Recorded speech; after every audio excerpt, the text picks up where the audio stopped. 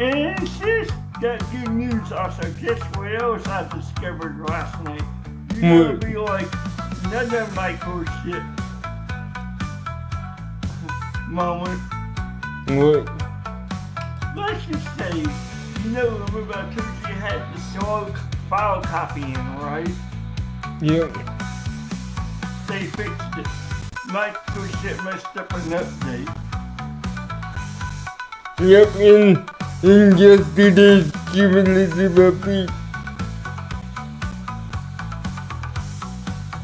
Is that what fixed it? Yeah. They broke S&P. They did. And here's the weird thing. It was only on, if you were using Synology, so I think it's something to do with SMB between BTRFS.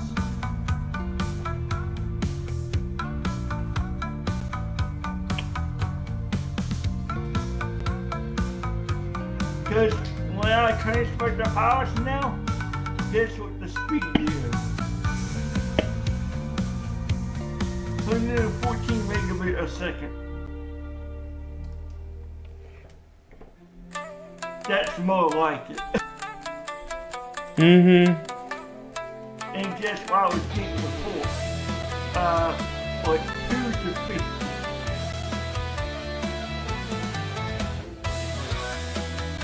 50. Yep. That's bad when they screw SMB.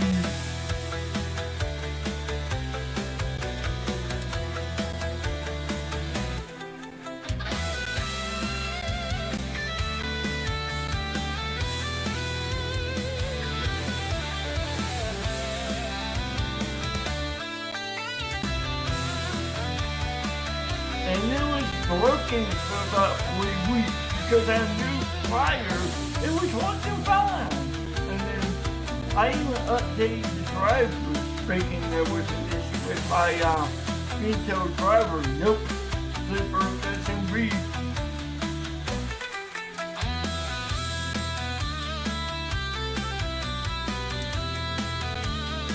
Go figure. What did you say? I said go figure. Yep, microchip. I knew it wasn't my NAS because my Mac was copying fine, but I got a microchip.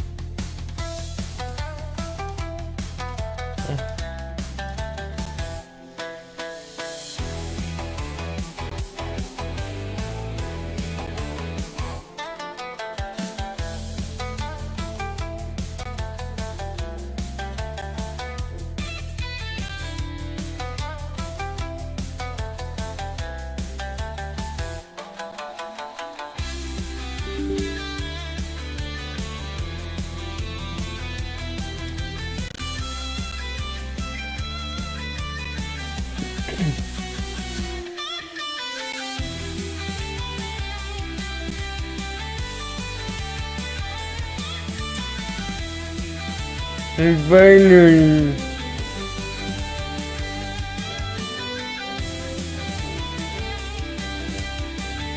What it booted, huh? yeah. Yeah.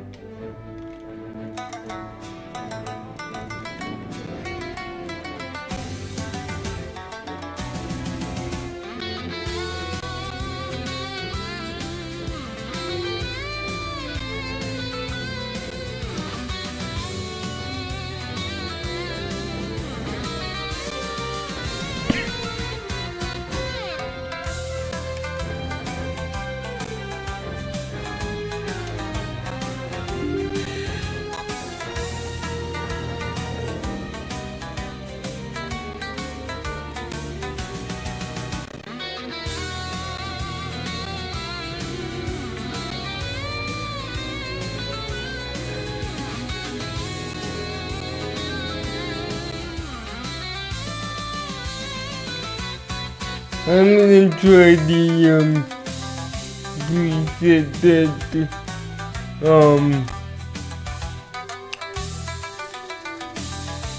You gonna try what? try the preset that she used. Okay.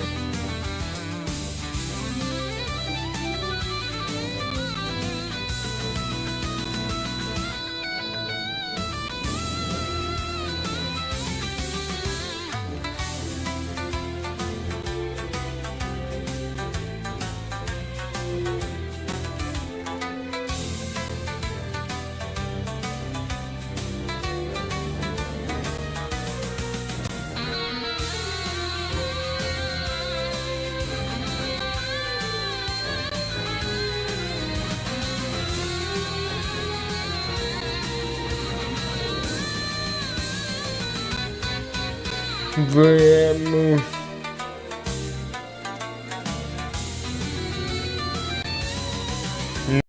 Today.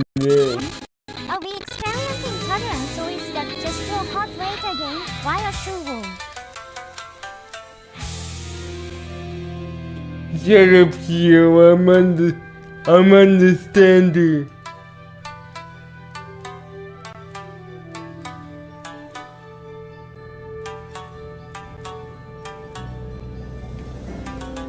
Like I want to see how it's saying. Are we experiencing turbulence again? Your heart rate's a bit high. Oh my god. See how behave yourself.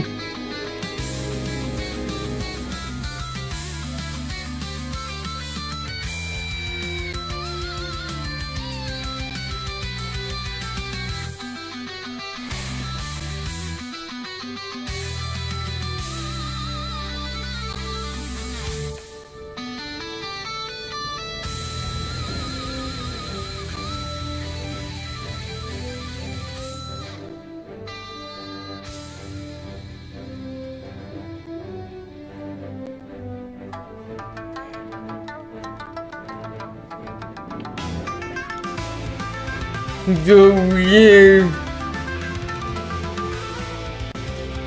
we have two more planes in the fleet to get. And one of them is the Bluebird 757, which is coming out, I think, next year. Okay. The A350 package, of course. Well, I'm not sure about the A350 package. That depends on if someone makes it for 2020 or if 2024 gets fixed. But it's still gonna remain on the list. I know. And also the TFDI and the 11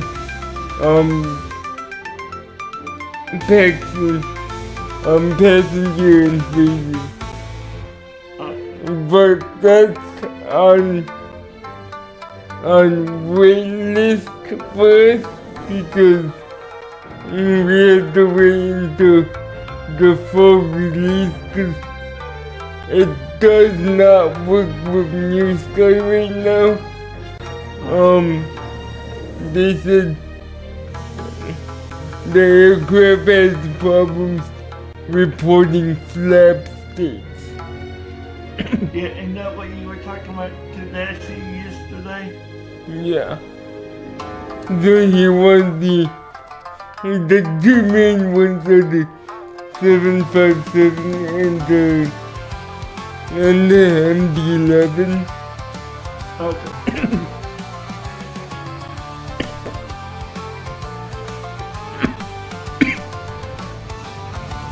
A350 if someone makes it for 2020 or if 2024 gets fixed. Yep.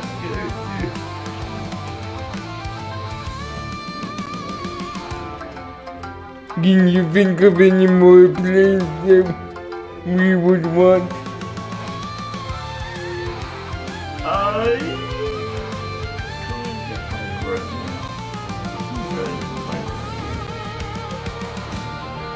Try not to think of 2024 plans. That's gonna Cause we'll get them provided the sim gets fixed. Oh yeah, I know. So that's not technically on. I'm keeping 2020 and 2024 request list separate. But can you think of any more planes we need to get?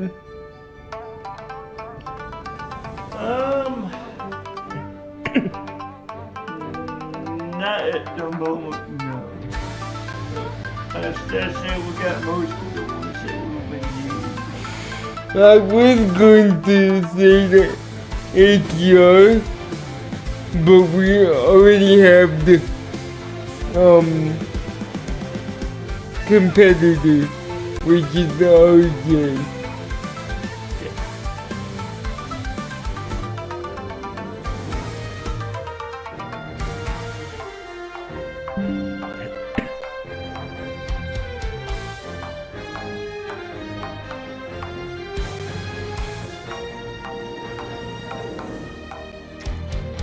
And the filter needs pretty good.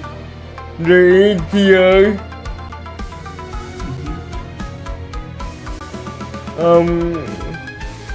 yeah. What about the ATR? I was originally playing for that before you said you wanted the RJ, but the RJ and the ATR fulfill the same role and are the same plane type. Okay, so what's the difference between the ATRs then? ATR is Airbus. Airbus before it became Airbus. Okay. But it doesn't have any of the modern stuff because it's not really in there. Well, the one that Microsoft makes, that's the modern variant. As you know, ATRs are still being used today. I don't think there's very many though. Yes, there's a lot, but you have to know where to look. It's in countries where regional flights are popular. If not dominated by the RJ. Like I would say UK regional is pretty popular, but that's dominated by the RJ, cause RJ is made by British aerospace engineers. So they obviously prefer homegrown over anything else. But in other places where the RJ isn't dominant, the ATR is.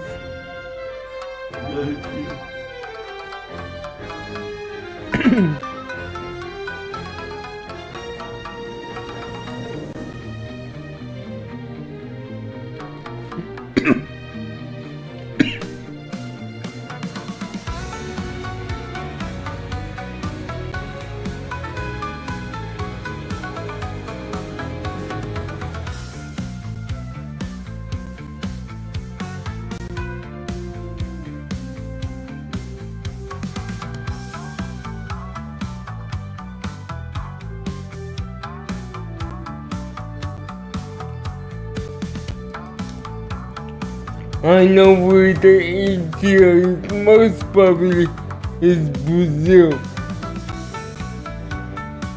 Oh, Brazil? Yeah. Cause all their airports are have short runways, and the maximum they can support is A320. Okay, other than their one or two internationals that fly in and out, right? Yeah. But even the internationals need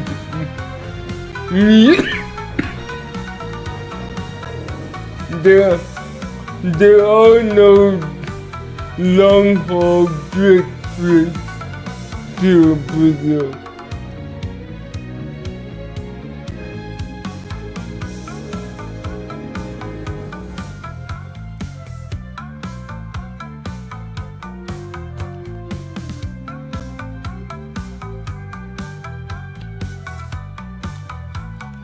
So how you get to Brazil is you fly into a country that's close to Brazil, get on a smaller plane, maximum A320. But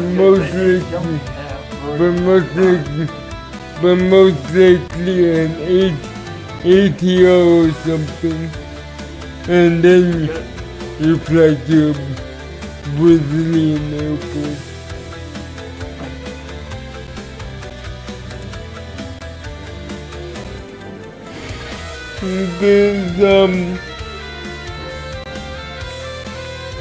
Brazil is so densely populated that there cannot be a big airport.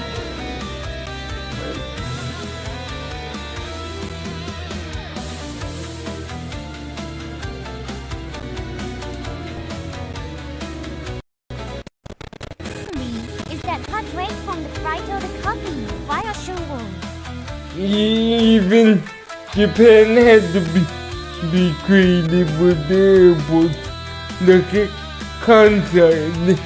They had to build it on a man-made island.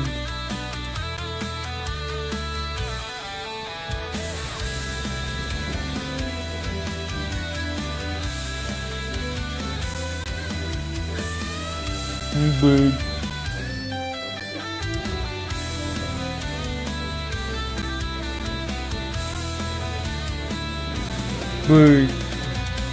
Yes, what? even Japan had to become creative. Look at Kansai Airport. It's built on its own man-made island. Basically like Dubai. Yeah. And that's built out of necessity because the place is so densely populated on land that they don't have space to build an airport. Basically landed there pretty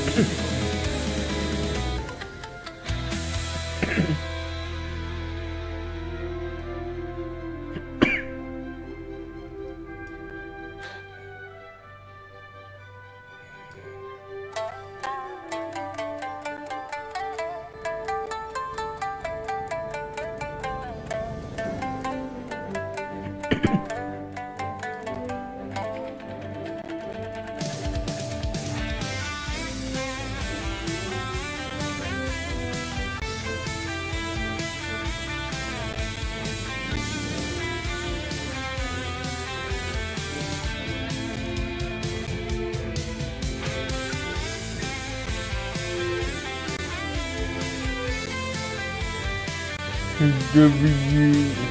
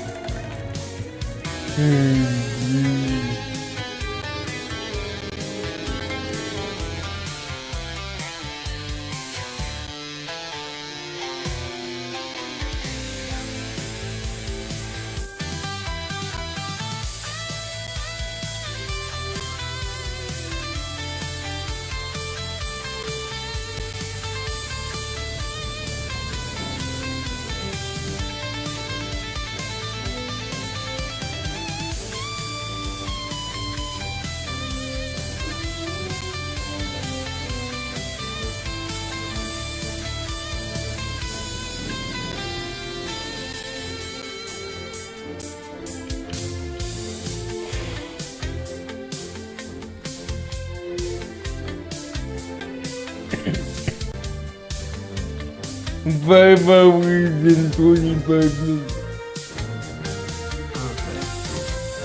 Singapore to Shanghai.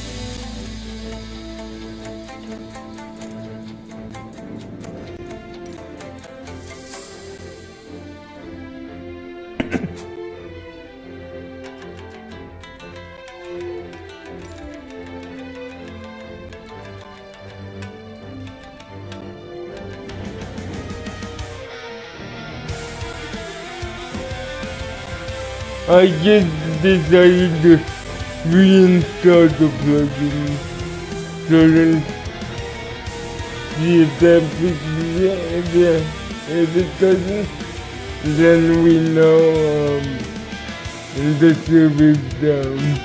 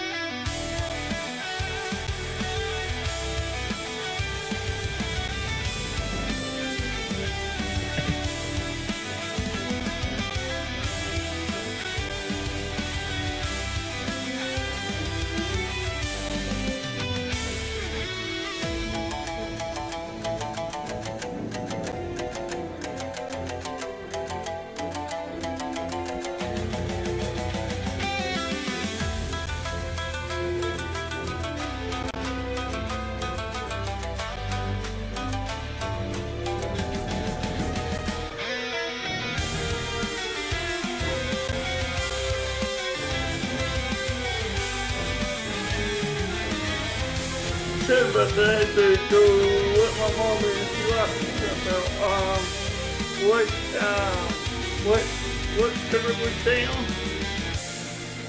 No, I just decided to reinstall the plugin. If it doesn't work, you know the server is down. Okay. But the Symbian port Yeah. on the map. Yeah.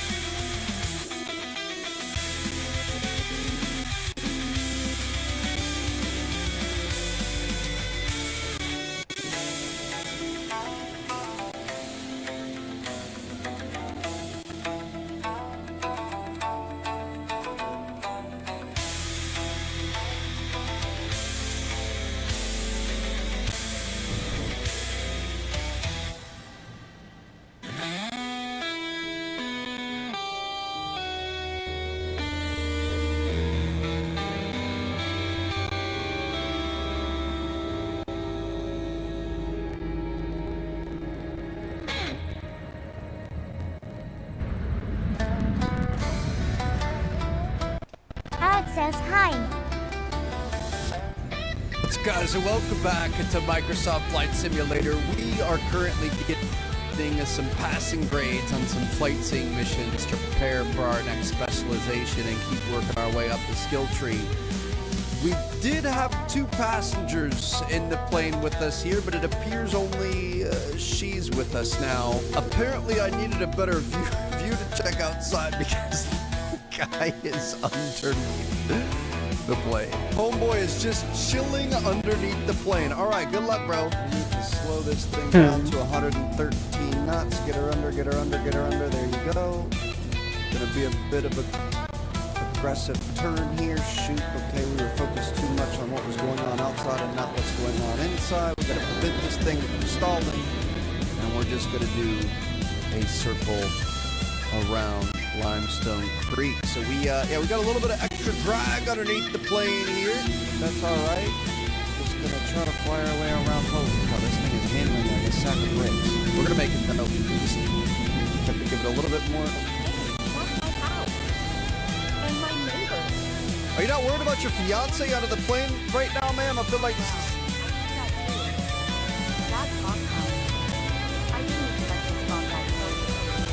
A bit of a concern that he's outside of the plane, but it's fine. Let's get the bird's eye view. Last but not least, thanks for showing us that. Of course, I got you. Bo is going to need a new set of eyeballs here. I don't think he has any goggles on down there. All right, we're going to skip ahead. We're not doing this for money or anything. I'm trying to get my aerial advertising abilities. Are you okay, Amy? Ready to give it a go again? Dude. Do you want to do it again? I'm ready. Great What's time going from on? start to finish. Thanks, Captain. The game spawns me in. It tells me about landing lights. It spawned me in on the ground and said that we were at a full stop, like about to taxi onto the runway, and it told me that we had a negative for having full flaps while going max speed. I really don't understand what happens in some of these missions, but we're going to start adding a little bit of flap here, and we're going to try to put her down easy. I don't have max flaps out, and I don't have max speed right now. I don't know what's going on. We are barely above. We got it again there. We're barely above the stall speed. We might stall out. We gotta be careful. They didn't trim the trees at the edge of this runway, bro. What? Be really careful here. We put our landing gear down, right? I'm pretty sure. Have to throttle this out. Alright, we got it. Beautiful. I'm totally excited right now.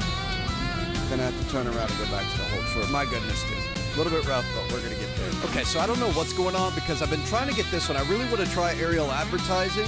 You have to like throw a hook out the window and pick it up. At least that's how they do it in real life. I'm not sure how they do it in the game.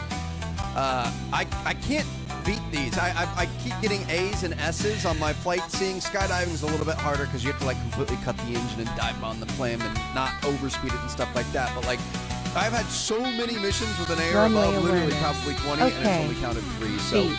I don't know what's going on there. We've been struggling with this since the start. I think it could potentially be a glitch, or if you guys have figured out a way around this, please let me know. But I guess let's work towards search and rescue. Looks like we need a tail wheel endorsement and perform landings with an airplane on soft runways or bush. We might be able to get both of those in one. We'll see. So we've got plenty of credits saved up here. We're going to be looking for a brand new certification. We're going to continue branching out into our pilot tree here, and tail wheel endorsement. We're going to be flying tail draggers. Backcountry flying and short takeoff and landing capabilities are generally superior to tricycle geared aircraft. Interesting. Okay. We ain't about that tricycle gear. We're about the tail dragging. Taking off, landing, and taxiing a plane equipped with a tail wheel is not as easy as it might seem. Airplanes with main gear towards the front of the aircraft and a small wheel underneath the tail are commonly referred to as conventionally geared aircraft or tail draggers. He's showing what you can do aboard one of the most advanced conventionally geared aircraft on the market, the Cub Crafters X Cub. This thing is sick. You got the big fat tires. You can go land this thing in Alaska or Africa or anywhere out in the bush. Things are light. They're powerful for what they are. Not necessarily fast, but just highly maneuverable. This is pretty cool. Got a nice little sunset flight here. New type of aircraft we haven't seen before. Auto rudder assistance turned off. I don't think I've ever had auto rudder assistance on, but that works for me anyway. So we got our engine cover. We got our chocks. And our pitot tube is going to be over here. On the right, we've got a static port cover. I'm not sure. Oh, I guess that's the same thing. Gonna say I'm not sure what that is. So you can see we've got a front and back setup here. Pilot's all the way up front. You got a co-pilot back behind him, and there is our tail wheel that we're gonna be dragging on the ground. All right. Well, let's see if we can. How do we get in this thing? Not gonna let me in from that side. Can we come in from this side? We can. There's the enter. Ah, look at this thing, dude. This is so sick. All right, let's go ahead and fire her up. As covered in our briefing, we'll be performing a Ready for standard this. traffic pattern around Miami's KLNA Airport with the Cub craft as X-Cub. Okay. Remember that tail diggers do not behave in the same way as tricycle-geared aircraft while taxiing, taking off, and landing. Try to maintain centerline and anticipate rear wheel drift while turning on the taxiway.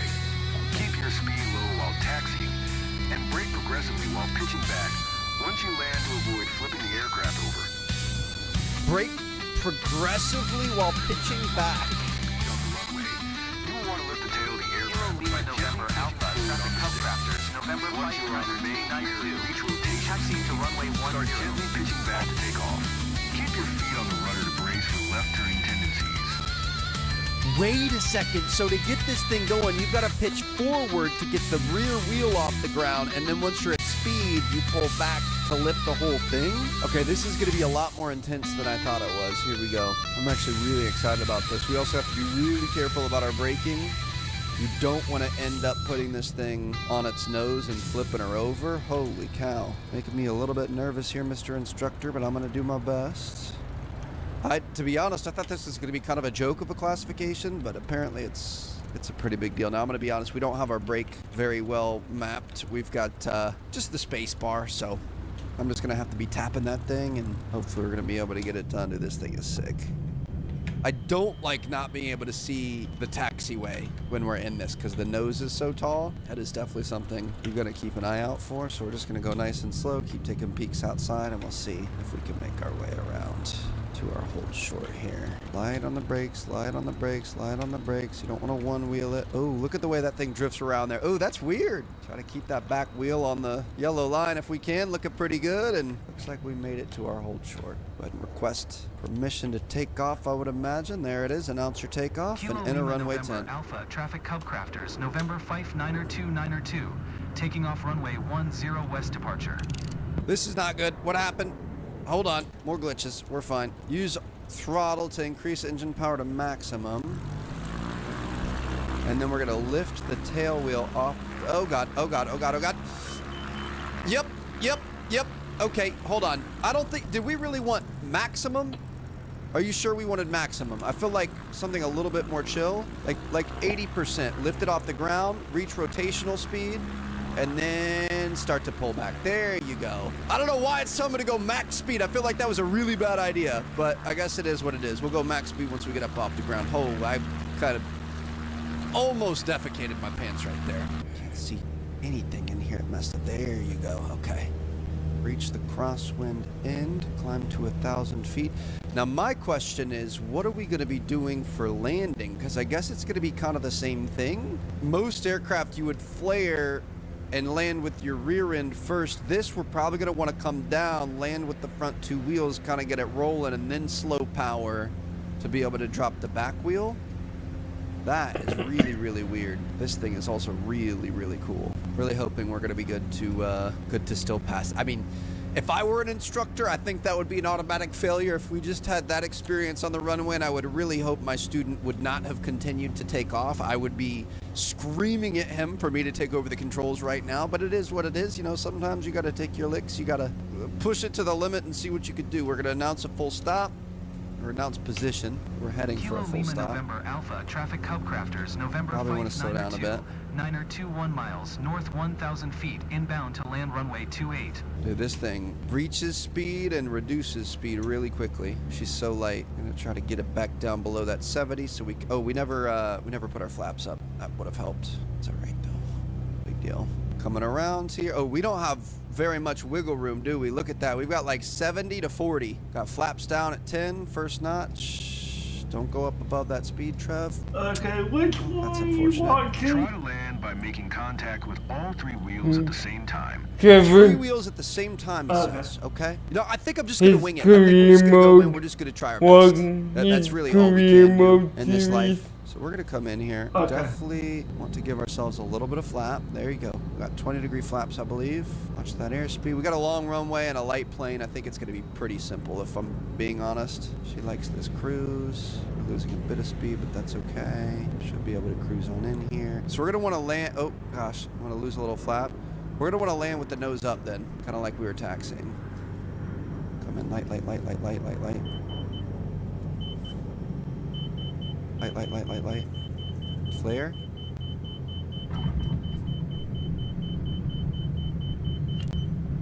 I didn't announce our taxi thing. Hold on. Pump these brakes, but not too hard. Pump, pump, pump, pump, pump. Turn, turn, turn. Woo, Tokyo drifting in here. Okay, we'll take it. Forgot, I was so worried about landing the aircraft, I forgot to talk to ATC. That's typically not what your instructor wants to hear, but I do feel like that was a pretty good landing. Nearly died on takeoff. Didn't reduce flaps. Speaking of which, get those bad boys up. Didn't reduce flaps after takeoff. Didn't announce intention to land, but had a pretty smooth landing. I would say that's worth it. A C. You know, let's get a C here. C's get degrees. We're not going to get any speeding penalties. And we're going to hope we got this thing done. This is the most nerve-wracking parts of the missions. As you guys have seen, this game is not necessarily perfect yet. We've got some weird things that happen sometimes. What is that thing? Is that a MiG? That looks like a Russian jet or something. What is that doing parked out here? But yeah, there's so much that can go wrong. We are at Miami, so I would imagine we're probably going to be okay. Where are we parking? Up here on the right. But some of the smaller airports, you get absolutely screwed over in these parking situations because it will just randomly combust and your aircraft will just disintegrate. Where do you want me to go? Stop it? None of my students performed a belly landing before. Great flying today. You've clearly shown that you have what it takes to fly tail draggers, and did so like a pro. I'm not really a fan of the way that you say tail draggers. 100% traffic pattern, 99% path, 100% taxi, 100% plane handling, 85% flaps. Let's freaking go, dude. That was good. Just don't forget to talk to ATC, Trev. All right, now we can fly some tail draggers. We've got the X-Cub, Zlin Aviation Norden, can't even see what that is, Shock Ultra, Air Tractor AT-802, that is a crop dusting plane, that's kind of exciting.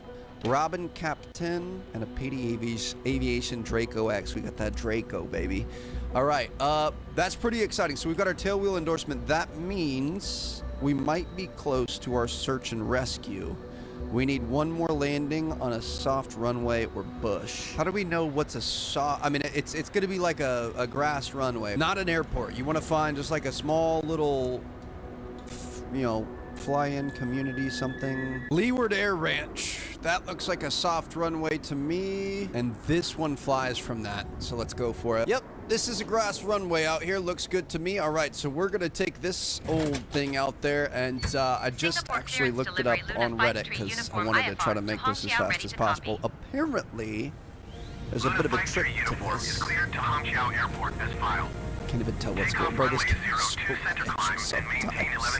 This is the moment to make some smart This thing is happen. really old, huh? Hey, Captain, meet Emma. My goodness. She's keen on discovering the sights around Marion County. She's one of our friends, so I'm counting on you to treat her well and show her around. By the way, she's got her fiancé with her.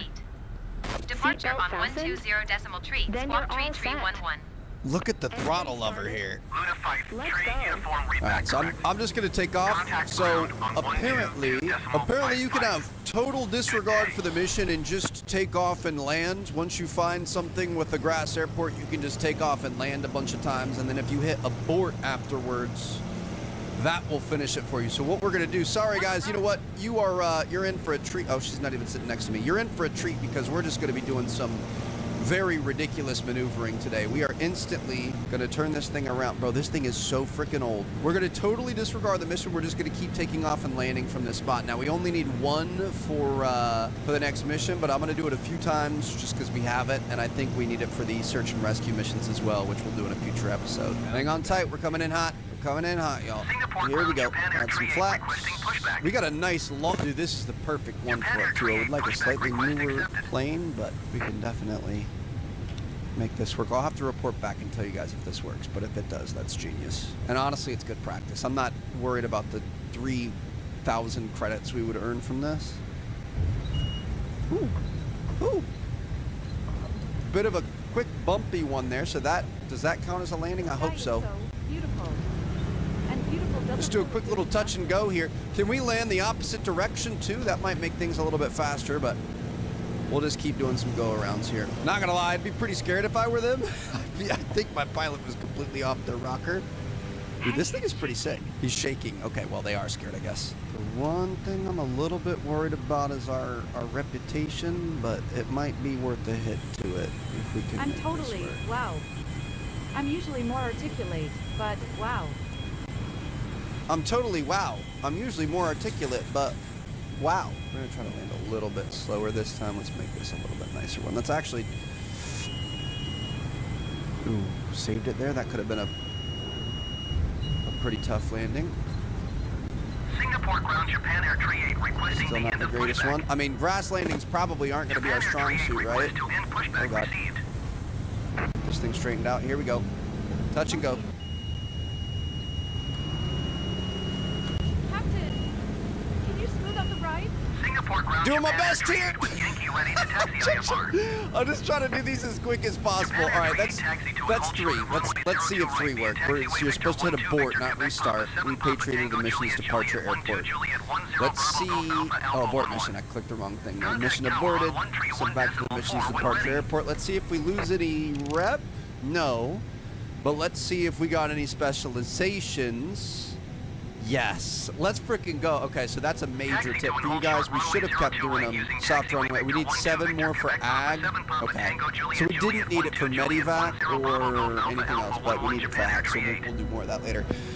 Okay, take control of your aircraft, set it in search of missing people in arid deserts or dense forests. Scour the wilderness, getting every nook and cranny for signs of distress, using your piloting expertise to land and recover people safely. Every flight is an opportunity to save lives and be the hero of the day. So we've got some new missions that should show up as missions, right? Obviously, we don't have the money to be able to buy planes for this yet, but we do have missions that we could potentially do, which are going to be pretty exciting. I've got a feeling these are going to take us to some faraway places. Looks like we're going down to South America for our first one. I'm down for it, baby.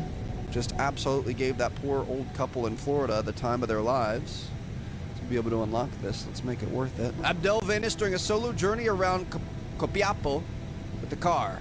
Desert is hostile. Search and rescue operations launching immediately. It's a 4-star mission, takes 45 minutes. Looks like we are going to head down there, search around the area, and come back.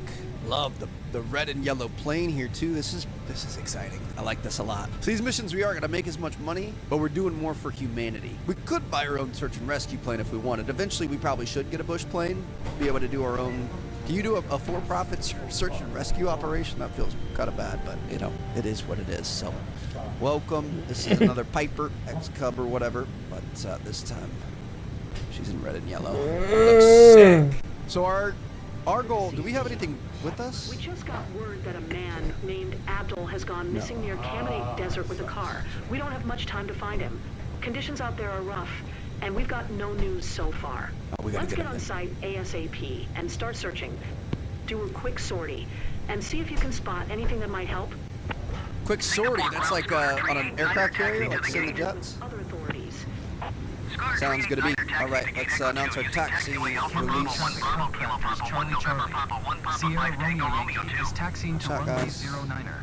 Be careful there. Don't want to run into you. But we don't have anybody with us, so we're going to be going up. We're just eyes in the skies here. We're just going to be searching, probably doing some sort of a grid pattern to be able to search. They kind of do like a snake-looking thing. People like go missing off cruise ships and stuff. You always see like the flight paths. Go ahead. Coast Guard crew going out and looking for them, or like hi, Captain. Microphone check, please. And whatever else. Go, time loud and clear. Hopefully they give us some quick. Okay, Captain. Radio check is complete. We'll contact you when we're ready to start loading. Roger. Some quick, what's it called to be able to go? What's the word I'm looking for? Not performance, some permission to be able to go. Yeah. So we are going to take off with this tail dragger. Now this thing is The takeoff is sketchy. Let's see if we can do it a little bit better this time. We are going to have to turn around, it looks like. I don't think we need the full runway. I feel like it says that we might be able to turn around right here. I don't want to go 0.4 miles to turn this thing around, so this is what this thing is meant for. We're meant to be out in the bush doing our thing. Got some tight turning. We're going to get some negative points for this, but it's fine. If we find the guy, that's what counts. Get that tail off the ground. And then lift up. There it is. That's what I'm talking about. All right, we are off the ground into our initial climb. We can go ahead and reduce flaps back to 0, and we're going to go out into the desert, look for this guy, get your binoculars. We're going to have to find him, baby. That was clean. The way that they told me to go to max speed and the training, I feel like that was wrong. I feel like there's no way that was correct. Got a clean takeoff and a clean landing under our belt now. Basically a professional. Your search area should be displayed on your map if needed. No news so far, but the family thanks you for your help. They're really worried. We all hope you'll find him quick. Oh, man. CCSOY Mana 5. Every second makes me sad. The sooner you get on site, the better. In this desert without enough water, people can easily get dehydrated. I like that they're humanizing it. Like we've got a family in here who's freaking out. Don't you guys worry, we're gonna go get them. And looks like we are 7.9 nautical miles away from the approach area, the search area. We do have autopilot, which I don't think we're gonna need right now. Ooh, is this looks like the same AP that's in our G2. We could kind of set that up here in a second, actually.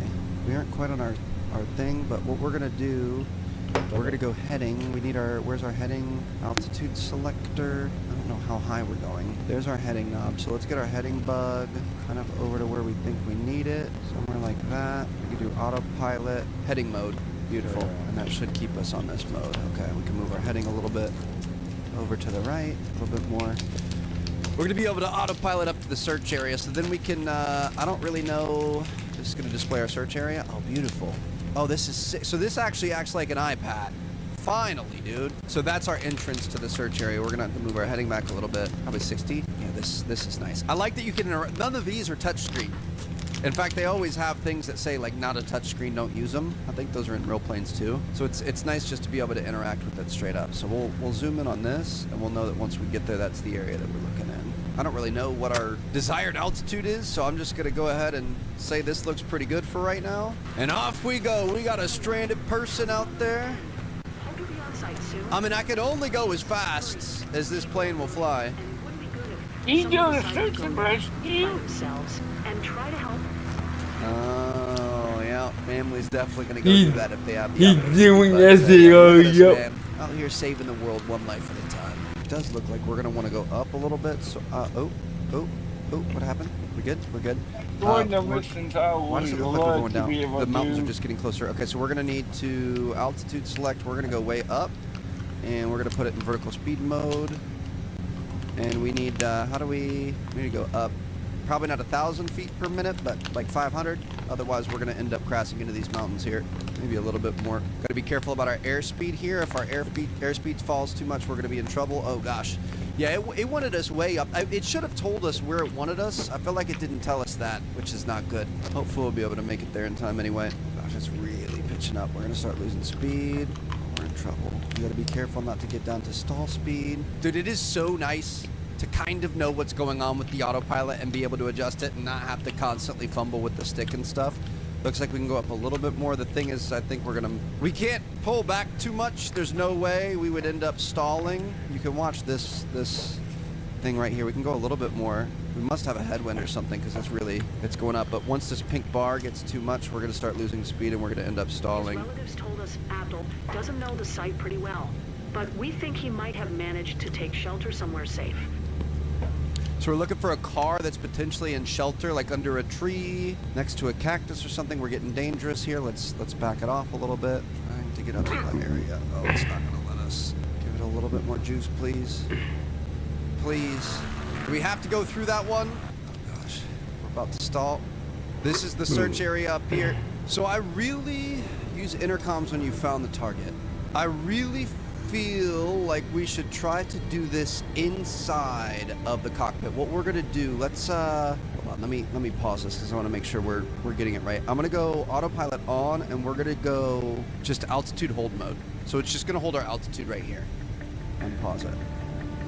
It should just fly nice and straight, and we're gonna look around for any sort of an orange car.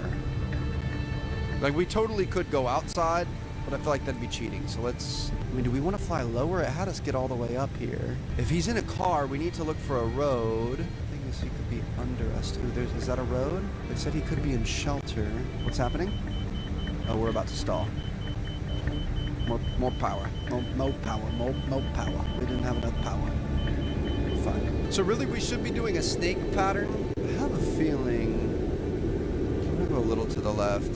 That road in the mountains, he could be in here. Good news is our plane is just gonna keep flying straight. We could reduce altitude a little bit if we needed to, but I feel like this isn't bad. All right, we got lots of trees down here. Could definitely, we're looking at the biggest part of the area right here. There's a building down there. Abdal, you got some flares, bro? I feel like it'd be nice if you got some flares. We're gonna take a bit of a right. We're gonna try to do another pass here. Maybe even do a little circle.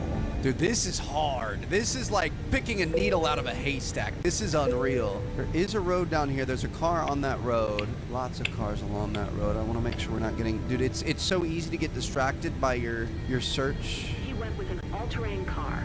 Should be easy to spot. It's bright orange. Can't miss it. Well, it's proving harder to spot than expected. Might try getting a little bit lower here. I mean, this is terrifying. We've got a bird's eye view here, and it's this hard to find a bright orange car in the desert. Respect to the people that do this. It's almost like your eyes play tricks on you. And imagine the pressure in real life, like you're actually flying an airplane, so you got to worry about yourself, but you're also actually looking for somebody whose life may be at risk. And you know, it's the shot clock's on. Like you got to go, you got to go, you got to go. If you don't find them in time, they could die. If you don't find them, they probably will die. So like, just the pressure that's on you. I just thought that little spot was somehow looking at all this brush here. Car. Hello, Captain. I mean, we are ready for pushback. In the mountainside, Trev. I would think he'd be in some flatter ground where we're looking. We're almost to the other side. Abdal, I'm looking for you, bro. Put some rocks out and say, like, help me or something. Got power lines. Almost to the edge of our thing. We're going to do another pass here. We're going to take it right up here. This is so disorienting. Really got to be careful. Got to keep an eye on your instruments. Make sure departure check completed. Bypass pin inserted. Rescue operations going on out here. There's just so many peaks and valleys. Like I keep, obviously the green trees are not it. What is that? Hold on a second. Hold on. Take a hard right here. Hold on. There was like a rectangle out there. Missing a few pixels sometimes too. What? That looks orange. Is that it? What is that on the, you guys see what I'm talking about? That thing right there. Let me pause it so that we can see. Is that thing? Looking here. Let's find out. We're gonna fly towards that thing. Here we go. There's just so many peaks and valleys and things that you gotta watch out for. You can't even see it from outside. We can see it from inside though. It's just a little speck out there in the sand. That might be it. Oh my gosh, dude, I've got chills. We found him. Oh, they need to do one where it's in the ocean and you're like, you know, again, somebody fell off a cruise ship. You know the likelihood of being found, even in broad daylight, great conditions, you're most likely not being found. Absolutely insane how hard it is with the ocean. So that'd be kind of fun. Autopilot's going off. Everything's going off. We don't want to hold anything. Let's go see if this is our guy. I feel like we needed to. Oh, I think that's it. It's orange. Oh, dude. What a snipe. I think we flew over him before. That's him. Oh, he's got a flare out. That's some sort of a flare. We're hitting comms. Found the target. CCSRY Nana 5 got a visual. He managed to find refuge in a safe spot. Coordinates 27 South 70. Wow. Well done. Fly over the target, stay about 125 feet high. Everything's okay. He's right there. Don't fly into the mountain truck. There he is. I don't think we were 125 feet high. Might have to go a little closer. Be careful. Don't. Oh, we are right at stall speed here, dude. This is terrifying. Bring it around. Oh my gosh, I cannot believe we just made that right there. That was so scary. So what we're gonna want to do is bring her around this way. Not crash, not crash, not crash, not crash, not crash, not crash. We're good. Get that inner fighter pilot in us. We've trained for this. We're gonna bring it down around and see what he's got going. You want me to land next to him? We can land next to him if you want. Stay below 90 knots. Hello. Hi, Captain. Okay, here's the location from ground. I guess coming down the mountain, we're not going to be able to keep it that low, so we're going to have to go back up the other way. This is brutal. Okay. It's dangerous. Speed kills, Trev. In an airplane, Excellent. you don't have enough of it. That's when it kills you. Nope. Bring the throttle out. And see if you can lend a hand. But don't do anything crazy. I don't want to have to rescue you too. We might crash right here. We gotta get up over this. We have to get up over this. Oh my god. Oh my god, dude! Let's go, okay. We're good. Nothing drastic. Let's build up some speed, come back around. We're gonna try to land close to the target. Holy cow. Why would it have us do that? Why would it have us do a low fly over right next to a mountain and force us to go as slow as it did? We were feet from disaster right there. I think we land up the mountain. We'll use the natural, you know, kind of incline to be able to slow down. Holy cow, that just scared I thought about turning to try to bank out of it. I don't think that was the idea. I don't think we had enough speed. Especially lack of it. Most things you can get out of an airplane as long as you got enough speed. Just go around, try again, whatever. But if you don't have enough and you're falling, you're screwed, dude. Dive down, pull up, lose a little bit of speed. Looks like nice soft. And Reed, that didn't make sense the way that the sim had them do that. That didn't make sense to me. What? The flaps down. Probably could have landed a little bit flatter. The way the sim had them come in that low. Yeah. Yeah, I mean, if you throw all your weight to one side, it might work out. You don't want to crash into the mountain. Oh, I leaned in real life. All right, flaps up. We're good to go. Why isn't it letting us turn? Bro, what? There you go, there you go, there you go, there you go, there you go. I think it's the wheel in the back that's being weird. It's like getting dug in the sand or something. Not too fast enough. Oh god, oh god, oh god, oh god, oh god, oh god, oh god. Bro. We gotta wing in the sand. We gotta wing in the sand. We're gonna be fine. Can we fix this? Hello? Take off. Just get me out of here. Okay. We're gonna try landing this thing again. We're gonna come in a lot. Bro, this is disaster. If I'm out there waiting to be saved and I see this happening, I'm just offing myself. It's over. I accept my fate. I shouldn't have been out there in the desert anyway. Just wide berth here. We're good. Let's go flaps to 10%. Be careful, because the mountain underneath you is gonna be coming up, so you're gonna be losing altitude from the ground coming to you as you're coming to it. Keep your speed steady. Flaps, just make sure you don't float too long and end up running into the client here. Wind's a little bit toughy, but we're fine. A little bit windy. Wind's a little bit tough, a little bit toughy. All the same, right? Throttle out a little bit. Don't run into the suspect trap, please. Suspect. It's sketchy. We're good. Bring it back. Bring it back. Bring it back. Bring it back. Oh, baby, let's go. All right, we're gonna taxi to our target. Flaps all the way. Looks like our tail wheel is actually working now. I mean, he couldn't have picked a less convenient spot to land this thing. We've got, look at the wheel is really digging through the sand. Ground to cockpit. Not to get too much speed, and again, Go ahead. About the thing coming around and flipping onto its nose.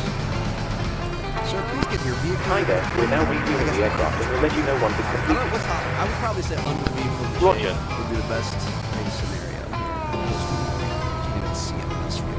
Sir, your Uber has arrived. Parking brakes. Oh, we're picking him up. I guess that makes sense. Do we think we're going to be able to get out of here without running into this thing? We might have to get out and push. Oh gosh. It doesn't turn. We're probably going to clip through this. I really hope we do. Ground to cockpit.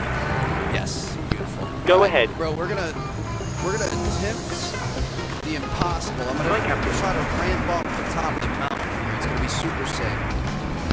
Roger. It's just not gonna work. I don't think we have the horsepower for it. Here we go. Let's add a little bit of flaps.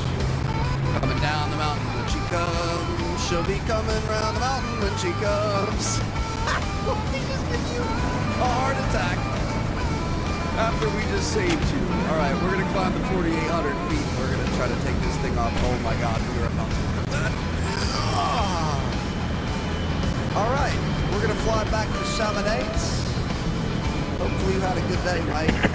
It's going to be probably the most terrifying experience of your life on the way back. Let's make sure we get over the crest here. I really like the lo-fi. Like this, when we have something that has a bit more pickup and we can do some crop dusting and stuff, that's going to be sick. That's going to be a lot of fun. We just got off the phone with some of your family. Everyone is so relieved. They asked us to let you know they're counting minutes until they see you.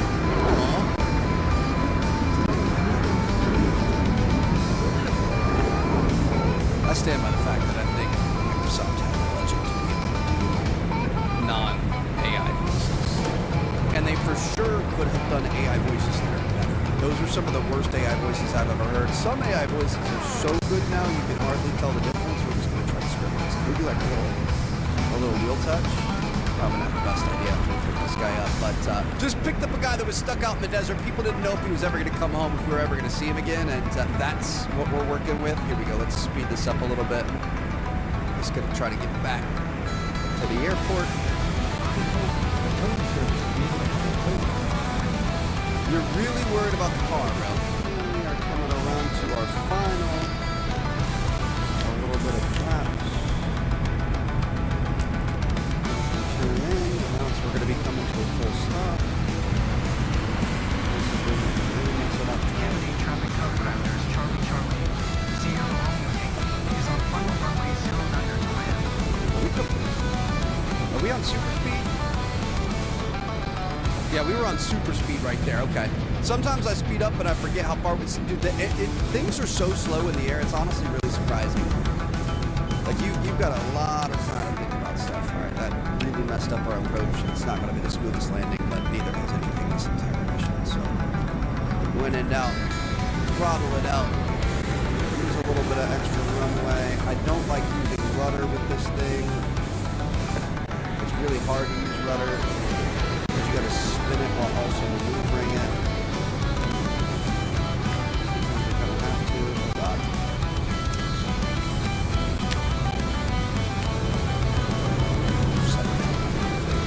Okay, brake. Got a feeling it's gonna have to stick it right here. Stop your aircraft. CCSOY. Looks like you didn't complete the mission. Sorry. Mission success. Alright, looks like you didn't complete the mission. By the way, you did great. We got $7,500 for that. Lost reputation, of course. It always happens with the main missions here. I really don't understand. They need to fix it. I know the patch is coming soon, so hopefully it does come soon. But alright, search and rescue. That was honestly really, really fun.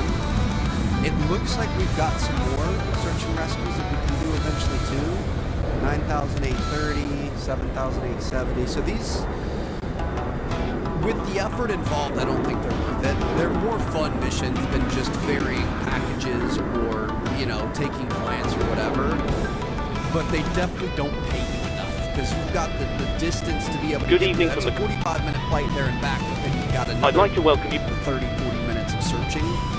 Desert. We need to unlock some more areas. I would love to do some search and rescue missions like out in the Bahamas. Do we have anything? There may be a... No. So we need to get some of those, which will probably be a little bit harder. But imagine like, Sahara or, out in the jungle in Spain or something like that. We'll do our best to get going as soon as possible. The cabin crew will start securing the cabin once the aircraft has pushed back from the stand. As we make our way to the departure runway, please make sure you're seated and secured as they make their way around the aircraft. I will see you guys in our next episode. The weather is looking good, so it should be a nice, comfortable climb up to our cruise level. Once we're airborne, there shouldn't be any issue during our climb. It's a pretty straightforward departure out of the airport, so nothing to worry about there. It looks as though the en route winds are in our favour, so there shouldn't be any issue getting to our destination on time. However, we will keep you informed throughout the flight of the changes. The ground crew have finished loading the aircraft, so if you could get yourself seated and secured, we'll be able to get going straight away. Thank you, and I hope you enjoy the flight. Cockpit to ground. Go ahead. Is going to be making some big steps. We're going jet.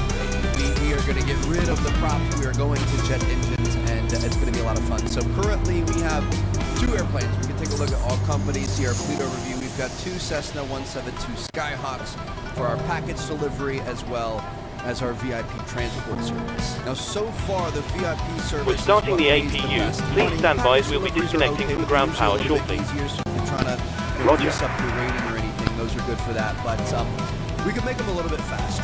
If we go into our VIP company, let's purchase an aircraft. We're going to be going brand new. I don't want to deal with anything used and need of maintenance. You can see here our 172 Skyhawk does about 124 knots at cruising speed. This is what we're going to be going for. The Cirrus Vision Jet G2, 305 knots, a lot more fuel, same max altitude, I believe, but a huge range increase as well. So we're going to be able to do longer distances, which means getting paid more money. Now, obviously, I mean, if we could go all the way up to the big boy over here for 7.3 million, that'd be great. But I feel like this is a stepping stone into that. We could have gone to the Beechcraft next, but seeing that these 2 were around the same price, the Beechcraft is typically Ground to cockpit. and this thing has better Go stats ahead. all around. I'm kind of sad to skip that. The guy APU that I startup really seems like good. Nothing to report. we'll be able to get a lot of Please stuff. disconnect But, ground power. I think this bang for our buck is Roger. the best thing. And Stand by. buy these for 710K. Ground power has been A couple disconnected. of these, reduce our insurance, have Roger. other pilots fly, and hopefully start making a ton of money to eventually upgrade into some real, big dog private aviation. So before we can get this Vision Jet, which is also a very cool thing in itself, I know it's kind of a little, some people love them, some people hate them. I think they look really cool. I'm also an aeronautical noob, so maybe I'm missing something, but we're going to need a new, not specialization, we are going to need a new certification. Got new aircraft flyable for missions here, but we can't fly all these yet. Jet-powered aircraft are more efficient at faster speeds and higher altitudes. They are the right pick to reduce flight times while featuring both less cabin noise and less invasive turbulence. So with this rating, we're going to be allowed to fly the Pilatus PC-24, Textron Aviation Cessna Citation CJ4, and of course this Vision Jet. So let's go ahead and take the exam. 30,000 credits. Holy cow, Trev, you cannot mess this up. When someone thinks about speed in modern aircraft, one is likely to think about planes equipped with turbofan engines.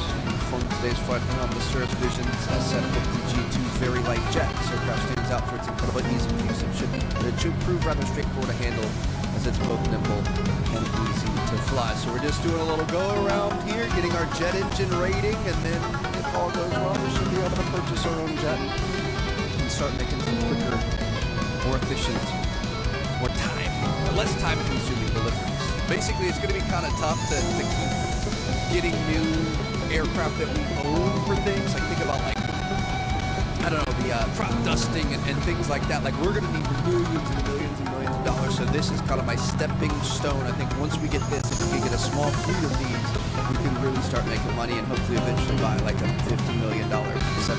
Is that what they cost? Sure. It's got to be a lot more than that. It's got to be hundreds of millions, right? $50 million will buy you like a used Gulfstream.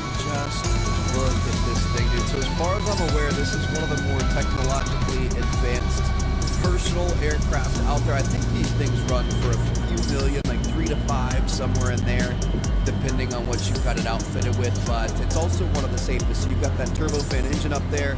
It's got like an auto land feature where if the pilot becomes incapacitated, you can press a button to land itself. It's also got a parachute. It's a jet airplane with a parachute, which is right here. We're in Seattle. Right? Maybe Toronto? What is that? We've got our pitot tube here. We're going to take that thing off. We've got our shocks. We're going to remove as well. Our engine cover. Where are those shocks? Oh, the engine cover is probably on top. Duh, that's where the engine is. Alright. Hop into this thing, get into our cabin.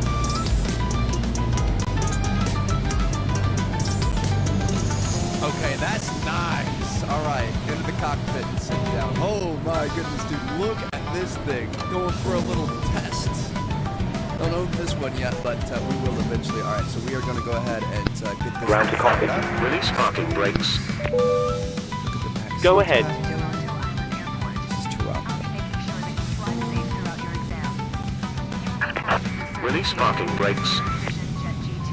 Bro, what?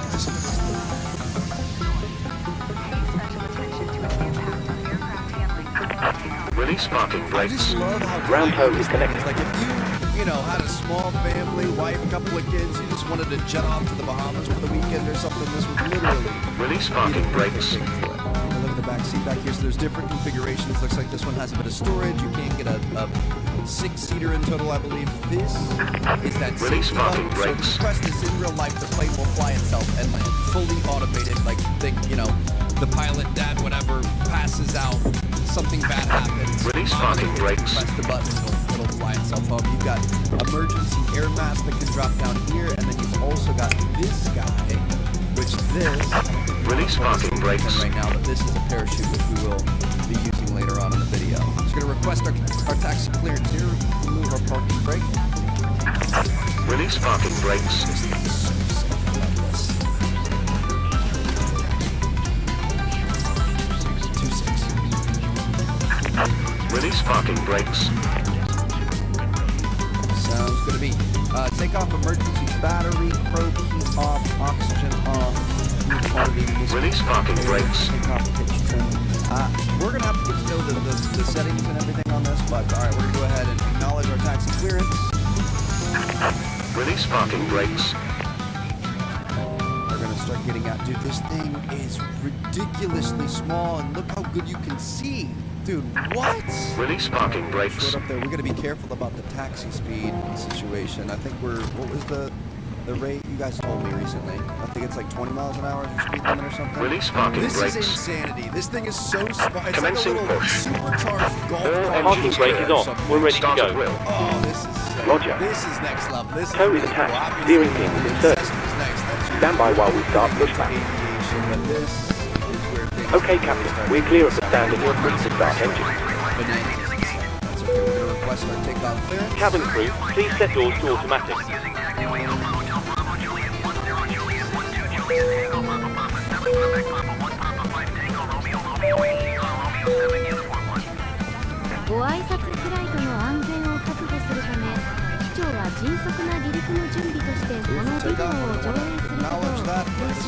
Starting number 1. Roger.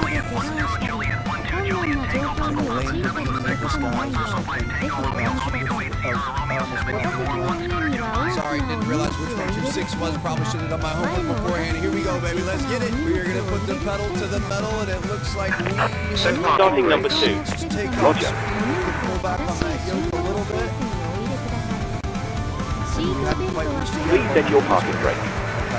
We're going to put our landing gear away, and we are going to climb to 1,700 feet. Look at this thing, dude. This is so sick. Got a bit of a crosswind we're going to have to worry about. This is just ridiculous, bro. Oh my gosh. And we have so much speed we're going to be able to work with. I think we might want to keep the speed a little bit lower. We did run into that The brake issue is on. with an aggressive turn right here. Stand by. Please keep your parking brake on while we monitor engine startup and We've got disconnect the enough tow. braking power to be able to extend those flaps and bring her back down. Hello. Hi, Captain. Just to let you know that the cabin is secure to take off. You can take your seats now. We're almost ready. No problem.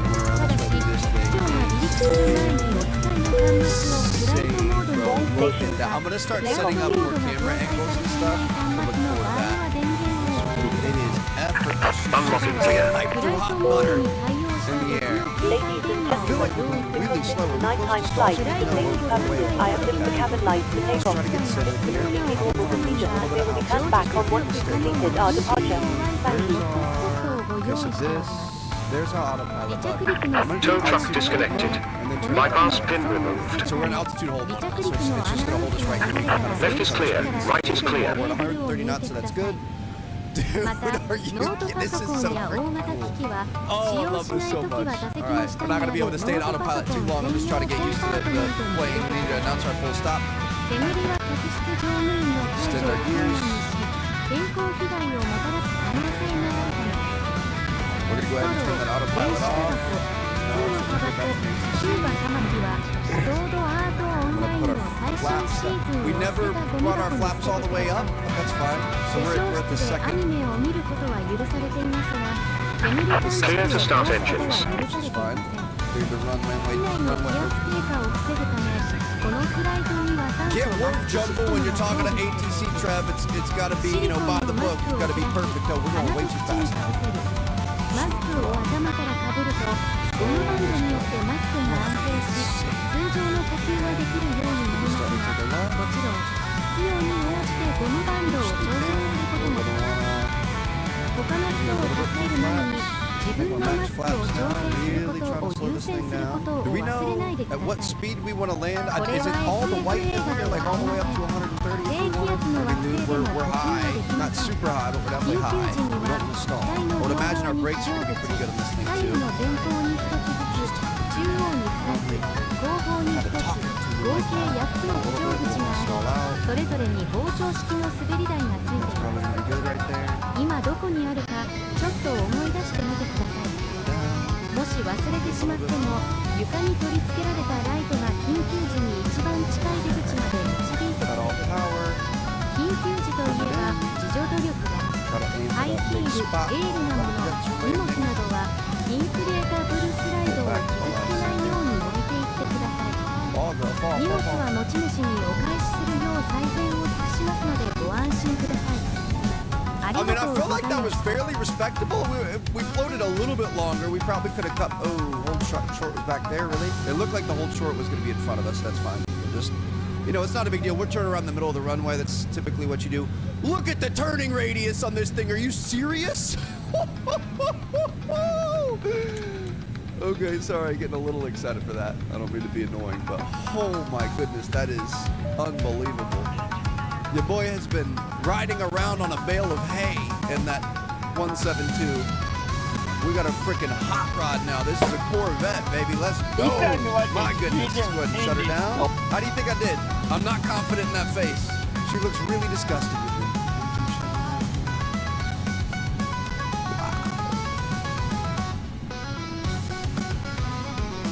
Dude, she just sounds so nice. Turbo fan. It's crazy how small that engine is.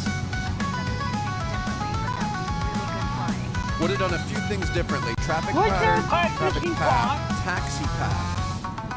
So taxi path, don't turn around on the runway. We could have gone down, turned into the taxiway, but sometimes you'll get docked for that too. Honestly, I'm gonna consider that a very well done job there. I can't believe that she docked us for that. We landed a little bit late. The game's weird. Jet powered aircraft are more efficient at faster speeds. We already read that. Beautiful. Cirrus Vision Jet G2 is available, and that means we are gonna go in and we are going to purchase it. Dude, I am so excited. This is a monumental moment. So we're going to go VIP since that's what makes us the most money. We're going to buy a new aircraft. Okay, Captain. Looks like a good startup on all engines and tow is disconnected. Nose wheel is free, so you're good to go. We'll get ourselves disconnected now, so have a safe flight. Look out for the pin on the left, and we'll see you next time. We've got a certificate. Thanks very much. Pin on the left, and we'll see you again soon. You would trust me. I've learned enough that I can fly a big jet with many people on it, or a PC-24. I feel like that's not, what's the difference here? What's this certification? I'm not sure. Gotta be like a bigger jet thing. Okay, so we're gonna go for this thing. Family seating, complete seating, executive seating. I'm gonna go family seating. That gives you that third row. Is there a big difference here? Seats 4, seats 4, seats 4. I mean, I feel like the family and executive are pretty similar. You lose that storage space in the back, but if we could potentially get jobs with clients with, you know, more people in it, that could be pretty good. Definitely going to be doing premium to start things off, although to be honest, I think we probably could start backing down insurance a little bit. I think we're doing pretty well. I'm not going to take any chances when we have zero funds in the bank, though. Oh, shoot. Let's choose what flight we want to do first. Hold on. Not going to make that same mistake again. So, basically, I think bigger cities, you're going to get a lot more jobs. So we want to try to stick to really high traffic areas. Looks like we could fly from somewhere in Nevada to Big Bear, which that's not bad. You know, there's a lot of private jets and stuff out in Southern California, a lot of money down there. We could potentially put it over on the East Coast. The only thing I'm worried about is when all the weather's real hot. I don't know how it is with icing. I tried doing a mission, a VIP mission off screen when I was grinding, of taking someone from like here up into Canada, and the plane iced over and I crashed. It was really not fun. I would think maybe the Vision Jet has some icing options, but maybe we go out here. This is a big one right here. 13,000 credits. We can fly to Big Bear, which is a nice entry. and then we'll be in Southern California, and we'll hope we get some more missions out there. The only problem is that's the only one we have. But we don't have any in the southern U.S. They're all flying north. So we're going to go maneuver it out wherever this is. Here, look at this. Valle? Not that I'm nervous. This is a lot of money to throw in here. So we're going to go with the family seating, premium insurance. I wish it would show you the missions on this. So I think it's Sedona and Valle. So it's going to be there, ready to go, ready for the next mission. 710,000 credits down the drain. Oh my goodness. Okay, biggest investment of our life, but hopefully it's going to bring a private charter life. Look at that. It's got a Williams International FJ33 5A and a Garmin 3000. I don't even know what a Garmin 3000 is. Can I sell this? It won't let you sell it. You might have to update the checkup and then sell it. I don't know how that works. We'll save that for later. I'm not worried about it right now. We shouldn't have to do anything with this, right? It's brand new, no hours on it, no anything. Everything's going to be good to go. Beautiful. How come we can't repaint it? I really want to paint it. I guess we're not going to be able to paint it yet. That's fine. Might have to run our first mission with it. I'm not sure how that works, but here we go. We're doing our first mission with a jet. Are these going to be different types of VIP missions, or what was that about? No. Okay. Beautiful. First mission. I'm wondering if you're going to have, like, if it's a group of 2, obviously they could take the jet. If there's 8, then we wouldn't be able to do that. 1 aircraft available. Big Bear Lake, Big Bear Snow Play. Private transfer for a special event. There she is right there. Look at that thing. She's just plain white. I really want to pay 20 grand to paint her, but it's fine. 767,000 XP. $194,000 contract. Let's get it. Time to dust these. What are these called? I have no clue. Time to dust them off. Let's She's beautiful. We've officially kind of made it at this point. I'm good. All right, let's just go ahead and get to the welcome aboard. We're headed to Big Bear. Gonna get there in a hot minute. 300 knots, cruising at 12,000, 13,000 feet. It's gonna be great, baby. I see you're already getting everything prepped for our passenger, Mrs. Finley. We expect all of you to provide her with the best of service. I know I can count on you. Have a nice trip. This is so sick. Don't have to have people sitting next to me. Don't have to smell your breath. All right, we're going to go ahead and announce our taxi. Release our parking brake. Traffic, remember, flight 902 is taxiing to runway 19er. We are going to head to our whole shore bed. Welcome to passengers. How you doing? Class wings flight to Big Bear City. I'm your captain and pilot today. Estimated flight time is 48 minutes. We're on time for departure, waiting for takeoff clearance. I'll keep you informed during the flight if anything important comes up. Thank you. Dude, this is so... I cannot believe I'm piloting a private jet right now. Like, this is sick. Technically, I don't think we have much to gain with experience and stuff right now, but I really just want to see this thing in action, baby. We are going to taxi all the way to the edge of the runway here. Looks like all of our avionics and everything are working. A Garmin 3000. I didn't know that was a thing. We were just learning the 1000 in the Cessna. Really long taxiway. My goodness, we are almost to the edge. It's taking every fiber of my being not to gas this thing. We really need to be careful with it. And we have made it to our hold short at the edge of the runway. So we're going to request a takeoff.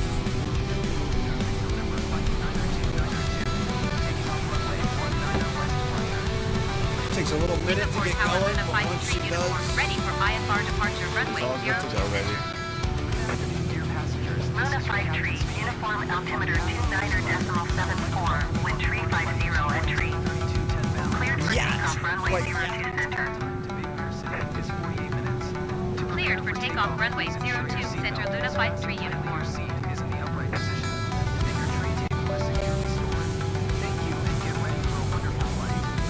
Bro, are you kidding me? It's 48 minutes. This would have taken hours in the Cessna. Oh my gosh, I'm so excited. I really have no idea what our takeoff speed is. Is that indicated by the 60 right there? We go now. We get a little extra. Okay, well, we're getting a little. Nope, we're fine. We're fine. Approaching I think I may have waited a little bit longer. That's fine. Let's go ahead. Gear up. Gear up. beautiful. Oh my goodness, that could have been really bad right there, huh? All right, where's our objective? Just straight ahead. We're turning right, heading towards Big Bear. That. Okay, Trev, let's. It could have gone better. I feel like we should have read the manual to see what speed we should be pulling back on the Yogat. On runway 02 center. No. I think about it Shanghai. Singapore to Shanghai. Look at this thing. Oh. Let's start our turn a little bit earlier. Singapore's I got do kind of want to try. Request IFR here. I want to try to use the autopilot. 100 knots. It's normal for Singapore. Because Singapore is tropical. So what's Positive rate, gear up. I really don't know how to use these avionics. Let me pause this really quick. How would we get like our map and stuff? The problem is that I still don't understand what this game is doing and why it does it. These like they are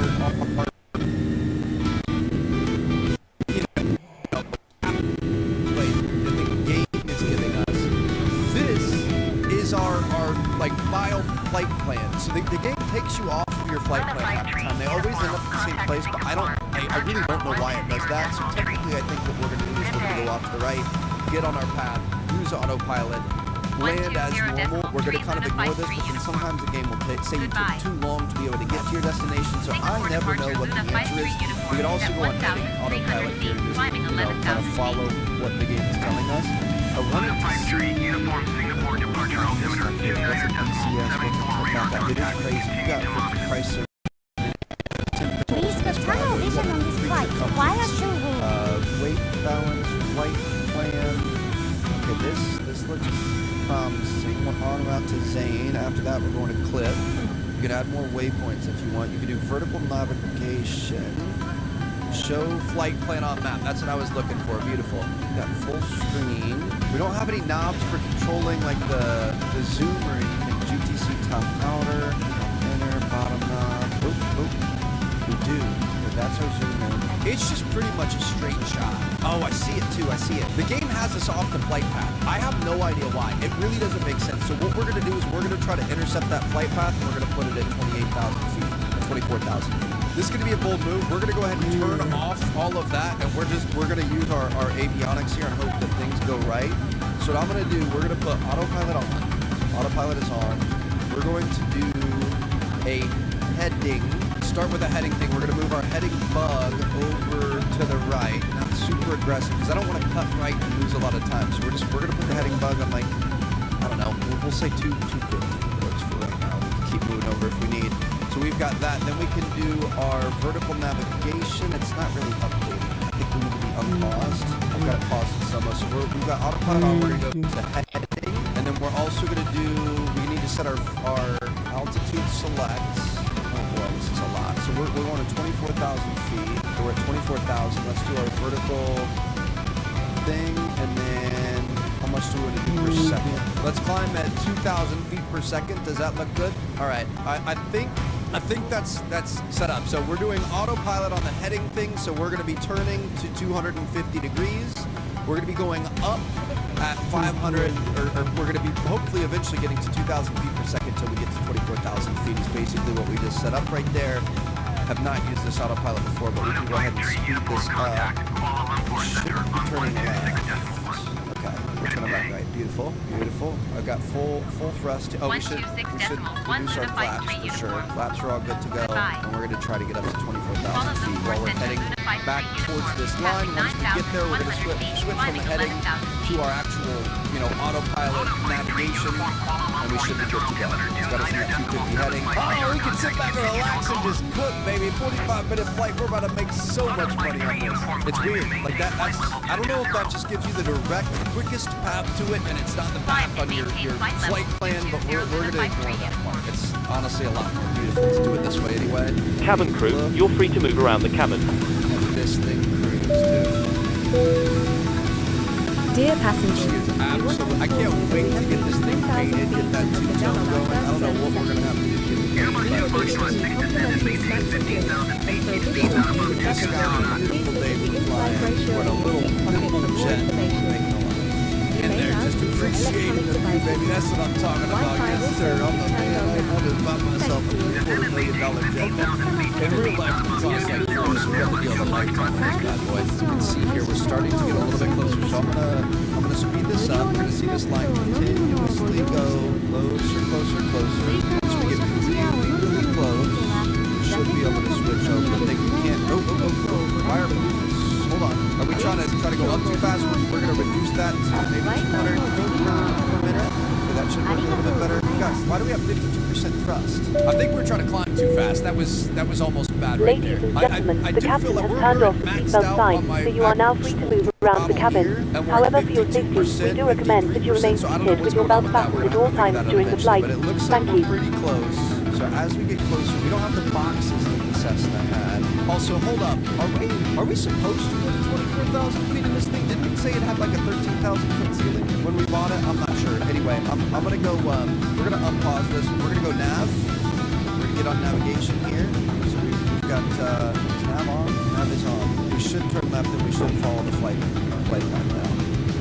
I think. I really hope.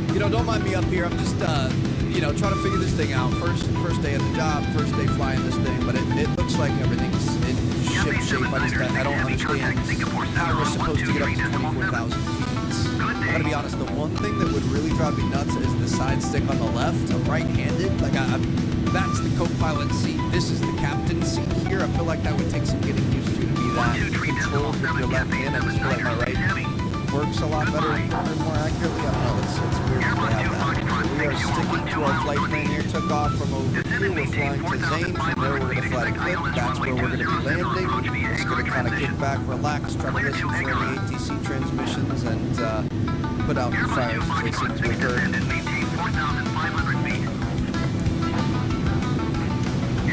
I'm trying. There's not a whole lot I can do. Expedite it. All right, so we're maybe 1,500 per second. I don't want to see this drop too much. Here we go. We're going up. Oh, this is just so at this sky. This is just unreal. So we need to get it so that it's climbing, but we're not losing too much speed over here. We're almost to 2,000 feet, so that's good. We're trying to get to 2,400, but this is dropping quite a bit now. We should be going. Here we go. We're approaching our goal here. This should be good. Here's our 24,000 feet. Should start to level off. It's really weird when the plane starts moving and doing things that you're not ready for, and then now we're up at our cruising altitude. We should be able to, really kind of push it. Start cutting through the area fast.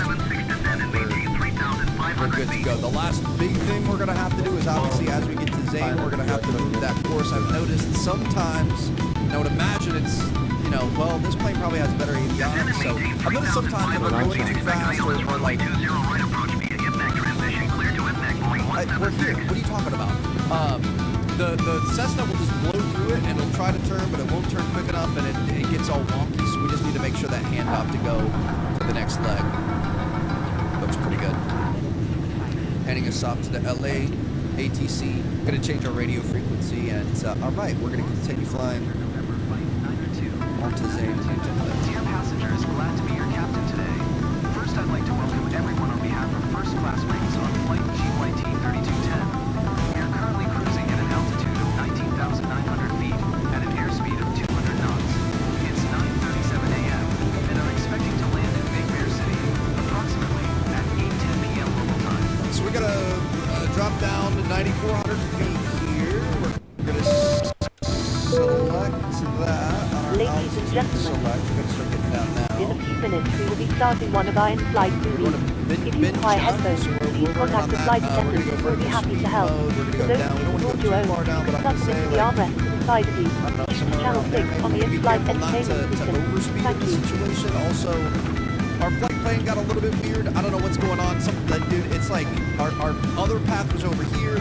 Plane turned left. Now it wants to turn right to go back to turn left. It's sometimes I think the game's a little bit glitched. It doesn't really work exactly how it's supposed to, but we're still having a lot of fun with this. You You can't be upset about a situation like this. Worst case scenario, guys, if I pass out, press this big red button right here. It'll take care of all the issues for you. Safe return button. We're going to test that out here in a minute. But I know Big Bear's a mountain. It's like a ski area and stuff like that just outside of Los Angeles. I think that might be it over there. Or we might at least be getting kind of close. Dropping altitude quickly here. Negative 1650 feet per minute. Should be down to our desired altitude here in a couple of minutes. And we'll be landing soon. So now this is a concern. You can see with the way that we're descending, we're getting into the overspeed territory, so we need to make sure that we're not descending too quickly. Plane is gathering a bunch of speed. It's hurtling back towards the earth, and then we've got the engine, the turbo fan behind us, hurtling us even faster, but we also want to get down with a little late to react. Shoot, we might need to start losing altitude a bit quicker. You guys, buckle up, hold on, it might be a bit of a bumpy ride. I don't want to get in a situation where we can't lose it fast enough. When we lose 2,000 feet per second, it's a bit of a roller coaster out here, but I would expect nothing less from Utopia's owner. Rolling over the profits from our theme park into a private jet business. It is just so beautiful out here, man. Oh my goodness, I love it so much. It really looks like we're flying into a different planet. We've got some neighborhoods and stuff down there. We are about to start one of our flights. Still trying to get down to 9,400. It's not happening very fast, dude. Alright, Thank you, and I hope you enjoy the film. Really pushing it now. Almost losing 4,000 feet per minute. Watching this gets closer is definitely nerve-wracking. We're at 17,000 contact tower via ATC. Guys, we're coming in like a cruise missile. Gotta remember to put our landing gear down. We've never had to do that before, so let's make sure we do that for sure. I still don't know where the games, like the blue brackets that you're supposed to fly through that kind of guide you. I don't see those anywhere, so I don't know if that's below us or what. Looks like we're at 15,000. Be careful not to overspeed. I'm gonna reduce a bunch of power from the engine. We need to start thinking about our power situation here. We don't want to be coming in as fast as we are. I don't know. It's like the terrain, though. I'm a little bit worried about the mountain situation in front of us. 9,000 feet, we're going to be good. We can take a tall mountain and mess with that. That was just so insane. I can't believe we were up at close to 30,000 feet just cruising along. That went so fast. This is so good. This is so much fun. I can't wait to use this in some really cool areas. I want to get a Bora Bora flight in. I want to get some Bahamas private jets from Miami flights in. Oh, this is insane. Maybe an LA to Cabo or something could be kind of cool. Get this thing over in Europe. Almost made it down to our 9,400. This thing is chiming all over the... Oh, we were supposed to remove these before flight, huh? Oh, no, don't worry. Was professional. We have made it to our target of 9,400. Just like that, we should start losing speed some, which is good. We want to start to get this thing under control. We want to have it in flaps territory where we can extend flaps and slow down if we need to. Ah, there they are. Look at that. Looks like we've got some wind shear coming off the mountains here. We're getting pushed around a little bit, but there's our track. So we are going to be landing right there. Now there is an approach button. Just to let you know, we will be starting our in-flight drink service in a few moments. There's a video I need to watch on that I have not watched yet. You can have autopilot pretty much take you into the last minute and take over the last second. Obviously set you up for success, set your speed a little bit nicer. And that eventually I do feel like it's kind of nice to hand fly.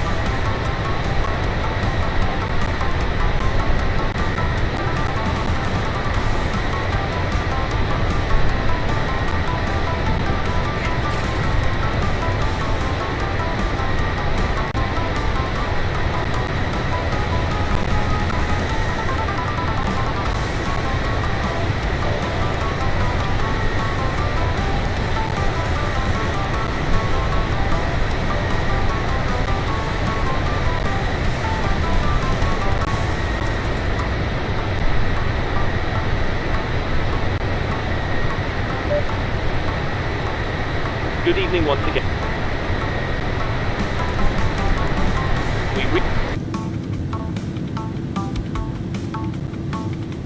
We're expecting to arrive on time as planned. Progress is going very well. Unless anything changes in the meantime, you'll next hear from me around the time we start our descent, so I'll leave you in the hands of our excellent cabin crew. Thanks very much.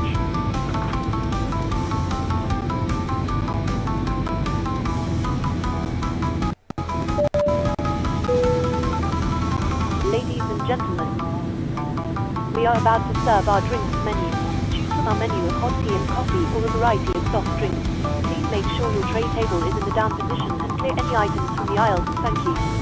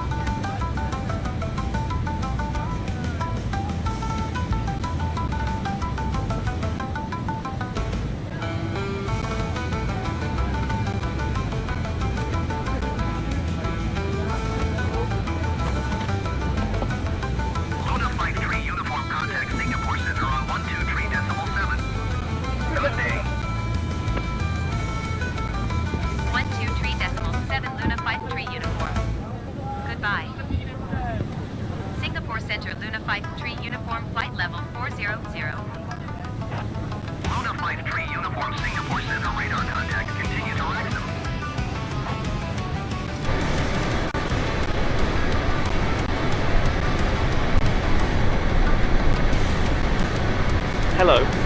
Hi.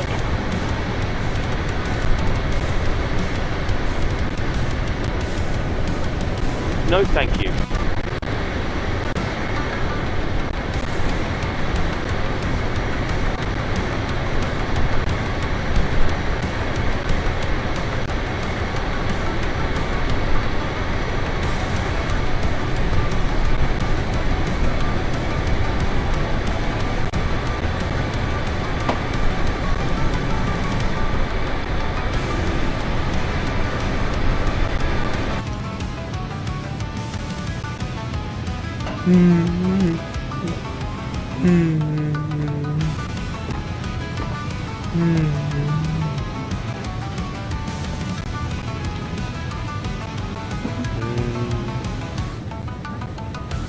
Bird, Yes.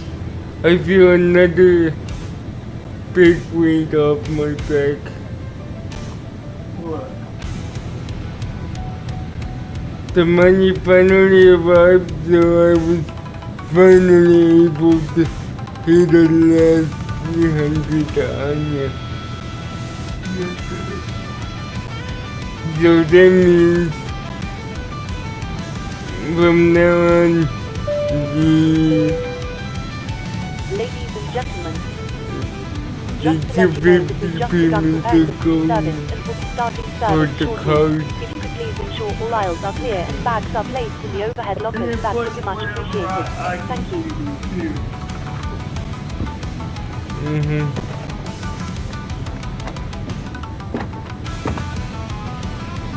Which will help out greatly. I just waiting on my stuff that I just get lowered. So once that's done, I have plenty of extra to help you out. As long as I can keep it down low. Which card do we take care of first?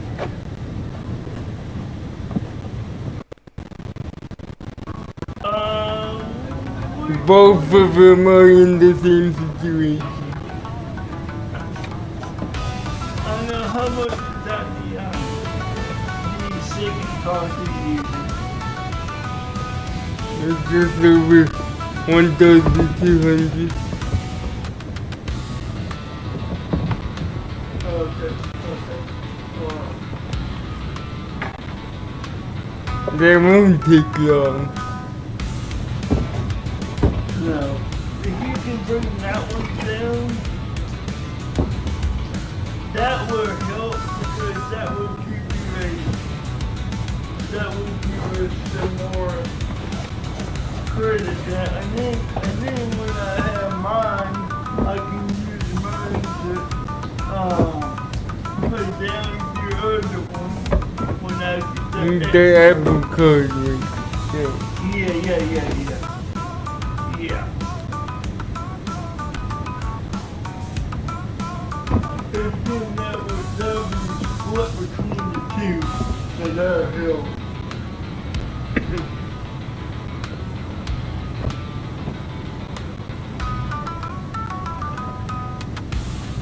If you can get the other card down, then that would greatly help out because that'll give us more of the credit percentage down, but then we can just focus on the Apple card once that one's Discover down. the charging system. Yeah, which is good. But we still need to get both down though. No, I'm saying we have more time with the Discovery. But with the Apple, we need to keep. Get that one down, Yeah. that's all I'm saying. Yeah, I want those two charging cards to be done so that I can just send that over and now we like boom down somehow. Yeah.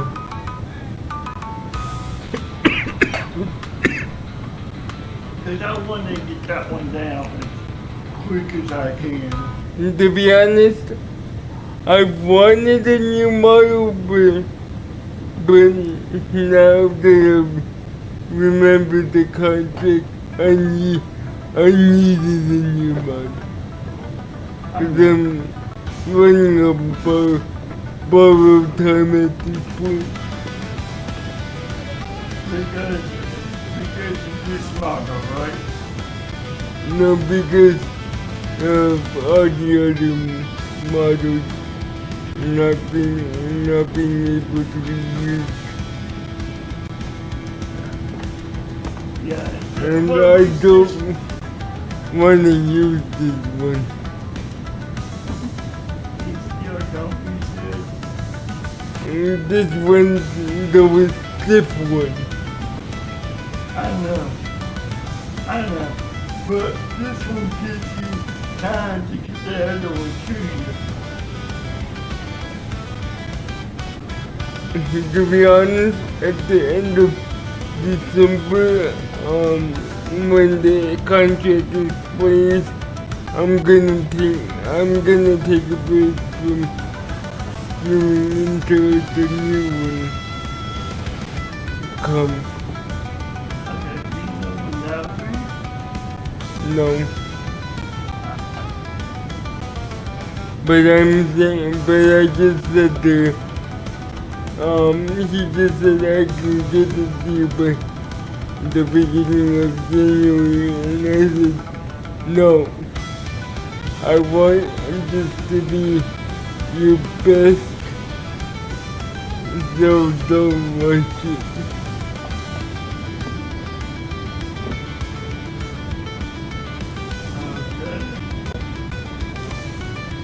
Why are you going like, okay? Well, because I was gonna perhaps give it to you.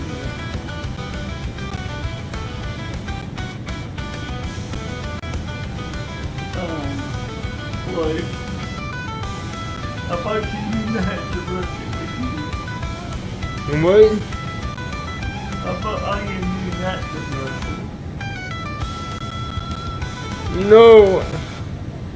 No, I was like, he was thinking that I won't be able to stream without a model, but I'm like,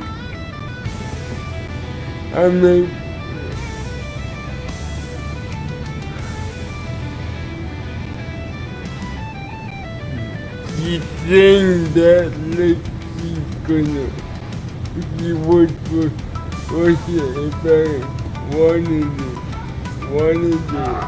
to. Scooter 189 should be over 300 feet above your assigned altitude. Descend and maintain flight level 400. I said, take your time.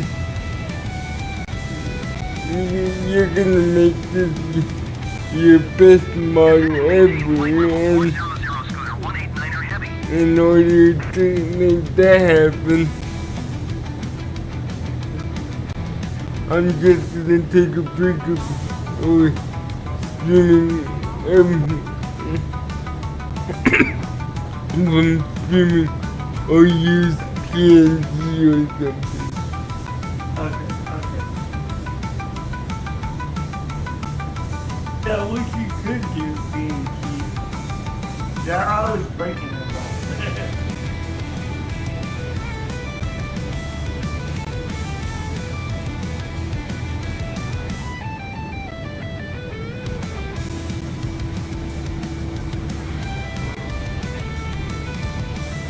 No, but I'm fine with taking a break from streaming.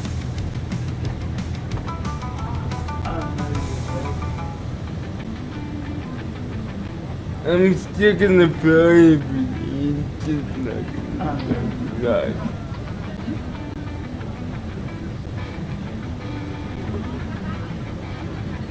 I know you're gonna fly.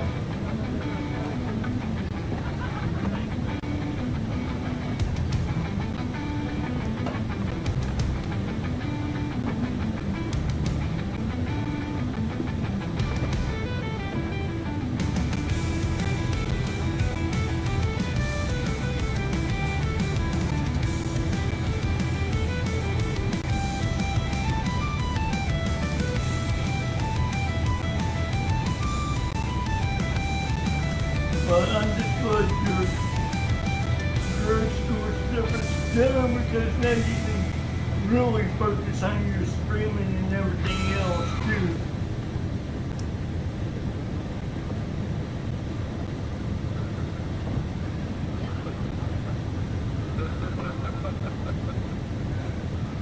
Hold on.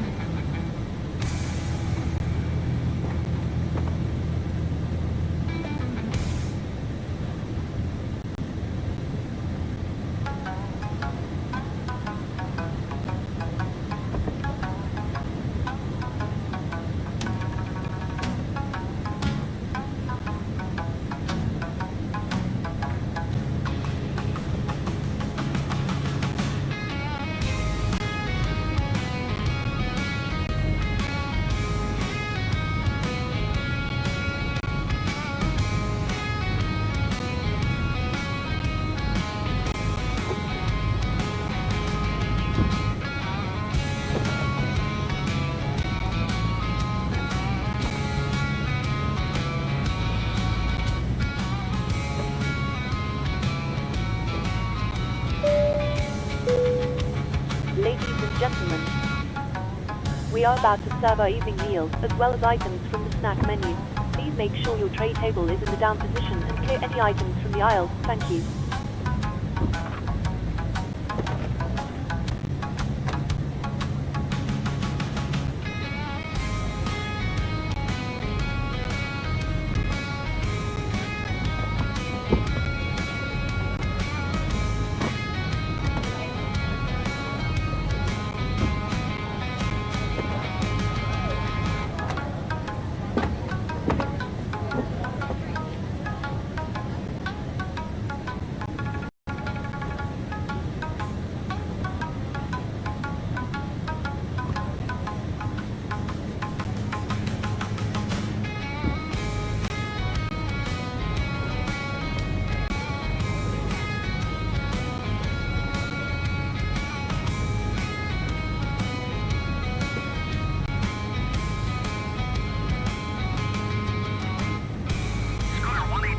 Traffic is 1 o'clock 2 miles at flight level 350 Boeing. Report them in sight. Can't we too busy flying to entertain us via showroom?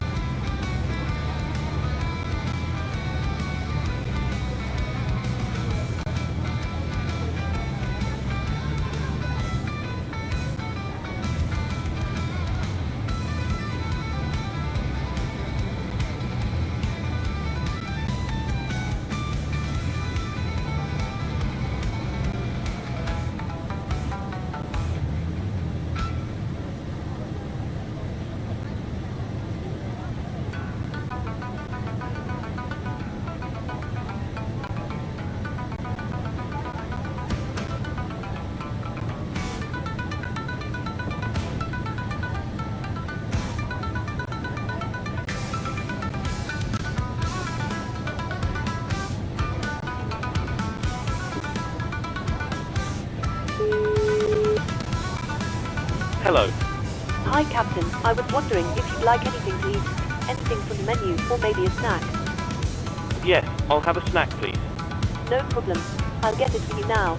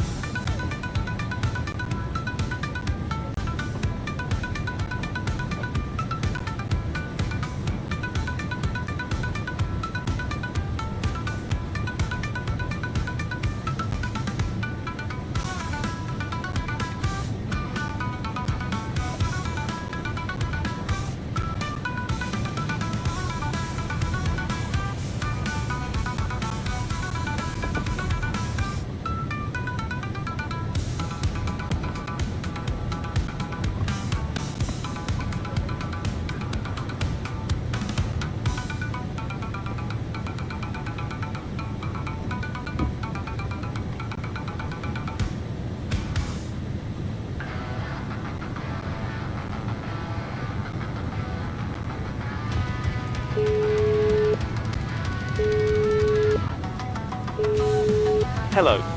Hi, Captain. Your food is ready for you in the galley whenever you want it. Thanks a lot. No problem.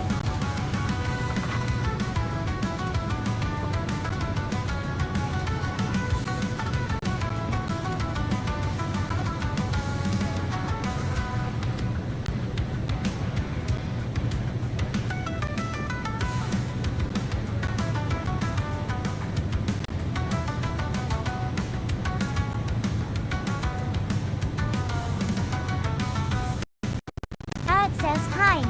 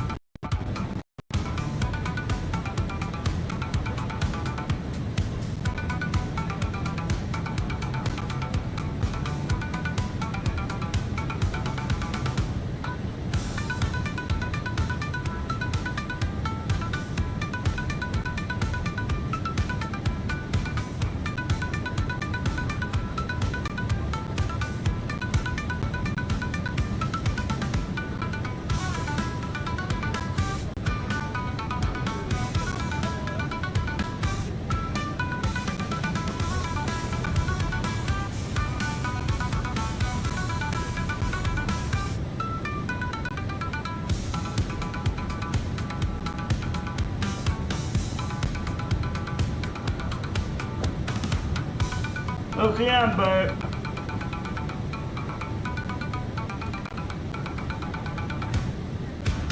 Luna 5-3 uniform contact Ho Chi Minh Center on 120.1. We hope you guys are enjoying the flight. 120.1 Luna 5-3 uniform. Goodbye. Ho Chi Minh Center, Luna 5-3 uniform flight level 400. Luna 5-3 uniform Ho Chi Minh Center radar contact. Continue to do this.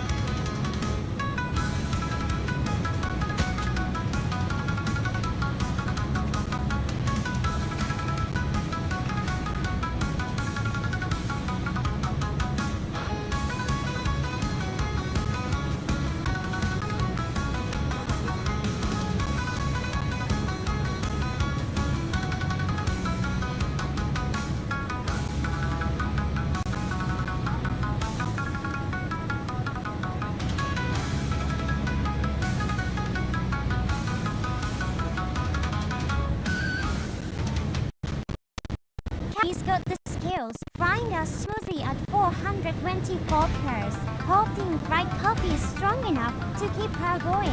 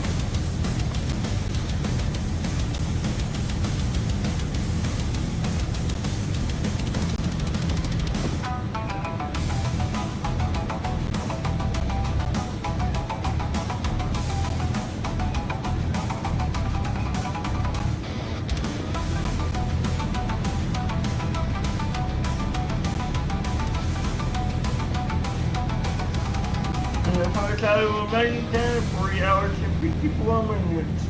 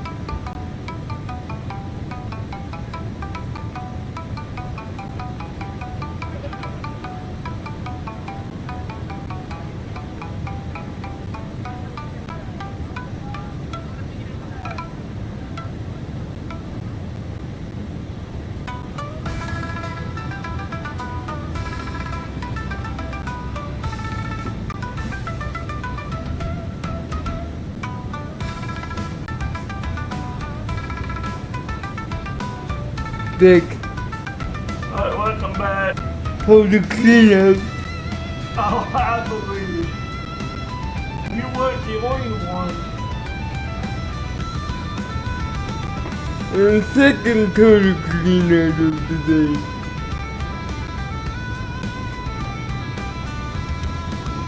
And my first one.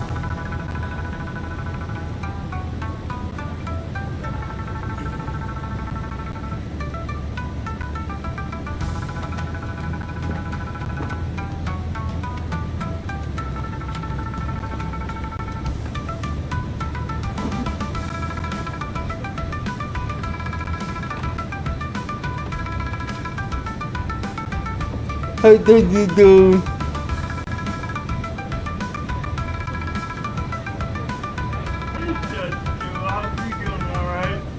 Oh, sis, I saw you brought up flow. How you like flow? We've been using it. What are you talking about? I haven't seen you use it with TSS. I don't like using it with music, but using it for everything else, cause you know, Blue Dragon Flow is a flow bot. Yeah. But how do you not like using it for TSS? I don't like using it for music.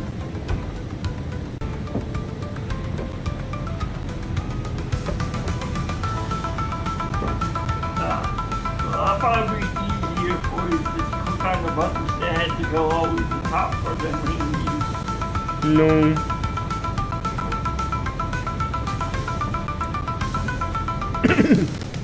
And for everything else,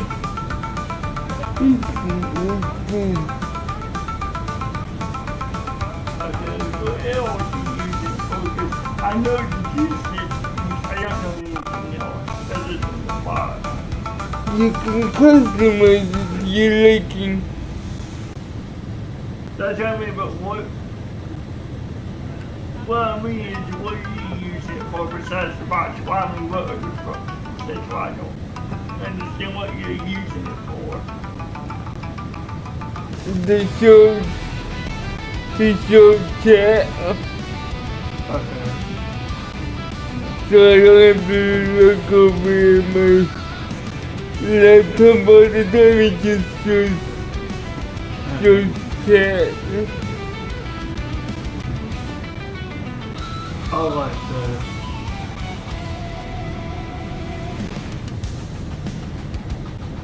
But what other good functions you got besides these two?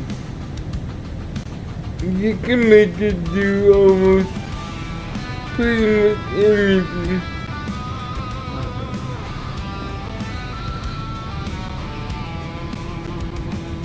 Okay, but you can't respond to chat though, can you? No. But he needed it, what he had to use for that.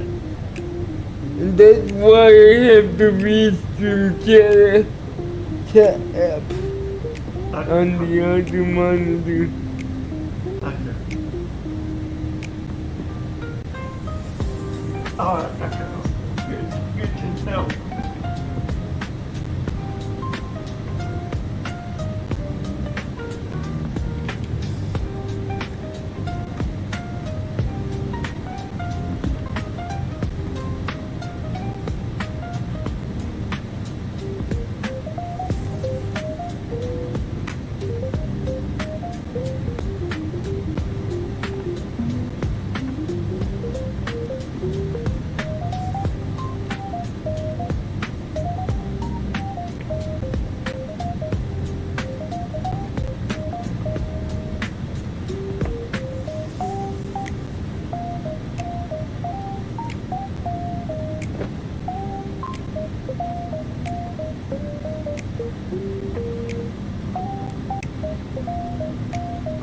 What is that, man? You said it's a cloud. Close.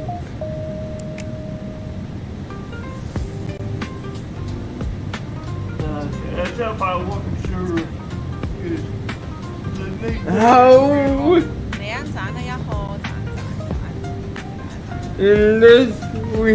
Unless we were at Mount Everest, how would we be? How would we be up this high in the mountain? We're not a mouse, you dummy.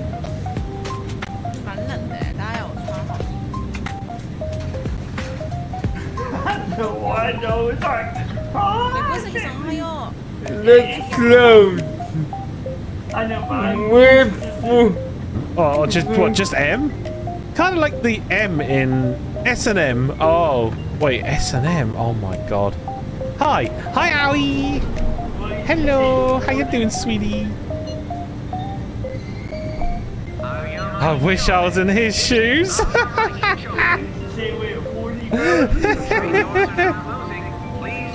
Hi, Vic. I'm watching Mia.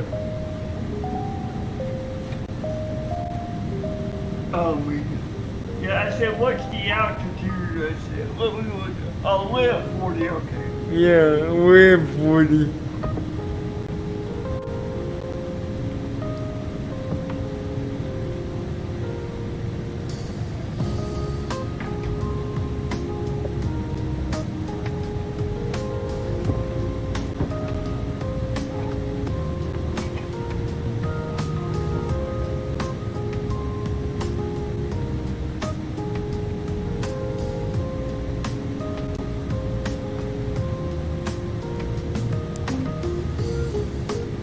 I haven't seen Mia's stream lately, have you? No. She's probably busy with We'll be fine. voice acting stuff. Oh, I'm sure.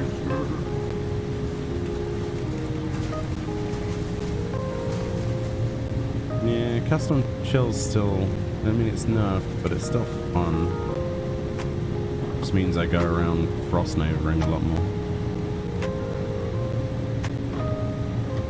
It said, it even ran a commercial, nobody can come. It's like, I hate lions.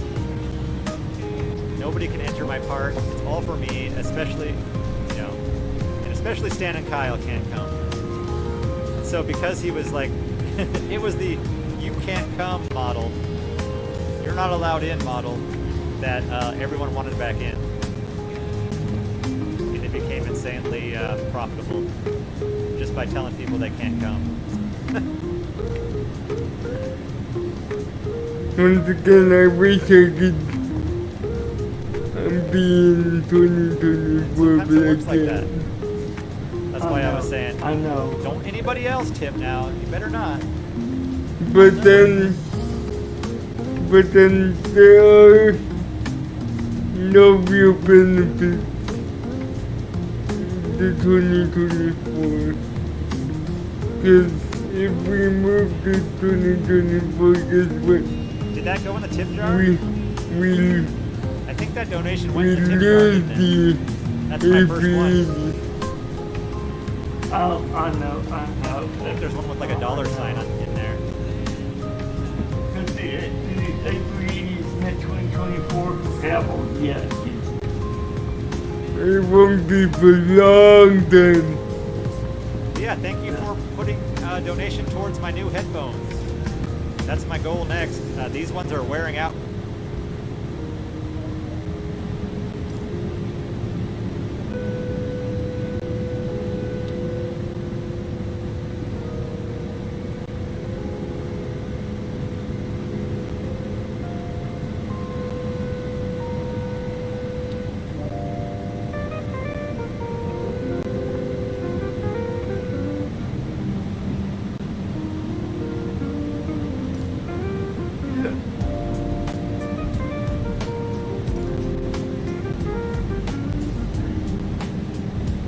There's really no benefit, I guess, to move for a while, because we still got way on person to update too, don't we? Yeah.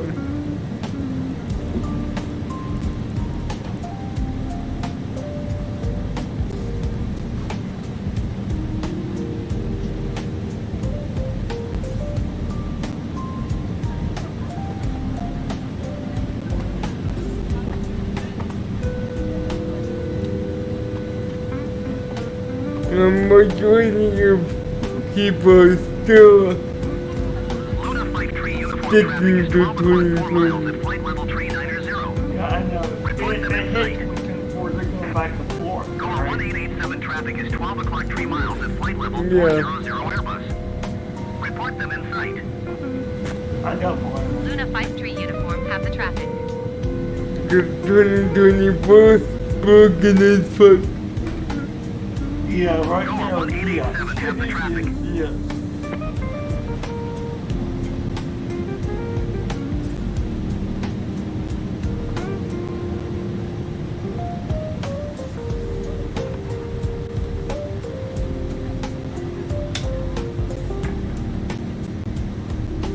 But yeah, it's kind of weird, but I wish Microsoft would have bought it for anymore. Like,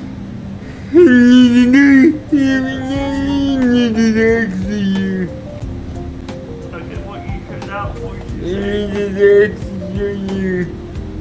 It did. It did. It did.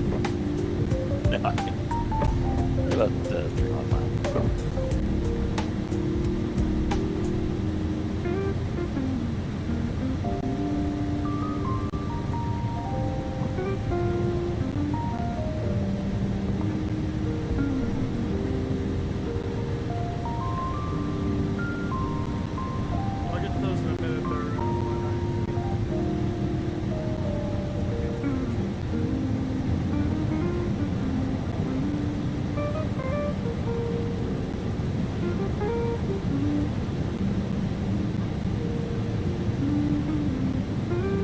All right.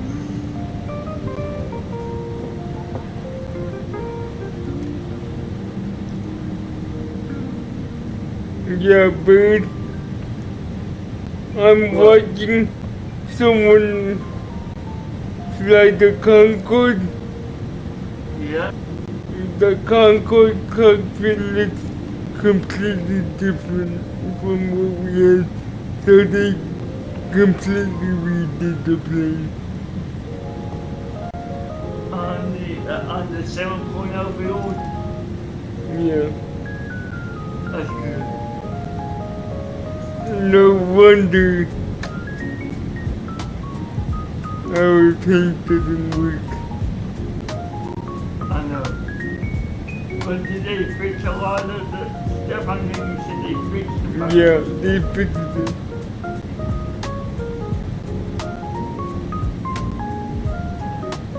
So, does that just mean Wi-Fi just needs updated, right? The problem is the pin kit isn't updated yet. So they can't work on it. Yeah, I know, that's a bummer. And I've been bugging the devs. Hey, you need to update the pin kit. We have a VA. I know. They need to hurry up.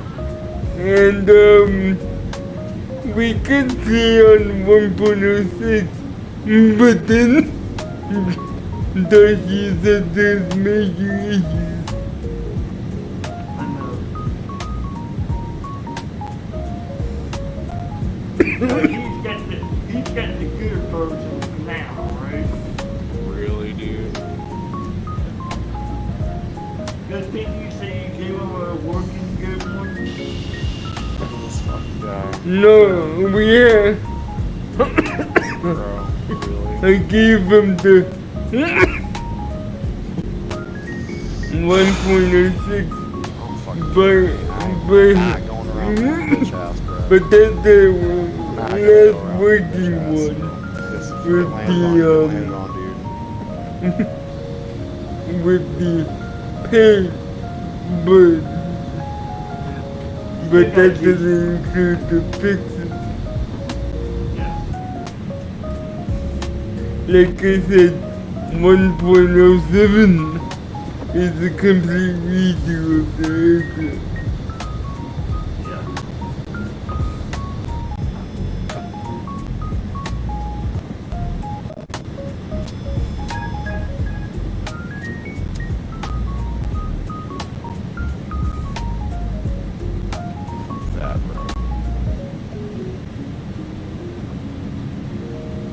Yeah. I wish they fixed a lot of the stuff. They fixed the major issues. That was good. Yes, but we're just waiting on people. Put my fucking gear down. Oh shit. You know what it feels like? And somebody else is Concord in the pink booth. We're waiting on our turn. It's just not my day today. You say it's like now, what would you say it's like? Because that's what it feels like to I don't know what it feels like. Hey, bro. That's my little opinion on it. Like we're just waiting in the queue. Yeah. Alright, well, I'm gonna end it here. Thanks for watching. Appreciate it.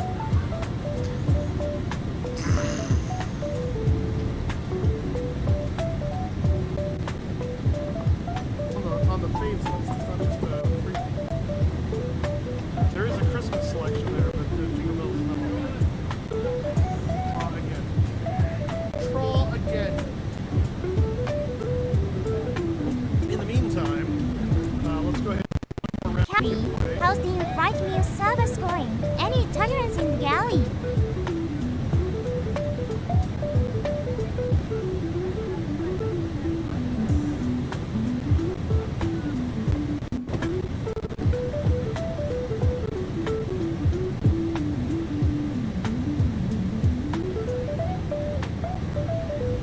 Alright, final round. The giveaway is now open. Exclamation point. Oops.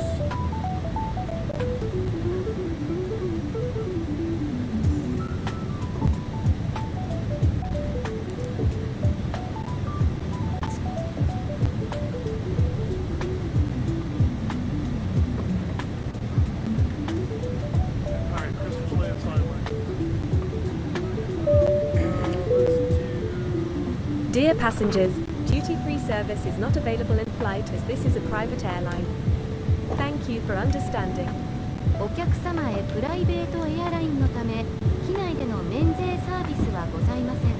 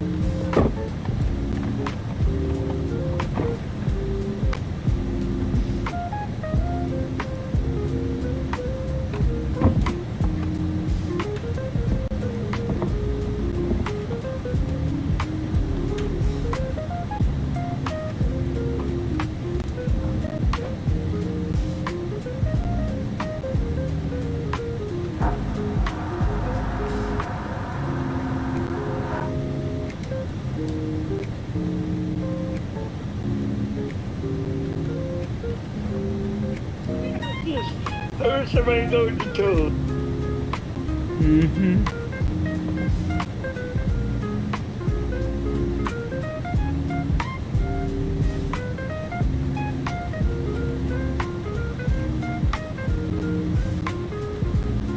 There's so many things that was messed up because I wasn't hearing that for a while. No.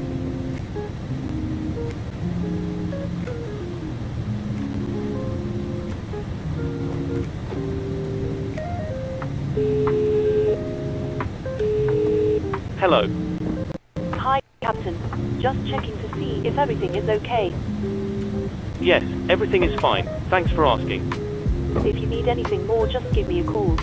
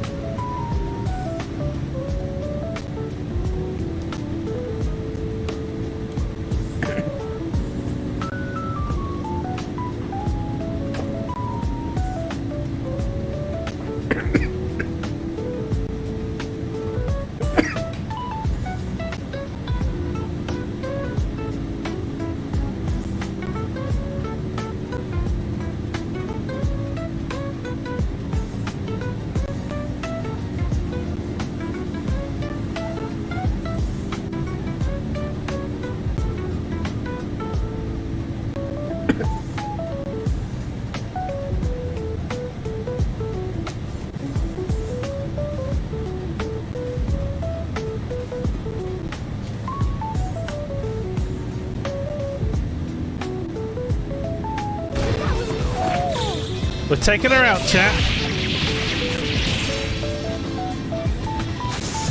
Easy. Dun, dun, dun, dun, dun, dun, dun, dun, dun, dun. She got one attack off and it was destroyed. Ooh, wait, what does that one do? Medium fire damage. Oh, so now we got stronger fire. Let's go. Hell yeah. No, no, no. No, I don't want to lose him. He's mine. He's mine, isn't he? Why didn't you ask him? I'm scared. I don't want to ask him. Why did you start treating him like that? What was I doing? Just kept going along with it, so I misunderstood and thought I could do anything I wanted. Actually, I wanted to be more than friends with him. Huh? More than friends? You mean like as a boyfriend? Yes, I had a crush on him, but then I got possessive. Those feelings went out of control. Yeah. Be careful that you don't make things worse for yourself than they already are. Ah, the treasure has shown itself. Whip sword. Nice. Of course. Oh, Panther's got a new weapon. Ladies and gentlemen, we are starting the duty See how free good it service. is. If you'd like to purchase anything from our catalogue, please place your tray in the Ooh, down oh wow, that's Have your huge. payment ready when the cabin crew Nice. comes by. We accept all Chat, I'm gonna major whip credit you cards, guys. cash and smaller value items. You've been naughty. We cannot swap currencies at this time. Please make sure the aisles are clear as the cabin crew makes their way around the aircraft. Yay, opened up. Whoa, we did it. This is because more people believe in us now, right? That has to be it. Now then, let's get in there. I just double check we got everything. Oh wait, no. This is still telling me. Oh, it's the end area? We already did it though, didn't we? Okay.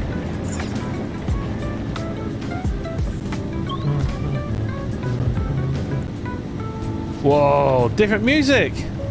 Doesn't this look different from how it was before? Looks like it'll be a new area from here on. I'm starting to understand how this place works. Yes, it is quite a marvel to find the subway system down here. To Yusuke, it's always been like that. I can sense our target somewhere in this area. Let's scour this floor for them.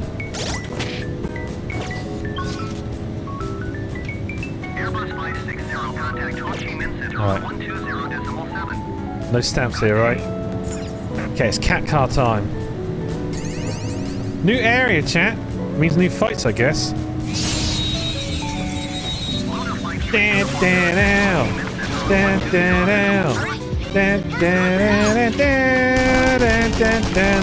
Alright, there is against that.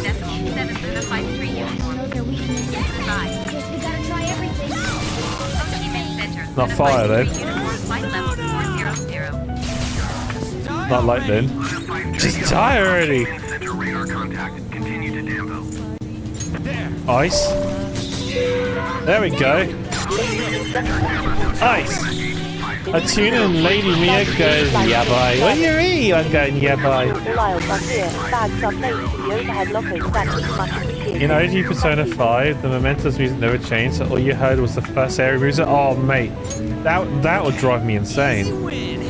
The new music is good. It feels like you make like progression when the music changes. Meow! How you doing, Ray? Da, da, da.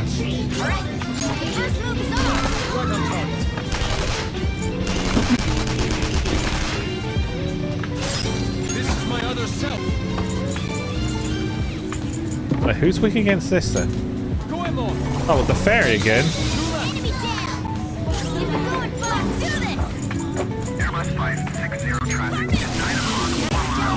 Easy.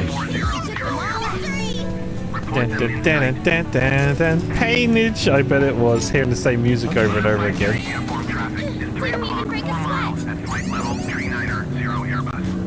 Are these monsters scared of me? They're not. Okay. I wanted to know if they were or not.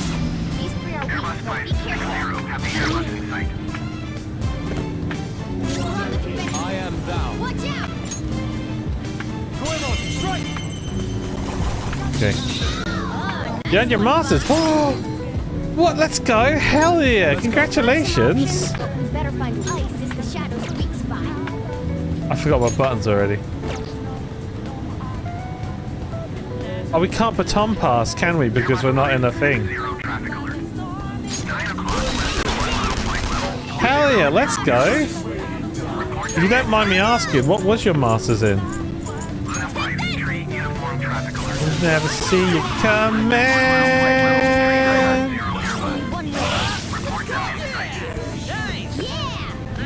Da, da, da, da, da. Hug you, foul. Okay. Okay. Let's go. No.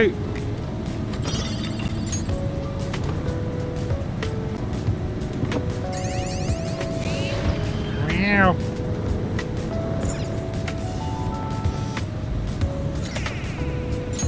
Nice. Was there anything on this floor then?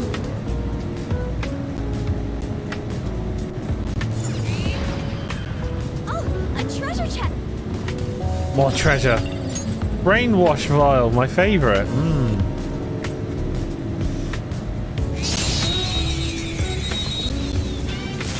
And my second favorite Persona 5. Yeah! It's continuation. It's been long overdue. Everyone else have been like patiently waiting for me to play it.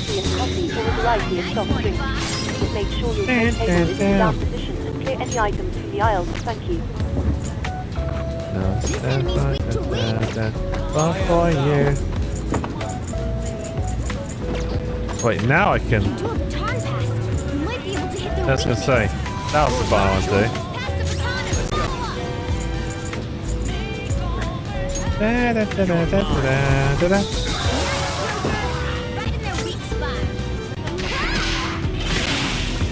Get out of here. Hell yeah. Metaphor winning 3 awards. Oh, did it? Let's go. What awards did it win?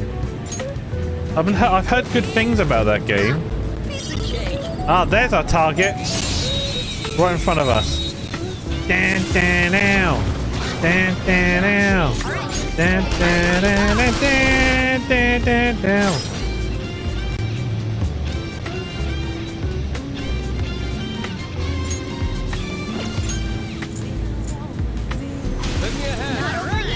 Let's go. Persona! Oh damn, destroyed. Master the arts of communication, digital media. Holy moly! Hell yeah, let's go! I watched someone play it 2 weeks ago. It's a really good RPG. Oh, and you love the elf women in it? There's elf women in it? Are they sexier than me? Or am I still the sexiest elf you guys know? Best RPG, best narrative, and best art direction. Hell yeah! Okay. Well deserved. No match for me. I've learned from just this one game alone, Atlas games give you a heckin' amount of good things. Wanna head in? Yeah, let's do it. Still number 1 sexy elf. But she's a close second. Well, at least as long as I'm number 1, that's what matters. Oh. There he is. It's Odo, the shop manager. What an unpleasant smile. It's his customer service smile, right? Yet behind the scenes, he's extorting his subordinates. This guy might be doing it to his customers too, right? Who knows? That would be a disaster. Let's go. Kick his ass. You. Welcome, welcome. How may I help you, ladies and gentlemen, fandom please? Why'd you blackmail your own employees? That's not normal. Put a picture of that in Discord. Oh. Okay. My shop is a directly managed store of a large chain. Since I'm highly competent, I'm in charge. And these strangers complain about how I use the shop's money. Part-time workers are the property of the shop. Thus, they are mine to use as well. Oh, this brings up a story chat. Chat. This actually happened to me. And it's only just flooded Hello. back to me. Someone Hi, did this to Captain. me. Would you like a drink? Tea, coffee, or water? No thanks. No problem. I didn't even talk about feet. Do give me a call if you change your mind, though. So I used to work at a petrol/gas station for people in America, and at the end of the day, when we finished at like our shift, we had to like kind of like remake the till for the next person. So there was like exactly £100 in the till, so I had to make deposits and all that. And every single time, like I would be pulled into an office and say, and was told like, you made a deposit, but there's like £5 missing. You must have miscounted, like, and all that. It kept happening to me, and they would end up taking it out of my pay, and of course, because I was like, God, how old was I? I was like a teenager or something like that. I think I was 17 at the time. I just accepted it because I was like, maybe I am screwing up. So I kept losing money in my own wages because of it. And it turns out, I found out, this is like probably like 5 to 10 years later, I can't remember, it was a long time after I quit the job. I found out the lady that's been counting the money in the back room was constantly like saying that there was money from this person. She was stealing the money. She got caught one time. She was the one stealing the money. She would open up the stock deposits, and while she was counting them, she was taking the money as well, and then saying, oh, this person has been undercounting or they've lost the money or something like that. Yeah, she got into a lot of trouble. She got jailed for it. Obviously, I got no compensation for it because like I wasn't an employee anymore, and I was just like, nah, I don't care as long as she's been caught. But yeah, she was stealing money and blaming it on me and like another person all the time. I understand. Where I used to work, we just go and someone steal products for free. I worked in a free station, thankfully. I was never playing suspected, not once. That's a long way to win. You know what I used to do as well? When products are going to go out of date, like ingredients and stuff, I would mark them down and buy them myself. I would mark them down as unspecified item and like I'll buy it. I'll take it through the till and say, yeah, I'm buying this. One time I bought a whole bag of spicy chicken home. It was like a 1 kilo bag of spicy chicken. And another time when I was working at Subway, a whole batch of cookies were cooked wrong. So they were going to throw them in the bin, and I said, that's okay, I'll take them. And they're like, you sure it's hot? Like it's not hot, it's like they're kind of solid, they're not like gooey anymore. I was like, yeah, it's fine. So I took home this huge bag of Subway cookies. But I put them in the microwave and they tasted exactly the same then. Those were the good days. But yeah, I had some bitch stealing money from my till and blaming it on me for ages. I used to buy sweet treats with my own money and leave them in the lounge for everyone to have a snack. There was no need for anyone to take them. Yeah! You got a good heart. What persona you say? Don't mind if I do. Hello! Hi fools! Why did gingerbread cookies so good? I know, right? Part-time workers at the promise shop. Alright, I'll read that. Promedy? Who do you think you are? I get it now. You pretend to be heroes, but you're all just criminals. I'm gonna kill you. Oh, what's he gonna turn into? Money guy? Money bags? Uh-oh. Let's go. Wait, what? Is this some kind of knife for spear? Nice bowl haircut. Outlaws who dare trespass in my sanctuary, prepared to be royally obliterated by my hand. Okay, I can see why he's like an Armaduna. Hi, Citree! Hi, Citree! Do I look pretty? Look, my whole dress sparkles, look. And so does my my socks too. Look at all the sparklies. It's cute, isn't it? You like the thighs? You like the thighs? It's so cute. Oh god, Lilac, what's in the wall of text? When I worked at a corner shop, I had the exact same thing happen. I was 16, it was a late shift, which was illegal anyway. It was only found out because my dad did union work and I was talking to him about how I kept getting blamed but never had disciplinary. He told me to contact head of office and they got cameras installed and caught her in the act. What a dumb bitch. Mia, where are the potions? If you look close enough, you can't see them. My skirt is covering them up. They are there. I was able to taxi this man. Maybe they're in here. What? Wanna go check? Didn't you see your airport was broken for taxi? Just check if they're down there. What? Yeah. I didn't have any trouble yesterday. She made them small. That Small seemed enough at to all. fit any pocket. Even the special ladies pocket. Right, what's So, your weak against? Do you think he's weak against I ice? don't know if they He's wearing armor. No, good like them, right? Assault dive, yeah, missed! Map and hit to it, but it's actually fine. Even the special pockets. Even though the Can I landing finally drink was a potion if I find one there? Yeah, you can. Wherever I put it stored, if you can find it, you can drink it. Don't blame me if there's extra ingredients that are not supposed to be in there. Did we get guns? No, of course not. He's wearing armor. I need to redo One of them's there too. I've got one in there just in case.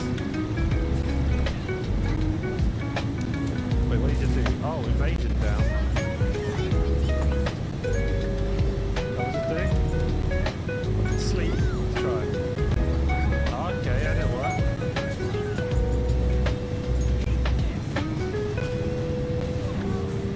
Skull! Skull, you're pathetic. What? What? Oh, accuracy's down, isn't it?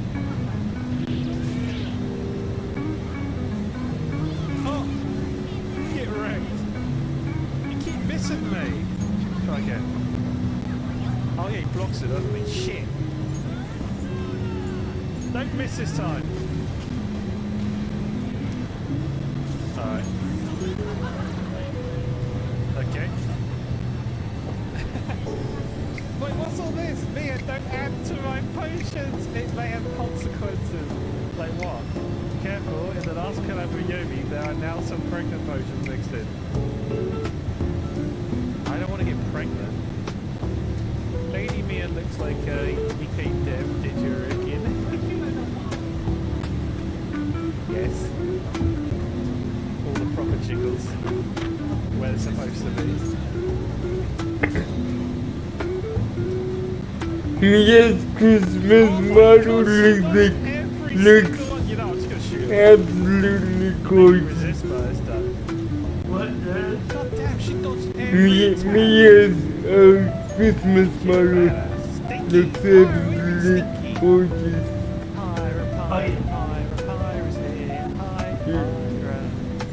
Look. Oh, I'm sorry. Am I really not worthy of being the store manager? You're fired. Oh, I'm remember now. Always have a property. They're human beings. Yeah, you do. I took advantage of them. And she keeps going missing on yours. With But I found her. Yeah, I know. I found her. She's back in the Yes, you can. Haven't you? Best if you just confess everything. I like the hat. What do you like? I like the way she got her rigging. It's so smooth. That's what I'm gonna be like, bro. Yeah, reminds me of the UK game. You know the characters in UK are like 2D, and you remember they're super smooth again. Yeah. Well, that's that. What now? You want to keep exploring?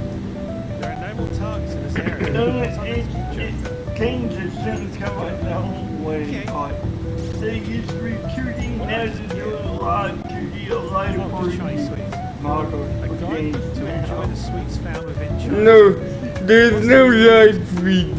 It is a book. Oh. It's a gift art. You know what?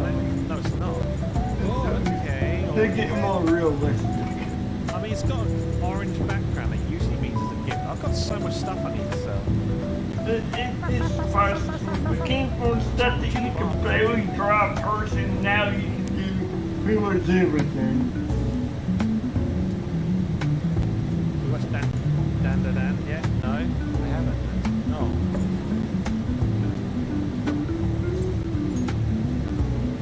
I would make you bark. No, you wouldn't. What I do is pull out my titties and then you'll bark for me. If oh my god, did you really just do that? Yeah. You know how she is. I know, but still.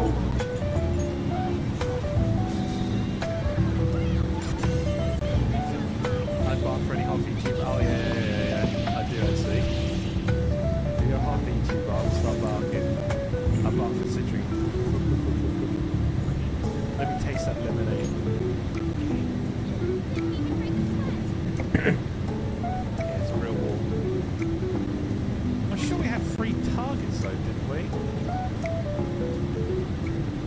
going down a floor. Hi. Bye. Hi. Bye. Oh, it's over there. It's over there. Me a bark for me. What? Chloe, you're too adorable. I can't bark for you. Chloe _8_. Oh wait, it's TTS. Bark for me, black. I need to get a better TTS. Wait, is this a starting point? I don't want to go up. I want to go down. Ah! My TTS is so slow now. I need to upgrade it.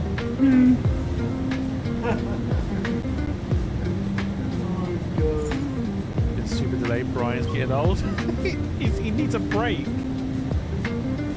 Hey, how many areas on this floor anyway? The last floor had 7 areas, but the one before that only had 2, right? I suppose it varies depending on the location. Guess that means it ain't easy to tell how much of a floor we got left to cover, huh? That's right. We won't know how many areas are on a floor until we make it to the end. But judging by the vibe I'm getting from the shadows, this floor isn't any smaller than the last.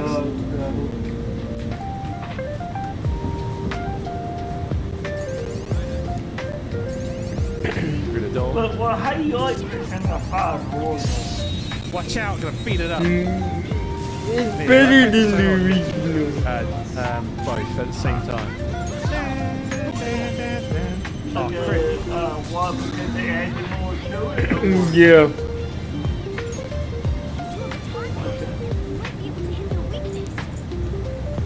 I don't know why I baton passed to him because he's just got the same thing. He's gonna do this again. The new one is Royal is just let me go. I don't want it. Let me your power. Hey, Sperry. Hey, I can't do Persona 3. 2 pounds ahead of you now, so Nikki is. There we go. Well, keep in mind the Persona games back then were PSP exclusive. Is this fake? Yes, it is. Autopilot mode via showroom. Airbus Flight Nice. 60 traffic in sight. I'm good at this. So it's like a remaster and extra content for Did I just... these PC and console ports. Treasure? But if they do make another one, I'll bet you again. Empty room. What do you mean? Like if they made another version of Persona, like they use number, like it was just. You ever want to enter battle with someone in real life chat? Just run over them.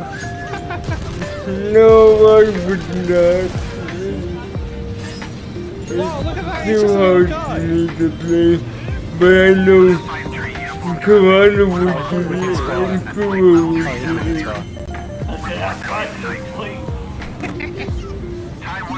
No, I've always watched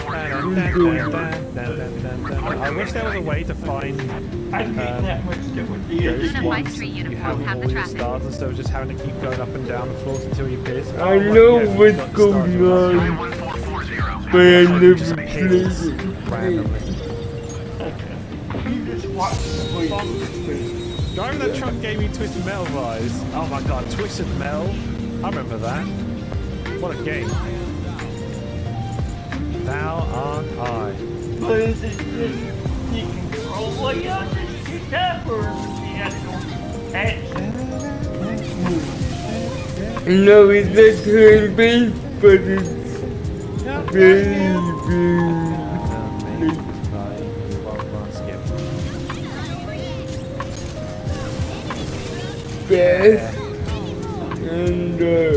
And I think you would have to Twisted have Metal Black was my favourite one. just ability controller to be able to do something no, like it's not the controls. Too difficult for me. I've got a feeling, unless it's like a flat wall, Too it's much not going going to be fake. on at once for me to think straight. Let's go. More points. Okay, too much action. No, it's not an action. It's not an action game. It's a turn-based like a but The there's map is too still much saying the zone going on. before this still hasn't Definitely gone. was definitely in the background, yeah. We might have to go backwards. I'm gonna talk about acting like an acting game. We're talking about Drills, So much loot down here. Drills is about as fast as I can go. Look, this is not going fake, see? Right. Get it now. Personas, too Imagine many my brother is playing upgrades. Soul Reaver for the first time. He is loving it and hating it. Whoa! so more difficult than PS2 Hating it because he can't No, find I think classic old too school much games. too I wonder if many, there'll ever be a too PS5 much which to would melt. Not sure. Oh, is that Koa? Hello, Koa. Welcome in, Raiders. It's nice to meet you all. My name is Mia. I am a sexy man in real life, but oh, it's Orkin as well. Wait, I just realized it's a double raid. Hell yeah. Hell yeah. Hello. Oh. I don't know why my dream element like things are very small as well. There we go. Hello, Cohen, Orkin. Thank you for the double raid. I'm guessing you're playing Elden Ring together. Well, basically, without trails, there would be no The little car's persona. going. Wait! Exclusive. And Wait. It's And I different. mean it. Why is the hype train And different? I kind of like Mark the Hunter inspired the Is that just like a Christmas theme? Yeah, mine's Wait, it's a gonna gold one? Is it? inspire so many things, including Pokemon. Without Monster Hunter, there What would is be it? no Pokemon. It's weird looking. What is that? Hi, Tally. Welcome, Raiders. First time here, my name is Mia. Like I said, I'm a sexy man in real life, but I'm a sexier elder girl online as a YouTuber. How y'all doing? Oh, thank you, Lilac. For a gifted sub as well. Oh my god, what is going on? What is this hype train? February Why is it so sparkly and 2025. stuff? So, Welcome, thank you for the 100 we need to biddies. get, You leveled up the train, so there's the persona thing. get at least a little bit more credit. Oily. Oh no. Because I want to pick it up before you release it. Because they have 3-day early access. How was your stream, you I know. What is this hype train about? Imagine Elden Ring and Night Rain looks really good. Like, Yeah. Good Monster Hunter like too. I did see that. It's very interesting. Like co-op, like official proper co-op. That seems quite cool. Let's do a big fire attack. Whoa! Been playing it. I know, but Get out of it. Let's go. I just need to get back We had some nasty randomizer shenanigans. Oh my god. No, I'm Oh, you saying can play the randomizer as well. I've been playing it. Mate, I still need to actually finish the base game again. Like, we got so far, didn't we? And then Persona happened. Came back in and I need to come back in. Chloe! Thank you for the 500 biddies. I appreciate it. What is this hype train though? It says exclusive rewards for this one. Oh, there he is. We can finally hand in our stuff. What? A hype train on the game? Finish No. the base game. I will. That's a normal fight. It's not an ambush. What was the drop or what? I think it's a holiday. Because it's the holidays. Here we go. So gorgeous, Panther.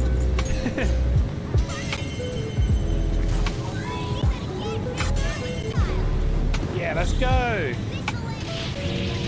For Orkin and Co, if you need to do any post-stream stuff, please do so, okay, YouTube? Thank you. Whoa, we got more of them. Thank you so much for the raid, you two. I hope you enjoy the Persona gameplay and Raiders as well. If you need to go do any off-stream stuff as well, not off-stream. You've got the Raiders weren't streaming. If you need to rest up as well, please do, okay?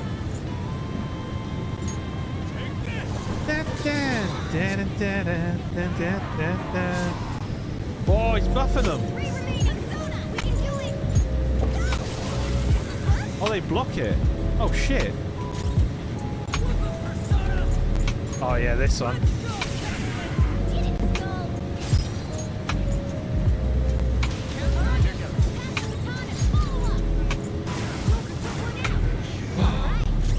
He blocks that, okay? Okay.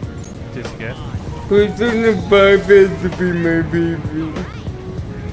Okay, why? You don't have choice. Because musically. Okay.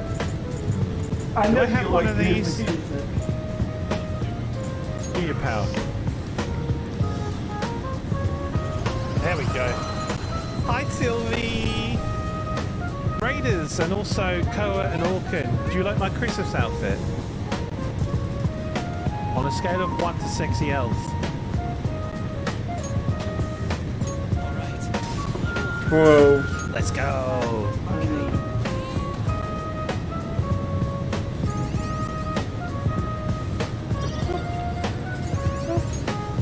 Real wall. Real wall. Real wall. Oh! Oh my god! Look! Fools! Thank you for the 550s! Let's go! Thank you! Just leveled up to... Just leveled up to... level 3 now? Because... Level 3, let's go! Thank you! Because only the dungeon quarters, you don't know which one's real and which one's actually a hidden door. You best say thank you. Don't let the dress distract you from the fact Mia stink. You can now more easily escape. What do you mean? It's a good stink though, isn't it? I bet my stink is like an aphrodisiac for you guys. Well, Trails is a dungeon quarter, so obviously yes. Okay, I didn't know what you were correct about. That win. What about the physical attacks? Oh! It's a turn-based dungeon quarter. Hey yo. 35 months, holy heck. Thank you, Sappy. Really? You didn't notice the areas were essentially dungeon-like areas in Kuro. Oh my god, Falls another 3? Holy heck, thank you. What the heck? I just thought there was buildings and stuff. I didn't Guys, you're spoiling No, when I went underground and stuff, Me, you killed Jack, I had to. they collected Genesis. I had to. Thank you, Falls. Guys, you've made the hype train level 4 now. Holy heck. No, I didn't, but I didn't know that's where it was. I thought You guys are amazing. Do you like my little persona Well, thing though as well? Well, it is buildings, but the game genre terminology Peachy is got a sub. Let's go. dungeon. Hell yeah. Everything was boring. Level 4 is where it's at. Choo choo. Oh god, the hype level is it's cute. when I think dungeon, I think of a castle. Do you know what's even better? Level 10. I'm joking. No, do not do that. I get what you mean. Chat. No. Level 4 is good. We're good. We're on level 4, okay? No more.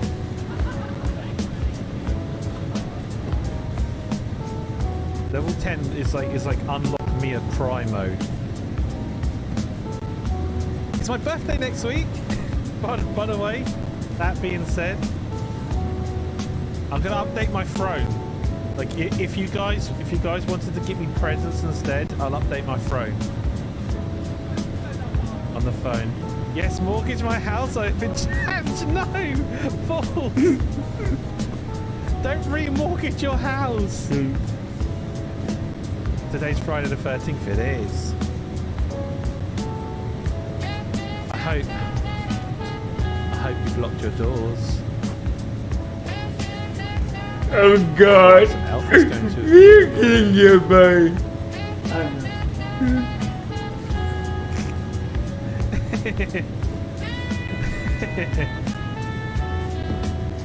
Thank you guys. Look, I'll show you my dress again. Oh my God, really?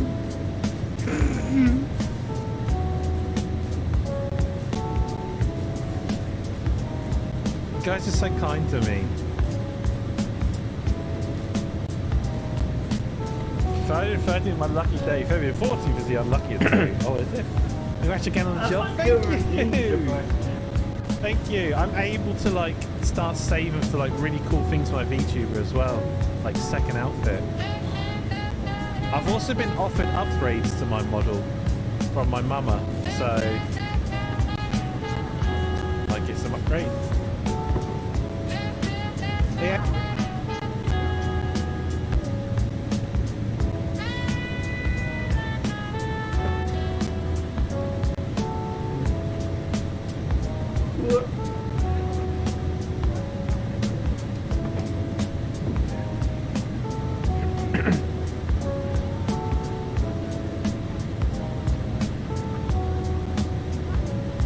She forgot her tits. Oh boy. Yeah.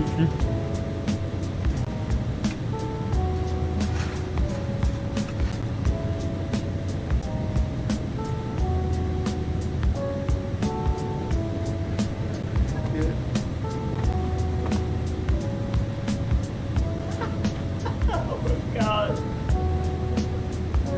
Oh my God. Mia.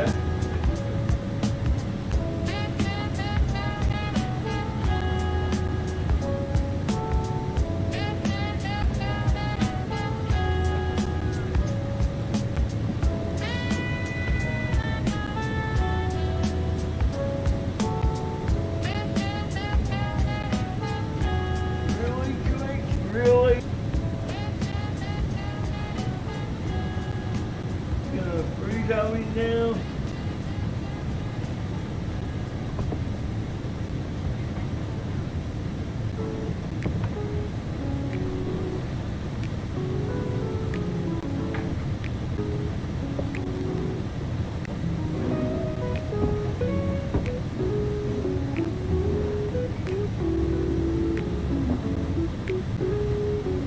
The galaxy, the valiant Helldivers have fought to protect our...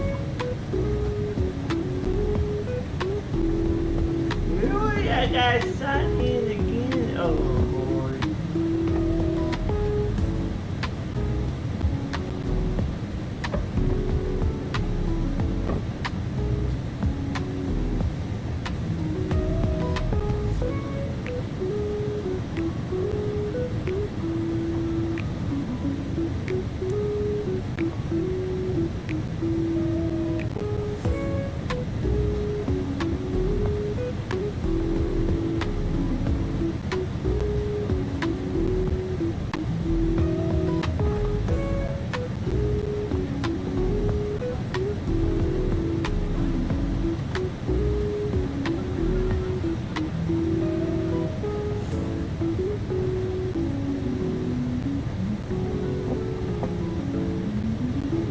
What?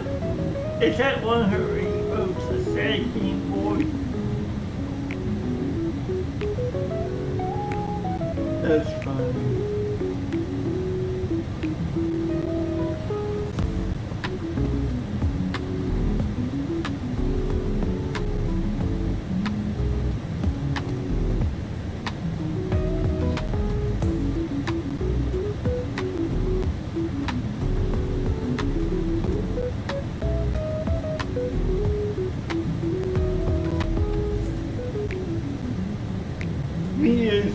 Mia is so funny, ain't she? Yeah.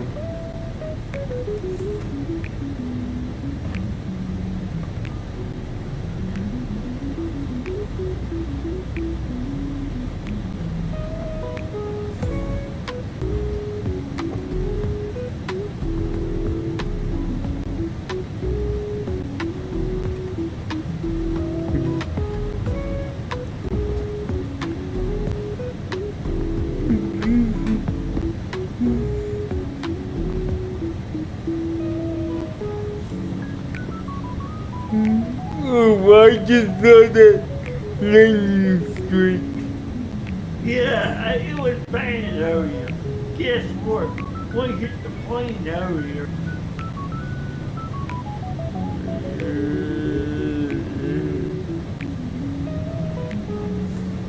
Yeah, it did, because it flashed inside the cabin white. Entirely white.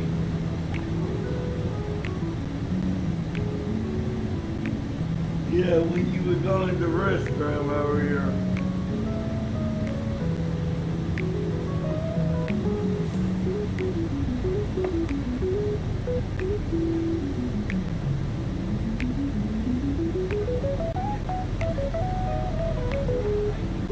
I tell you gotta love out this car though. It really gets you good weather. I couldn't fly with harder. Yeah.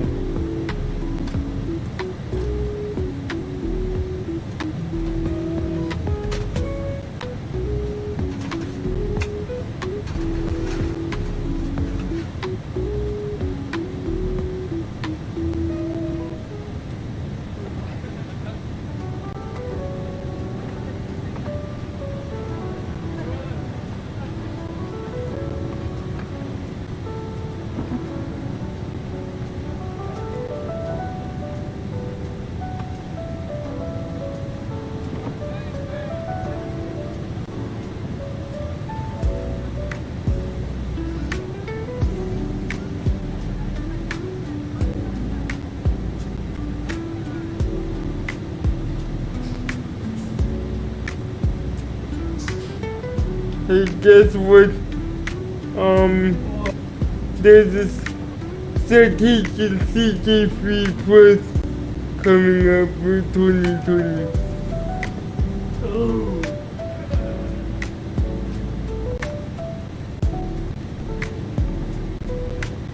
I forgot all about the citation. We have a citation by default, but this is the new model CK3. No, we have the CK4.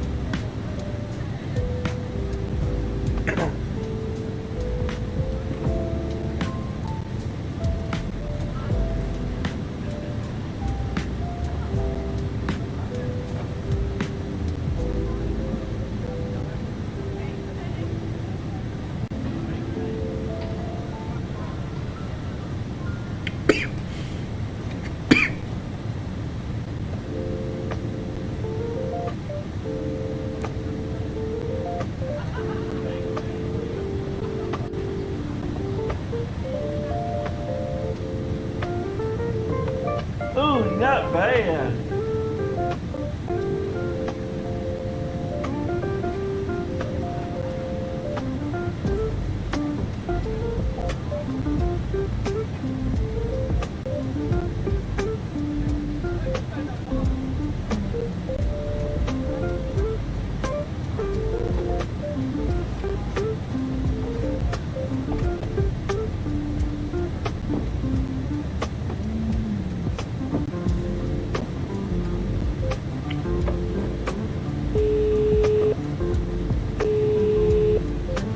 Hello.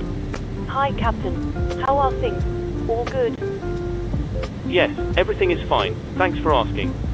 If you need anything more, just give me a call.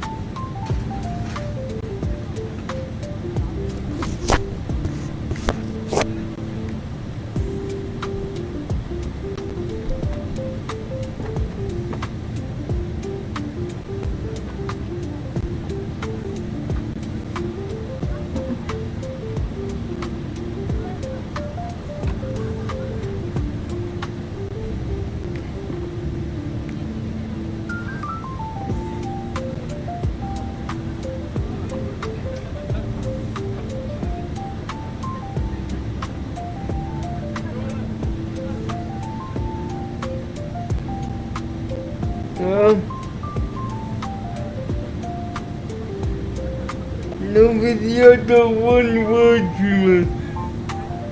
Nobody other one word to me. One word to me.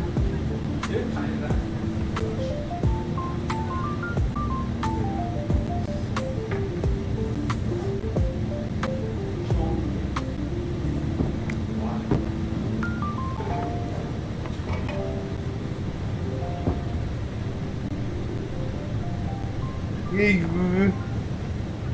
Hey Google. Turn on the light.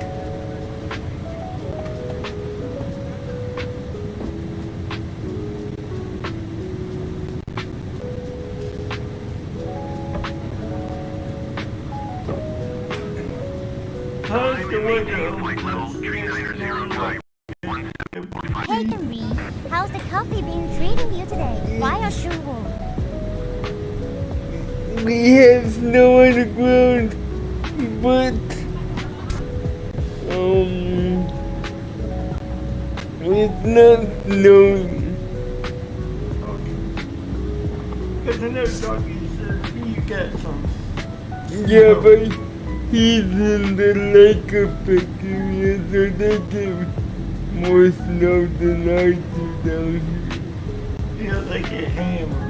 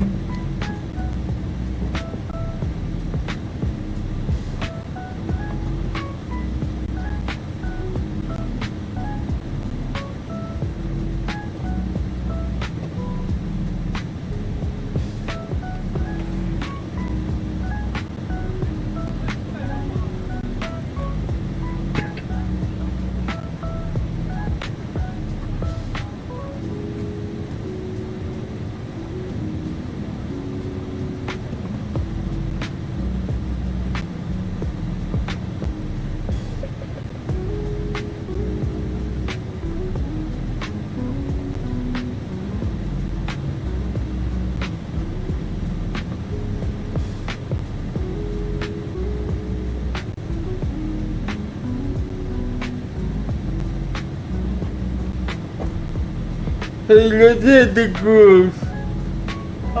Girls and hers. You just went live. Okay. No problem.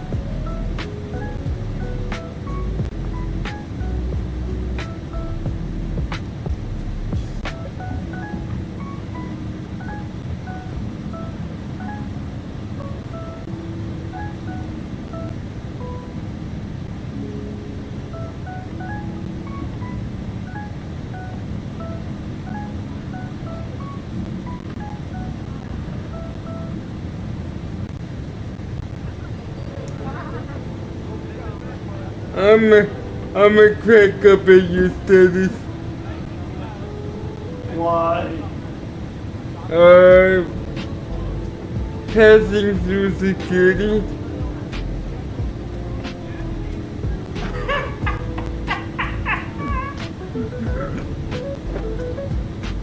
It's a nice guy, that's funny. You know the action fits. Yeah, and that's why I said I'm a crack up.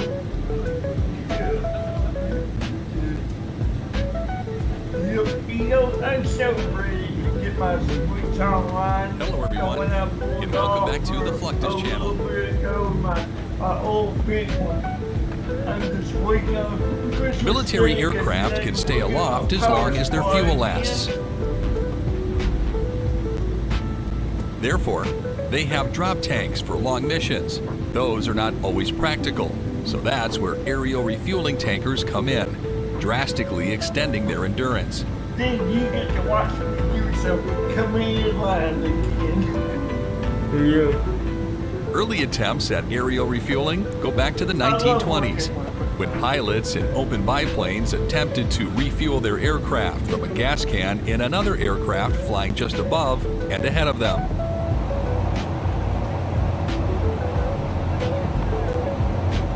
Every single flight that aerial refueling tankers, also known as gas stations in the sky, go on, requires that the two pilots and the flying boom operator go through detailed checklists to ensure that they are perfectly ready for the flight.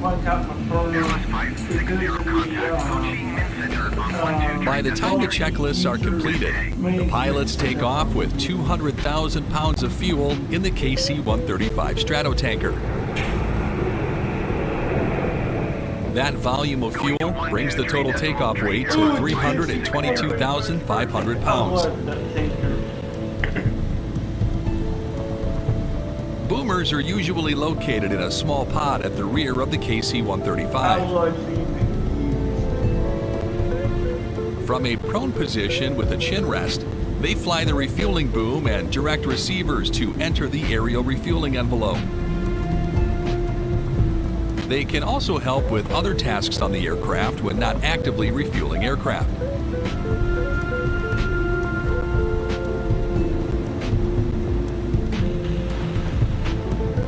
Their main tasks are refueling and acting as loadmasters. During an aerial refueling operation, the boomer directs the receiving aircraft to a position where the refueling boom can connect safely with the refueling nozzle.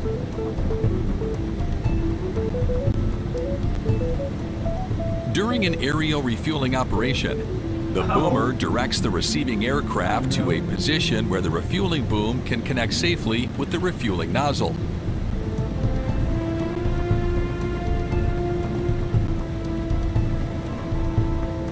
During the flight, the pilot and the co-pilot have their hands full flying the aircraft while monitoring its hydraulics, electrical, fuel, oxygen, and engines.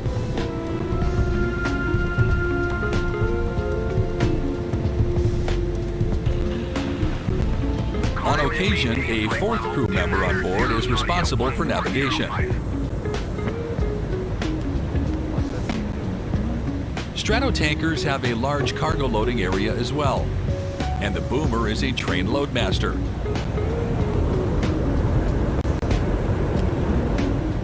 Therefore, their task is to check on the cargo and to answer calls for refueling for military aircraft running low on fuel.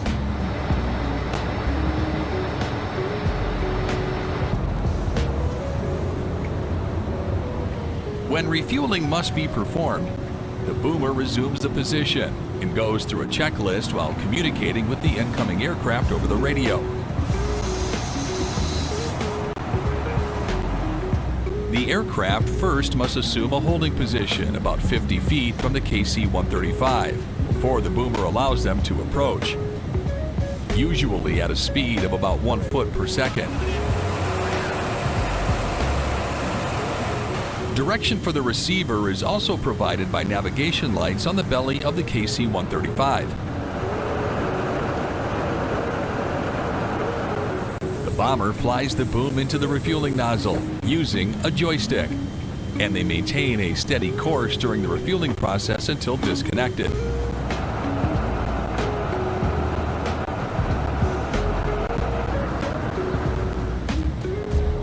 KC-135s have small, fully stocked galleys behind their cockpits, meant for making light snacks for consumption during long flights.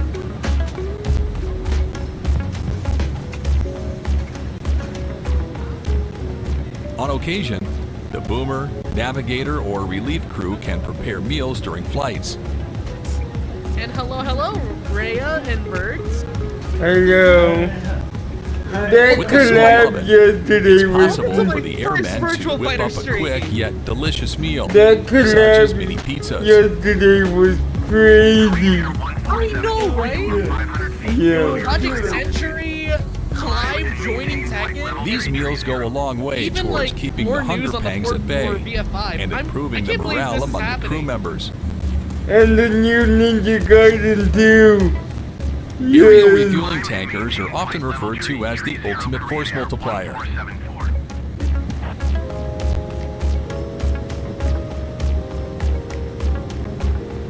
These I am aircraft fly so up to meet happy. specific I actually aircraft, started learning, like, or just a few maintain an hours ago oval how to raceway-shaped reverse flight pattern for other aircraft to come and You refuel. got into the beta? Yeah, it's These an open beta, maneuvers so are anyone can join complicated right now. and must be done correctly. And it's going on for the next 5 days. Refueling fighters or attack aircraft can take about 10 to 15 minutes. super Larger exciting. aircraft like the C-17 can be attached to the boom for So up I've to been 40 going minutes. like deep into this game.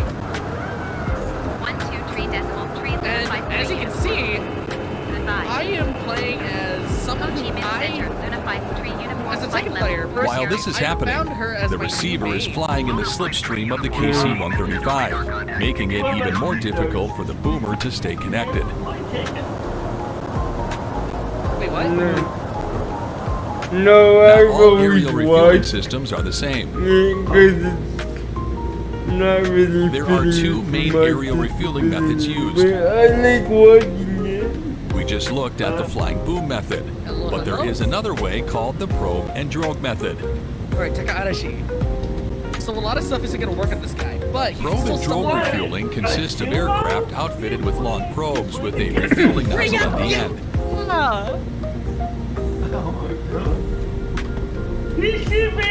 These types of aircraft are usually part of Then the again, U.S. there's a Navy sumo wrestler and used by that's most been in foreign Tekken air for years forces. now.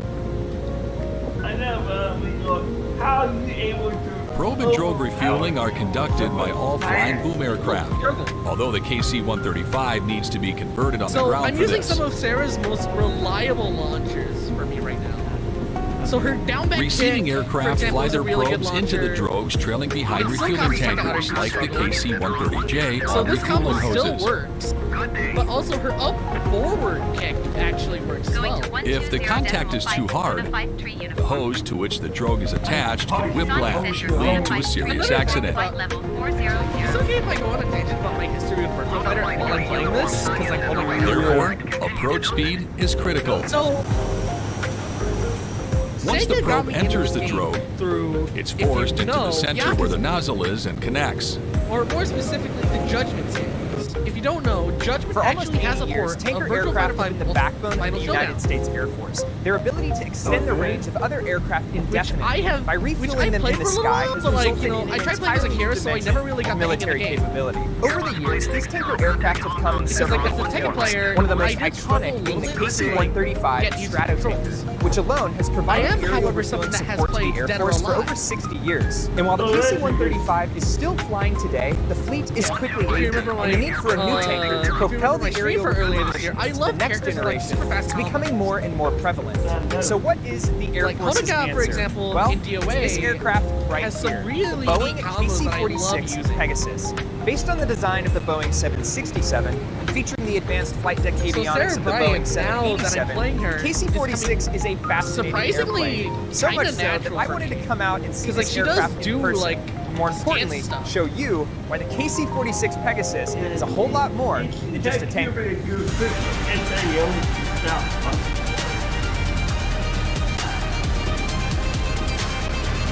actually playing Marvel right now too. Okay, we have our first sniff of this fight.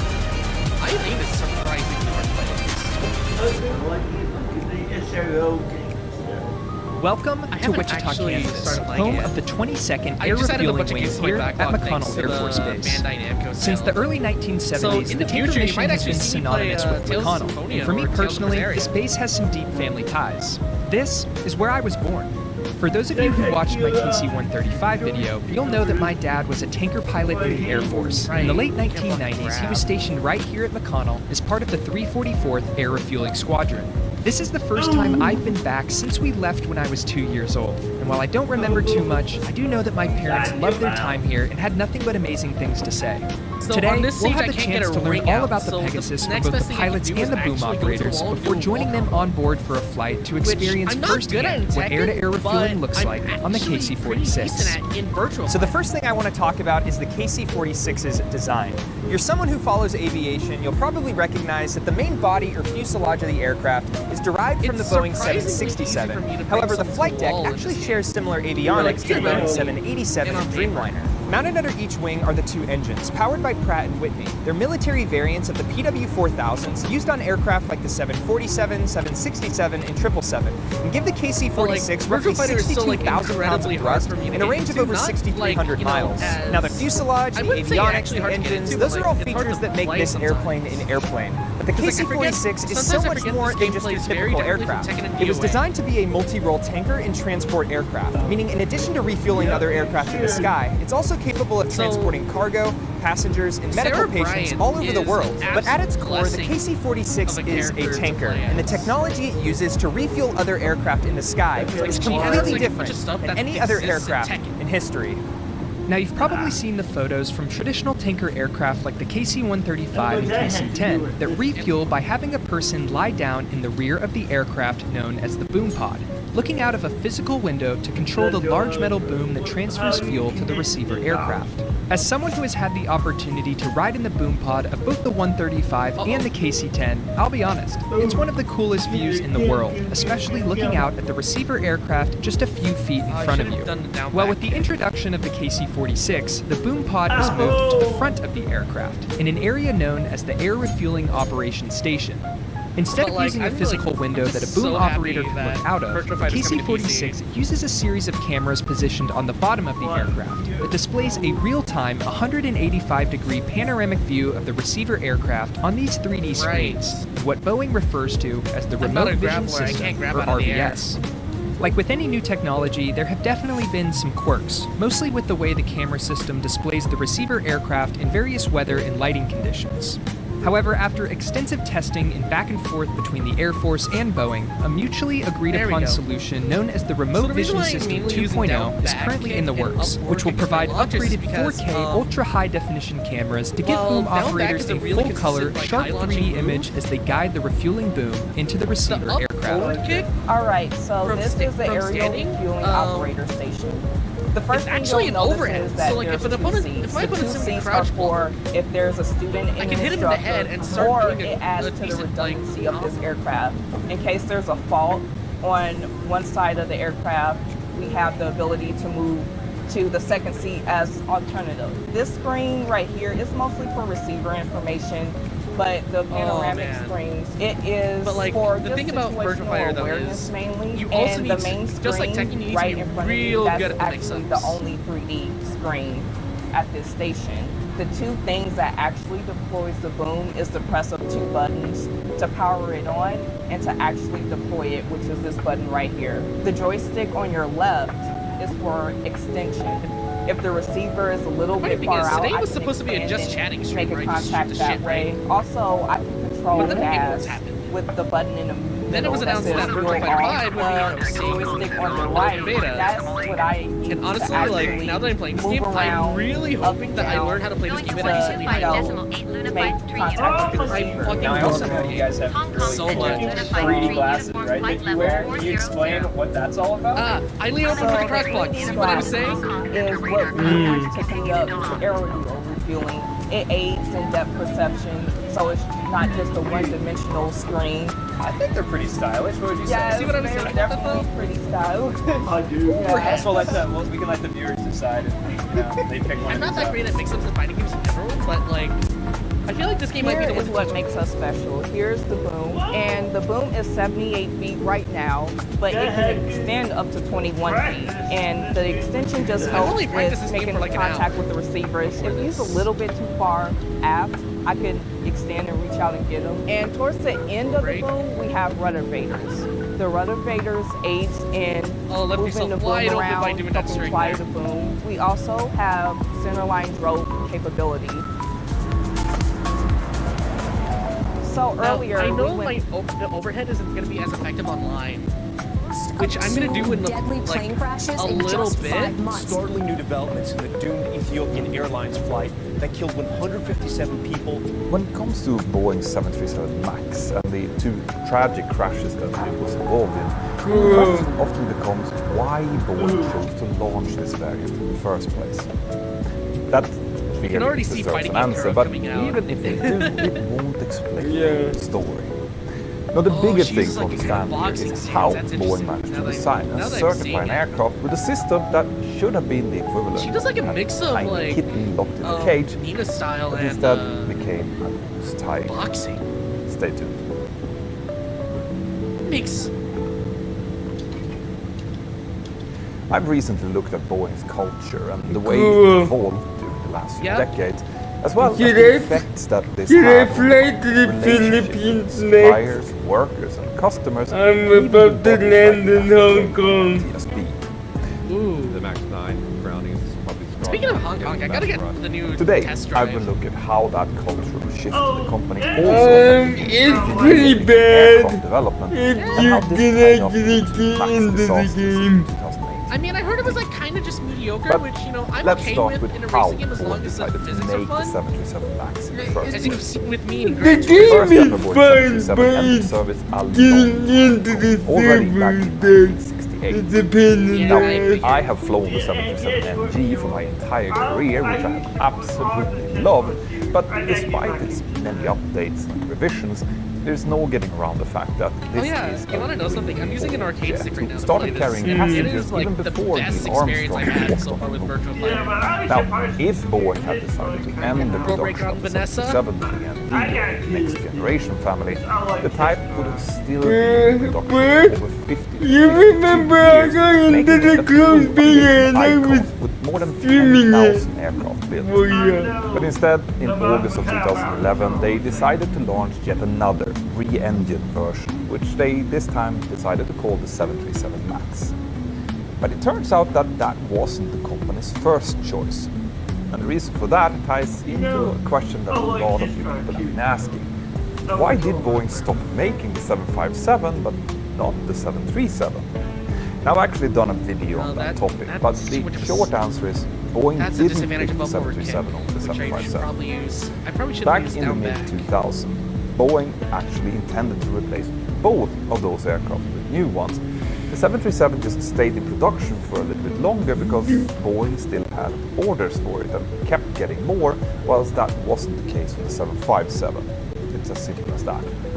Now, during that time, the nemesis There of we the go. 737 was the Airbus Probably A320 shouldn't have family, and kept in the whiffing on the 1990s, Boeing crouching had actually on designed the Vanessa crouching, though. 737NG just to make sure that they could compete with the Airbus A320 family successfully, which the engine Oh, that was a also counter did. grab. Okay, I can't But counter both that then. Boeing and Airbus knew that newer, better engine technologies was just around the corner by then, with both CFM and Pratt & Whitney working on designs that would be able to achieve double-digit percentages of efficiency gains. So The only that thing meant left to that do both now for manufacturers now Sega, I had think, a with choice this to game make. before the next Virtual Would Fighter they entry is to design get a and character forward into new Tekken. aircraft to fit these engines too, or would they redesign the planes that they already had? For Airbus, the choice was relatively simple. But for at least now, on the technical after side. today's In 2010, the Airbus I'm also A320 gonna focus had on, only like, been playing in Tekken service for a for little around because, like, 22 you all years, saw it meaning was that coming, there was still right? plenty of life left in it, so a re-engined version seemed like the obvious So they got the way to go. protagonist of Final Fantasy 16. Also, besides being younger, the Airbus A320 family has a taller landing gear, meaning that it sits much Alright, I'll higher give this off one the more try, ground then than I'm the gonna go get my 737 has to go. Also in it, so a re-engined 22 years, meaning that there was still Airbus A320 had only on the technical side. In 2010, the Airbus Yeah, I A320 should've had started with only been overhead. on the technical side. In 2010, the Airbus A320, at least on the technical side, had. For Airbus, the choice was relatively simple, at least on the technical side. Sorry, I'm like In way too focused on the 2010, game right now. Airbus A320 had only been in service for around 22 years, meaning that there was still plenty of life I'm actually in playing it. on hard So a mode right now, so like if re-engined that says version anything, seemed that like means the I've already obvious improved way it to go. in Virtual Fighter. Also, besides being younger, the Airbus A320 family has Game is so fucking giving sick. it much more room under its wings for larger diameter engines. Now that's super important because newer, more efficient engines all have a bigger diameter for a larger And I'm fan, not even a which is high-level needed player, to and I achieve feel like higher I'm doing bypass really ratios and those double-digit gains that I mentioned before. For the Boeing 737, however, the re-engine option was much less attractive. Like I mentioned, it sat low, close to the ground, like its ancestor, the 727, had done, and it had been Counter with the grab, constructed that's in that fine. way in order to make boarding and The crazy thing about disembarking this is air the port's stairs coming out easier and next also to month. facilitate manual ground Like at the end of handling. next month. In the years since, though, that last factor had just basically stopped being a factor because basically all smaller airports eventually got the baggage handling equipment that they needed. Although I happen to know that many baggage handlers still prefer the low stance of the 737 over the higher Airbus A320, but that doesn't really matter. Anyway, this low stance meant that fitting larger engines to the 737 wasn't going to be easy. Boeing had actually already struggled to fit the first CFM56s to the 737 Classic back in the 1980s, where it had required fitting the engines further forward on the wing instead of under it, like on the original 737s. And even after doing that, those CFM engines themselves had to be changed in order to fit to the 737. That's the reason why they have that enormous flat bottom, which gives them another few inches of ground clearance. And because of that, redesigned several other systems also had to be located inside of the engine. But even after that, the fan diameter of those engines still had to be made smaller than on other versions of the same CFM. I can't believe spectating is in like. In the 1990s, the 737 NG family then got a further improved CFM56 with a slightly larger diameter, which required even more modifications of the engine, pylons and some other systems. Now, the engines on the Airbus A320 still had a larger diameter and a higher bypass ratio than those on the 737NG, but Boeing still managed to make the engine competitive with the Airbus, but only just. Now, obviously, any further re-engine attempt would involve using even larger engines on an aircraft that simply wasn't made for them. So, why would Boeing even consider that? Well, the answer is that another 737 re-engine would allow the aircraft manufacturer to avoid something that Boeing's CEO at the time, Jim McNerney, called a moonshot. And I'll explain what I mean by that in a minute, but when we're on the subject of moonshots and revolutionary designs, what do you think about this watch that I'm wearing? Now, I really like it, and it was obviously my wife, who clearly has a way better fashion sense than I do, who helped me pick it out. And honestly, the more I wear it, the more I realize that this is probably the perfect holiday gift. It's stylish, unique, and effortlessly cool. Now, if you're wondering where you can find one, don't worry, I'll let you cover. Meet Holzkern, today's sponsor. Holzkern is an Austrian brand specializing in watches and jewelry made from natural materials like wood and stone. This means that every piece that they make is unique and made from materials that really tell their own story. By the way, Holzkern means good core in German, but I think that it means cool in basically every language. The watch that I'm wearing is called Flow Fighter. We got a clothesline going right out from Wolf. And it comes in different color versions if you're interested. Really good poking at the fences from Vanessa there. This sleek modulus bracelet made with stainless steel, which really helps elevate any outfit. She opened him wide! So if you want to treat yourself or your loved ones this holiday season, then click on my link here below, which is holzkern.com/mentor, and use my code MENTORNOW at checkout to save 15% site-wide for a limited time only. Thank you, Holzkern. Now, let's continue. Most explanations around why Boeing developed the MAX instead of an all-new aircraft concentrate on a large aircraft order made by American Airlines, who surprised Boeing by selecting the Airbus A320 over the 737 back in 2011. This happened after Airbus had announced its decision to re-enter the Airbus A320 family, and at that time, Boeing had basically decided on designing an all-new aircraft instead. But that surprise order by one of the largest loyal customers forced them to instead abandon those plans and quickly refocus on developing another 737. So we're going to see how far I can go. Now, to be clear, that explanation is limited skills. Before hearing about the American Airlines deal, Boeing's engineers and a lot of the company's management really had been favoring Sarah, I think I should offset that just a borrow little bit a lot of with how fresh much technologies and features from their brand new Boeing 787. In February of 2011, over 4 months before that American Airlines contract, Boeing CEO McNerney told analysts, we're going to do a new airplane instead of a re-engined 737, although he then clarified that the final decision about that hadn't really been made yet. Then American Airlines forced Boeing's hand, except there are a couple of really important details missing from that explanation. For one, as Scott Hamilton explains in detail in League News and in his brilliant book, Air Wars, it looks like Airbus had pursued that deal with American Airlines specifically to force Boeing to re-engine the 737NG. In 2010, when Airbus decided to re-engine the A320s, the 2008 financial crisis had just happened years before, and it was less than a decade after 9/11. So with the financial reality that existed at the time, Airbus weren't sure if they could even afford to develop an all-new airliner. Well, I do have to like But double if tap Boeing down. decided to go ahead with an all-new Because, like, plane, if I just Airbus hold would down, have no it's choice crouched. but to do the same. Airbus believed that an Airbus A320neo would be much more efficient than a 737 with newer engines, which, as it turns out, wasn't quite true. But there was no question that an all-new Boeing aircraft would be even more efficient, making the Airbus A320neo obsolete. Now, Hamilton explains that this strategy was a gamble for Airbus, because if Boeing hadn't taken the bait and instead gone ahead and designed a new plane, well then they would be caught between a rock and a hard place. Now, the rank.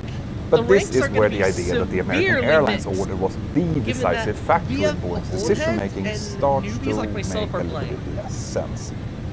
Okay, losing an order for 200 planes from a loyal airline customer was a big deal, but we're talking about aircraft designs for the very heart of the market, with potential production runs of over 10,000 jets.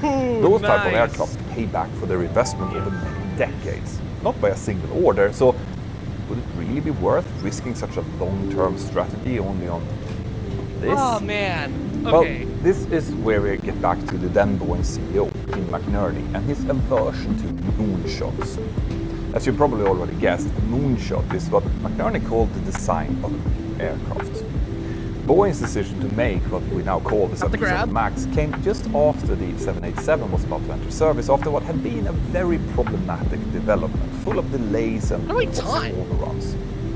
The 787 had also entered service faster and cheaper than Boeing's previous all-new wide-body 7, but that hadn't happened, and McNerney wasn't in the mood for. You know what? I'm not even mad that I'm maybe about to lose McNerney's my motto for first Boeing match. at the time was more for less, which applied to his view towards suppliers and workers, but as it turns out, also towards aircraft development.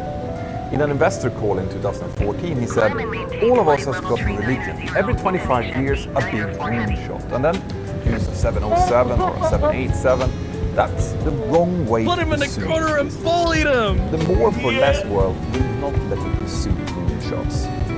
Now, the bitter irony of that statement is that McNerney made it. We still have this one last round.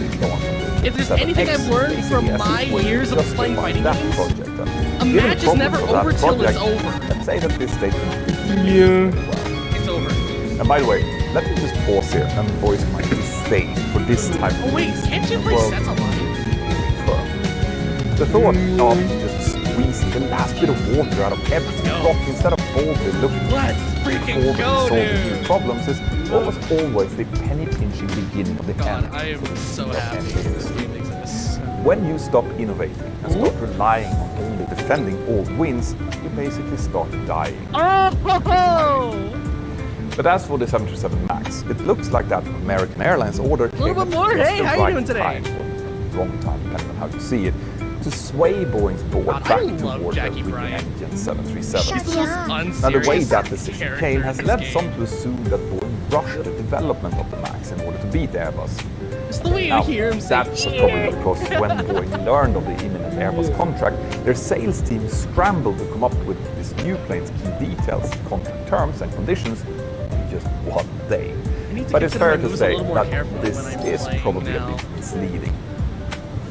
When all of this was happening, Boeing had been studying and comparing the performance of a 737 re-engine versus a new plane for many months and probably years. And like I said earlier, Boeing's efforts to squeeze bigger engines onto the 737's wings had not started at the MAX, so they probably thought that they knew what they were doing when that decision was made.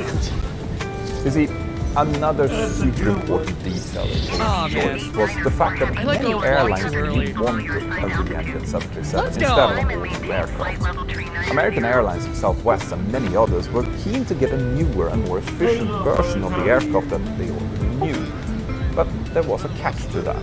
Those airlines would only really want another 737 if Boeing could promise to make it really easy for their pilots to transition over to it. That had actually been a key point for Airbus and its Neo family. For their pilots, potentially final round of the match. Basically fly exactly like the existing A320s. Sure. Actually, I should have said set. Procedures, but those could be taught without the pilot spending any time in the simulator, which was super key. So that's what the airlines wanted to hear. here from Boeing too.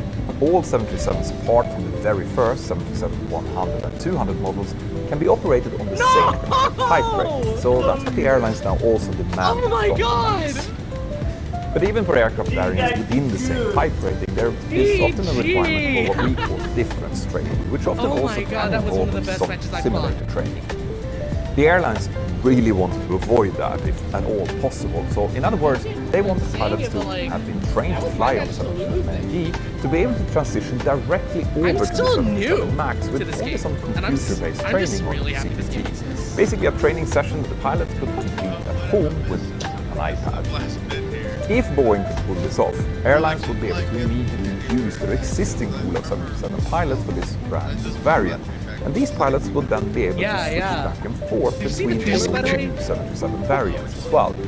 Which is a super big deal, since it would take many years for an airline with 737 to fully transition over to a whole MAX fleet. Again, Airbus already offered this to their airline customers who were ordering A320neos, but the A320 is a fly-by-wire aircraft who can be programmed to mimic the flight characteristics of another variant using just some codes. That's very handy, since another requirement that aircraft have to satisfy in order to keep the same type rating is that they share almost exactly the same handling characteristics. Let me ask you this. Now again, this is What are you obviously capable of something running that right Boeing now? had to deal with before, since the 737 has changed a lot over the decades.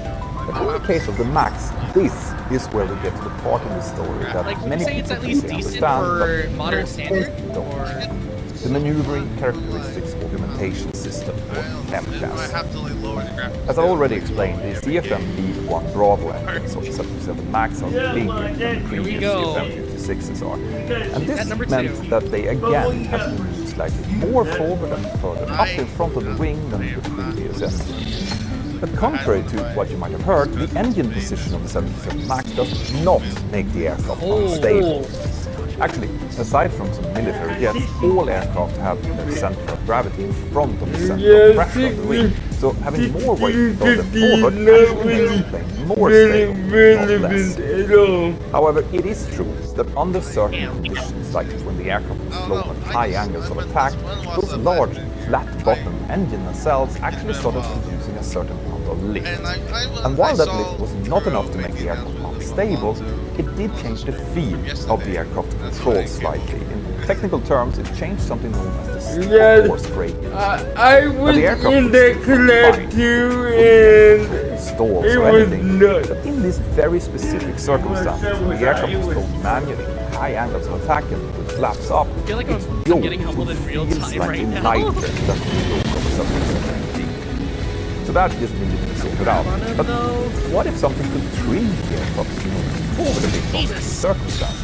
Trim it to effectively cancel out that lightness in controls and make the airplane behave more like any other 737. It's scary to fight As it against. happens, Boeing had recently developed another aircraft that needed exactly this kind of system.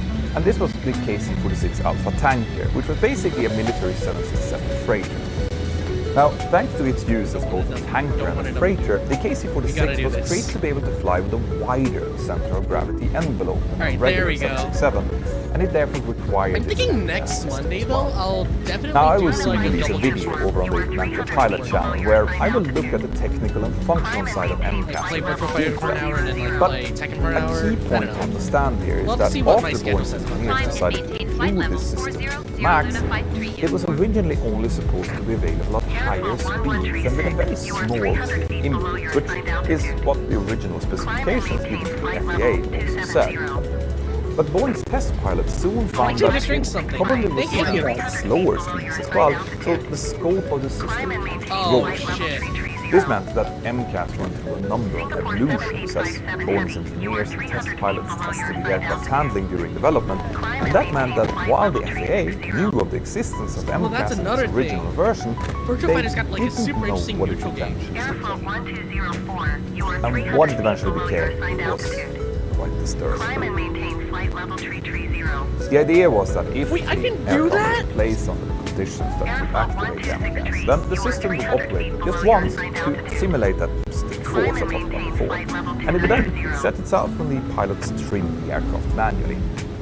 But in practice, the fact that the system reset itself also meant that it would be able to repeat itself again, again, and again, if the underlying activation criteria was still set. And not only that, but in low-speed situations, Boeing had allowed each trim input from MCAS to be a staggering 2.5 degrees, which is a very substantial input and more than what a pilot would trim in one go under most circumstances. On top of this, when a risk assessment was made, the risk that MCAS would have of failure was initially deemed as major, on a scale including minor, major, hazardous and catastrophic. And since major was on the bottom half of that scale, MCAS was deemed safe to form part of the normal speed trim system, which was already fitted to the 737, and that was a system that relied on only one single angle of attack sensor. Ooh, that was nice.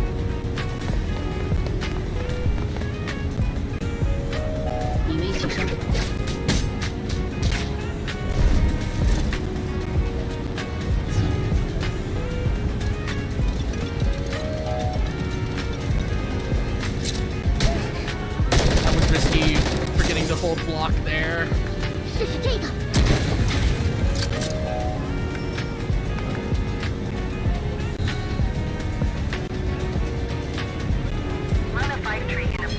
That was a good grab right there. Flight level 400.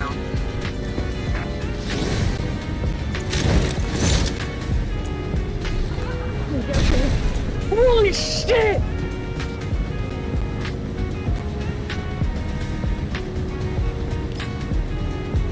First match win?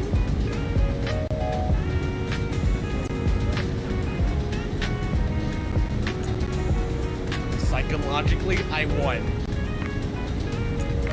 Psychologically, I fucking won that because they left. That is hilarious.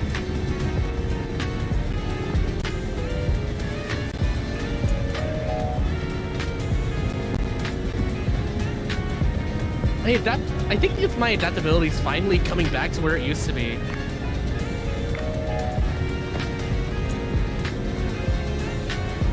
Run a 5-tree uniform. Please expedite your climb. Flight level 400.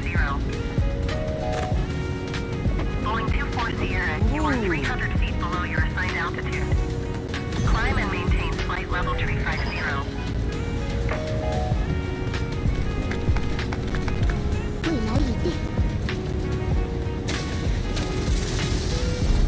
Climb and maintain flight level 350. Boeing 24 Sierra.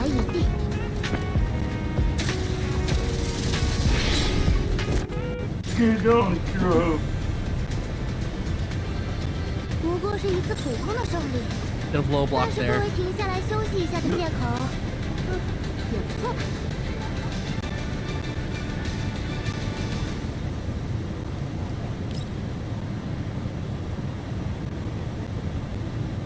Man, Run a 5-tree uniform. Please this expedite game your is climb. so sick. Flight level 400.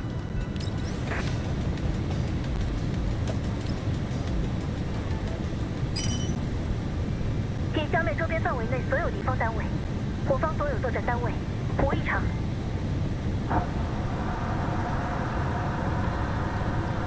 美玲，报告基地车状态。基地车外壁受损15%，向令引擎运转正常。敌方动用了拉尔斯火箭炮，但在进行距离估算错误，公里没有直接命中基地车。这么大的手笔。此外， part of me really wants to try for that, 发现疑似铁血作战单位。 for a ring out. 铁血技术已经被用烂。 Because like, Hello. 出现在这里。Hi, Captain. I think that's like a rule they follow in like martial arts tournaments in Japan, right? Absolutely fine. In the Yes. ring, Thanks an for open, asking. an open world ring, right? Call me if you need anything. And if you get knocked out of the ring, you lose. 通讯代码比对，是委托人。接通，美丽。 Yeah, this person is adapting really well. 从你的基地车里出来，我需要你把箱子放在指定位置，上级猎人。本来就该死在先，上级猎人。既然能活着来到这里，为了表达对你的尊重，我已经准备好好付钱把货品拿走。既然不打算老老实实交出去，Let's go， 死在这里。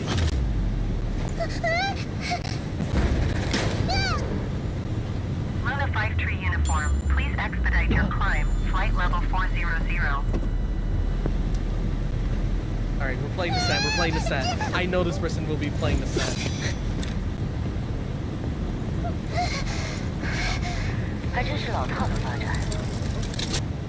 Alright, we're starting engaged.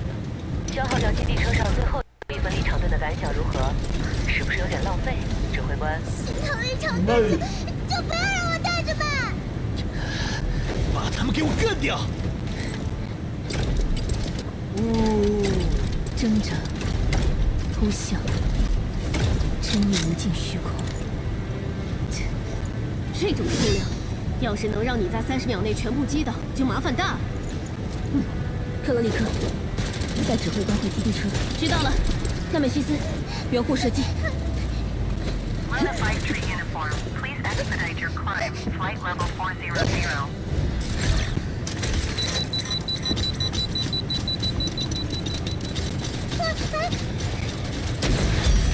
Yeah, this person's focusing more on like evasion and defense.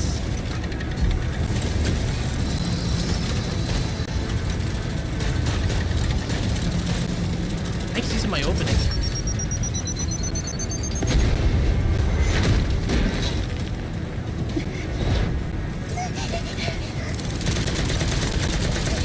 Oh yeah. There we go.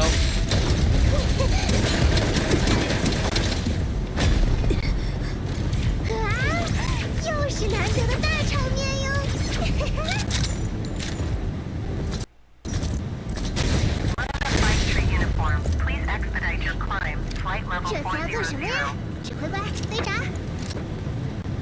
那个委托人应该还能敲出点别的消息。把他带回。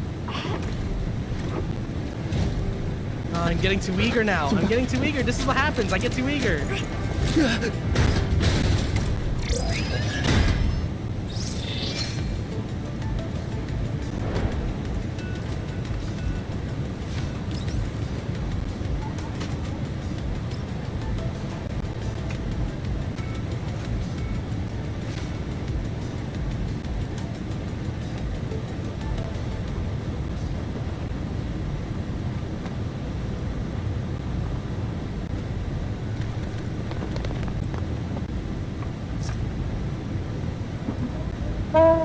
Oh, nice!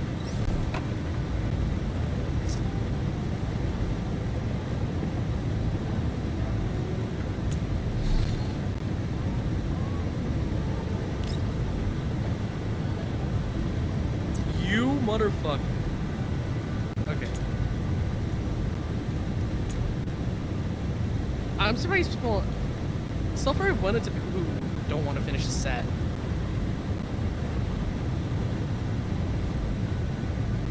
Oh shit. Luna 5-3 uniform, please expedite your climb. Flight level 400. I'm glad they actually automatically switch your costume so that like you can tell who you are. They do that in Smash, don't they? Yeah, I think they do that in Smash.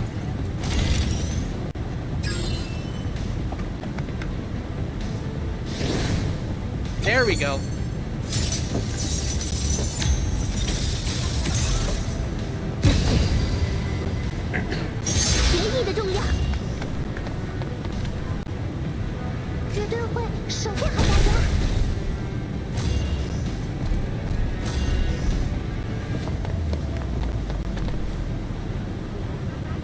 I'm too used to holding back to block to like use a block button like VF does.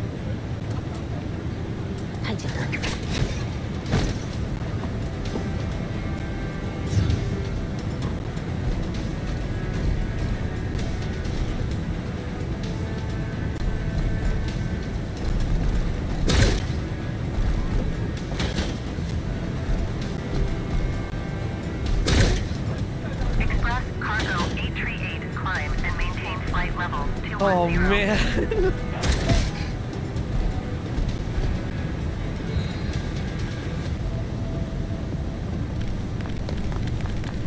Climb and maintain flight level 210, express cargo 838.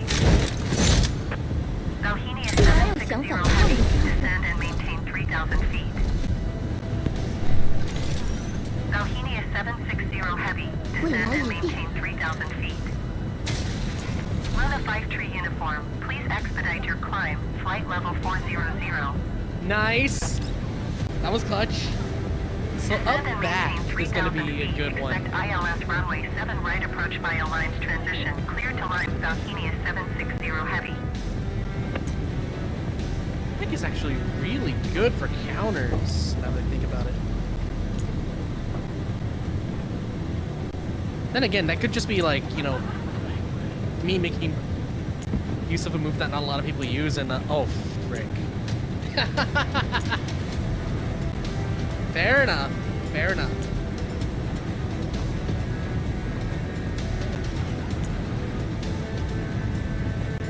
I'm finishing this set no matter what.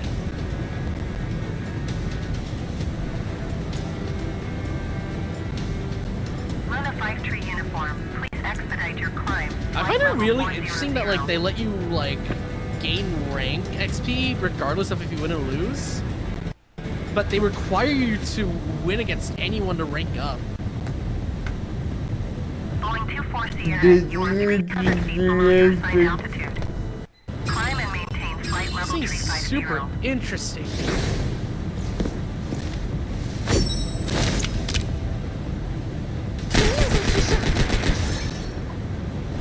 Climb and maintain flight level 350.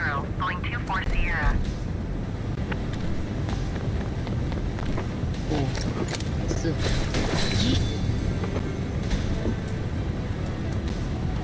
看见他。Express cargo 838. Climb and maintain flight level 300.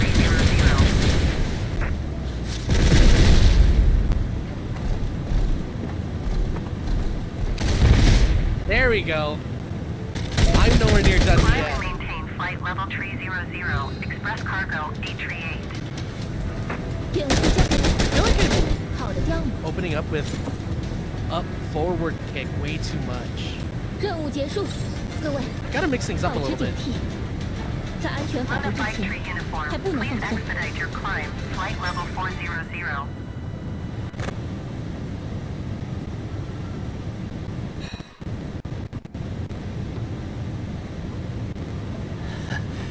我警告你们，你们对我可能造成的所有伤害，我一定会告诉伊斯雷会长。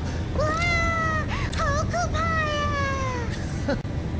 知道就好。现在，你们最好。可是人家完全不知道伊斯雷是谁哟。人家只知道，如果你有任何动作，人家就要砰的一下，在你的颞骨位置开个洞。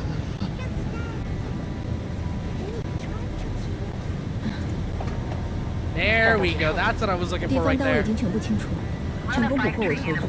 Please expedite your climb. Flight level 400.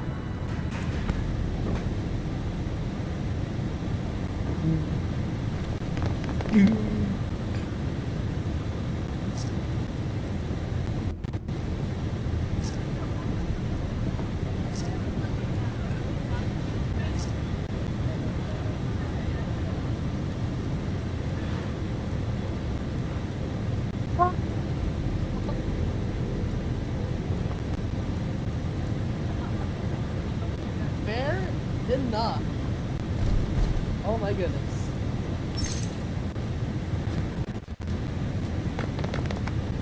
Honestly, I'm just happy I had a fun match.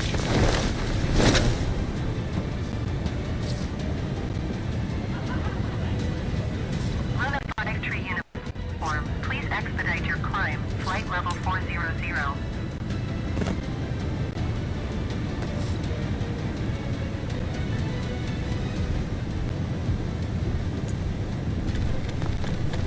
还有想反抗的家伙。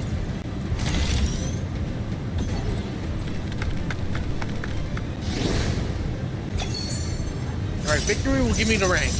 Let's go. Good luck, man.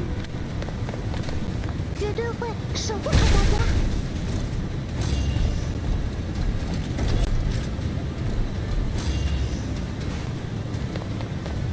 Ooh.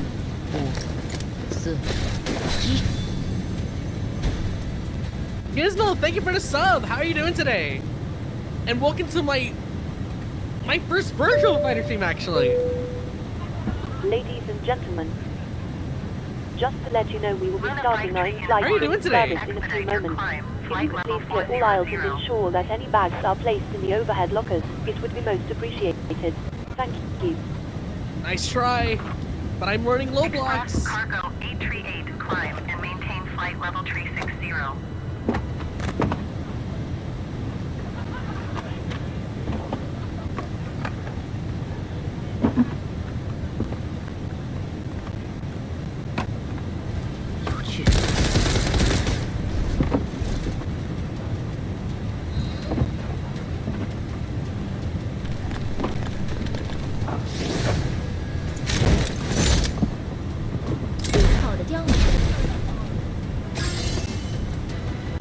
There we go.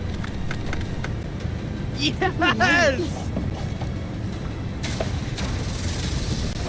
Trigger patrol? Oh, damn. Expedite your climb in flight level 400. Hope you're doing alright then.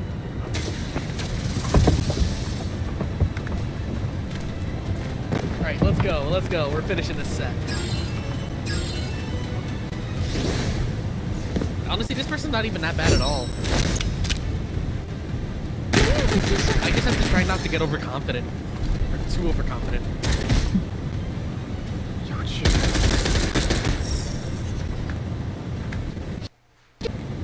这是这个。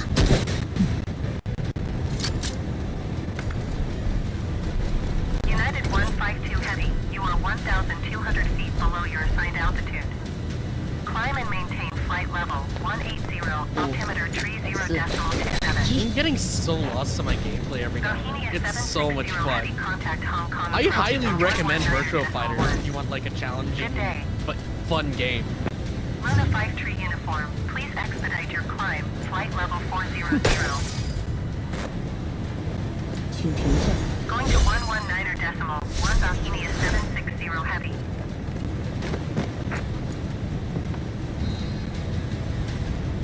Climb and maintain flight level 180. United 152 Heavy. 别想逃跑！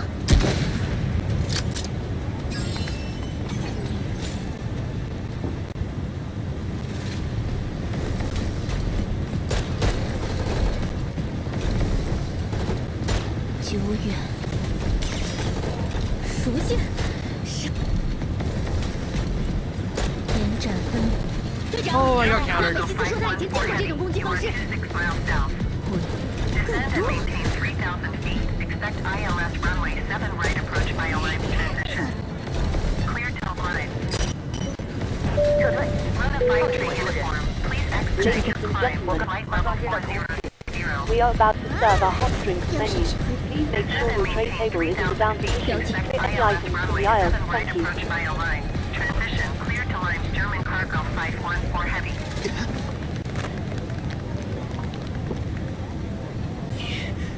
你居然让这些废物！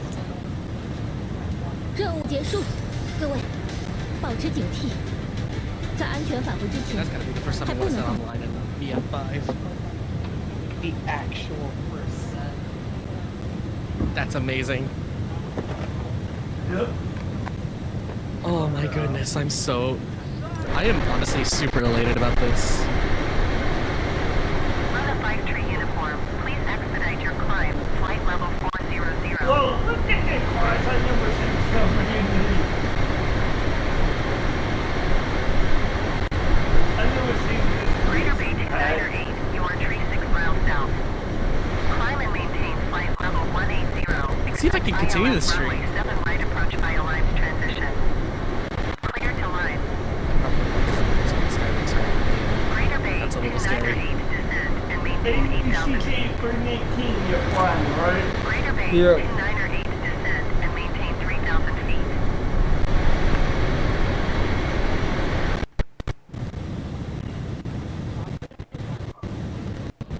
guy really likes breaking through my Hong Kong defenses. Center via to Tier Tree 9001 is at flight level tree 5, climbing flight level tree 40. But how Via to Tier Tree 9001, Hong Kong Center radar contact, continue to Escipio. Yeah. Run a It's time to 5-3 lock in. uniform, please expedite your climb, flight level 400.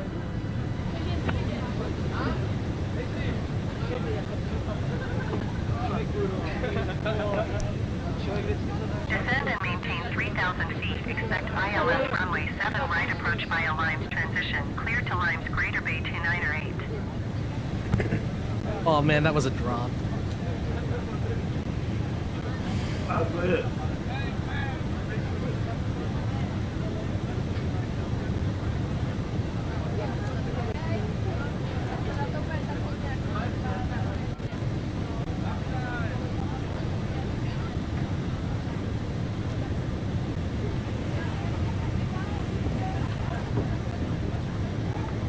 Run a 5-3 uniform. Please expedite your climb. Flight level 400.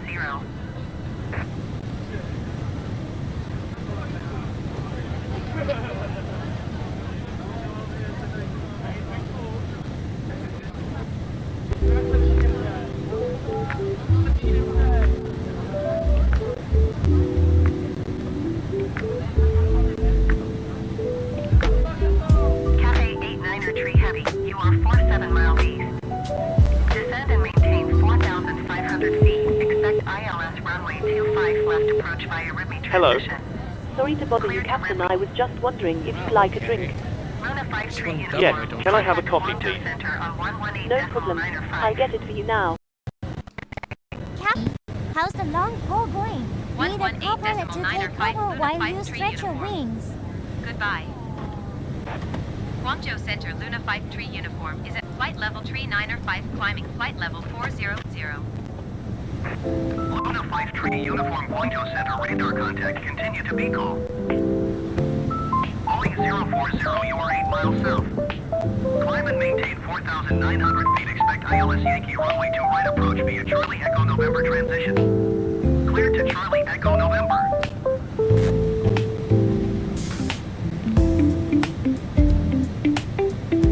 Boeing 040, climb and maintain 4,900 feet.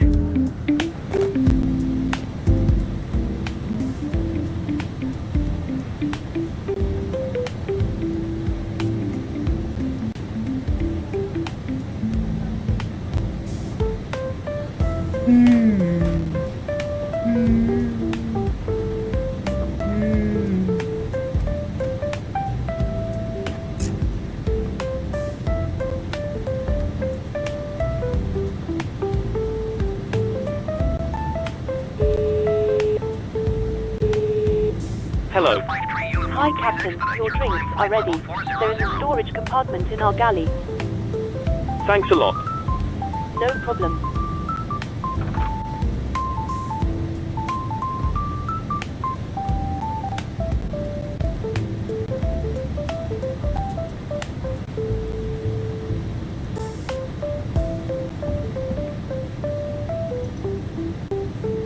Airbus 248 climb and maintain 3,400 feet.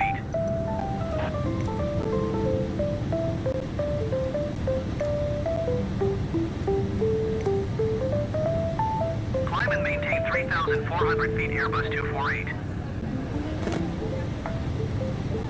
Airbus 248 climb and maintain 16,000 feet.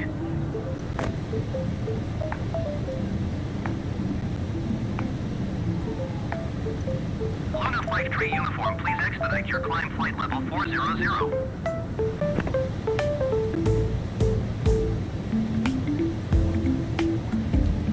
Climb and maintain 16,000 feet, Airbus 248.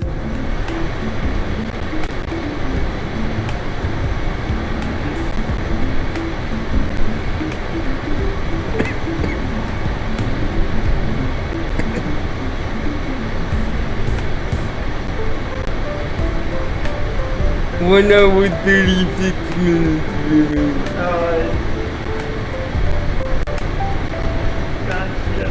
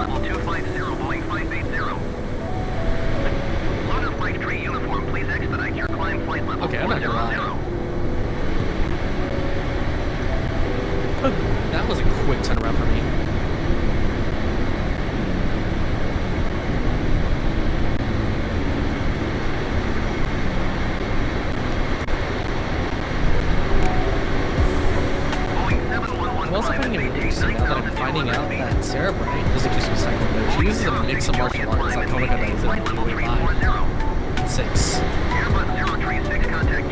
Sarah is a mix of a bunch of fighters' moves. Climb and maintain flight level 340 Boeing 06 Juliet. 119.025 Airbus 036. Goodbye. Airbus 23 Golf climb and maintain flight level 190. Luna Flight 3 uniform, please expedite your climb flight level 400. Climb and maintain flight level 190 Airbus 23 Golf. What am I gonna bring to that? We're in the final match of the set right now. Climb and maintain 9,200 feet, Boeing 711.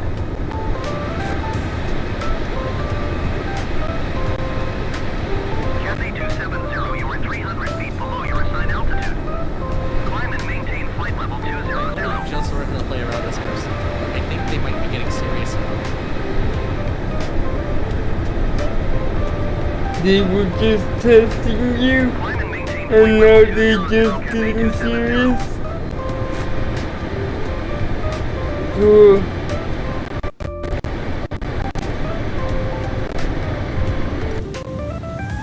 Well, if they wanted to test me, then they'll get me at 100%. Luna Flight 3 uniform, please expedite your climb flight level 400. Yeah, you did.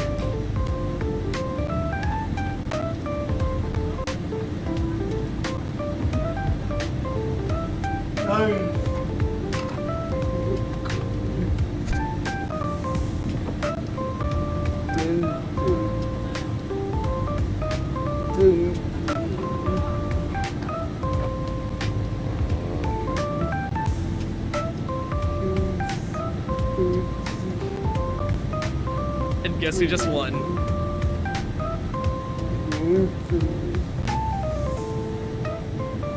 Good God, I gotta record some of these matches later. Descend and maintain 4,900 feet. Wait, is it even possible to like... Oh... I don't know if it's possible to record any of these Luna Flight 3 matches. uniform, please expedite your climb flight level 400. Why? Boeing 590 climb and maintain 11,000 Oh my God, they don't have replays. Okay, that's fine. Descend and maintain 4,900 feet, Boeing 161. Climb and maintain 11,000 feet, Boeing 590. Boeing 590 traffic is 6 o'clock 3 miles at 0 Airbus. Report them in sight. Boeing 551 climb and maintain flight level 280. Boeing 175 climb and maintain 12,000 feet.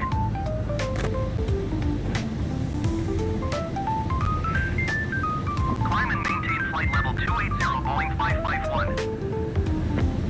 Man, the only thing I wish I could have gotten in that match specifically was a ring out. Boeing 580 climb and maintain flight Ring outs level are fun. 340.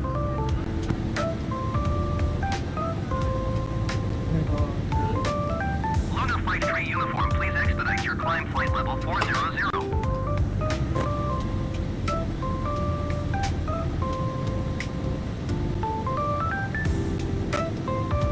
Climb and maintain flight I level wonder 340, how, Boeing like, 580. I'm beginning to wonder if counter hits do, like, massive damage for all characters. Because, like, this move doesn't seem to do that much damage, but I've used it a couple times already where it's dealt, like, absolutely insane damage. So, like, I wonder if, like, Virtual Fighter's got, like, counter hit property. And if so, when I should execute, like, a back kick or any other move to, like, to really get the best use out of the moves I'm using. Luna Flight 3 uniform, please expedite your climb flight level 400.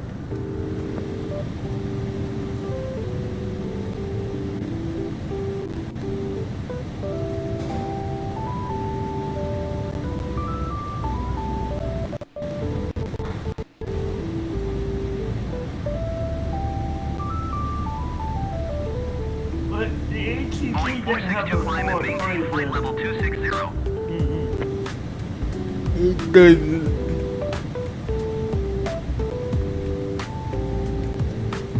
the Neo does, but we don't have an AB-19 Neo in sim.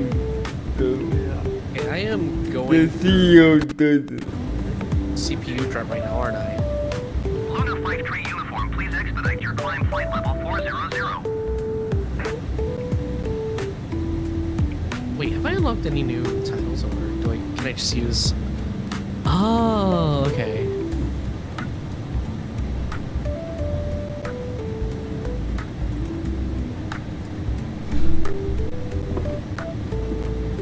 But it doesn't have a fold down seat though, does it? What? It doesn't have a foldable seat though, does it? Yeah, I think it does. Yeah, it has the jump seat right there. Okay. That's mean you can't open it now, right? No. Yeah, there's no actual replays in this. It's just maybe they will add it on the release version. Yeah, probably. It's not like too late to add it, you know. These are just open. These are just no. Open, what I mean is it's just open beta right now. Yeah.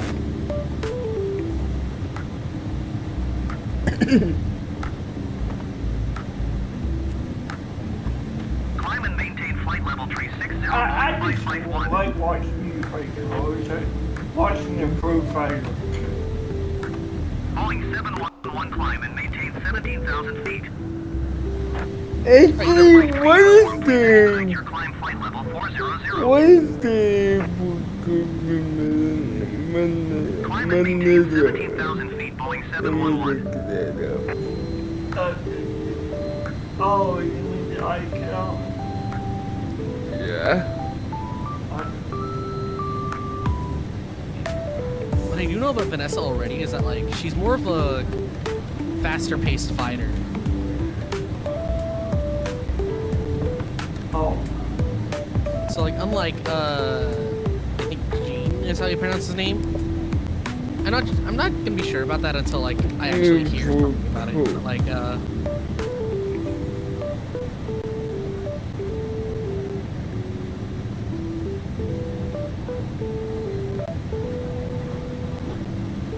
Lunar Flight Tree Uniform, please expedite your climb flight level 400.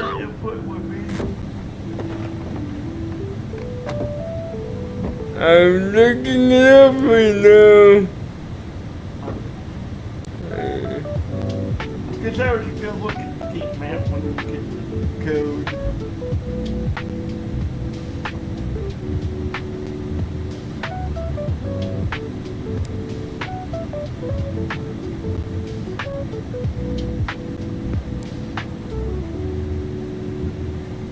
there we go.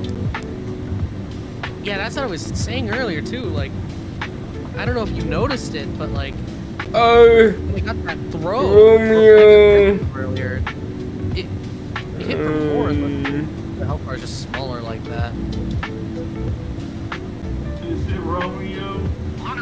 RPLL. RPLL, right? Yeah. Okay, I'm pulling out the implement. Where is the fuck? Shit, that tells you what. Oh, there it is. If I get the link pin. There we go. They just went and done me. Wow. 711 climb and maintain flight level 320. So listen for RPLL, right? Mm-hmm. Gotcha. Climb and maintain flight level 320, Boeing 711. How you pronounce this? I can't pronounce it. Let's have just decent damage, okay. Lunar Flight Tree Uniform, please expedite your climb flight level 400. Okay, they take the 787 up to the 747 800. And the AC. No, AI, right? Yeah. The 777, the 787, A380, and the... Oh, there's a A380. There we go. Yes, they do.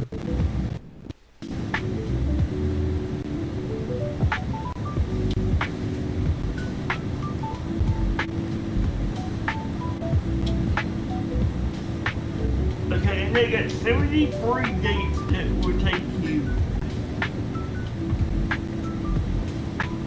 Lunar Flight 3 uniform, please expedite your climb flight level 400. Guys, I am very susceptible to grabs.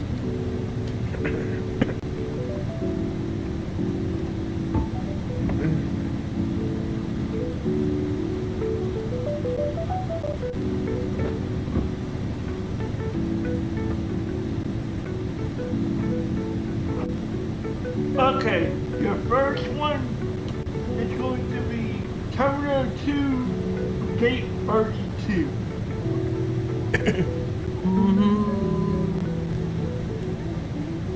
That's the first gate you notice.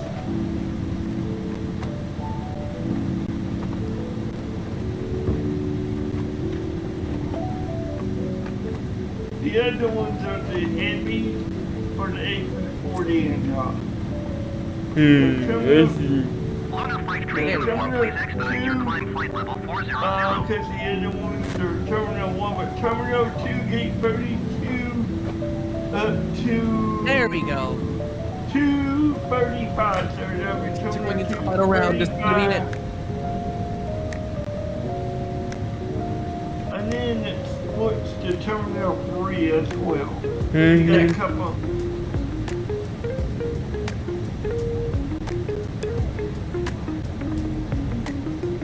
I am not very good at blocking any of his moves, am I? But why is he 8-10? They're taking 8-10 too. Yeah, this character is like gonna be the main link. This A310 Yeah, they have or some the A10 Warthog. Wow, this guy just wanted to me too. Why are so many one and doneers in this game? This sucks. Yeah, because it's a CRC size 8-10. Yeah. Then that would be the... Then that would be the... I hate to learn ring out combos. With ring out combos, I can do more than just like try to go for KOs. I really want to go for more than just KOs in this game. So you got Terminal 2, 3, and 4. All of the techniques necessary. And it's simple. So it's Terminal 2, 3, and 4 are your choices.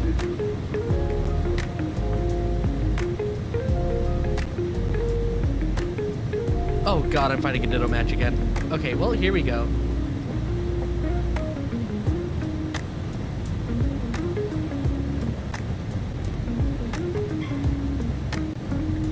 Okay, which one am I? Okay.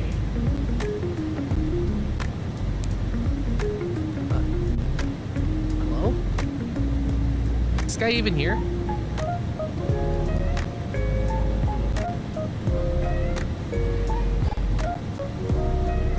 Oh, I forgot about diagonal stepping. What the heck? Lunar Flight 3 uniform, please expedite your climb flight level 400. What do I do if this guy's AFK?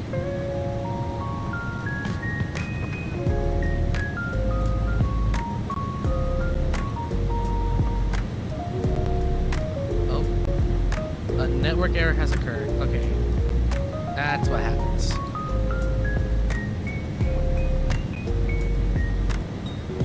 You have to remember this is an open beta, anything can happen.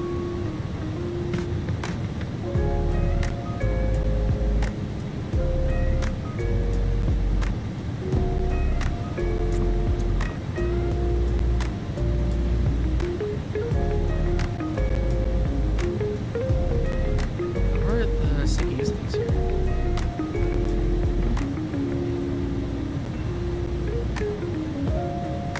53 uniform, please expedite your climb flight level 400.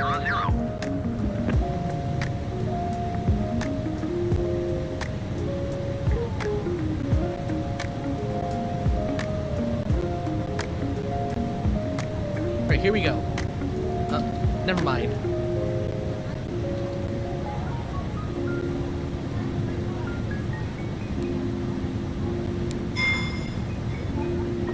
Let's do this. Ooh, an Akira mate.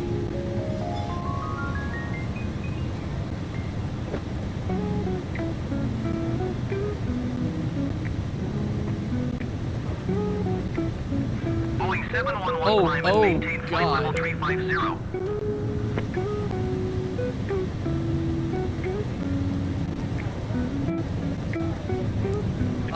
I have no idea what's going on. Oh my goodness. Your climb flight level 400.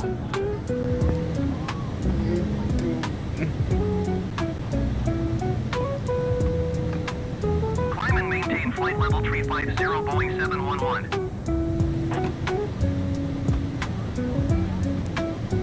If I win this despite, like, the major lag that appears to be happening with rollback.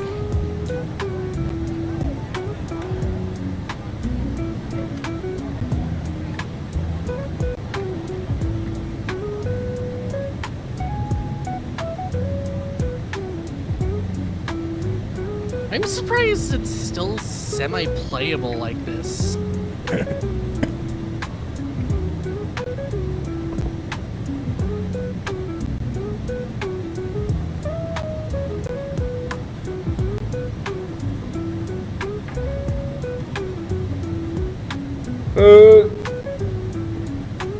I don't know, the rollback on this match is going crazy. Do you know the main airport you fly into when you go to the Philippines? I don't have an answer for that right now. I was just curious if you knew it off the top of your head. No worries. Boeing 580, you are 300 feet below your Bird. altitude. Climb and maintain flight level 340. Bird. What? You should be able to totally on country now. Because Akira doesn't exactly have combos, but he does have a really good hit consistency. Be careful not to get hit by him so that I don't get... Luna Flight 3 uniform, please expedite your climb flight level 400. I think the servers are just having issues. Yeah, it's an open beta. Plus everybody is trying to get that on. entire rollback spike was just due to the servers going crazy. Yeah, what? It's an open beta. Plus everybody trying to get on cool. Expect Yeah, to I'm see. surprised most of the matches so far have been like really smooth. So anyway, but you should be able to download on country now. Okay, download what? At the Manila Airport, RPL. Here we go. Luna Flight 3 uniform, please expedite your climb flight level 400.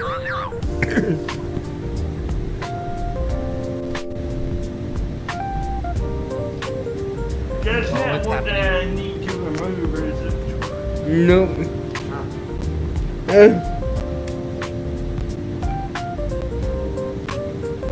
But wait, how do we Flight 1 contact non-change center on 120.5. Yep, because that's my next location. That's where I'm flying to next. Okay, now, I mean, you're flying No, from Hong Kong to Manila. Hong Kong to,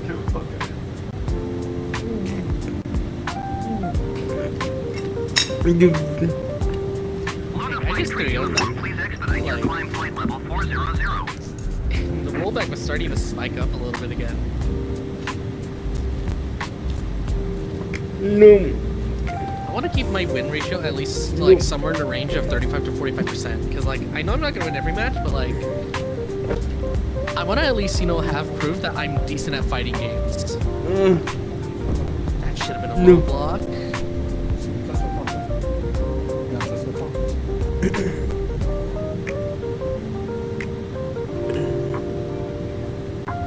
Ah, dang it. Okay, I'm not gonna blame this. I'm not gonna blame this person. This is still an open beta. Anything can happen. If it isn't like an obvious disconnect, then like I'm not gonna put blame on anyone. Because I cannot. Disconnects are like surprisingly obvious. Like everything just stops for like a second or two, and then like you get a network error has occurred.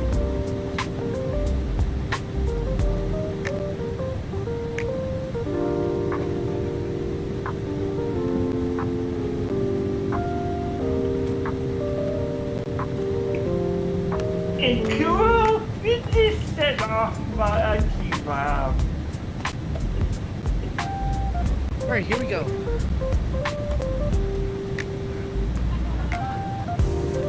You guys can hear me okay? Yeah. Yep. But yeah, you set my IT tingling when you said that. Well, I hate network disconnect. She said network error, I'm like, and then my IT signal's off. Ooh. I hate. Send him flying out the ring. Because I hate network errors. yeah, I know you do. Luna Flight 3 uniform, please expedite your climb flight level 40. And nobody likes them. No.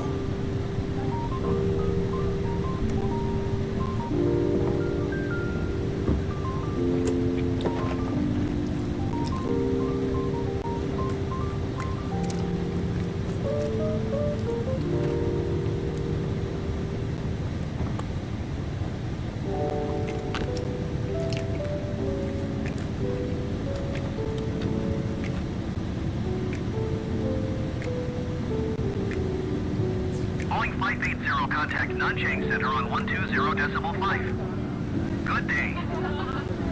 There we go. Oh my god, 3-0. This guy's probably learned my playstyle by now though, so I'm gonna have to be careful. Going to 120.5, Boeing 580. Let's Luna finish Flight this 3 set. uniform, please expedite your climb flight level 400. Honestly, Brad Birds looks pretty fun to play. It's definitely more of like, yeah,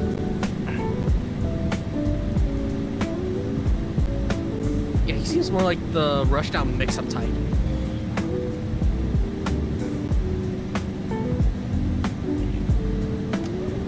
Yeah, this guy's going hard on the mix-ups now.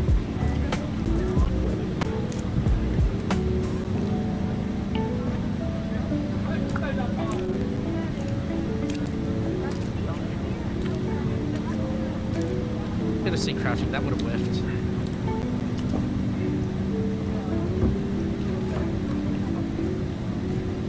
Ring out! Let's go! Good job. My first online ring out. Please expedite your climb flight level 400.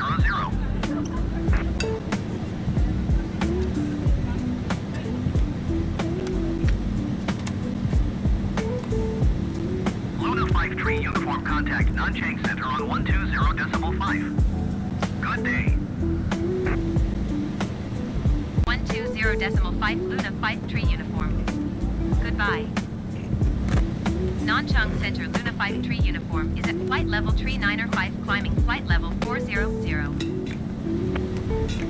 Luna 53 uniform, Nanchang Center radar contact. Continue to Papa Lima Tango.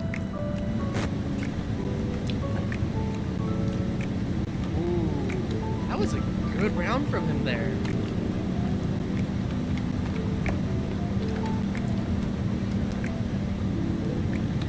Nice sweep.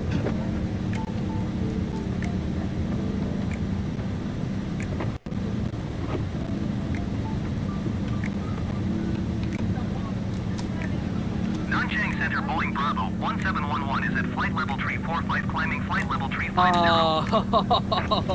Bravo 1711 Nanchang Center radar contact. Continue to Papa Lima Tango. All right.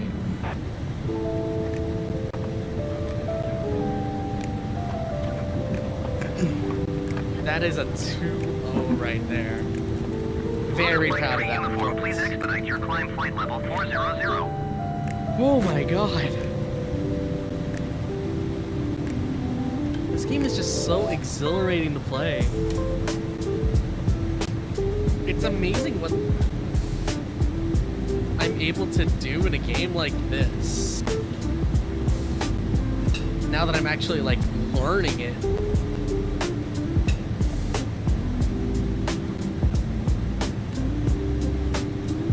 Especially like that ring out I got against that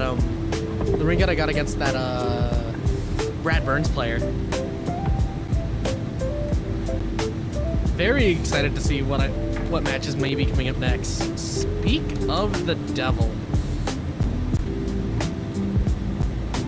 Oh, it's another Ditto match. I'm in. Let's do this.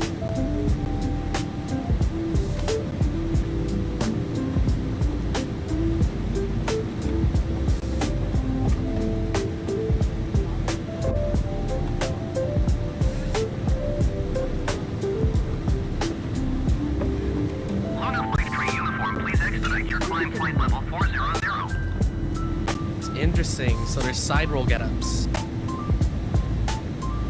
That's another good little bit of defense I can use right there.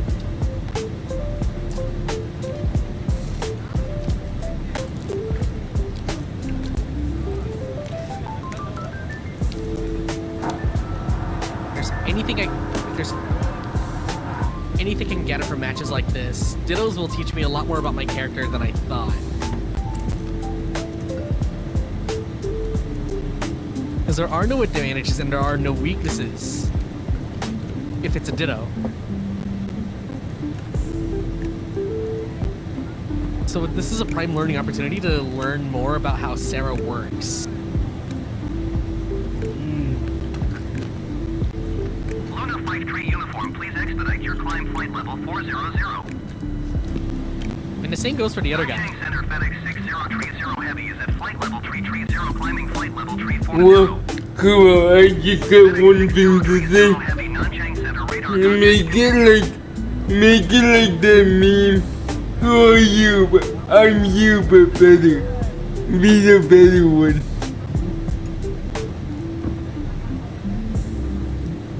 Now, Dittos are a lot more interesting than that. Because, like, when you have two people that play the same character go up against one another, it can produce some extremely exciting matches. Especially when both players know the ins and outs of their characters. They're the one of each other. It's impossible to, because, like, if you know, like, especially if you know, like, the same combo routes here. Like, you learn a lot about the characters. FedEx 6030 heavy traffic in sight.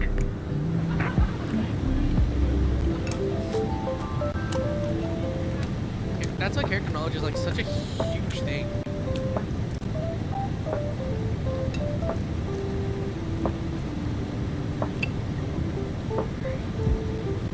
We got round 2 coming up. A victory for either of us here means one of us ranks up. And I do not plan on going easy now.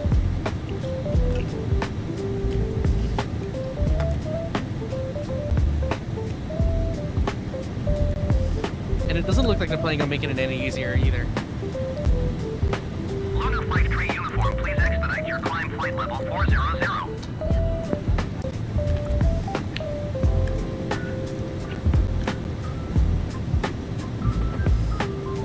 Up the grab.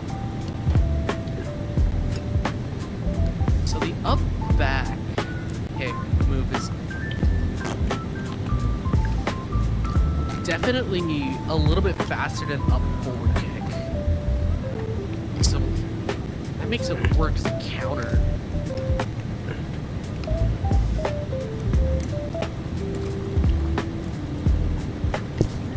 never stop blocking.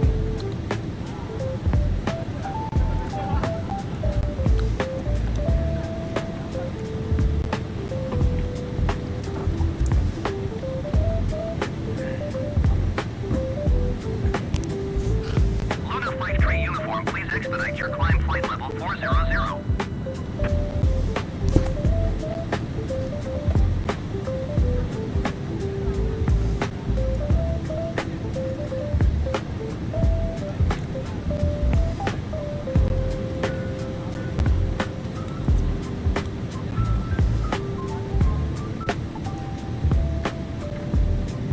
Oh man, I did step.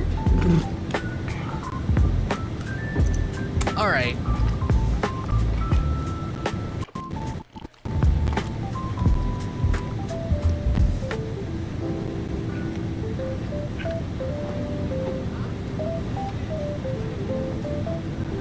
There we go.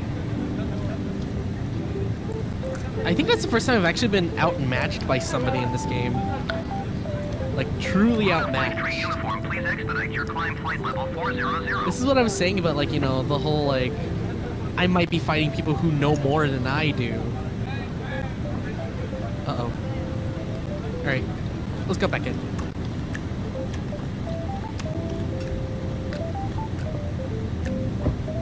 God, my hand hurts a little bit.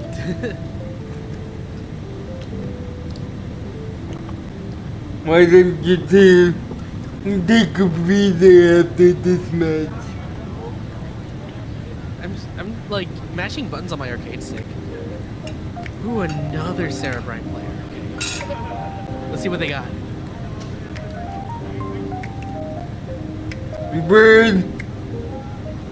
What? AVG keeps popping up and it's annoying the heck out of me. Luna Flight 3 uniform, please expedite your climb flight level 400. Deal still. There we go. That, Got the counter. to me this morning, I had to reboot and then it quit. Walls are up now, so that means wall combo can now happen. Trying to reconnect. So when you reboot it quit, because it finally quit popping up for me once I rebooted. Well, the thing is, it's not popping up on the shadow, but it's popping up on my logo and my laptop. That's how we need to reboot theirs too. That took care of it. Yeah, it's gonna keep bugging until the whole system's rebooted. Luna Flight 3 uniform, please expedite your climb flight level 400. That's what happened to me this morning, and I just told you that, so I said you just have to reboot, and then it's like, nope, I'm not gonna bug you anymore, because what would happen is when you reboot, it'll force it to reconnect, and that will send the ping out when they're stopped trying to ping you. But yeah, I knew what you're doing, but I submitted the ticket, and I just think when you get to it. You have more fish? Fish? Time to lock in. Here we go.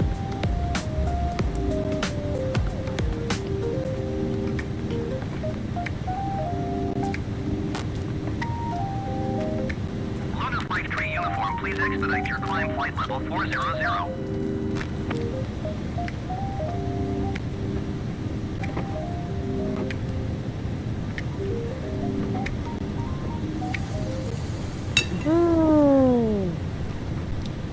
Oh my god.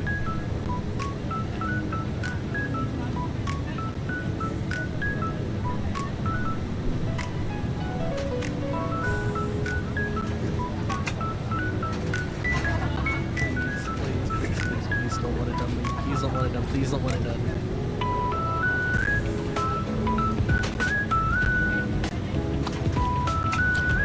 Please don't want it done me, dude. Come on. Oh, come on, dude. What an a-hole. Luna Flight 3 uniform, please expedite your climb flight level 400.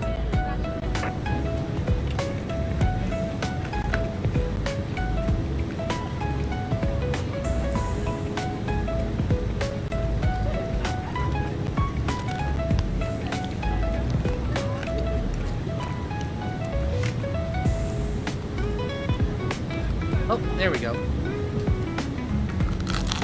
Alright, let's see about getting one more set in, and then I'll see how I do in another arcade run. Because, like, I am loving how this game plays, honestly. It took me a while to get used to it. Like, this is the type of thing that, like, initially kept me away from VF long term. But now that I'm actually getting used to it, like, I'm starting to like it. Because, like, Virtua Fighter is, like, you know, because of how hard it was to play at first for me, considering it was a different type of 3D fighting game, like, I kind of just didn't really get as into it as I wanted to. Because I'd heard about Virtua Fighter before and how good it was, but, like, it's so different than anything I'd ever played. Like, you don't have, like, you know, you only have a punch button, a kick button, and a guard. Yeah, this person is really proving their badge to be true.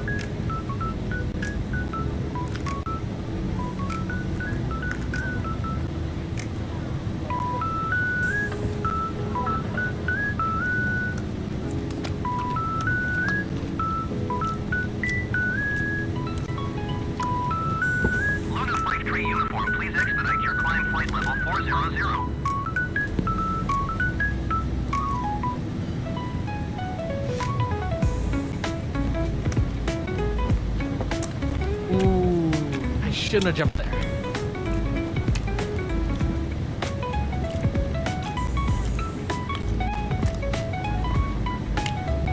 And that.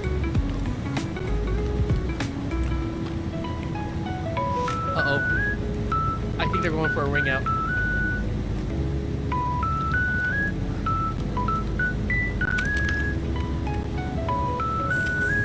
Man.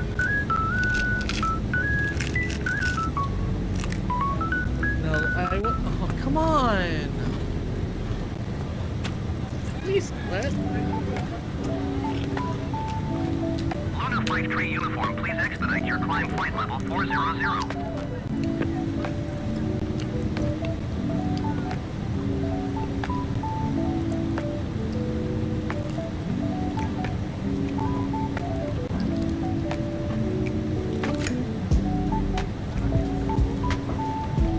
Alright, you know what? Okay. We did enough rank for today, at least. Got some wins, got some losses. My win rate overall so far would be... Actually, my win ratio so far is, in fact, around 30%, so I got what I wanted today.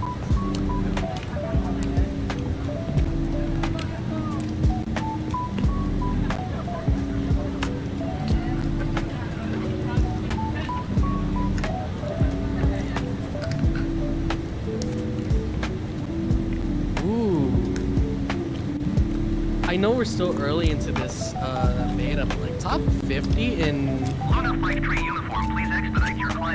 being top 50 feels nice. Yeah. It feels nice. Yep. Now that I know a little bit more, let's see if I can do max difficulty runs for VF5's arcade. Oh, and we crashed.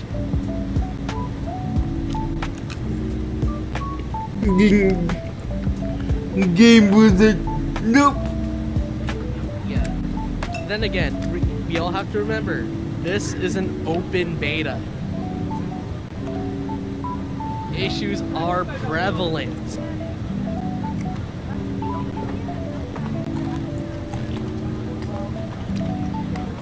And they will be fixed later on.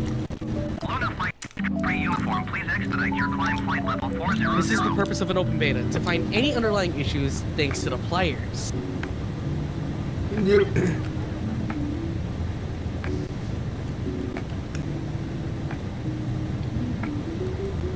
Alright, let's do another run then. At least in an arcade run, I should be able to have a little bit of fun here. And to also, like, demonstrate, like, more, like, the growth I've experienced through, like, already fighting through the ranked ladder. I am going for things that aren't really possible though.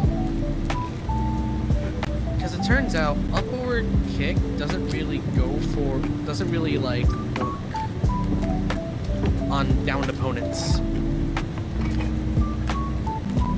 Load of Flight 3 uniform, please expedite your climb flight level 400. It does work for closing the gap though.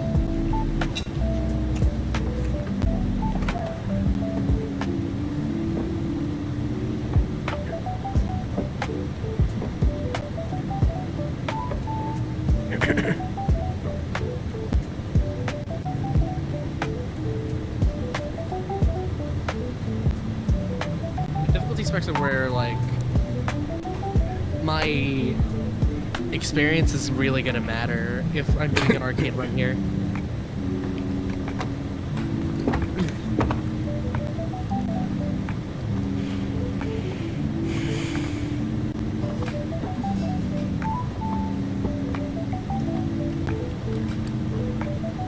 There we go.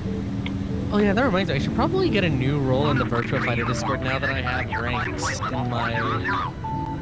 Now that I have ranks. Climb and maintain flight level 240. Ranks.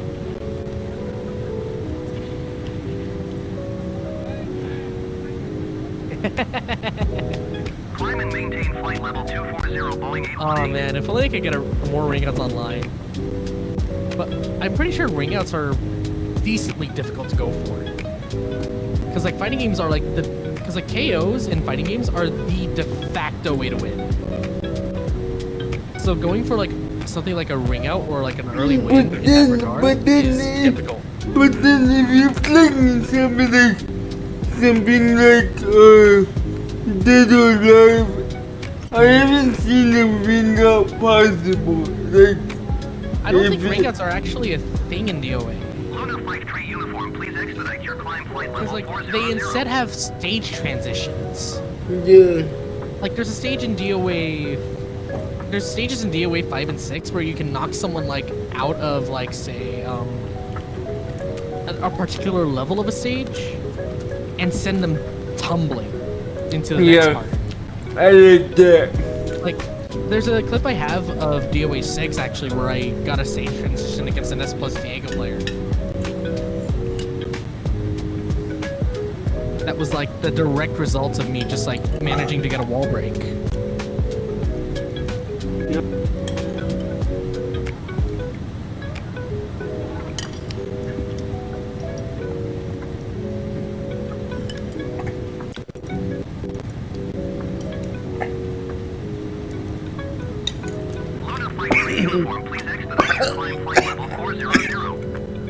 What I'm wondering though is if like they're planning on like updating the AI to be a little bit more realistic in terms of like how they play, because like having CPU opponents in fighting games is a little bit of a double-edged sword. It's a great way to warm up, but like it's not a great like sparring partner because eventually they get predictable.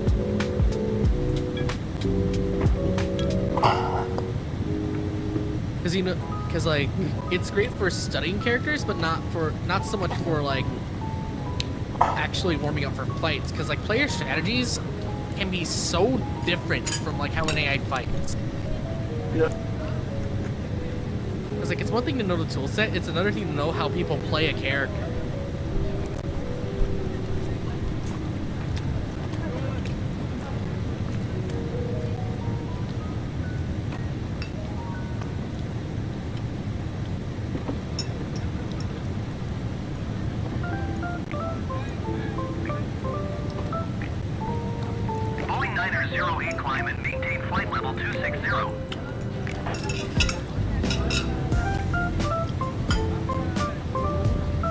There we go. Climb and maintain flight level 260, Boeing 908.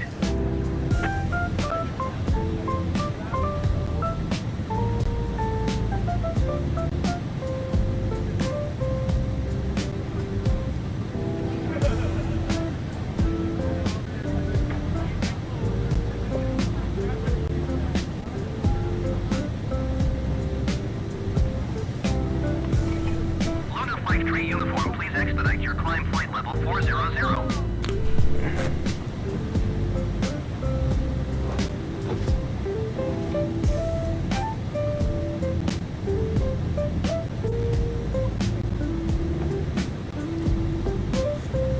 I didn't really find a lot of people playing this character online, so like, okay. Oh man.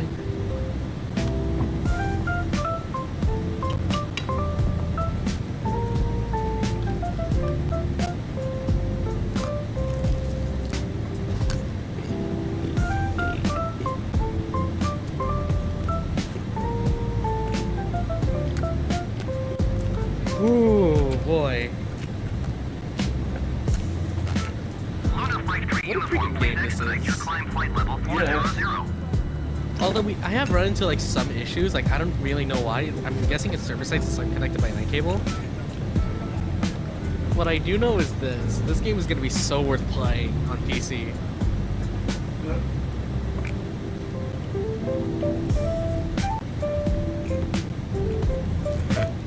I am honestly just super happy that this game is coming to PC, and that the time I've spent playing it has proven me right in being excited.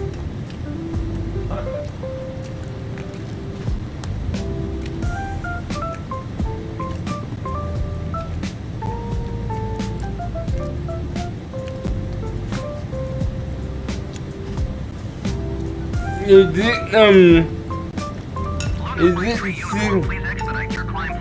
it 60 or high refrigerator? I'm just so happy this game exists. Cool. Is it 60 or high refrigerator? I'm sorry, what was that? Is it not 60 or high refrigerator? Can you tell? Is it not the 60 FPS? Oh, it does run at 60 FPS most of the time. It's actually really great. Then can it go higher? Let me check the graphics settings then. Because if you can go higher, your reaction time might be better. No, okay, it's going to 60. If I turn Okay. I guess that's good, because it keeps it fair. 60 is a good FPS number though, so like, I'm happy with it. Yeah. Because like, you have to remember, I'm also like someone who just like, you know, doesn't need too much frames. I need 60 though. Yeah. Like, when you think about frames, you also think about time, you know. But most counterfeiters are like the 30 most of the time, I noticed. Like, yeah. So that's why I'm just really happy that like this game's got 60 FPS at least locked down, and that it just feels really good to play because of it. Yeah, it does. From my experience today, and I'm about to go on like a little bit of a thing here, I highly recommend Virtua Fighter 5. It is a great fighting game, super underrated, and I love that it's coming back. I love that they announced its comeback. I love that it actually plays like super well. Wait. I love everything about this. This is the game from yesterday's announcement, and they already had a beta? No, look, this is one of the two that Virtua Fighter games that Sega announced. So we have a new Virtua Fighter in the works, and in the meantime, we're also getting held over by Virtua Fighter 5 Revo. Oh, okay. Yeah. And with Virtua Fighter 5 Revo, we're able to, you know, hold ourselves over just a little bit more until BF6 eventually gets a name. We don't know if it's going to be called BF6, but like, I know one thing is for sure, I'm going to love it. And as long as like Sarah Bryan remains a playable character that I can still use reliably, I think I'm going to stick with the series for a while. Virtua Fighter is something special. Yeah, it is. Like, this is the series that spawned 3D fighters. Without this game, Tekken and DO8 wouldn't exist. Yeah. But let's face it, DOA is for the horn dogs. You would say that, and it might be true, but like the Dead or Alive Extreme games are November have the traffic. DOA 7 is going to come out, and it's going to be freaking amazing. If only we get DOA 7. I think it's like one of the fighting games that needs to be Yeah. All right, I'm gonna go ahead and get out of here so that I can go into a raid. You guys want to join me for that? Yeah. Because like I also gotta get going soon anyway to finish up my holiday shopping. Yeah. Thanks for stopping by. It means a lot. No problem.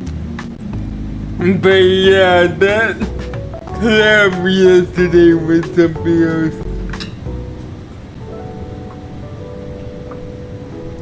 Yep. Yes, it was.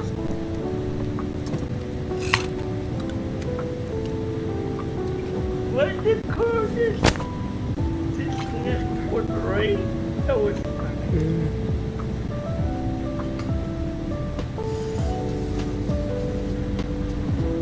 Luna Flight 3 uniform, please expedite your climb flight level 400.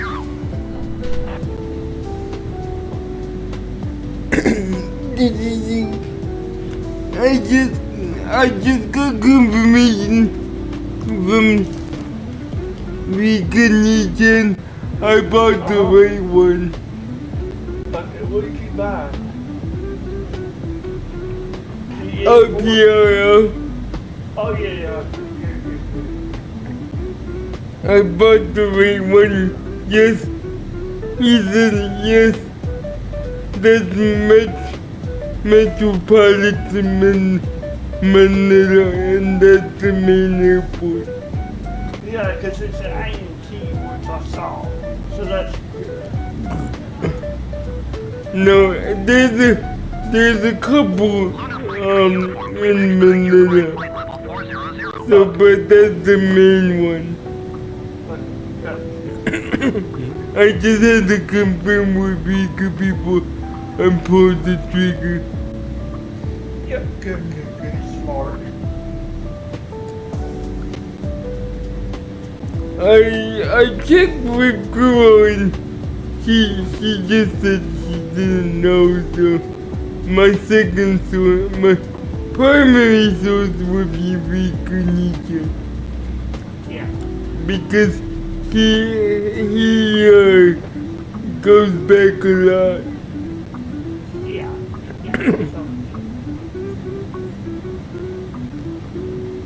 You know,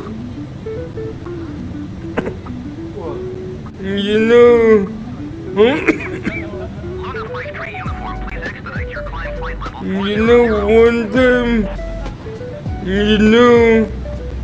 we should do Riku's rope back.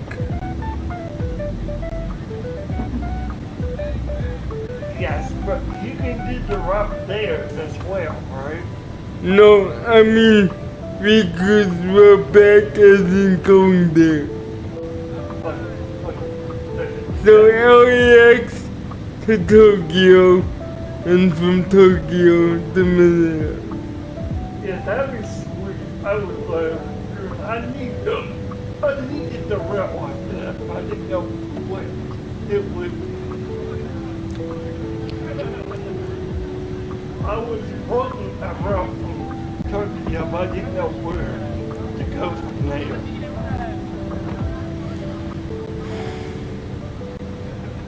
But LA to Tokyo, that's a good one. And then, how far is Tokyo from LA? Not far. Flight 3 uniform, please expedite your climb flight level 400.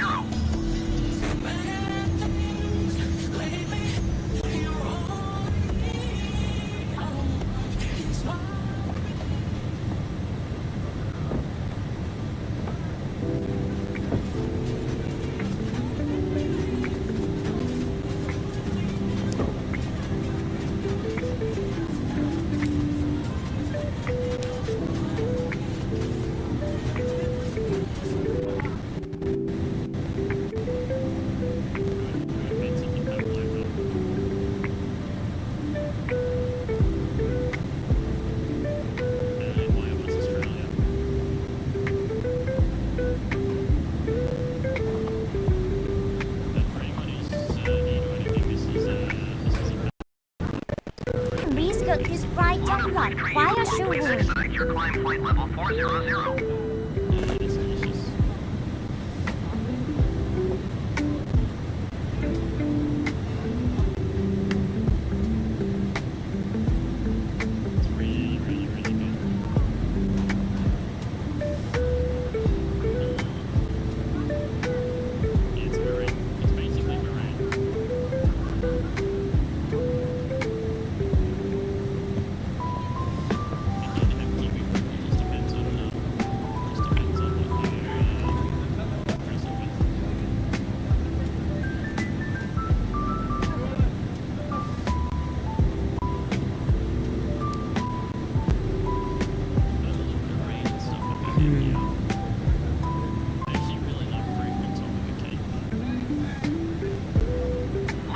Uniform, please expedite your climb flight level 400.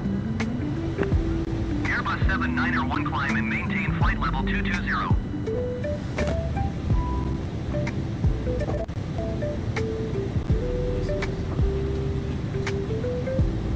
Climb and maintain flight level 220 Airbus 7901.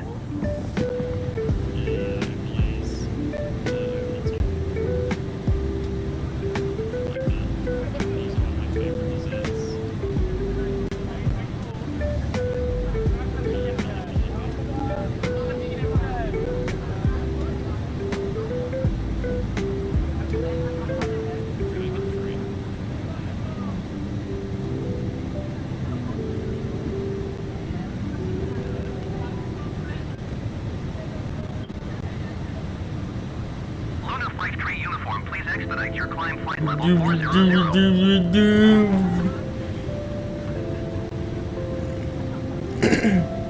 Airbus 925 climb and maintain flight level 280.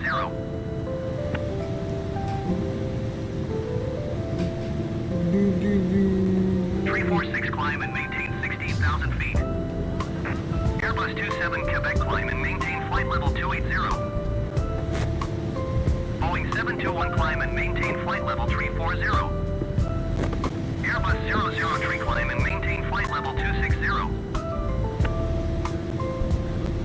Climb and maintain 16,000 feet 346.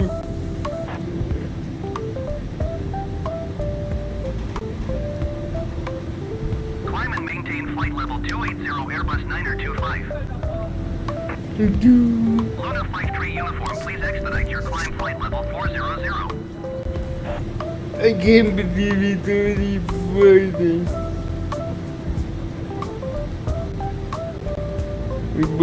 Climb and maintain flight level 340 Boeing 721.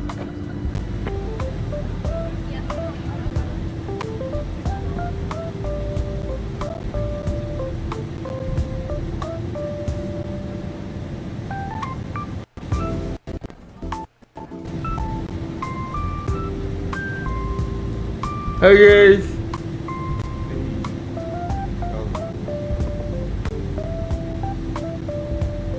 Oh, war film today.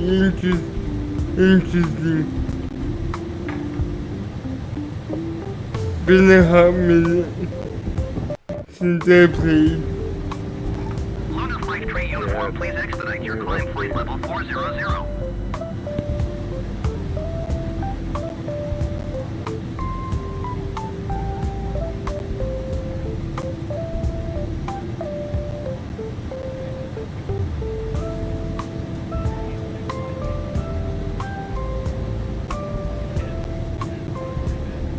What frame is this, by the way?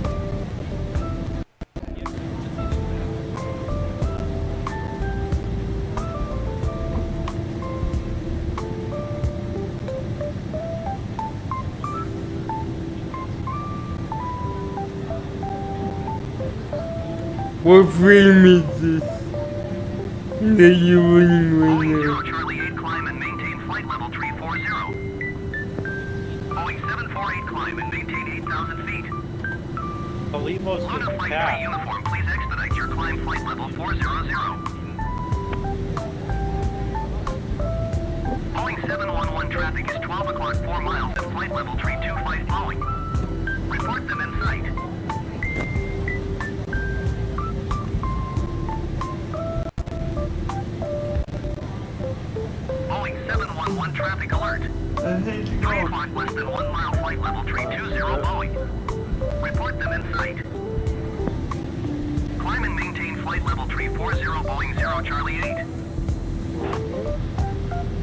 Yeah, I haven't played Warframe in a minute.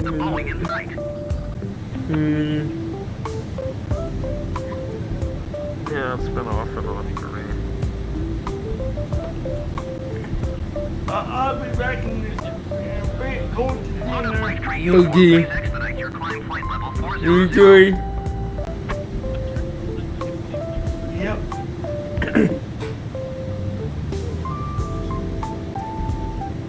Any particular item you're grinding for right now? Nah, I'm just doing the daily sortie. I just want to get my dev test done and done. Your Warframe looks cool.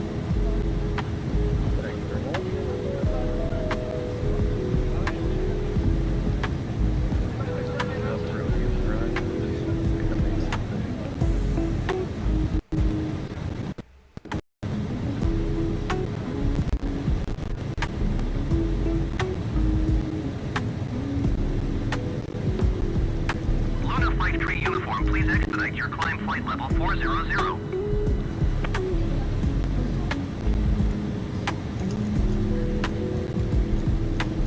Shit, 7 people. Fuck. Where's Drippy? Drippy's on the screen.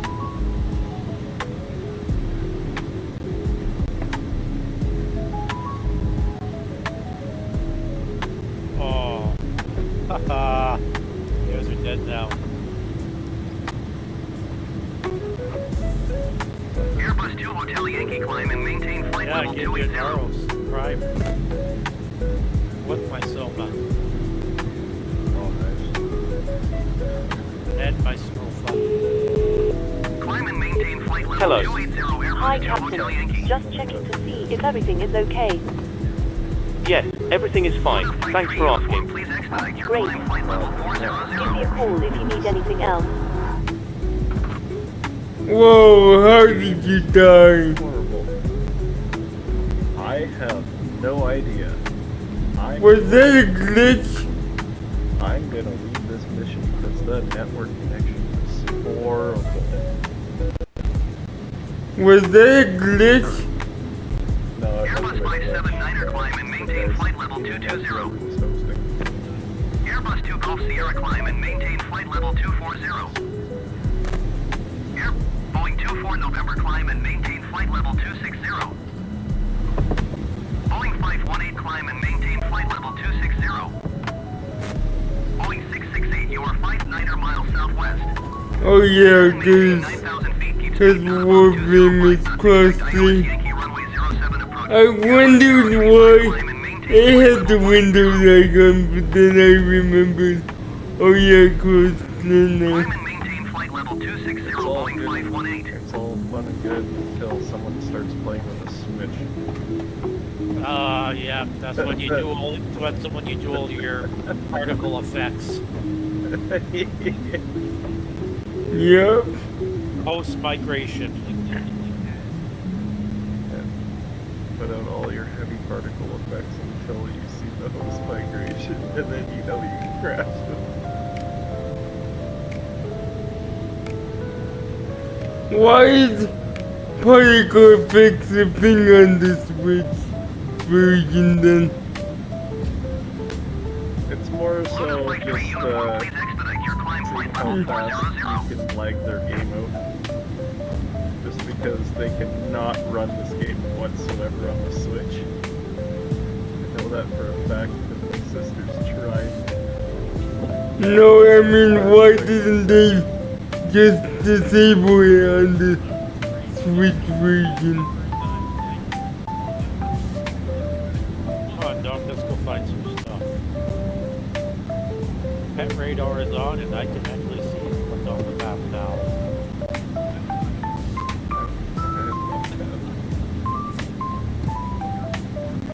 Come to think of it.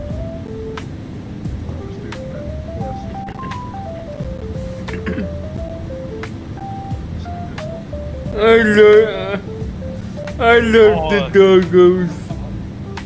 Oh man, the Strofa. Yeah, that's not even fair using the Strofa on this shit.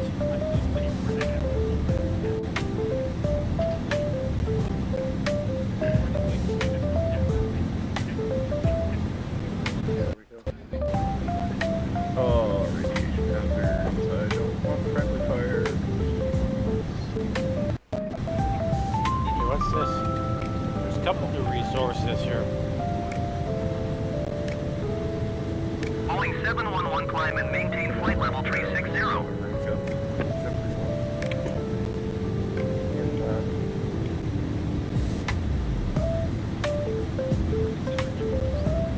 Climb and maintain flight level 360, Boeing 711. Theory. Is it announced? It's announced, yep. First thing. Theory is the protagonist. Wow. I'm very happy. But you did hear Gerald's voice in the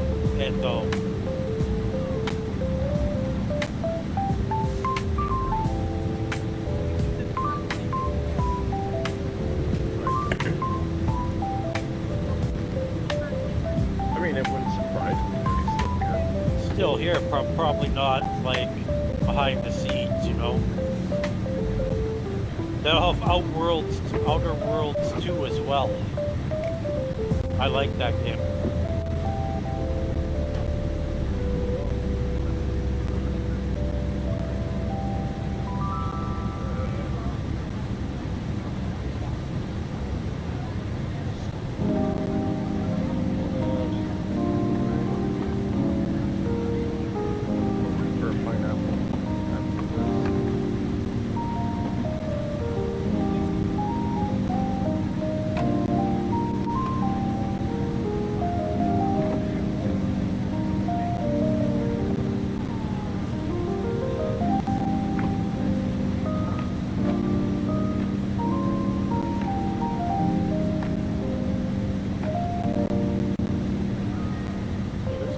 Oh, the dog can open the ATMs.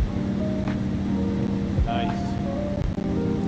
Imagine if you could just drop and load the hacking into a bunch of ATMs. That'd be funny. Well, there is one new thing, which is the stalker that you can deploy. Luna Flight 3 uniform, please expedite your climb flight level 400. Also scares a lot of people. Airbus 877 climb and maintain flight level 200.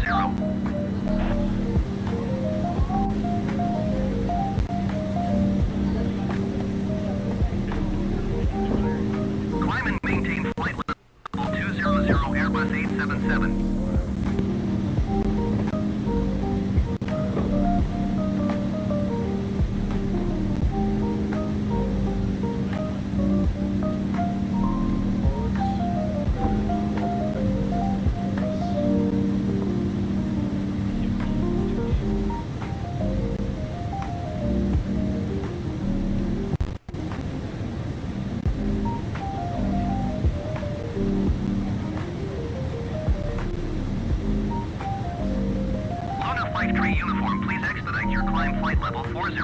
Everyone's using all the warframes.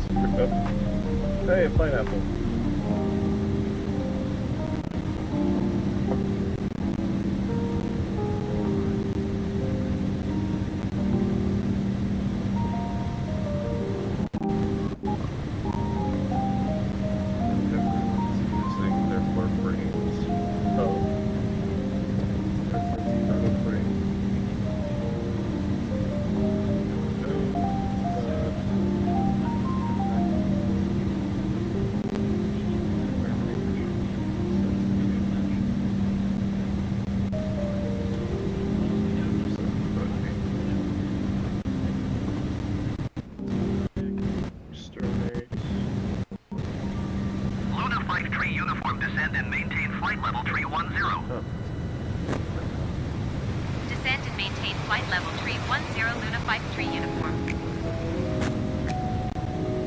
Okay, time to check Q&A, cause I'm on descent.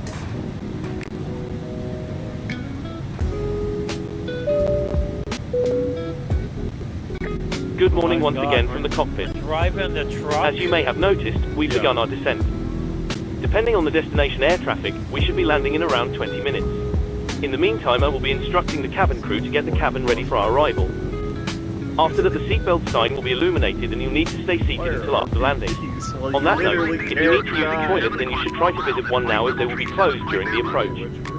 You'll next hear from me after landing, so I will wish you a very good morning once again, and I'll speak to you in a short while. Traffic is 1 o'clock 4 miles at flight level 340.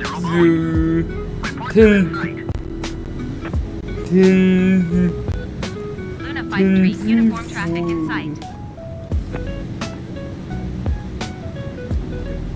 Boeing 580 have the Airbus in sight.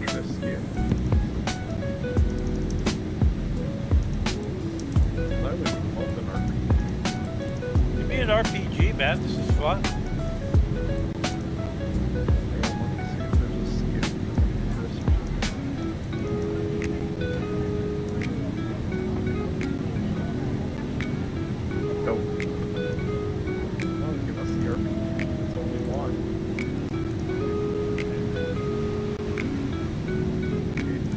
I like how they call you Marty.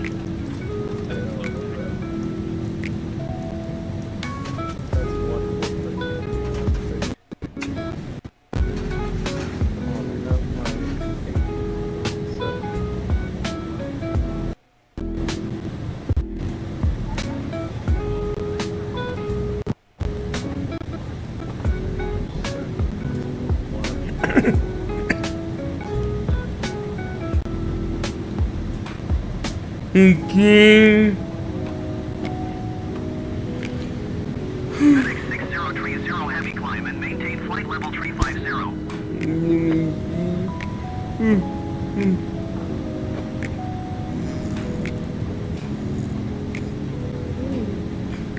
Climb and maintain flight level 350, FedEx 6030 heavy.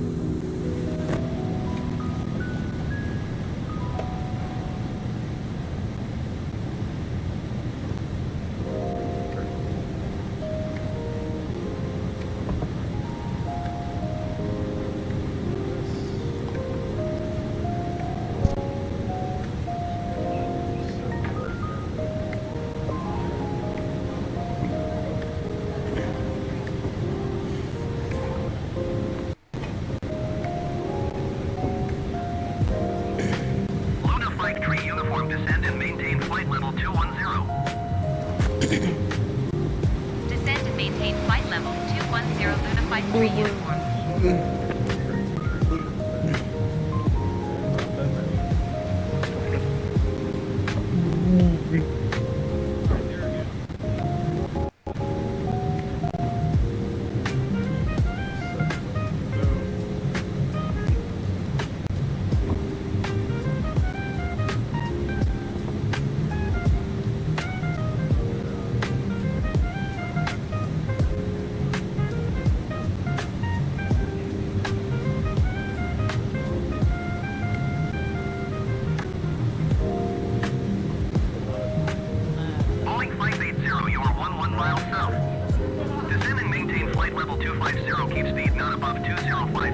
Is that where you can get from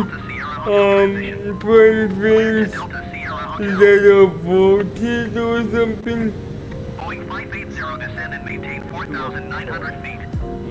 You have to pay for something that you work, which is the legal Maya, not platinum. Descend and maintain 4,900 feet. Expect ILS Yankee runway 07 approach via Delta Sierra Hotel transition. Clear to Delta Sierra Hotel, Boeing 580. Just by playing the Void or Easy. relic packs.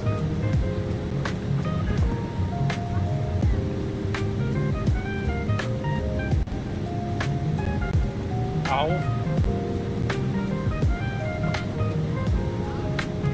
Well, that's the problem.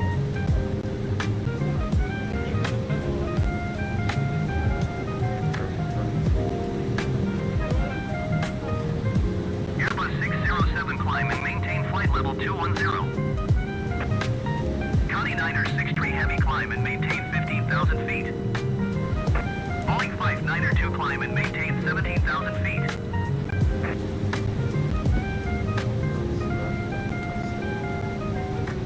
Climb and maintain 15,000 feet, Connie Niner 63 heavy.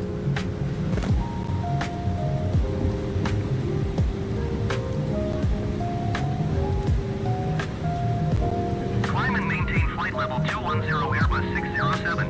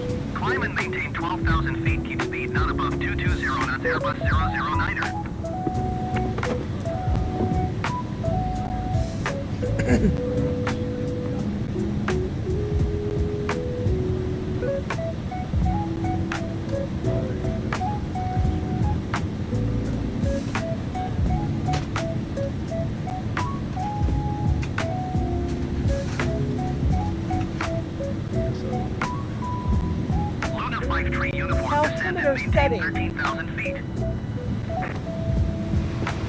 Descend and maintain 13,000 feet. Luna 5 tree uniform.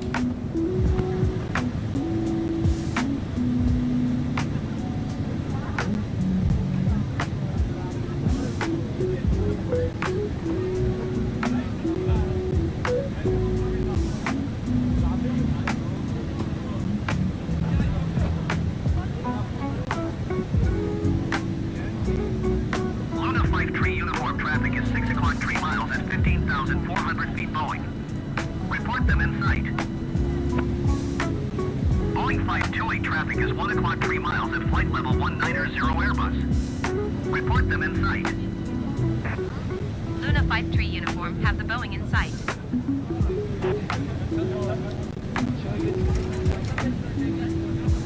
Boeing 528 have the traffic. Or when you like how fast I'm ranking up the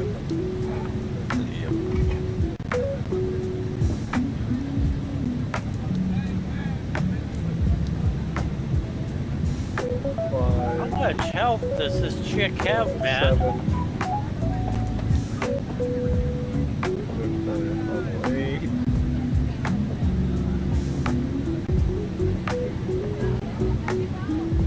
Airbus 009er, you are 28 miles south.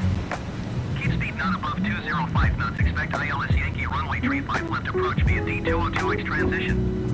Clear to D202X.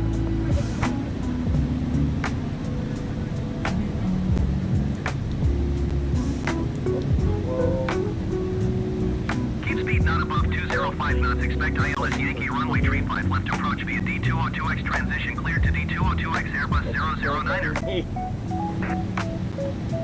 Airbus 009er climb and maintain 8,900 feet. 15.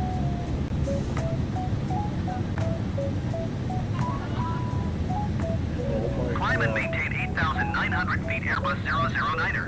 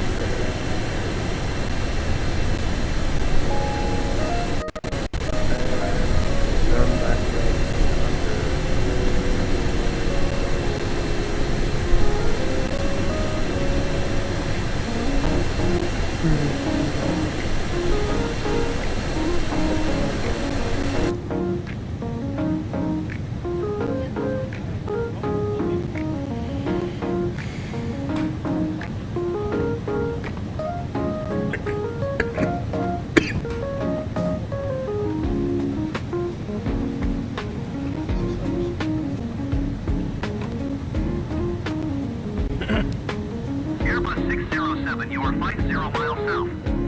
Descend and maintain 9,000 feet. Keep speed not above 205 knots. Expect ILS Yankee runway 35 left approach via D202X transition. Clear to D202X. Airbus 607, descend and maintain 8,900 feet. Keep speed not above 205 knots. Luna 5 tree uniform, descend and maintain 5,000 feet. Descend and maintain 5,000 feet. Luna 5 tree uniform. Airbus 009er, descend and maintain 3,000 feet. Descend and maintain 8,900 feet. Keep speed not above 205 knots. Expect ILS Yankee runway 35 left approach via D202X transition. Clear to D202X Airbus 607. Cabin crew, please prepare the cabin for arrival. Descend and maintain 3,000 feet Airbus 009er. Ladies and gentlemen, we're going to descend and prepare to land. For your safety, the seatbelt lights will be switched on, and we'll be closing the lavatories shortly. So if you need a bathroom break, now's the time. Thank you. 皆さん、私たちは今降下して着陸する準備をしています。シートベルトを締め、テーブルと肘掛けを直立位置に戻し、窓のシェードが上がっていることを確認してください。タブレットよりも大きな電子機器を収納する必要があります。客室乗務員はあなたが捨てたいアイテムを集めるためにキャビンを通ってきます。トイレを使用する必要がある場合は数分で閉まりますので、今すぐ行ってください。ありがとうございました。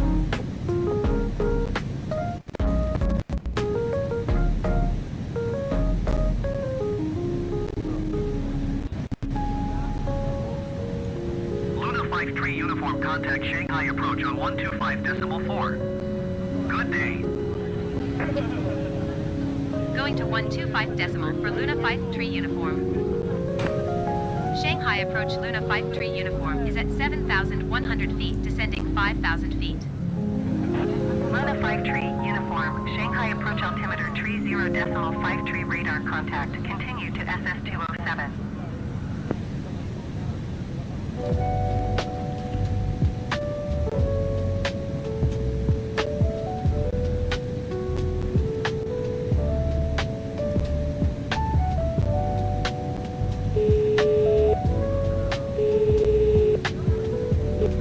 Hello. Hi, Captain. All passengers are seated and secured for landing. You can take your seats now. We're almost ready. No problem.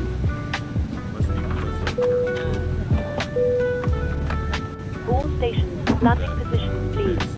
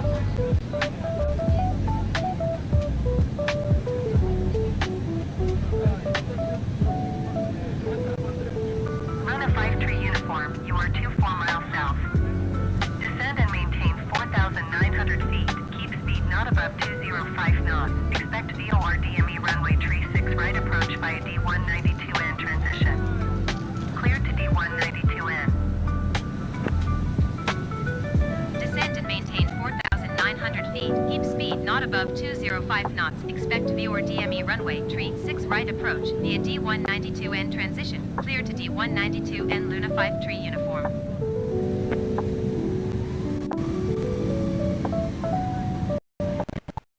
Captain Lee, flight creation looking like today, but the favorite route to keep you awake on these long hauls via shore uniform, descend and maintain 2,000 feet.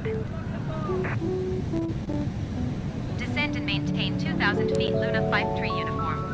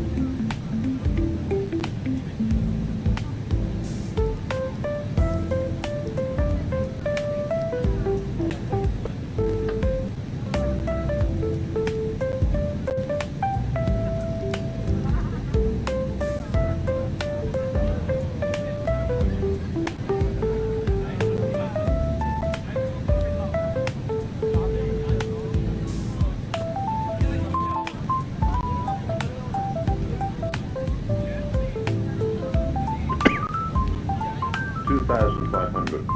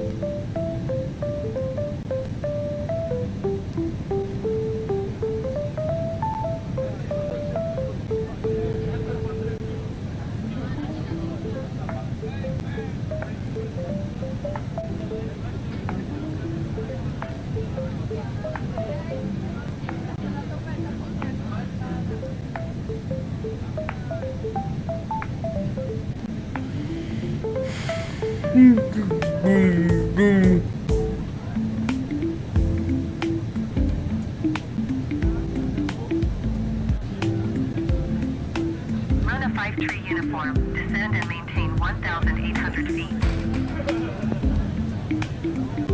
Descend and maintain 1,800 feet. Luna 5-tree uniform.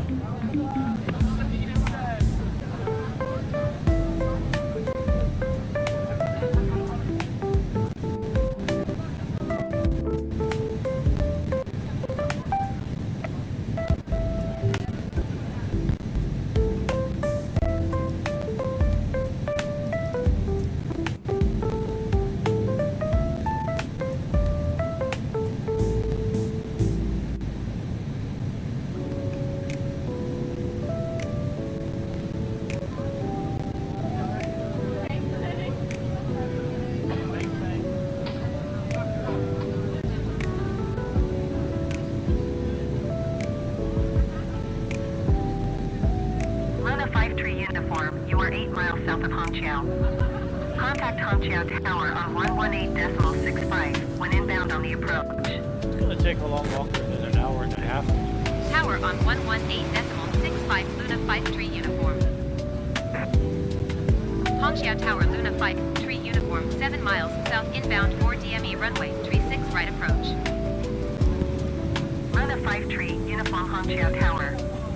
Altimeter tree 0.5 tree, wind tree 6 at 10. Cleared VOR DME runway tree 6 right approach. Wow. Run a 5-tree uniform, wind tree 6 at 10. Cleared to land runway tree 6 right. Cleared to land runway tree 6 right Luna 5-tree uniform. Overspeed. Overspeed. Overspeed. Overspeed. Overspeed.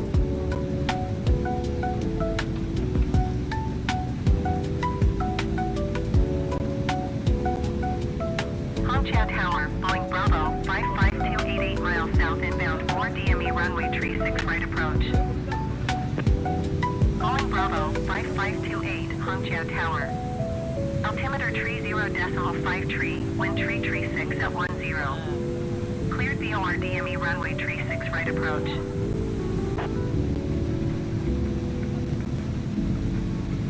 Cleared VOR DME runway tree 6 right, approach Boeing 528. Boeing 528, follow the aircraft on final. Wind tree 6 at 10. Cleared to land runway tree 6 right. Cleared to land runway tree 6 right, Boeing 528.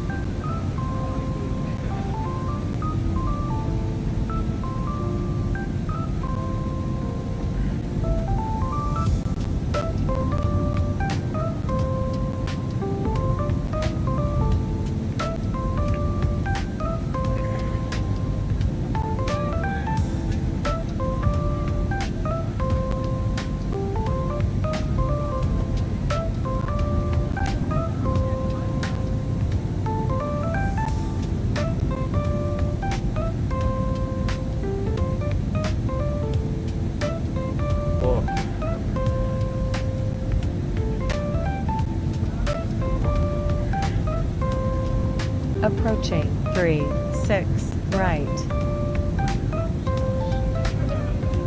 And how long are you gonna be up there? I have absolutely no idea. Better question. How are you heading down? Or level of pirates? 10. Out of 10.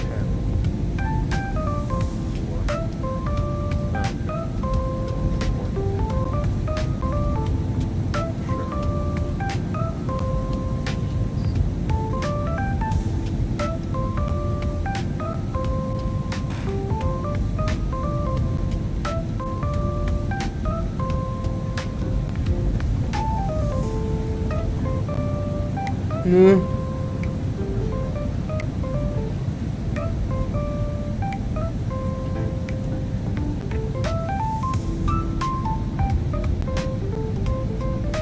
Boeing 528, turn next taxiway. 500. 500.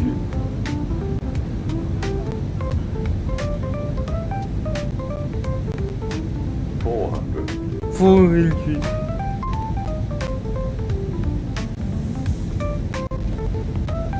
300. 300. Boeing 528, contact ground on 121.9er. 200. 200.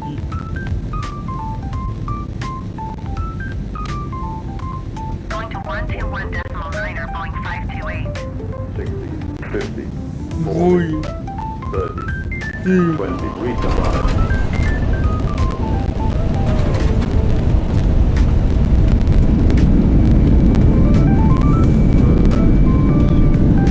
Touchdown. Reverse.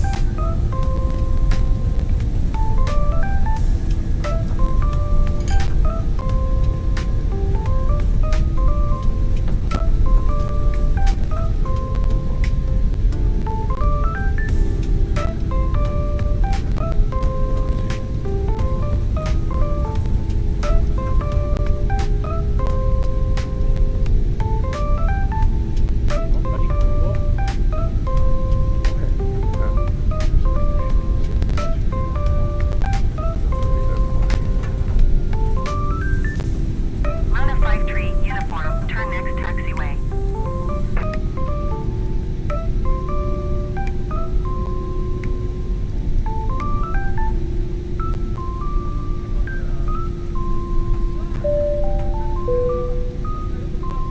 We have just landed at our destination safely.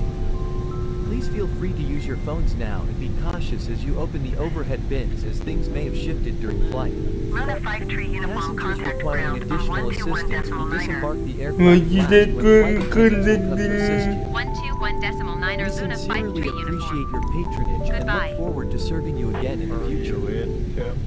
Thank you for choosing Eclipse Airways and have a nice day or night. 乗客の皆様へゲートに無事到着し、後期の準備をしていることをお知らせいたします。また、お荷物をお取りになる際に頭を打たないようご注意ください。 Hongqiao ground Luna 53 uniform request taxi to parking. Luna 53 uniform taxi to general aviation parking via taxiway Bravo 3 Bravo Bravo November November Delta. Taxiing to general aviation parking using taxiway Bravo 3 Bravo Bravo November November Delta Luna 53 uniform.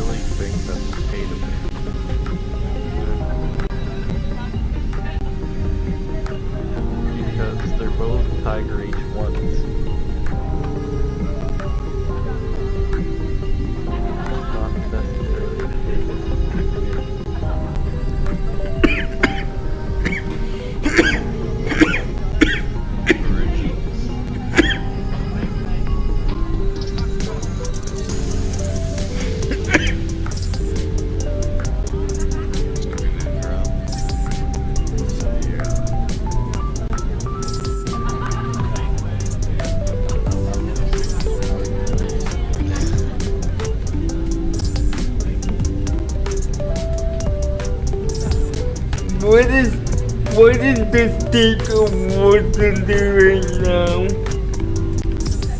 I haven't played since Get Me the first Get released.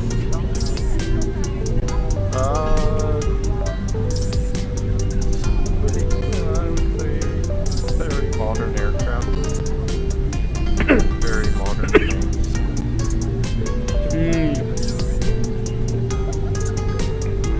And where we have active radar homing missiles. So, yeah, I would say pretty modern. Within like the 90s, but with tanks more like this year.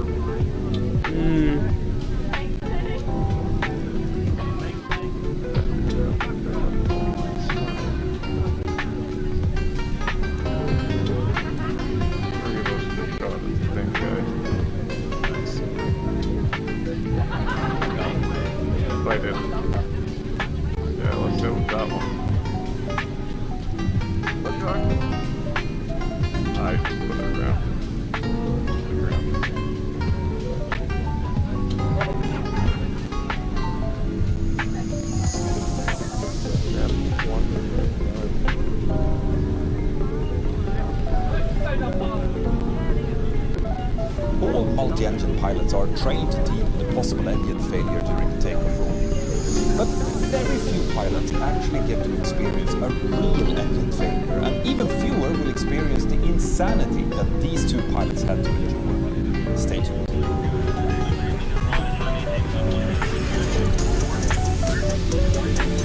Around lunchtime on November 7th, 2007, a crew operating for Nationwide Airlines met up in the crew room at Cape Town International Airport in South Africa. Yeah, I watched that. They had just enjoyed a nice night stop in Cape Town and were now rostered to operate together on a flight to Johannesburg with departure time 13:15 local time. The crew consisted of 4 cabin crew and 2 pilots, and the cabin crew were headed up by cabin controller Marilyn Green, one of the most experienced cabin crew members in the airline. This was a routine flight for her, and she started up the day by briefing between colleagues like she always did. The 2 pilots who were going to fly together had very mixed experience levels. In command of the flight was 50-year-old Captain Trevor Arnold. He was very experienced, with 13,860 hours of total time and close to 3,300 hours on board 737-200 that they were now operating this flight. He had first started flying for Nationwide back in 1997, but had then been on a few years of a break flying for other operators until in 2006 he had come back again. As a contrast, his first officer was 25-year-old Daniel Perry. He was brand new on the job. He had started flying for Nationwide only a month before the flight and had amassed just over 1,000 hours of total time and 278 hours of the type which he had got his type rating on earlier that year. Captain Arnold was known as a very skilled aviator and a stickler for following rules and standard operating procedures. Something that I'm guessing that First Officer Perry was likely very happy about, because generally, the less experience you have, the more important it is that everyone follows procedures, because that's really the only thing that you have to hold on to until your experience builds up. In any case, the pilots started by looking through their pre-flight briefing material and it looked quite okay. The weather in Cape Town was quite miserable, light rain, not the winds and low cloud layer, but the weather for the destination alternate looked a bit better. The aircraft they were going to fly was a Boeing 737-200 Advanced, a true icon of the 737 family. It was part of the very first variants of the 737 family called the Originals, but most of us, we just refer to them as the Classics. When I joined my current airline, we were actually still operating the 200, so unfortunately I never had a chance to pilot one myself, but every one of my colleagues who did said that it handled just like a sport car. It is a fantastic aircraft that has the dimensions that the 737 was supposed to have before it started to stretch and accommodate passengers. This particular model, the 737-200 Advanced, first came out in 1971, and it was equipped with slightly more powerful Pratt & Whitney JT8 Delta-15 engines, improved aerodynamics, dynamics, outer brakes, and a higher fuel capacity compared to the original 200, giving it a better range and overall efficiency. Well done. The two Pratt & Whitney engines were low bypass rate turbofan engines, making them very long and thin, looking almost like cigars. They were used because when Boeing were designing the original 737, they wanted an aircraft that would have low ground clearance so that it would be easy to work on for ground handlers, since Boeing assumed that it would mainly operate in smaller airports where the facilities might not be that great. This meant that the engines were mounted directly onto the wing without any pylons, and those engine mounts would play an important role in this story. The engines were attached with two main mounts, one forward and one aft, and then a secondary support assembly forward on the aft engine mount. Now, the engine supports are bolted onto the wing using cone bolts, which are constructed to hold up for any normal loads that the engine might experience, but if a strong enough force is applied to them, for example if a gear up landing would happen, the bolts were designed to shear off and release the engines and therefore protect the wing and overall airplane main structure. It was extremely important that these bolts were mounted correctly with the exact amount of torque applied to them to avoid overstressing the bolts with metal. This was a known issue, especially on the older type of engine mounts that were fitted to this particular aircraft, so the FAA had issued an airworthiness directive several years earlier outlining strict inspection intervals to be done at least every 700 cycles of these mounts and bolts. And this leads us to the airline in the story, Nationwide. At the time of this accident, Nationwide were operating 11 Boeing 737 and they would make all of their maintenance in-house in their own maintenance organization.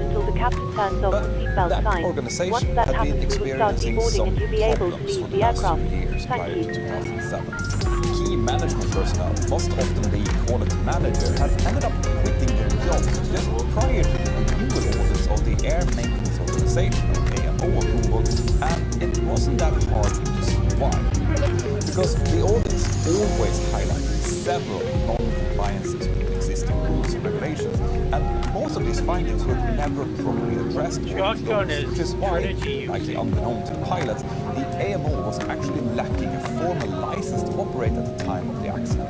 The maintenance work had continued to be done based on unofficial emails sent from the South African Civil Aviation authorities, allowing them to continue for now, but there really didn't exist any provisions for such an extension. One of the findings that were later revealed was that the accident aircraft didn't have any records of any inspections of the engine mounts for the previous 5 years prior to the accident. But like I said, the pilots were happily unaware of this as they proceeded to brief their cabin crew and started preparing their aircraft for departure. Now, just to put this into perspective, as pilots we have to trust that the maintenance organization is doing its job, and the only thing that we can do is to verify that all the documentation is available and that all applicable certification dates are in date, and obviously that the aircraft looks good to walk around.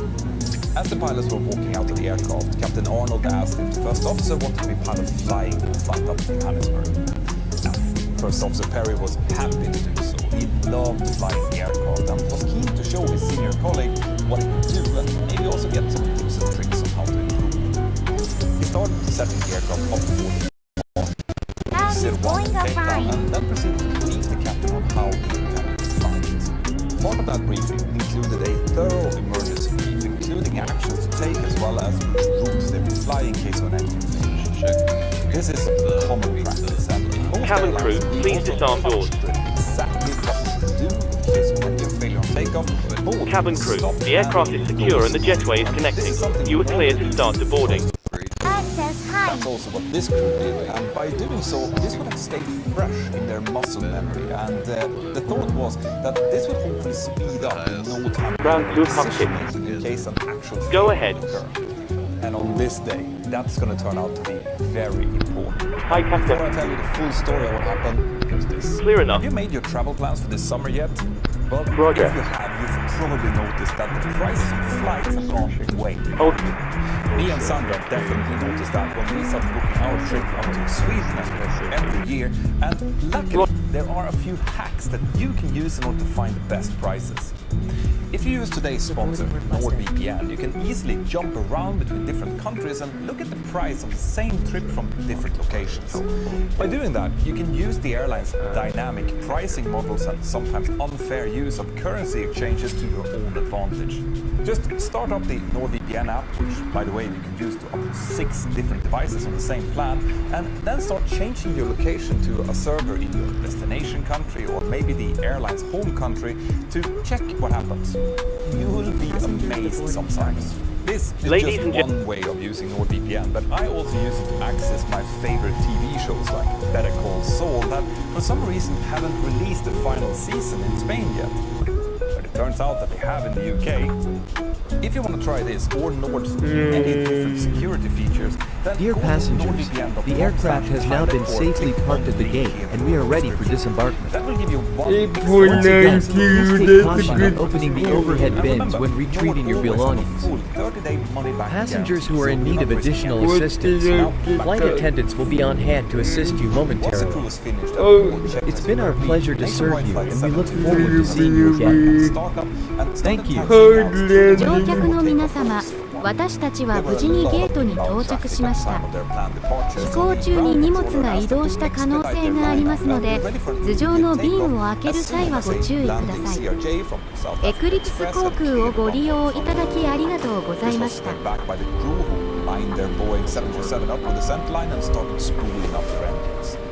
They knew that they had to react quickly and start rolling as soon as they received their takeoff clearance because there was another SAA aircraft on final just 4 nautical miles behind them. That's why, as soon as the takeoff clearance was received, First Officer Perry advanced the thrust levels to takeoff EPR and the aircraft started accelerating down the runway. Once the takeoff thrust had been set, he moved his hand from the thrust levels and the captain took over, ready to take controls and eject if something would happen. But initially, the takeoff proceeded Captain Arnold called out 80 knots, to which First Officer Perry responded, check. They were now in what we refer to as the high-speed regime of takeoff, for which a projected takeoff is really only executed if an engine failure, fire, or a predicted wind shear warning is heard, or if the runway is blocked or the aircraft is unsafe or unable to fly. The reason we reject only those things above 80 knots is because it's normally safe to take the aircraft and deal with whatever problem you might have when you're already airborne. That will give you more time to think and troubleshoot, and you will then have the full use of the whole runway for landing if you then decide to come back. Remember, the aircraft would have used up quite a lot of runway accelerating up to this point, and the speed would also be relatively high, so even though it would be, of course, possible to stop the aircraft safely all the way up to the decision speed of V1, it would likely be safer and better to just bring any minor problem into the air. This is what we call the go mindset, and most airlines have adopted this philosophy today. In any case, initially there were no indications of anything going wrong during this takeoff. Captain called out V1, removed his hand, and then rotate, which prompted First Officer Perry to start pulling back on his yoke and rotate his aircraft slowly with about 3 degrees per second to get the aircraft airborne. But here, something started to go very wrong out on the right wing of the aircraft. What had happened was that the aft cone bolt, which was holding the engine in place, had developed a small fatigue crack, and during the rotation, this crack suddenly gave way and the bolt fractured. Now, in normal conditions, the secondary engine support assembly is supposed to be able to hold the load if the aft mount fails, but unfortunately, this secondary support now also failed. We will never really know what happened here because the secondary support was never found after the accident. Either it also broke from the strain, or, as some newspapers reported after the accident, it might not have been fitted at all after the last In any case, the consequence of both of these supports failing was that there was now nothing holding the back part of the engine in place while it was still producing full takeoff thrust. This basically transformed the forward engine mount support into a pivot point around which the engine could move, and the terrifying consequence of that was that the engine now started to swing violently forward and upwards.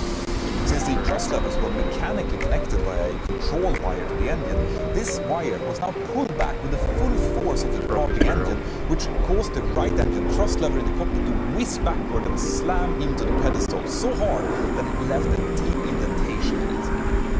The other immediate consequence consequence was that the right engine now suddenly started producing an upward thrust vector on the right wing, causing the aircraft to quickly roll to the left. Fortunately, First Officer Perry was quick to react and put right aileron and left rudder to keep the aircraft under control as it was slowly climbing away from the runway. Since this all happened after the aircraft had passed V1, the decision speed, rejecting the takeoff was now not an option. From this point, it was all about keeping the aircraft flying and figuring out what was going on.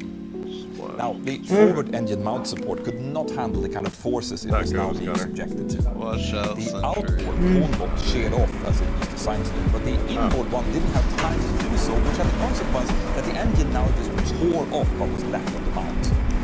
The engine was now completely free, and it tore off all of the hydraulic and fuel lines as it started to fall back down towards the earth below, and only leaving a gaping hole in the wing where it used to be mounted. One terrified passenger who was seated next to the right wing had been able to see this whole thing unfold, which in reality only took a few seconds. Now, I can only imagine what this poor passenger must have been thinking as he saw the whole right engine simply fall off the aircraft.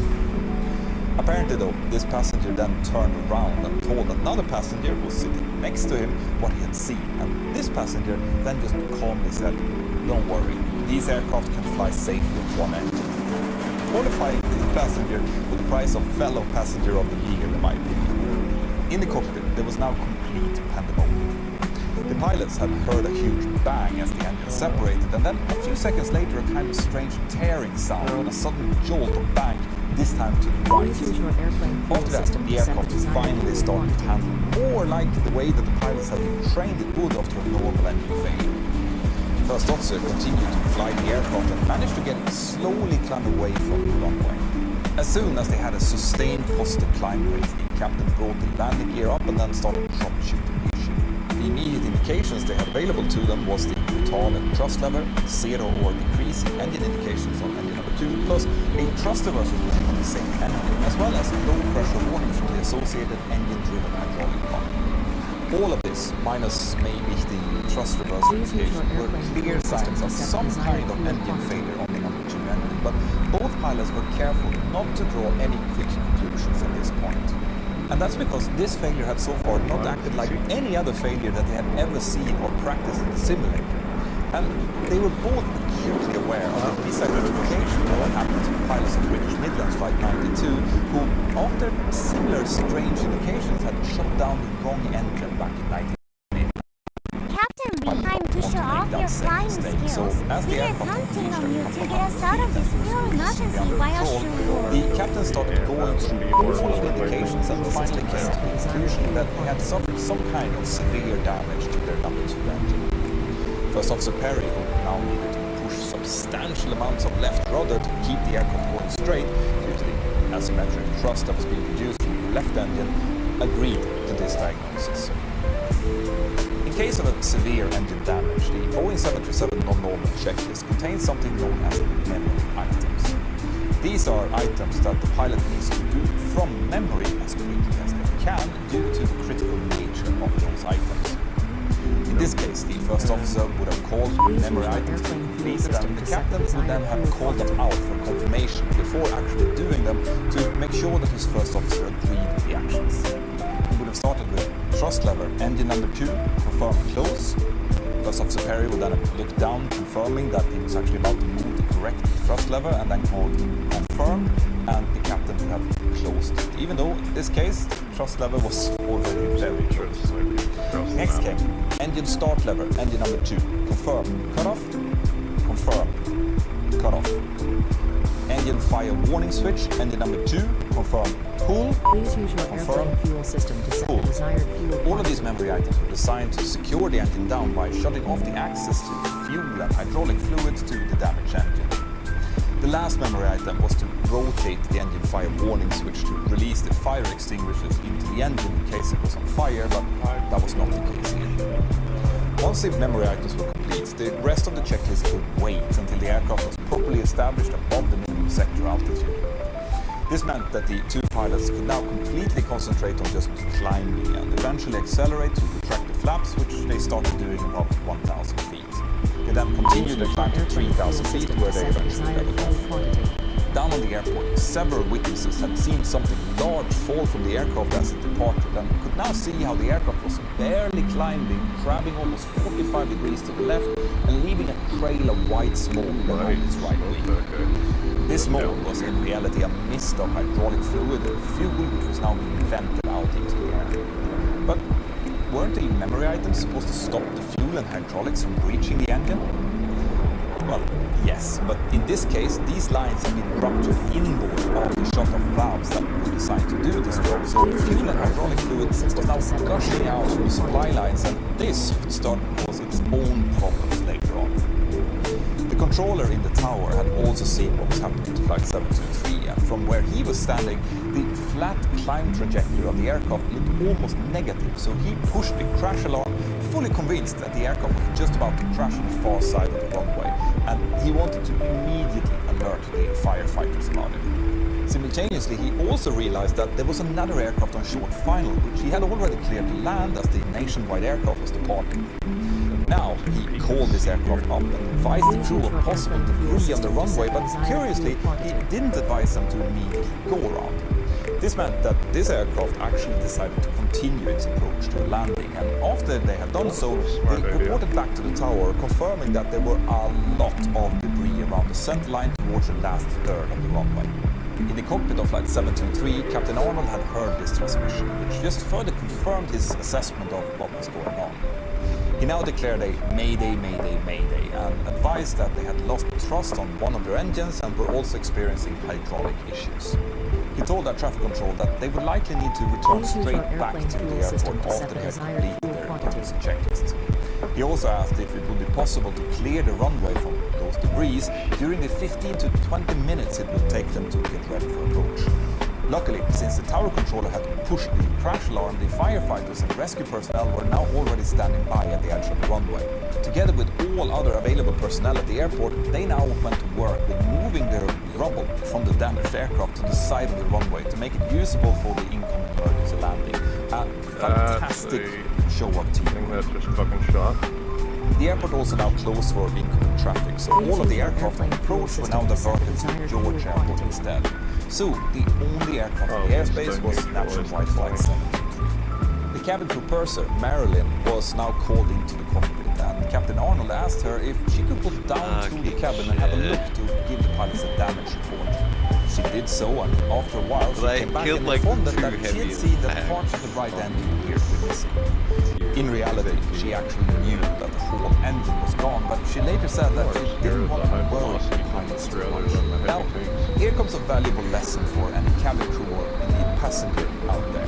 There's no such thing as a too much information in a situation like this. Provided that the information is accurate, it is much better for us pilots to have as much additional information as possible in order to plan our course of action. In this case, though, it wouldn't have made any difference. Captain Arnold told her to return to start preparing the crew and passengers for an emergency landing back in Cape Town, and he then made a PA to the passengers where he explained what was going on and the fact that they were returning. Now, in case pilots face a problem like this, there are several emergency checklists that needs to be completed. In this case, the crew would have started with completing the fires or damage or separation checklist, which starts out with the memory items that we just discussed, and then continues by, in a systematic manner, making sure that the aircraft is as safe as possible in this new configuration. This includes things like setting up the air conditioning system to not lose bleed air from the damaged engine, starting up the APU, and crucially balancing the fuel, as the fuel would only be used from one tank in this situation, and that can lead to a substantial fuel imbalance between the left and the right wing, which can come with handling issues. Now, here comes a bit of a trap in the 737-200 version of this checklist. In the copies that I have found regarding this last step, the checklist only says fuel balance, whilst in the 737NG version of the checklist, which I am used to, this point comes with a very strong condition, which is if no fuel leak is suspected. Because in this case, the crew had indeed noticed a substantial imbalance between the tanks, but it was showing that the fuel in the right tank was much lower than the left. Now, if you think about it, if only the left engine is working and therefore is feeding fuel only from the left tank, that tank should be lower on fuel, right? If the right tank is lower, then that's a clear indication of a fuel leak, and they should not have tried to balance the fuel, because doing so would possibly mean transferring precious fuel out through a gaping hole on that side. But that is unfortunately exactly what the crew now did, which didn't really help the balance, but it meant that they now suddenly had a lot less time available. On top of this, the hydraulic pressure was quickly dropping due to the leaking hydraulic lines, which brought with it all sorts of other problems. So the pilots really needed to get this aircraft down relatively quickly now. Captain Arnold had seen how well his first officer was handling the aircraft, but with such a serious failure, given the very limited experience that the first officer Perry had, he wanted to feel how the aircraft handled himself to assess the difficulty. So, once the main emergency checklist was complete, he asked to take over the controls. When the first officer then handed him the controls, the aircraft immediately started yawing and pitching, so he almost immediately gave back the controls to the first officer, which is a great sign of humility and airmanship.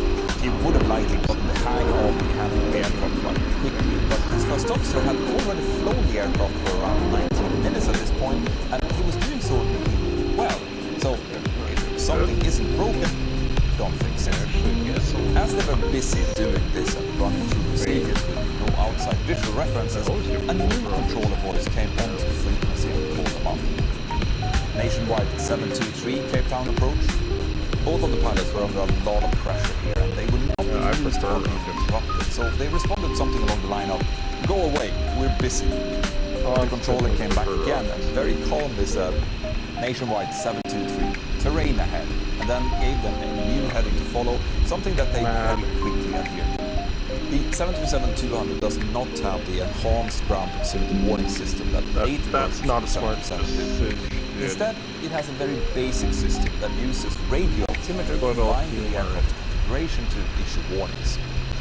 The problem with that is that the terrain warnings might come very late, as it's only really reactive and not predictive like later versions are. This was likely a humbling reminder to the crew of just how easy it is to lose situational awareness when dealing with multiple failures like this, and how important it is that all links in the aviation chain keep working together for a safe outcome. Now, to fly a single-engine approach, the crew would have used the one-engine inoperative landing checklist, which told them to prepare for a flaps 15 landing. That meant that they would land with a higher speed than normal, but also with less drag in case of a go-around. The higher speed also meant better aerodynamic efficiency from the rudder, which was really needed due to the asymmetric thrust that they were experiencing. First Officer Perry needed to use almost full left rudder to keep the aircraft going straight at this point. The pilots now completed an approach briefing, and they would have discussed the possibility of a single-engine go-around, even though they knew that they were losing fuel fast and still had hydraulic problems. I mean, I don't mean to be cocky, but not have been great, especially since they were also now getting weather reports indicating that the visibility was getting worse with lower clouds drifting in from Falls Bay. They continued to receive long, wide vectors out of the bay and were finally lined up. They started configuring the aircraft with first flaps 1, then flaps 5, and as the speed started reducing, First Officer Perry felt that he needed to use even more left rudder, but he was still able to control the aircraft well. I don't mean to make the big move there, again but took up the PA mic and explained to the passengers what happened. He also told them to adapt the race position before landing. The ground crew had now managed to clear the runway from all of the debris in a record time of 18 minutes, so the aircraft was now clear to land. 25 minutes after the engine had fallen off their aircraft, Nationwide Flight 723 landed safely and smoothly back at the same runway they had taken off from. Initially, the pilots were a bit worried about how well the brakes would work, they didn't know the extent of the hydraulic damage they had suffered, but it turned out that they worked just fine. As soon as the aircraft had slowed down to a safe speed, the very quiet and somber mood in the passenger cabin changed into a roar of applause and cheering from the passengers. The aircraft was slowed down to taxi speed as the pilot steered it onto the smaller crossing runway 34 and then brought it to a full stop. As soon as they had stopped, they were approached by the fire and rescue vehicles who wanted to inspect the damage, but since there was no fire or immediate risk to the passengers, the crew decided not to evacuate and instead waited for some mobile steps to be brought out to the aircraft. As they were waiting for this, Captain Arnold went out into the cabin to see the damage with his own eyes, and as soon as he opened the cockpit door, he was greeted by thundering applause from the passengers. When he eventually got back into the cockpit, First Officer Perry said that the captain had lost all color in his face. Remember, this was the very first time that he had seen the real extent of the damage to his aircraft. The engine is gone, he said, and Perry responded, "What do you mean, gone?" Which is a fair question to ask. Aircraft engines are not supposed to just suddenly disappear. This very happy outcome was made possible due to an amazing display of airmanship, skill and teamwork, both by the pilots, cabin crew and air traffic control, but also the workers on the ground who managed to clear the debris as quickly as they did. The captain would later receive the Polaris Award for exceptional airmanship from the International Airline Pilot Association, which I think that the first officer also deserved, given how well he handled the emergency with such limited experience. But in later interviews, First Officer Perry explained that he wasn't a member of the Alpha when the accident happened, and that Captain Arnold was the one who was in command.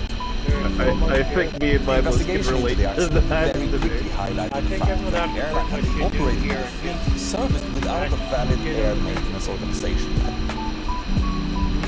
What could cause a flight crew to handle an emergency in almost a complete opposite way to how they have been trained? As this aircraft tumbled through the dark snowy night, it changed the American aviation industry to its core, but it didn't do so for the right reasons. Stay tuned. Really? Yep. You get the percentage of how much. The story of Colgan Air Flight 3407 took its place on the 12th of February 2009. It was a very windy and cold winter day in Newark Airport, and because of the windy weather, the airport was suffering from severe ground delays. The pilots and crew in this story was originally supposed to operate 2 more flights before doing Flight 3407 to Buffalo Niagara Falls Airport. But those flights had been cancelled due to the weather and ground delays. This meant that the crew now only had to operate 2 flights instead of 4, and they were told by the company to report to the airport at a much later time, around 18:10. The pilots who were scheduled to operate the flight were both based in Newark, New Jersey Airport, but none of them actually lived in the area. They were operating on something called a commuter contract, and that meant that they actually lived and spent their off time in completely different cities in the United States, but they were expected to fly into their base and start operating from there at the beginning of the roster period. It was up to the pilots to ensure that they had gotten enough proper rest before they turned off for duty, and since they were formerly based in Newark, no hotel accommodation was provided by the company there. They would be provided with hotels during their stay at overnight positions throughout their duty, which was typically the majority of the nights. And this meant that most pilots who were working on this type of agreement with Colgan Air were either staying in hotels or sharing something called a crash pad. That was a small overnight apartment with other pilots in order to reduce their costs. The crew room that the airline provided in Newark was equipped with nice recliner chairs, but Colgan Air expressly prohibited pilots from utilizing the crew room for overnight stays.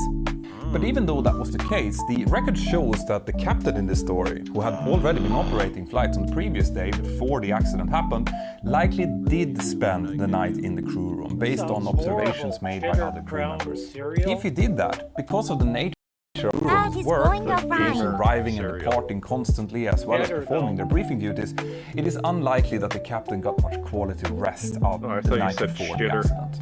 The first officer was scheduled to begin her first day of duty on the 12th of February, so she had been traveling from her home in Seattle over to New York via a stop in Memphis.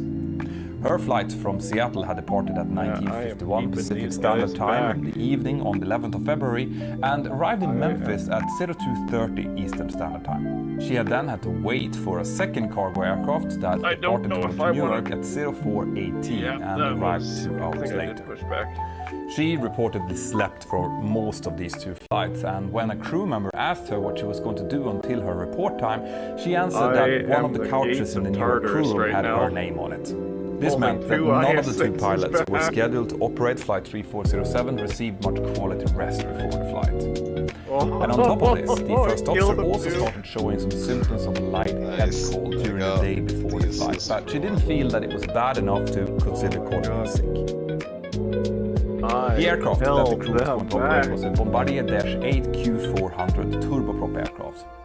It was a modern, high-winged aircraft designed to carry a maximum of 74 passengers and 4 passengers. On the accident date, the aircraft was reported to be in full working order with no technical defects.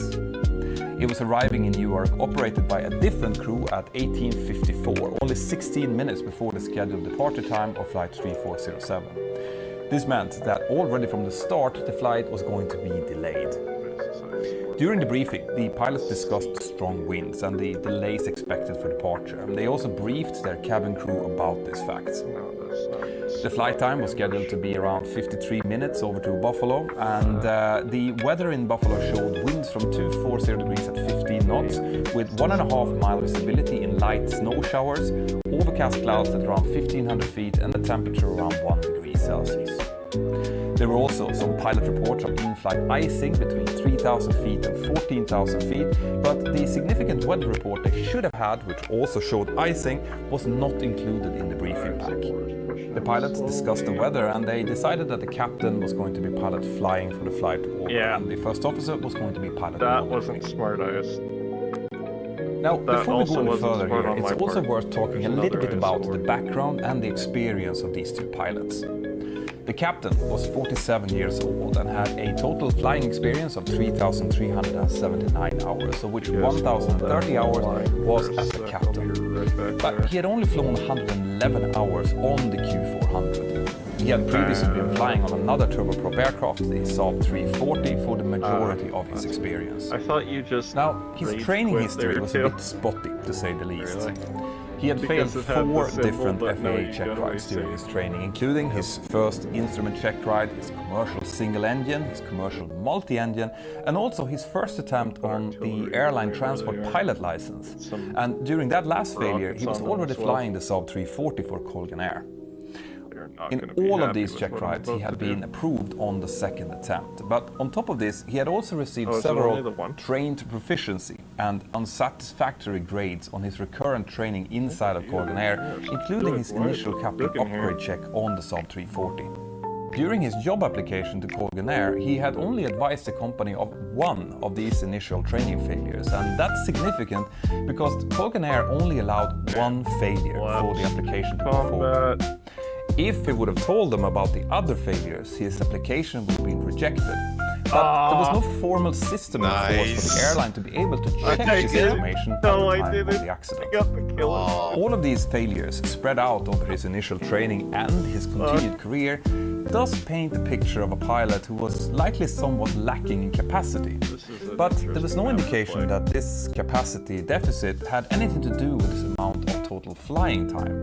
That's worth remembering. During the transition from the Saab to the Q400, the captain had received overall good remarks, except for one note from one instructor during his simulator training, which said that he had shown a tendency to overcorrect the aircraft in roll when practicing unusual attitudes. First officers who had flown with the captain stated that he handled the aircraft and procedures well and they liked flying with him. Now, the first officer was 24 years old at the time of the accident. She had flown a total of 2,244 hours, of which 774 was on the Q400. And prior to starting her work with Colgan Air in 2008, she had been working as a flight instructor. She had no failures in her practical FAA flight test, except for a theoretical disapproval for her first instructor rating, but that had to do with her instructor techniques and not her flying skills. Her colleagues described her as a very knowledgeable and diligent pilot, sometimes even above the average of other first officers with similar experience. Anyway, the two pilots got on really well with each other and likely had plenty of time to get to know each other better as they were waiting to start flying given the cancellation of the first 2 flights. When the aircraft finally arrived, the crew walked out to the aircraft and the captain started to set up the cockpit for the flight while the first officer completed the walk around. The 2 cabin crew members started boarding all the 45 passengers who were scheduled for the flight, and then they closed the doors and reported that they were ready to go. At time 1930, the pilots received their departure clearance from air traffic control, and 15 minutes later they requested pushback and engine start. But because of the amount of traffic ahead of them, they didn't receive clearance to actually start moving until 45 minutes later at time 2030. Once they had finally been allowed to push, the crew now found themselves as number 20 in the queue for departure. That doesn't sound. This meant that they were facing a very long, further ground delay, and the pilots spent that time discussing personal things as they were slowly taxiing out. It should be mentioned here that the taxi phase is considered a sterile phase of flight, and during that time, only operational and safety-related things should be discussed in the cockpit. The sterile phase of flight starts when the aircraft initiates the pushback from the gate and then continues until 10,000 feet in the climb. It then starts again at 10,000 feet in the descent until the aircraft is safely parked at the gate. For other airlines, different limits might apply, but the point here is that history has shown that personal discussions during these phases of flight can cause distractions, which can be dangerous. That's because of the multitude of mode changes, configurations, ATC communications and other complexities that happens during those times. Having said that, given the fact that this aircraft was stuck in the queue for almost 1 hour on the ground, I do understand that they had some light chit-chat, but reading through the CVR transcript, there was a lot of conversation going on, more than I have seen in any other transcript, and unfortunately, it likely set the tune for the remainder of the flight. During the taxi out, the first officer also used her phone to send a text message to her husband, and as I have explained in previous videos, the use of personal electronic devices is strictly prohibited for similar reasons as I just explained about the sterile phase of flight. Were you out But of something the that is map? not prohibited is to press the subscribe button and to activate the bell so you don't miss any of my future videos. Anyway, during the taxi out, the first officer mentioned that she felt ready for the hotel room, and the captain responded that he felt sorry for her. She was sneezing and clearing her throat several times, showing the onset of that head cold that I mentioned before. No! Eventually, the aircraft got to the front of the queue, and air traffic control cleared the aircraft for takeoff.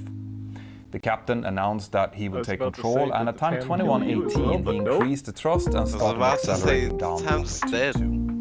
Now, before I tell you the rest of the story, I just want to give you this short message from my sponsor who makes it possible for me and my team to create these I'm gonna videos. pull back. Because you know that I'm a huge fan of good non-fictional stories, ass. before we go any further, I just want to thank today's sponsor, CuriosityStream, a subscription streaming platform with thousands of documentaries costing less than $20 per year. If you like the content on this channel, you're probably going to love the shows over on CuriosityStream because they cover loads of topics like... Did someone say that the ATR is worth it, or right now I'm watching an original series called Oddly Satisfying Science, hosted by Nick Uhas, and like the name suggests, each episode introduces a satisfying experiment designed to blow your mind. Like explaining how forensic teams extract DNA or how hot air balloons actually work. One of the things that I love most about CuriosityStream is that they have new shows every week, and it's available worldwide for almost every possible device, so you'll never run out of new things to watch. So go to curiositystream.com/or click on the link here below and start enjoying unlimited access to the world's top documentaries and non-fiction series. And since you are coming from my channel, they're offering you an amazing deal. 25% off, being a price of only $49 per year. That's $1.25 per month. Now, let's continue the story. I can't remember who. The climb was largely uneventful, and the crew initially adhered to the sterile cockpit rules until the aircraft leveled off at a cruise altitude of 16,000 feet for their short flights over towards Buffalo. During the climb, the aircraft entered the clouds, and given the temperature outside, that also... I was also asking about that, but someone said the ATR is also system, and as they did so, they also likely switched FS to 2020, to increase the operation of this switch will play a crucial role in what's about to happen later, and to understand it, we need to go into a little bit of aerodynamics now. In order for lift to be generated, the air needs to flow smoothly over all lift-generating surfaces of the aircraft. If there is anything disturbing that flow, the lift created can be disturbed and lead to control difficulties, extra drag, and in the worst case scenario, the aircraft could stall. A stall is what happens when the wing's ability to generate lift drastically reduces, and it can happen due to low speed, contamination, high G loading, or a combination of these. But what always has to happen for a stall to occur is that the critical angle of attack is exceeded. So what is the angle of attack? Well, if you look at the wing from the side, the center of the wing profile is what we refer to as the wing's chord line. In order for the wing to generate more lift, it needs to increase its angle of attack against the oncoming air. And the angle of attack is the angular difference between oncoming air and that chord line. If you have ever put your hand outside of your car window and changed the angle of your hand, you will have felt the effect that this changing of angle of attack has. If there is ice present on the aircraft wing, it might make the wing less effective, and therefore the wing could stall at a lower angle of attack than it would if the wing was clean. So what does all of this has to do with that switch that I mentioned? Well, the ref speed switch was there to let the aircraft know that it is flying in icing conditions, and when that switch is set to increase, the stall warning system, the stick shaker, would activate at a lower angle of attack to give the pilots an earlier warning of a potential stall. It's worth pointing out here that it doesn't actually mean that the wing is stalling. It just resets the setting of the warning system, and this fact will become very important very soon. Once the aircraft was established in cruise, the crew continued an almost non-stop conversation about home conditions and company policies. Because the cruise phase is not formally a sterile phase of flight, this was perfectly okay in theory, but it's always important to prioritize work, even in the cruise, to make sure that we don't end up in a situation where important tasks get pushed forward and increases the workload later on in the flight. During the cruise, the conversation was only interrupted by occasional yawnings by the crew, potentially showing some level of fatigue already, but the pilots still seemed alert. The captain, for example, was pointing out crossing traffic, and the first officer, who was reviewing the tech log, noticed a small omission made by a previous crew. Before the aircraft reached its programmed top of descent, the first officer listened into the automatic weather transmission from Buffalo, and it confirmed the forecasted weather that they had received earlier. The visibility was okay, with some snow in the area and light to gusty winds from the west. The captain said that they could probably expect an ILS approach into runway 23 and that they would use flaps 15 for landing. But he didn't start his approach briefing at this point. Instead, the first officer filled in the required performance data into their data link system and sent that over to a company called Aerodata, which would calculate the performance for them. When she did this, she omitted the part of the message designed to inform Aerodata about the aircraft flying in icing conditions.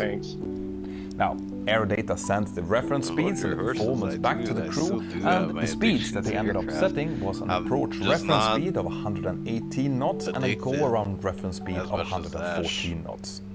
Now, if she would have told Aerodata of the icing conditions, the reference approach speed would have been automatically increased with 20 knots in order to account for the higher stick shaker onset speed that we discussed before.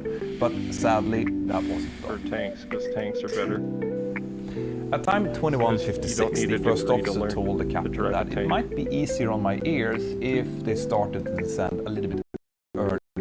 The captain agreed to this, and after having advised our traffic control, the crew started descending down to initially 11,000 feet. 7 minutes later, the crew was handed over to the Buffalo approach controller, who gave them the local pressure setting and told them to prepare for an ILS approach into runway 23. At this point, as the aircraft was now descending, the captain started his approach briefing.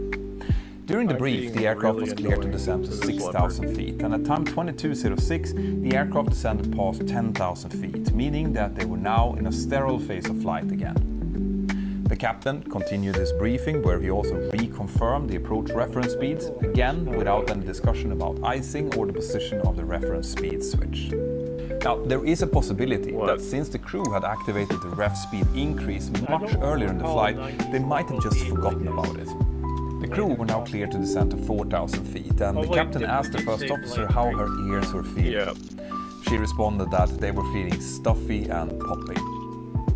Around time 22:10, the first officer asked the captain if he could see some ice on his side of the windshield, and he said that, yeah, he could. The first officer then commented that she had a lot of ice on her side, and then they both started the conversation about previous experiences they had encountered with icing. This conversation had nothing to do with the flight that they were actually operating. It was more a case of swapping stories. In reality, later tests done during the investigation showed that the amount of ice that the aircraft had accumulated at this point had little to no effect on its aerodynamics and performance. The aircraft performed almost like a clean aircraft would do, so icing in itself was likely not an issue. At time 22:12 and 18 seconds, the approach controller cleared the aircraft to descend to 2,300 feet, which was the initial approach altitude for the ILS, and also to turn onto a heading of 330 degrees. The first officer read that back, the captain set it, and then they continued their lively discussion about icing. The aircraft was now getting closer to the ILS, and they were still maintaining a speed of about 180 knots. On top of that, the descent and approach checklist was still to come, something that they should have done much earlier.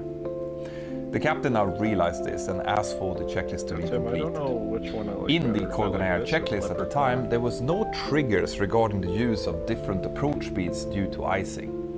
This, and the fact that the workload now started to increase, meant that none of the pilots spotted the discrepancy between the approach speed that they had selected and the position of the ref speed switch.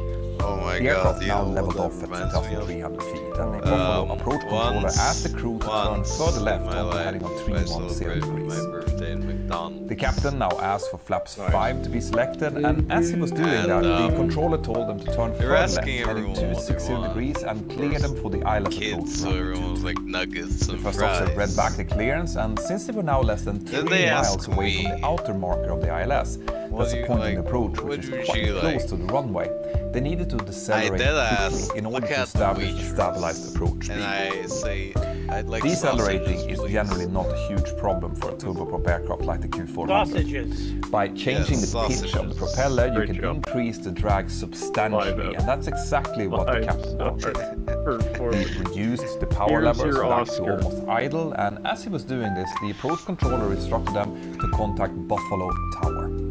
The first officer read this instruction back, and that was going to be the last contact air traffic control had with Colgan Air Flight 3407. The captain now asked for the landing gear to be extended, and he moved the propeller condition levels into max RPM. Since the speed was now reducing, the autopilot applied a bit of back trim to keep the altitude. This meant that the angle of attack of the aircraft now started increasing. At time 22:16 and 21 seconds, the first officer confirmed that the gear was down, the airspeed was now around 145 knots, reducing, and the aircraft was maintaining 2,300 feet, waiting to capture the glide slope. If the pilots would have monitored their primary flight displays closely at this point, they would have seen how the barber's poles, the low speed indication that shows the onset of a stall warning, was creeping higher and higher up their speed indicator. But none of the pilots seemed to have noticed that. The captain now asked for flap 15 to be selected, and at the same time, an ice detected message appeared on the engine display, but it's not clear if anyone actually noticed that.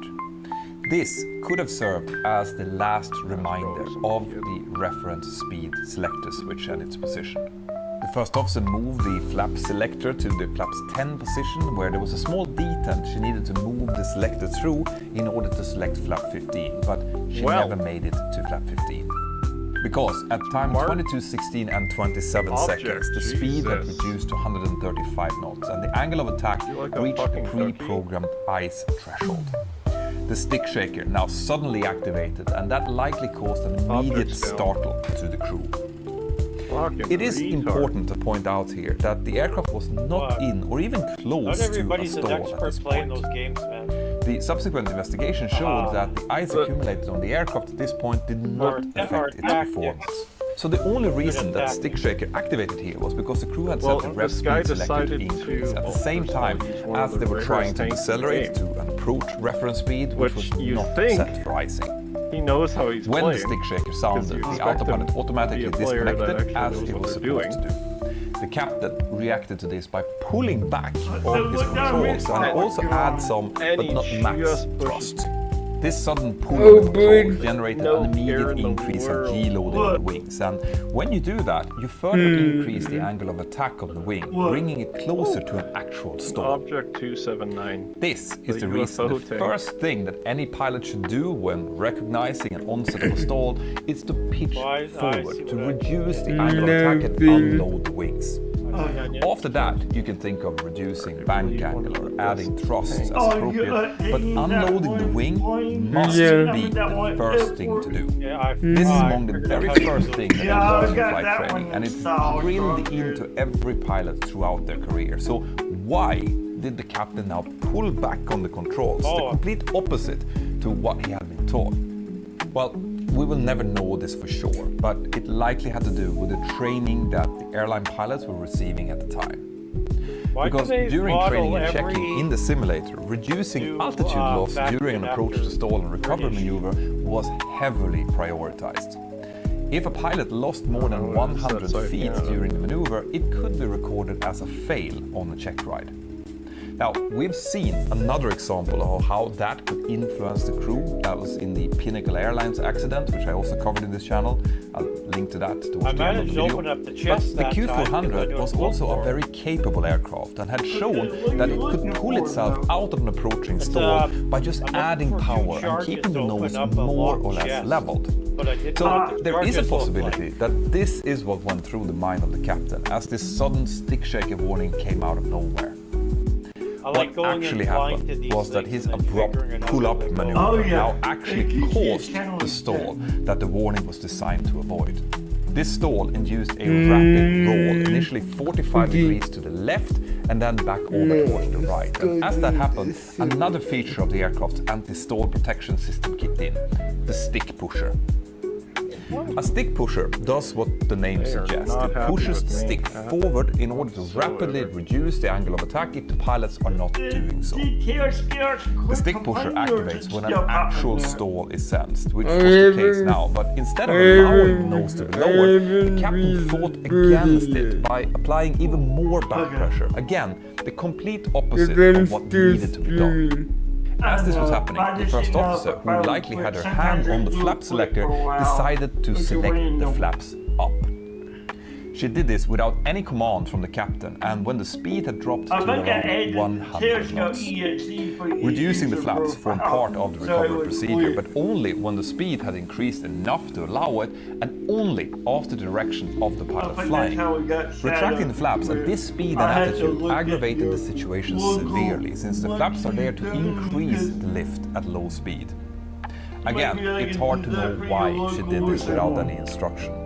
She was likely just as startled by the sudden stick shaker and upset situation as the captain was, and she might just have been trying to help out, or she might have regressed back into her old single-engine instructor habits. The sum of the situation, though, was that the crew, through lack of situational awareness and crew coordination, was now creating a severe upset situation from nothing. The aircraft was flying perfectly well before this, and the only thing that had happened was an, in reality, spurious stick shaker warning. The aircraft now rolled over as much as 105 degrees to the right before starting to roll back again towards the left. The nose of the aircraft started dropping, still with the captain pulling back on the controls as the stick pusher now activated a second time. On the cockpit voice recorder, the captain can be heard grunting from the strain of pulling against the stick pusher. The roll reached 35 degrees to the left and then rolled back over towards the right again. The first officer asked if the captain wanted the gear to be retracted, and the captain called out, "Gear up, damn it!" The aircraft had now rolled over 100 degrees right bank and 25 degrees pitch down as the stick pusher activated a third and final time. The combination of all of this meant the start of a very rapid descent from which the crew could not recover. The last thing heard on the cockpit voice recorder was the captain stating, "We're down," and then a loud thumping sound as the aircraft impacted a single family house at time 22, 16 and 54 seconds. But I'm not gonna get the CEO package. I'm gonna get the new package. Crew, as well as one person inside of the house, perished in the crash. And it's not gonna be the ultimate cause of the accident was found to be the lack of adherence to sterile cockpit procedures by the pilots, leading up to them missing important cues of the impending warning. The captain's completely inappropriate response to the stick shaker, which actually caused the aerodynamic stall, and the first officer's decision to retract the flaps during the upset, all led to to the accident. The investigation team also looked at the training history of the captain and his many failed skill tests and decided that it must be easier for airlines to access this type of information before hiring a pilot. They also concluded that the simulator training that pilots received regarding approach to stall and recovery had to be improved, as well as proper demonstrations of the stick pusher, which was found to be generally poorly understood. Also, it, together with some other accidents, led to the development of a much more focused upset prevention and recovery simulator training module, which has since become mandatory for all airline pilots. Other important changes coming out of this accident was more scrutiny of how airlines allow pilots to use commuting contracts and the impact that that could have on their fatigue. No, the heavy take only works that was not if you're mentioned doing in the findings or in the recommendations from this accident was the establishment of a minimum amount of flight hours needed to start working as a commercial pilot. On the contrary, the recommendations pointed more to the importance of good training, proper aircraft design, and the need to focus on core competences of pilots. And because of that, I find it really interesting that the single biggest lasting legacy of this accident was the implementation in the United States of the 1500-hour rule. This rule, with a few exceptions, requires pilots to have a minimum of 1,500 hours of total time and an air transport pilot license before they're allowed to operate as a pilot in heavy commercial passenger transport. This might sound like a great way to ensure that the pilots are experienced before they're allowed to fly passengers, but in reality, it does very little to ensure the proper competence of those pilots. Remember, both of the pilots in this accident had more than 1,500 hours of total time, and the first officer had spent many years as an instructor getting exactly the kind of experience that most pilots in the US now must do in order to reach those 1,500 hours. In Europe, a cadet can be employed straight out of flight school with as little as 250 hours of total time, provided that they meet strict competence requirements of the airline and that they're able to absorb the training so that they can pass the required skill tests. The 1,500-hour rule has, to my knowledge, not increased safety in any measurable form, but it has helped create a pilot shortage and a lot of financial stress for many new pilots in the United States. Now, check out this really interesting video next, or this playlist if you want to binge on more accident videos. Please consider subscribing to the channel if you like it, and join my Patreon if you want to support my work. Have an absolutely fantastic day, and I'll see you next time. Bye-bye.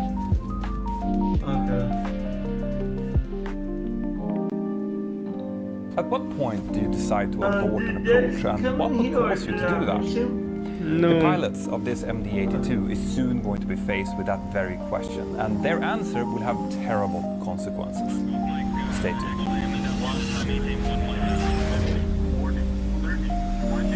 Want2Go Airlines was a low-cost airline based in Don Mueang Airport in Bangkok, Thailand. The airline was owned and managed by another airline called Orient Thai Airlines. So both of these companies shared training departments and operations center, and because of that, they also shared company culture, which will be really crucial to this story. Want2Go Airlines operated a fleet of 5 McDonnell Douglas MD-82 aircraft who flew almost exclusively domestically within Thailand, mainly from Bangkok to Chiang Rai and Phuket. The pilots working for the airline came from many different backgrounds and nationalities, and when it started its operation back in 2003, the global aviation industry was still reeling after the impact of the 9/11 terrorist attacks, which meant that pilot jobs were few and hard to come by. This led a lot of pilots from all corners of the world to sign up with this new Thai airline, but pretty soon, complaints about the safety culture inside the airline started to be heard. According to news reports from the time, the company didn't take technical issues very seriously and would try and pressure the pilots to fly on aircraft that they weren't comfortable with. After the horrible Boxing Day tsunami, it got even worse when the financial situation for Want2Go Airlines became more strained. The pilot pay on the MD-80 fleet was considered low by industry standards, which led to some of the more experienced pilots leaving and the overall pilot experience level to start to drop. But the most serious allegations from the time was that the airline top management regarded the pilot and cabin crew flight time limitations as something that they should be flexible. Now, flight time limitations are written in stone in the entire aviation world, and pilots willfully exceed the maximum time limitation as you fly, these regulations are incredibly important for safeguarding and safety and are not in any way flexible. But pilots employed at Want2Go Airlines at the time told stories about how management would give cash payments to pilots who would be willing to exceed their maximum flight time limitations or reduce their mandated rest times. Things like that would likely have set the stage for a really lax attitude towards these important rules. And safety culture inside of an airline is likely the most important factor in maintaining overall safety. And it's affected by all facets of attitudes expressed inside of the company. I'm sure that you've all seen examples of this. It's okay to skip that. I saw X doing this last week and the company didn't mind. No one else actually built up be allowed to happen, but all evidence shows that precisely that was going on inside Want2Go Airlines before this accident happened. On the 16th of September 2007, a flight crew of 7 reported for duty at Don Muang International Airport in Bangkok. They were scheduled to fly 6 sectors between Bangkok and Phuket, with each flight planned to last about 1 hour and 20 minutes. That would make the total planned flight time of the day exactly 8 hours, which was the maximum allowed according to their operations manual.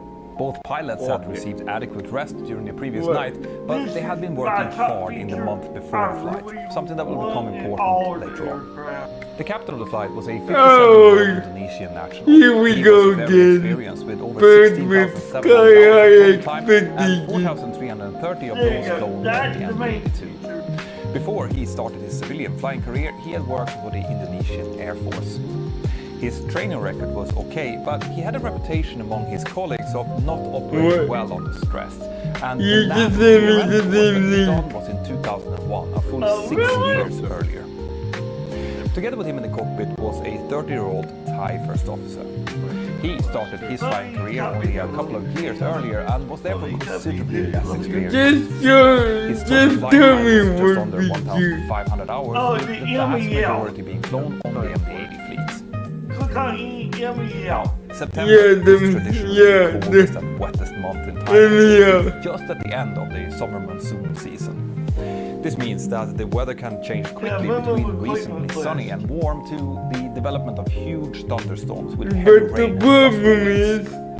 This was exactly the type of weather that the pilots saw when they were going through their pre-flight preparation, and because of that, they planned to upload plenty of extra fuel for each of the legs. That would give them plenty of holding time or options for diversions if they would end up needing it because of a storm part over the destination airport, for example. The winds were forecasted to be westerly at Phuket Airport, so the 1.4 degrees offset ILS approach was planned to be Now, an ILS approach is normally perfectly aligned with the I know what I mean. Some obstacles close to the approach, the localizer beam can be directed slightly offset to make sure that the approach has sufficient obstacle clearance margins. This would mean that the autopilot would need to be disconnected a bit earlier than normal to move onto the centerline prior to landing. Now, normally that's not an issue, but in times of bad weather, it can add a layer of complexity and workload for the pilot flying. In any case, the pilots proceeded to brief their 5 cabin crew members, and then they all walked together out to the aircraft. The captain verified the technical status of the aircraft, which was fine. There was no known issues with it.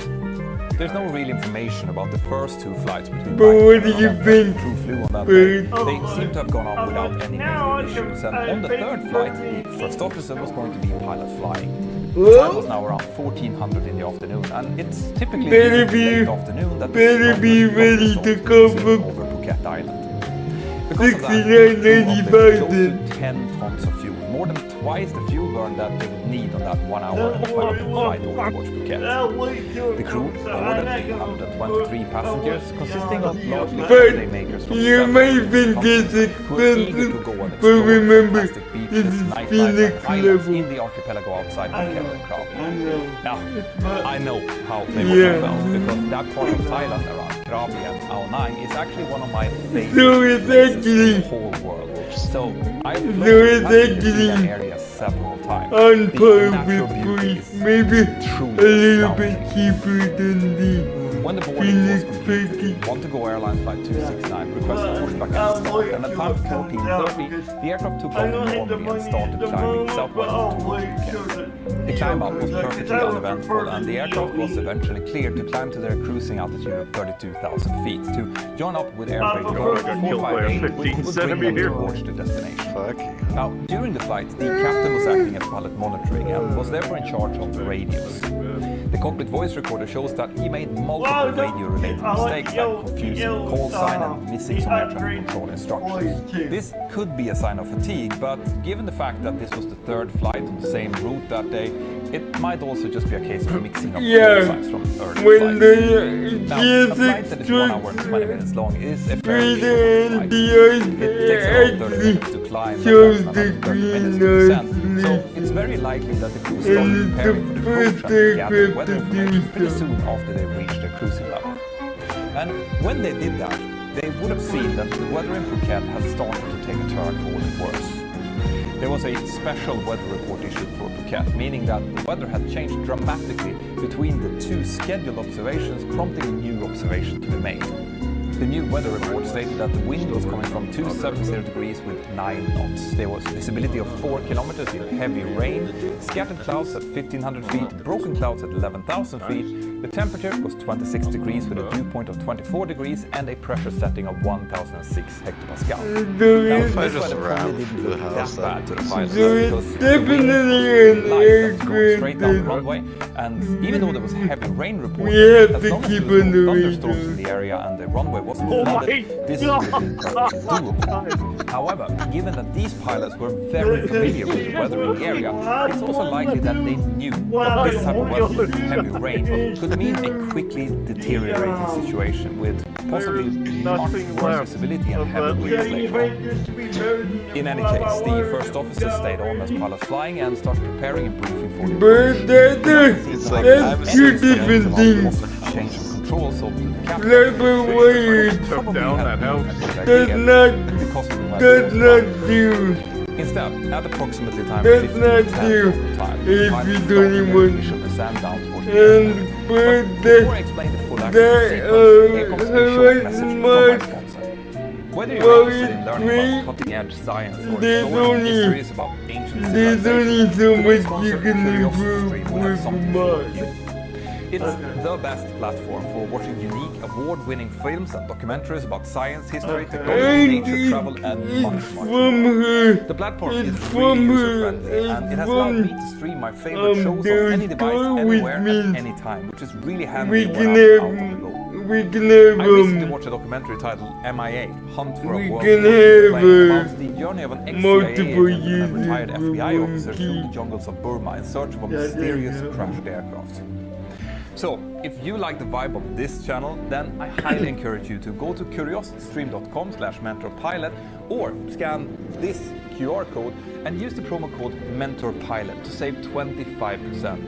I kind of want to get the CEO because they mentioned if you get the CEO, you get a heavy discount on the when it comes out. As the aircraft was descending down towards Phuket, the crew requested diversion vectors around bad weather on a few occasions. So there was no presence of active thunderstorms in the area. The captain continued to make some radio mistakes during the descent, and at times it seemed like he had I'm sure that he would but apart from that, the cockpit atmosphere seemed relaxed and good. At time 15:22, the just area because you won't play it doesn't mean Phuket VR that he won't. was situated on the airfield. Well, you know, At I that point, wonder they if were I also ever cleared to descend to flight level 130, and only 2 minutes later, they were handed over to the Phuket approach control. No, I'm talking When they about joined the this new CEO. frequency, they were told to descend to 8,000 feet, proceed direct towards an Arnold point called Unfill, and be ready for the ILS approach for runway 27, which is exactly what they had previously briefed. On this frequency, there was also another flight from a company called Orient Thai Airlines, which was a few miles ahead of them, and it seemed like this aircraft had misjudged their distance a little bit. Because at time 15:25, they asked the controller if they could do 360 left turn to lose some altitude. This is the one with the don't have enough available to enable us to both descend and descend much instructions we need. The issue with this type of maneuver is that it complicates things a bit for a traffic control, because it will take around 2 minutes to make a full 360 turn, and that will of course mean that the traffic behind will be getting closer. So the pilots of Flight 269 were now told to slow down to their minimum clean speed. Flight without having to Flight 269 was now about 15 miles away from the airport, descending to 4,600 feet, and the first officer decided to start configuring the aircraft a bit early, possibly to slow it down further in order to increase the distance to the preceding aircraft. The flaps were extended, and at this point the aircraft was still flown using autopilot and autothrottle. The preceding aircraft had now completed the 360 turn and was following the ILS localizer down towards the airport. But apparently the approach controller still wasn't quite happy with the because have notifications on my phone, for a slight delaying vector.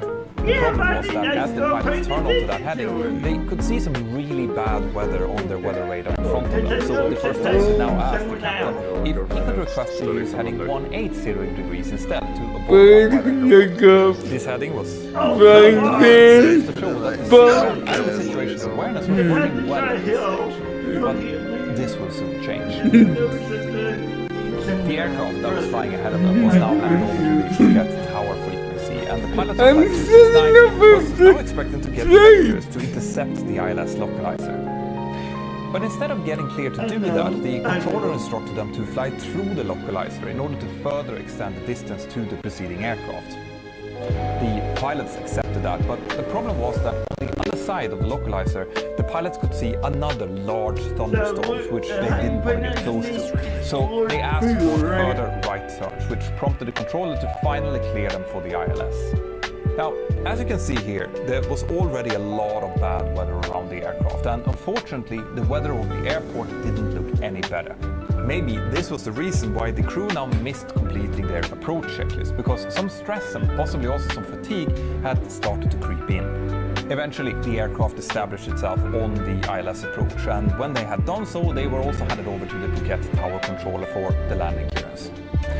On that new frequency, the preceding aircraft had just landed, and as they were vacating the runway, the pilots transmitted what's called a PIREP, or a pilot report. They said that there was now a thunderstorm over the airport, and that they had experienced a wind shear with a gain and loss of airspeed of around 15 knots during the last 5 miles of the approach.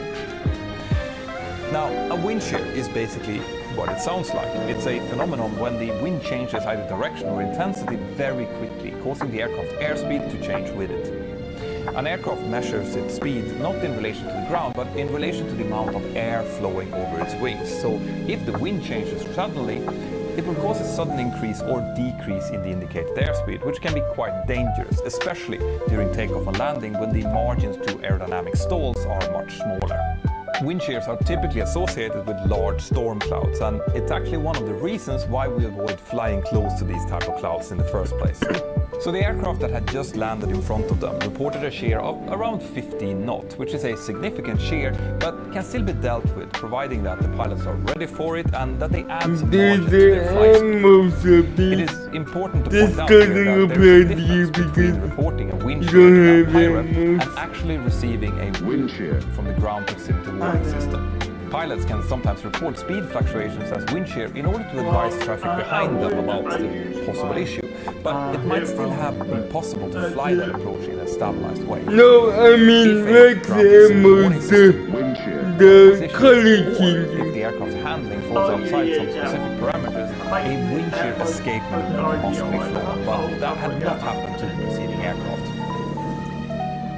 The tower controller acknowledged the report and then called up Flight 269 to verify that they had also heard the information, and the captain responded that they had. Now, here it's worth taking a moment and look at the situation. Flight 269 was established on final, and the weather ahead was clearly not good. It was raining heavily on the airport. The previously aircraft had reported a thunderstorm. I do not have a cabin. You stupid AI cabin crew! Abandoning the approach and wait for the storm to pass. Remember, they were carrying extra I don't have a cabin. And if they they didn't want to wait, Oh they my could God. also have considered the possibility of handing over the controls from the first officer to the captain to let him fly the coach. But there were no discussions about this in the cockpit. Instead, the pilot continued to configure the aircraft. The first officer asked for the gear to be extended, and once that was done, for the flaps to be extended 40 degrees for the landing. Now, some of you might ask, shouldn't there be some kind of warning system in the airport, warning pilots if an active wind shear is in progress over the runway? And yes, those systems do exist, and they are referred to as low-level wind shear alert systems, or LLWAS. One of these systems had recently been installed at Phuket Airport, but on this day, 3 of the 6 sensors that the system used were not functional because, and this is crazy, they were driven by solar power, and given the cloudy weather during the preceding few days, they had no power. Now, if you ask me, it's probably not a great idea to have bad weather warning equipment depending on good weather, but maybe that's just me. In any case, it didn't really matter in this story because the pilots had received a warning anyway by the previous aircraft. As the aircraft descended through about 1,500 feet, the first officer disconnected the autopilot in order to hand fly the aircraft, but curiously, he didn't disconnect the auto throttle, which was still engaged in speed mode, meaning that the auto throttle would try to maintain the speed selected by the pilots. It is very rare to leave the auto throttle active when you're hand flying, especially during strong winds, as the auto throttle is typically much slower to react and move the thrust levels than the pilots are. Sudden, unexpected changes in thrust driven by the auto throttle can also cause handling difficulties, so disengaging it is definitely the norm, but that didn't happen. Instead, the first officer now started to battle the winds in order to try to line the aircraft with the runway. Like I mentioned earlier, the localizer at runway 27 was a bit upset, meaning that the aircraft was now slightly north of the center line, and the first officer needed to sort that out. Almost immediately after he had disconnected, the aircraft started to oscillate in pitch, and the first officer was struggling to keep the aircraft stabilized in the increasingly gusty winds. The tower controller now came in and cleared the aircraft to land runway 27, and he also gave the pilots the surface wind of 270 degrees 15 knots and warned them that the runway was wet.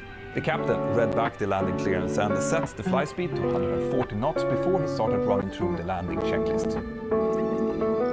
At time 15:38 and 28 seconds, the tower controller came back in and advised the crew of strong winds, now coming from 240 degrees at 30 knots. That's double the wind that they had just a few seconds ago.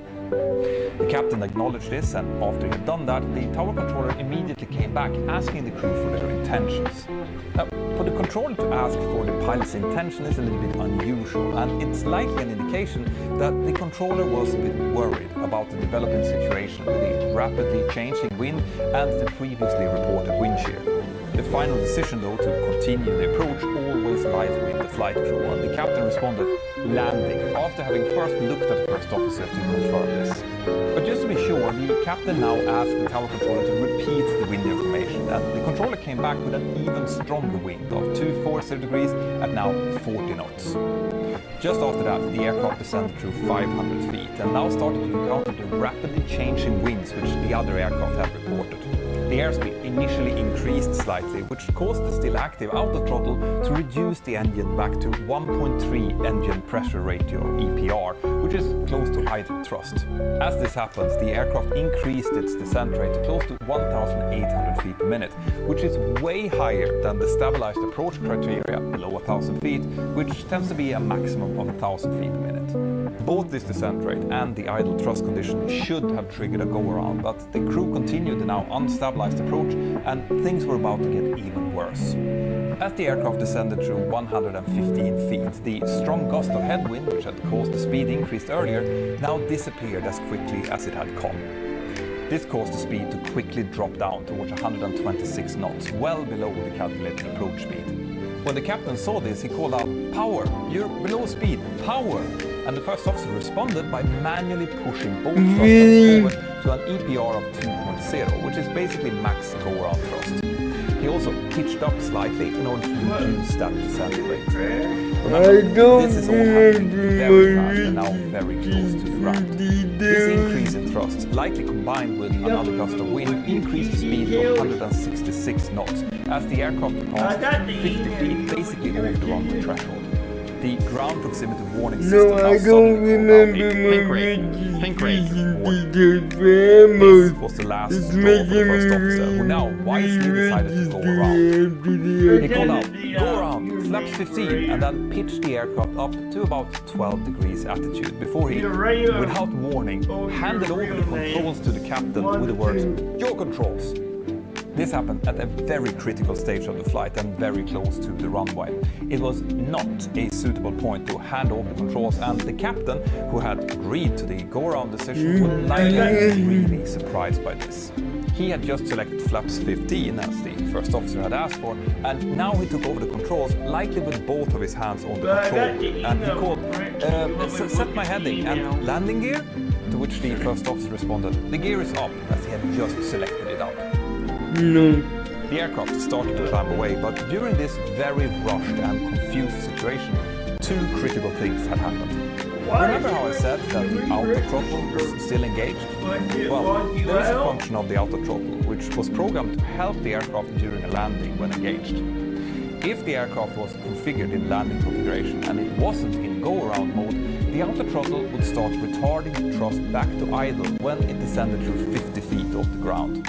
Because the aircraft had briefly descended through 50 feet before the go-around was initiated, the retard mode was now active, and the thrust reduced from 2.0 EPR back to about 1.1 and stayed there for the next 13 seconds. And the second critical thing? Well, when the first officer initiated the go-around, likely startled by the sudden sink rate warning, he had already pushed the thrust levels fully forward as part of his earlier speed correction.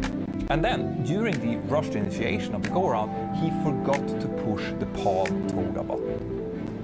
If he would have pushed that, the auto throttle would not have engaged in the retard mode. Instead, it would have selected and kept go-around thrust, but since that was missed and the system had gotten low enough for the retard mode to activate, this was now the reality. If the first officer would have kept control of the aircraft, he would have probably noticed that the thrust was coming back. But since he handed over the controls to the captain, he instead started to focus on retracting the gear.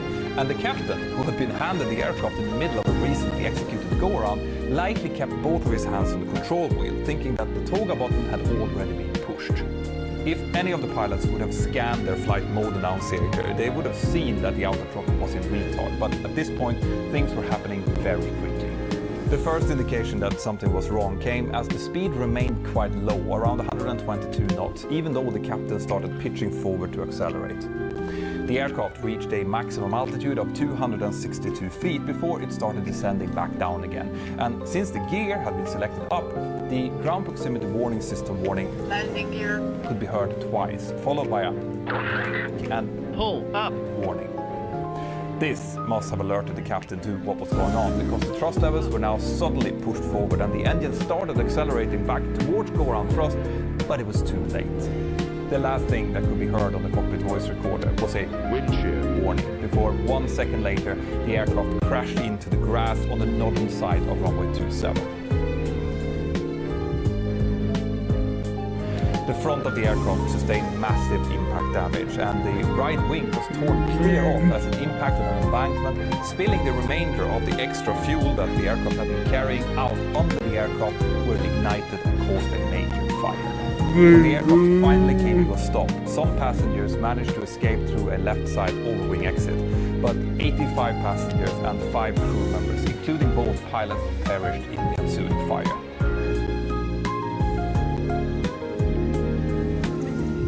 The fire and rescue operation started immediately, but was hampered by a large ditch between the runway and the wreckage. There were 2 entry points of the ditch at both runway ends, but these were not used.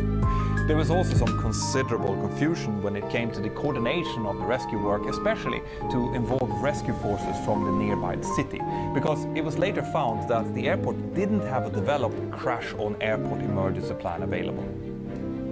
Once the rescue operation was concluded, the investigation started, and both the flight data recorder and the cockpit voice recorder were found and in good condition.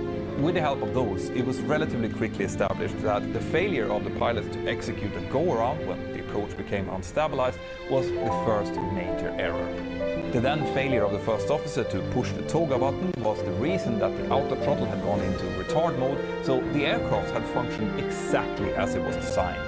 The first officer's decision to then hand over the controls at such a critical phase of flight and the captain's failure to notice that the thrust levels were in idle further aggravated the situation and ultimately led to the accident. But it was when the investigation started to try and understand why the pilots took the decision to start the approach, fully knowing that the bad weather of the airport was there, and to continue the approach even though it was clearly unstabilized, that some really shocking information started to emerge.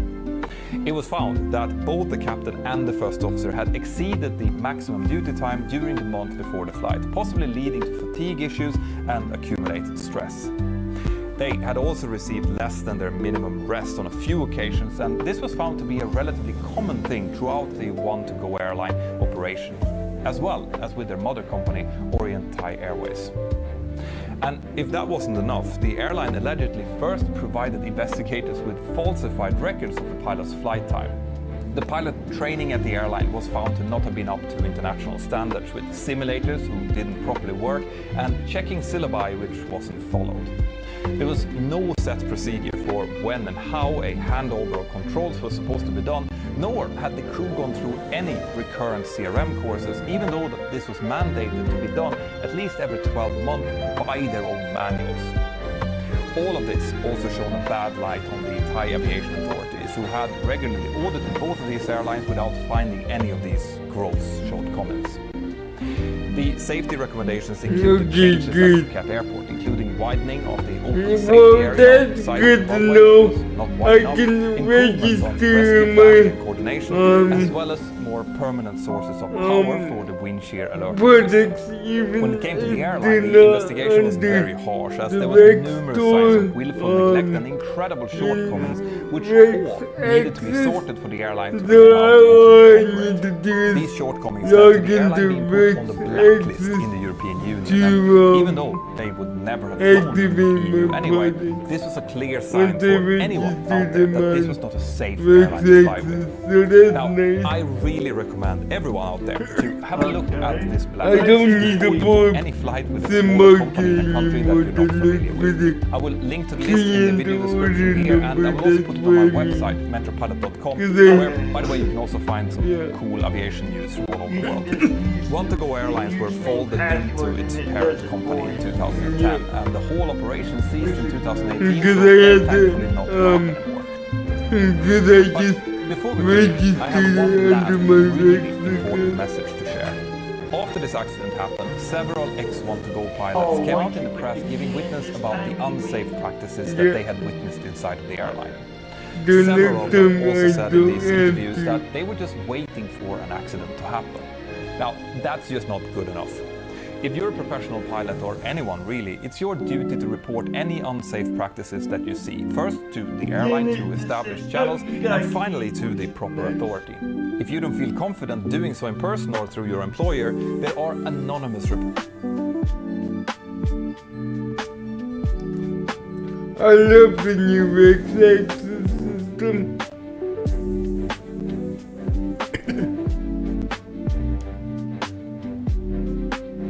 You like the new Rex application? Rex Access Manager website portal where you can just register your products even if they're from any store. Nice. And then you just have to log in to activate. What is it changing? Yeah.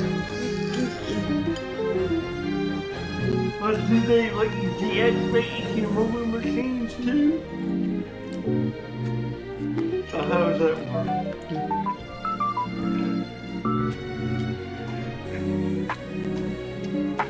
That product don't have any installation. Oh, okay, good to know. Okay, but how do you like AccuSeason though? What? AccuSeason. But I use it every single plate. I know, but I mean I was on the same level as French Atmos, or they go hand in hand. The almost covered the sky. I guess it's in the ground. Okay, gotcha. Because I know you had that bad update with vacuum seasons a while back. And I guess they fixed most of that, didn't they?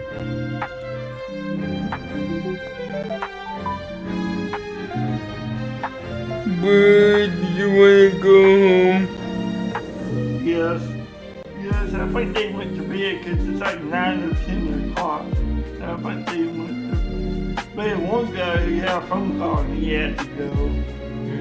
Yeah. Let's go home.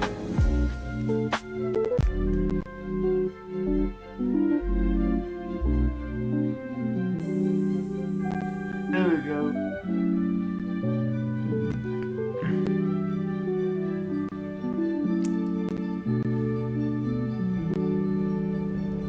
Really?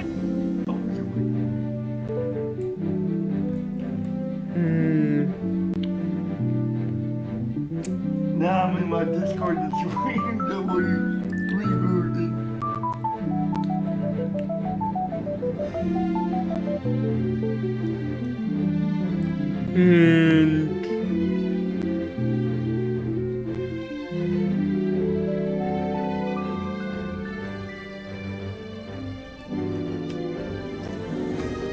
Oh, by the way, the last flight is 22. Okay, good to know. Got a review my flight in the morning. Yeah, yesterday, it was bad. What was the score? Had to delete it. What do you mean? You said it landed. It did. 0.99. Ooh. And what did it argue for? Most of it was the hard touchdown and the overspeed. Because the overspeed. You forgot to pull? No, I wasn't there for when it did the pull.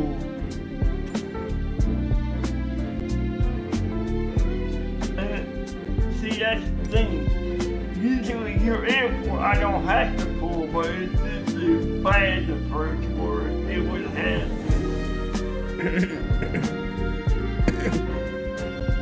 Do you know it had to pull at your airport? No. Yeah. That means it didn't go well. Ah. Cause sometimes with cars you have to pull.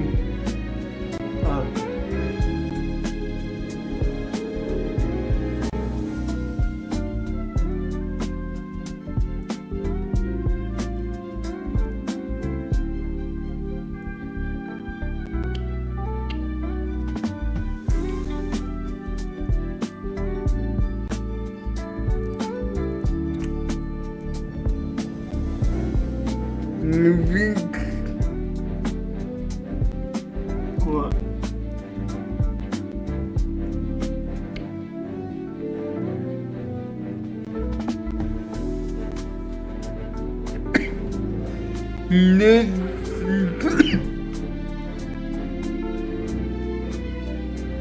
I haven't taken out my A320 in a while, so let's do that. There you go. Good choice.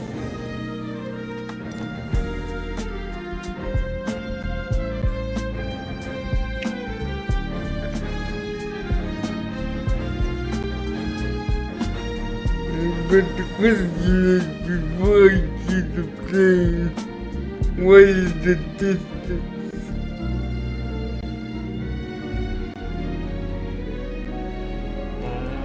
True. Has Rena done a flight recently? I don't think so. Not yet, no. And that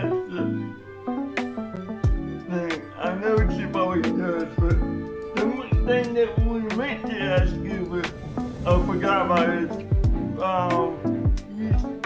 You did tell us you can find the ACT, right? Able to if she has the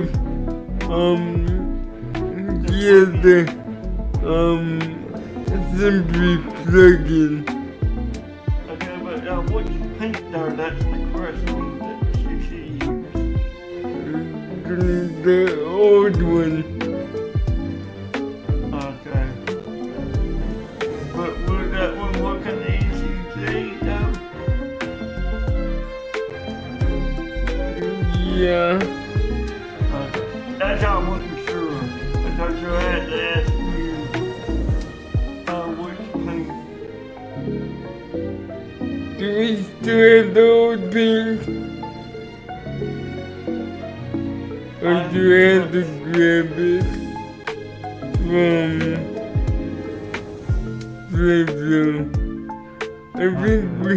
I think I made it download my paint, the volume paint. You did. I knew you would have it. But who is the VIP she would carry? Cause if she's going to play the AC game, it's got to be a special occasion.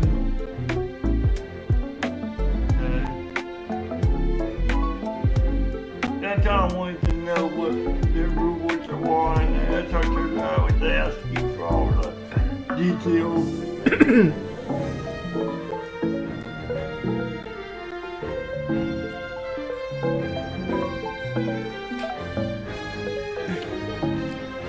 Did I do a request for people in my life using my ACG, but the ACG is whether it's the royal paint or the regular ACG paint. Not used very often. Yeah, I know. It's used for special occasions and requests.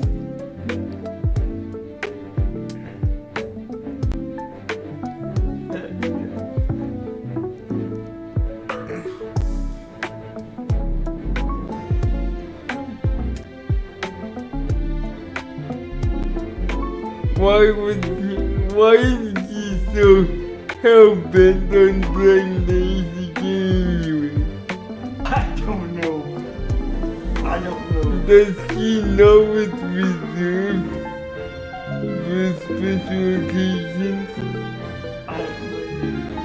Maybe not. I don't know. I think you told her. I forgot what you told her.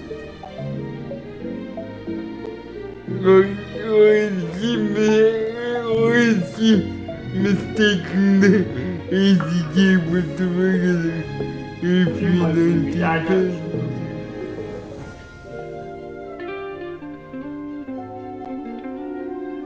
Yeah,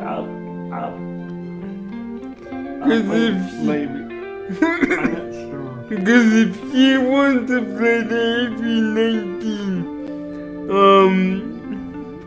I know she's a long old girl, so that wouldn't actually work out for her because it's the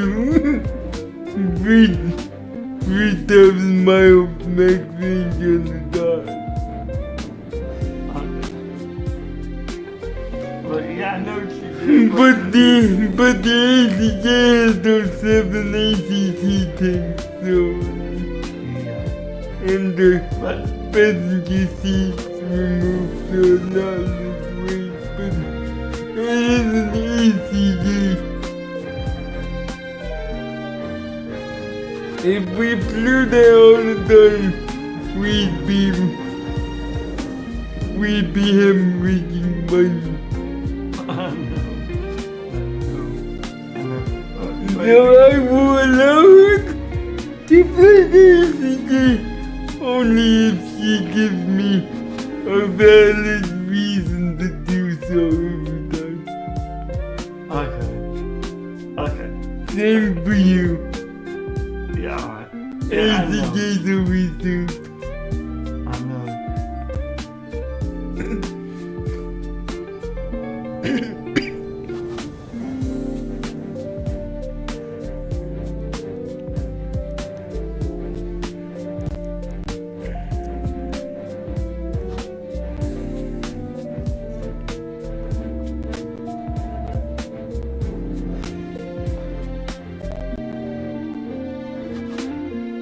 I got you. Because as the days take less passengers and then we have to provide extra luxury service equivalent to that of the Concorde and Yeah, I know. I know Newsky doesn't have economy system with payable money yet, but we're running this like a real airline, so even though the money is not the present, I'm still gonna pretend it is.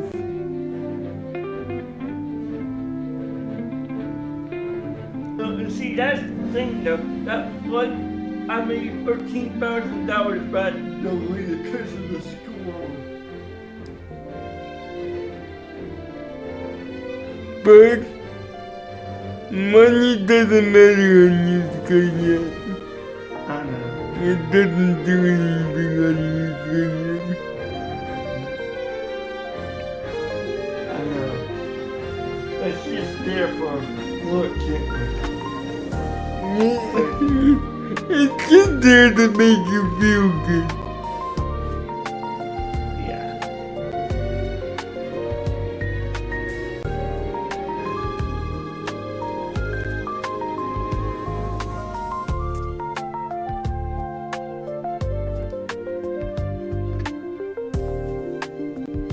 So 6-7 Romeo.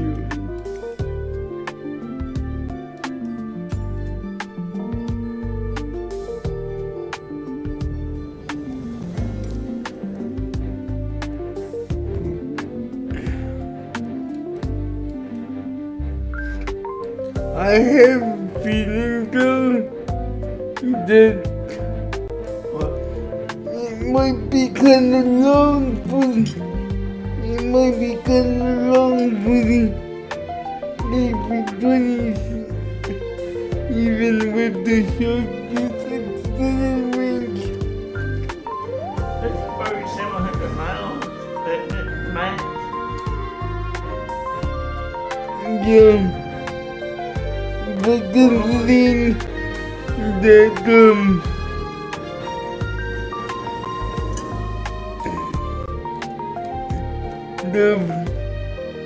the flight I just flew was more close to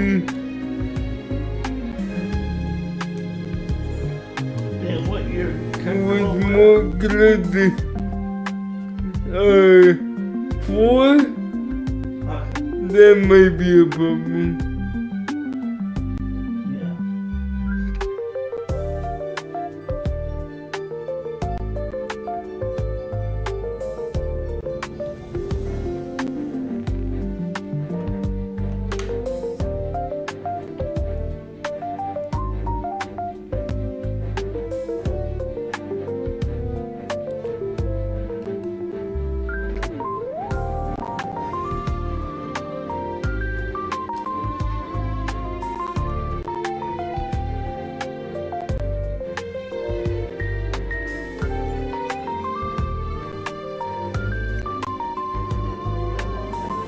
The the SSS to Why are you Captain Ree? How's the emergency going? Old disco fire reminders got me wondering if we're running on coffee fumes up in here.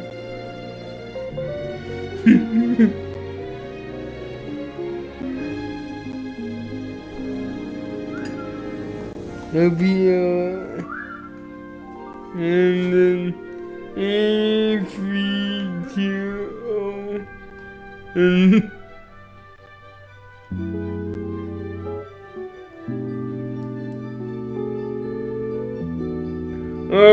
oh yeah, it's gonna make it.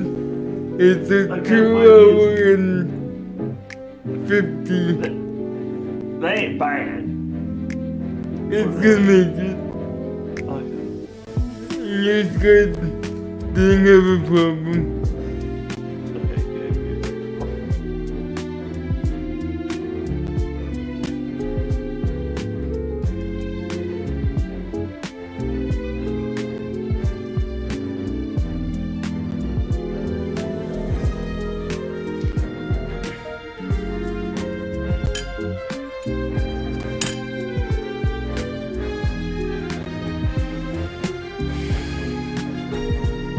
I'll tell you what.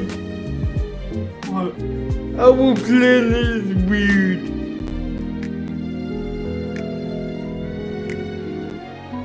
Why? Cause what you expect to be 2 hours might become 5 hours cause of the Earth's curvature. Okay.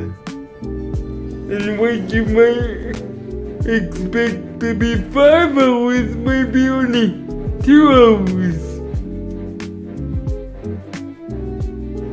I was expecting to at least be 4 hours, but nope, it's at 2 hours and 15 minutes. That's By me. how many miles though? We'll find out.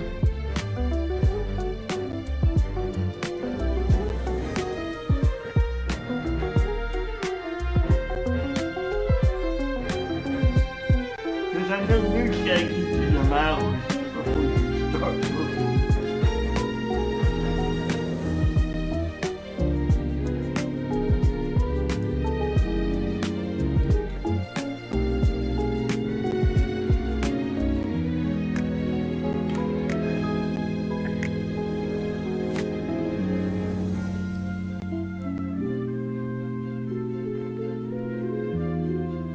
And this is and this the one that's going from not Hong Kong but to PLL, right? Yep. We'll find out. Let's get imported. But is your plug-in working now? I think it is, right? Yep.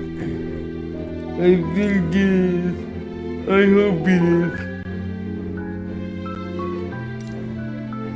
I had to reinstall mine for it to work once. It's like, no, I'm not working once you reinstall it. Well, I just reinstalled it today. Yeah, so hopefully it works. Because I know it kind of messed up when you started messing with the Concord. It was like, nope, I'm gonna screw up. That's because it didn't know what to do with the Concord. But it seemed like it imported. Yeah, imported. So it was just correct plug-in then. No. Remember, the service was down? Yeah. So it could have been either one. I'm leaning towards the server one because normally it works.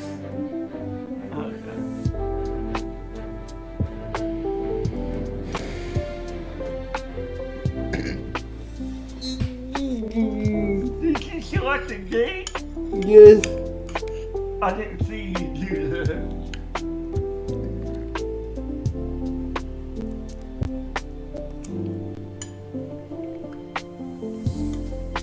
Oh, you must have selected it before you did the import.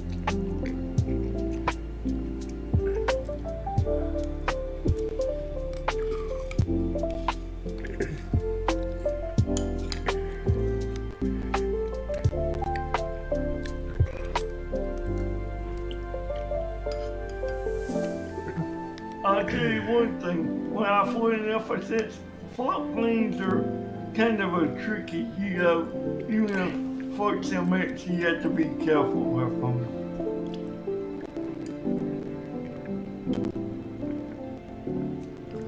You land on the water wrong, oh boy, you can flip over. You land on the wrong, you can flip over. I thought you said yes. Oh yeah, and I've done that. As a matter of fact, I think it was that plane there that's on screen. I just did it for free flights, just for fun, just to have fun. On that one. That was my fun aircraft. I would just take off, fly, get used to water landings. And one time I did a few missions with it, because he had to go from up here and get loaded and do a couple missions. Now it says hi.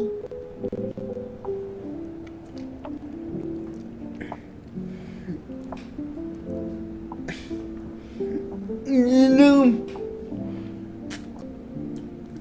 I'm glad we still use both paints. But I'm gonna say this. No matter how much I look at this paint, Anya did a good job.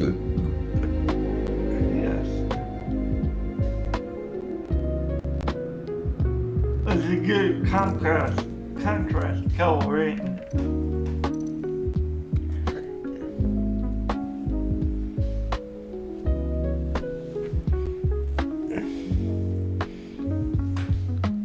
We're taking about a little bit more than half a tank at 55% fuel. Not bad, not bad.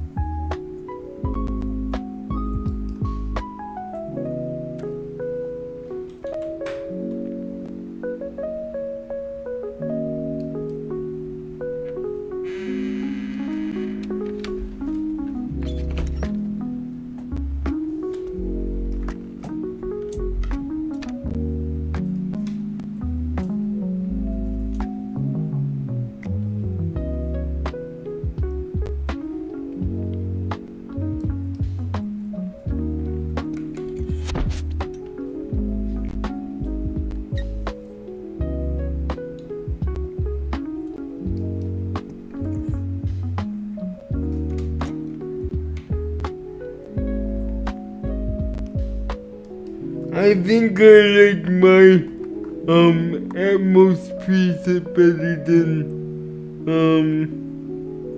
the one that Darcy used. It looks brighter and more vibrant. The Atmos what? Preset that I normally use is better than Darcy's preset that he uses.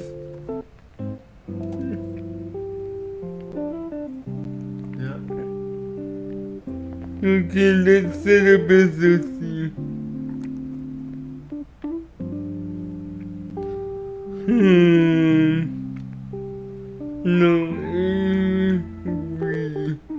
20. And we're gonna wait until the presets.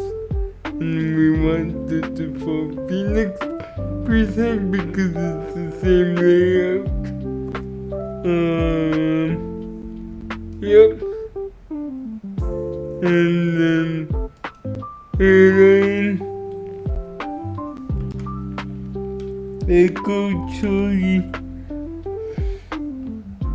Baba.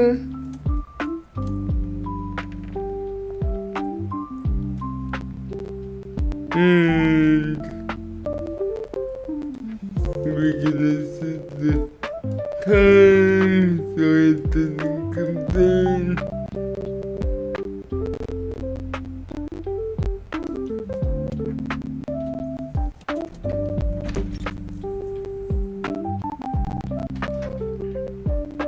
And I think 2 hours and 50 minutes is medium, right?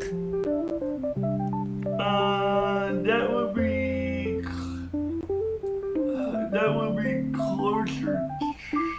Yeah, but that's a little bit of a tricky because I know 2 hours you have at least 2 services. You have a drink and alcohol. What would that be under? So medium is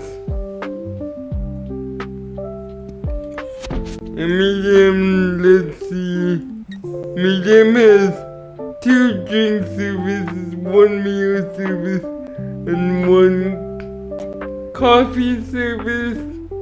And then if we go to short haul, we have, let's let it load here.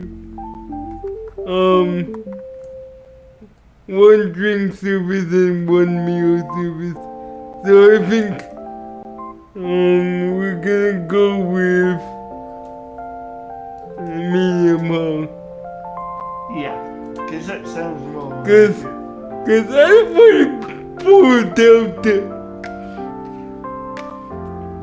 I know, and that's what I was saying. Medium seems like it. I had enough of Delta. Let's at least give them 2 drink services, 1 meal, and 1 coffee service.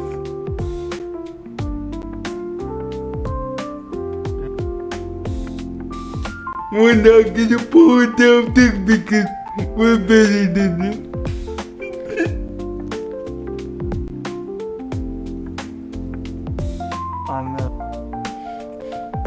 Man, screw Delta. 5-6 hours, not even a meal service. What the heck?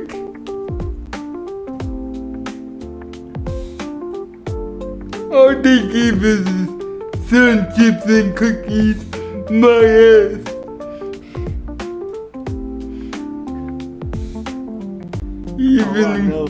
Even we provide food. Yeah. We don't provide food if it's 1 hour less, depending on the time of day. This is what's good about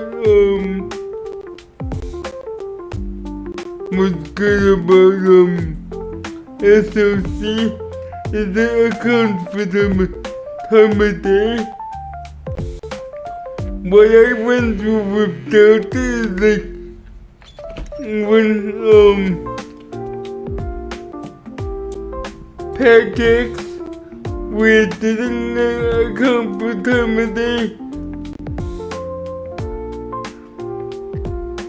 And it didn't give you, and it didn't get the passengers food at all, so I was like, what the hell?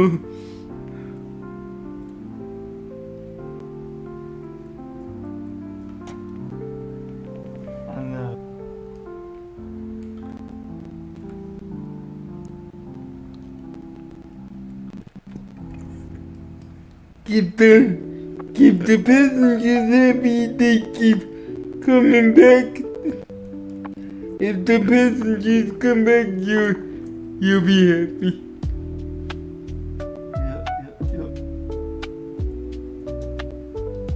Let's get the Eclipse started.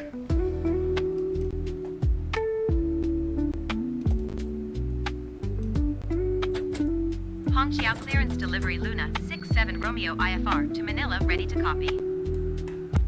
Luna 67 Romeo is cleared to Manila Airport as filed. Takeoff runway 36 right climb and maintain 8,000 feet. Departure frequency is 120.5 squawk 1366. Luna 67 Romeo cleared to Manila Airport is filed. Takeoff runway 36 right climb and maintain 8,000 feet. Departure on 120.5 squawk 1366. Luna 67 Romeo readback correct. Contact ground on 121.675. Good day.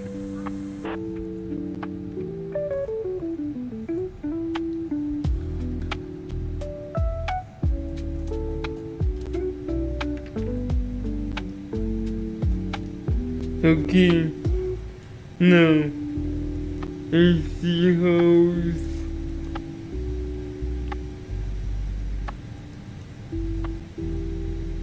good that's connected. Now we can start to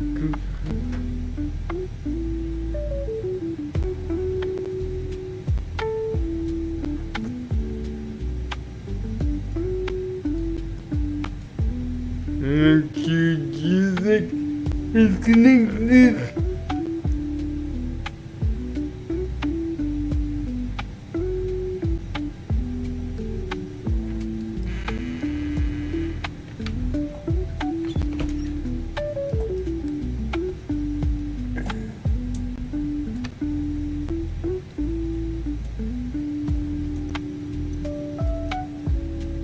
And I'm gonna put this on here.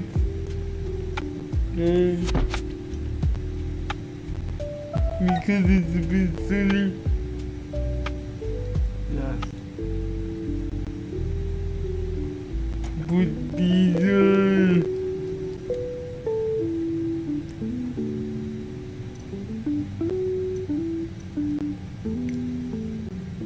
And Catering vehicles are on their way.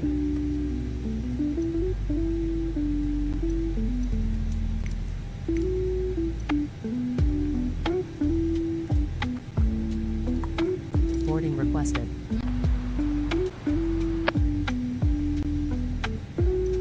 Ground 2 cockpit. Go ahead.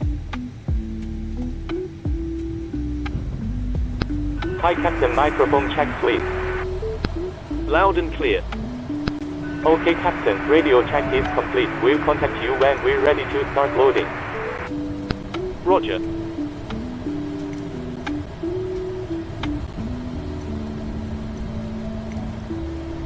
you want to board crew?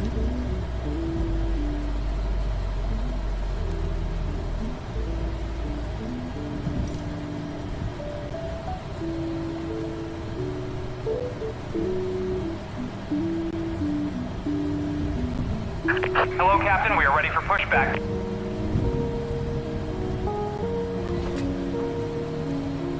Passengers boarding starting.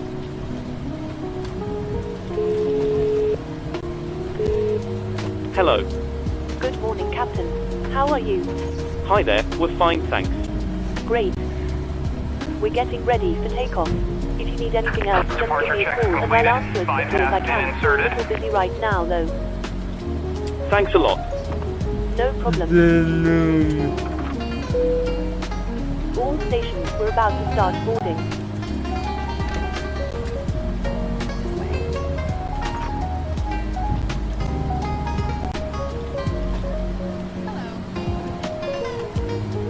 I'll tell you what though, the A320 despite being a bit old,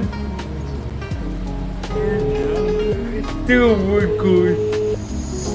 Hello. Hi, Captain. Just to let you know, we've started bringing the passengers on board. Thanks. Stumps over the 737, even the next.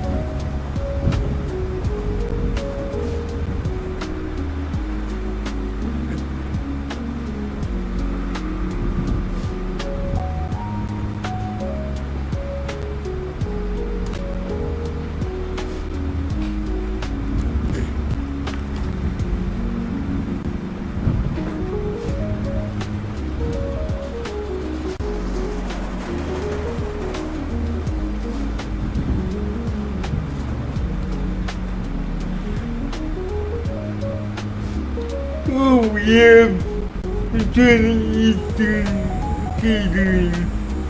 So food should be pretty good because I flown on them when I was a little kid. And enjoyed the food.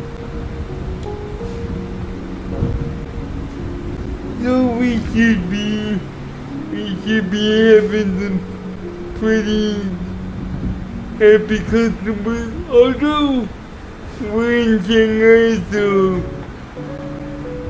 they're probably expecting good food. Because we have all Chinese around us good food. High expectations, I guess, from our customers.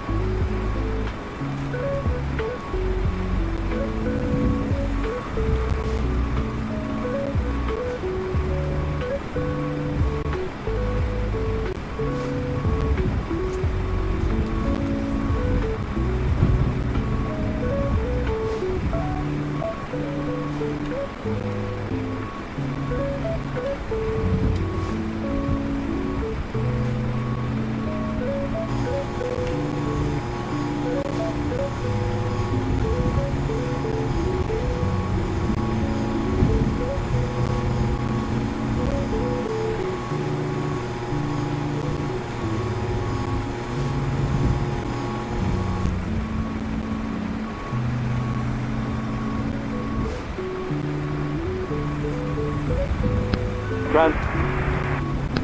Go. High.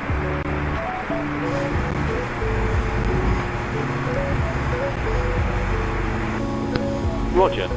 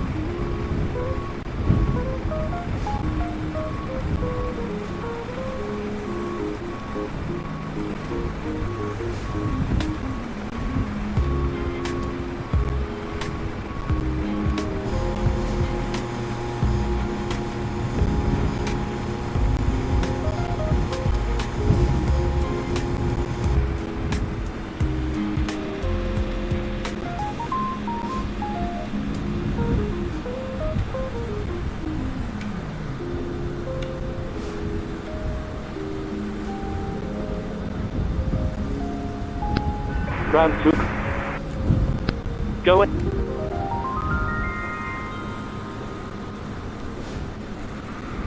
Load. We are waiting.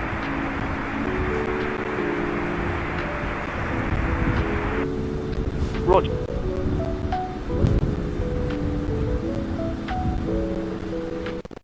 Why it looks like we've got a fuel seal now, Hans. Captain Lee housed the plan to get us back in the air. Oh, and Berg, our streamboat. We get it, Captain Lee. Like Scalpy Wild Shan.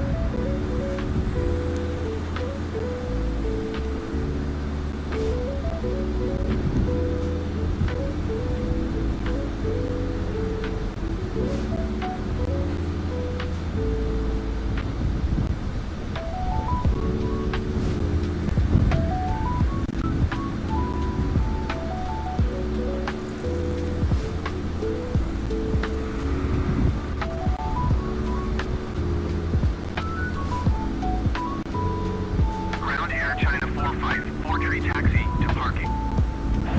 Air China 454 tree taxi to general aviation parking using taxiway hotel for Lima 19er.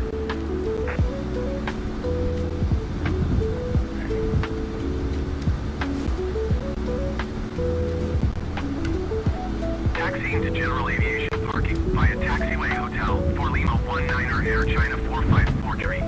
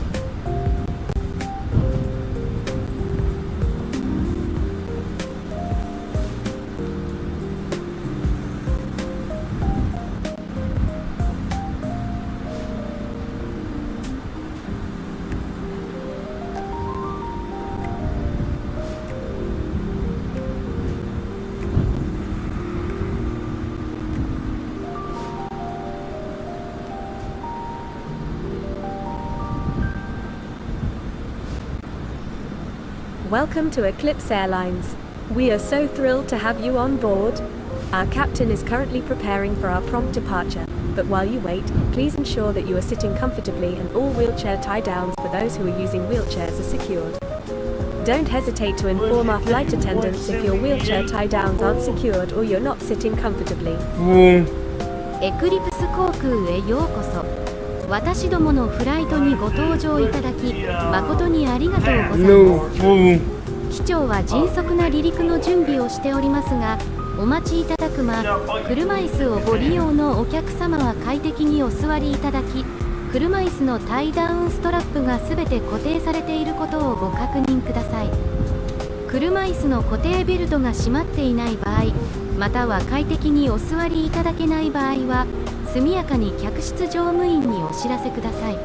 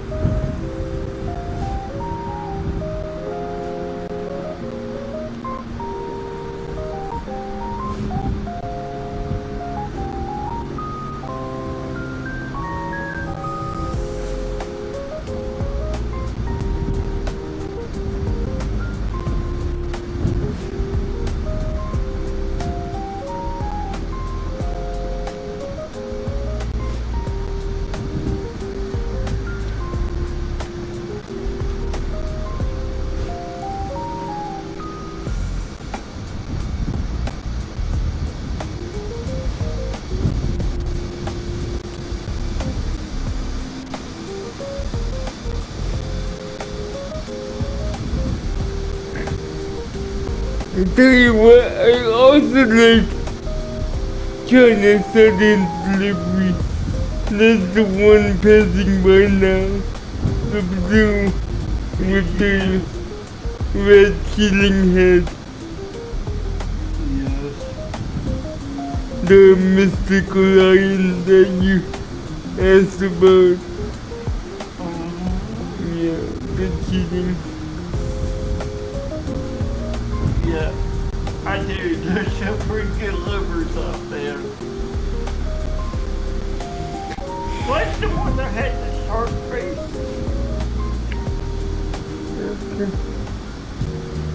Wasn't that the... You mean the warplane or the... The other one, the airliner one. The shark face that was Australian, I think? Yeah, I don't remember, but it was fun. And then there was one that was smiling, too. That was scary. I know. I know.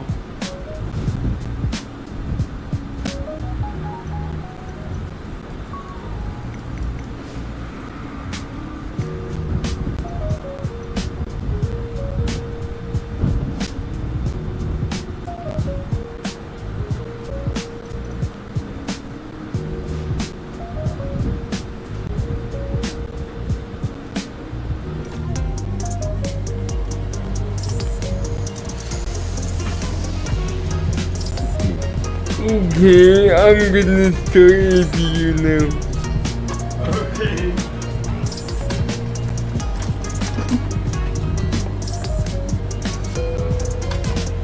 Cockpit to ground. Go ahead.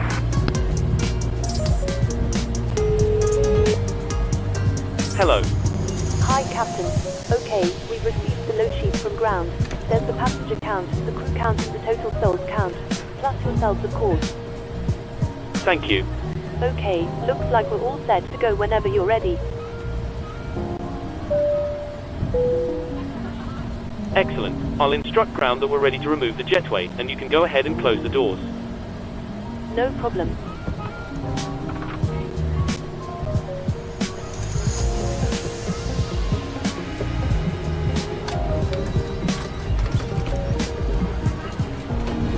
We're starting the APU now. Stand by for ground power disconnection in a few minutes.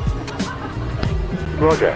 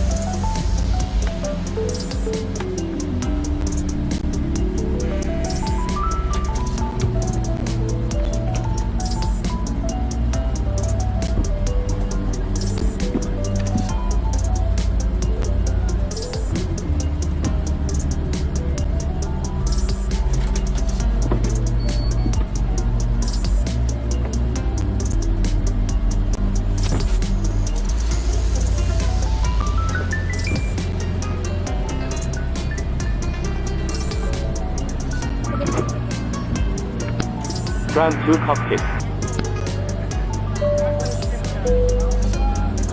Go ahead. APU startup seems smooth, nothing to report. Please disconnect ground power. Roger. Stand by. Good morning from the cockpit. This is your captain speaking. I'd like to welcome you on board this morning's flight to Manila. We're currently preparing for departure up here in the cockpit and thought we'd say hello while we finish entering the data into the flight computers. We're not anticipating any delays, so we hope to be underway very shortly. The cabin crew will start securing the cabin once the aircraft has pushed back from the stand. As we make our way to the departure runway, please make sure your seats have been secured as they make their way around the aircraft. The weather is looking good, so it should be a nice, comfortable climb up to our cruise level. Once we're airborne, there shouldn't be any issue during our climb. It's a pretty straightforward departure out of the airport, so nothing to worry about there. It looks as though the en route winds are in our favour, so there shouldn't be any issue getting to our destination on time. However, we will keep you informed throughout the flight if it changes. The ground crew have finished loading the aircraft, so if you could get yourself seated and secured, we'll be able to get going straight away. Thank you.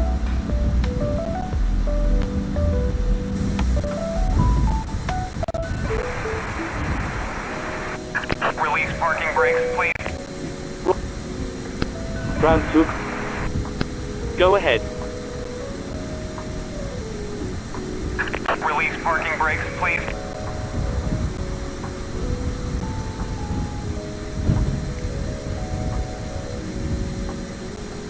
Release parking brakes, please.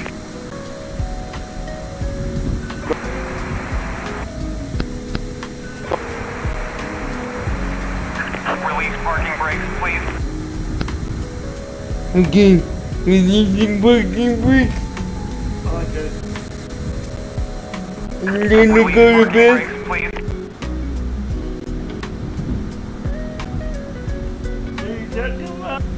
I'm gonna go to bed.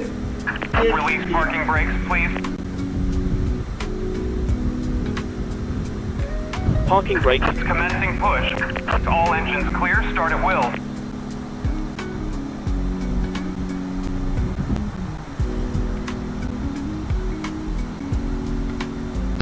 Okay, Captain.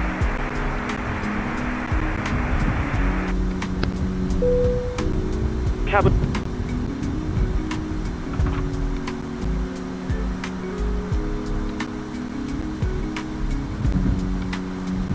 Starting number. Roger.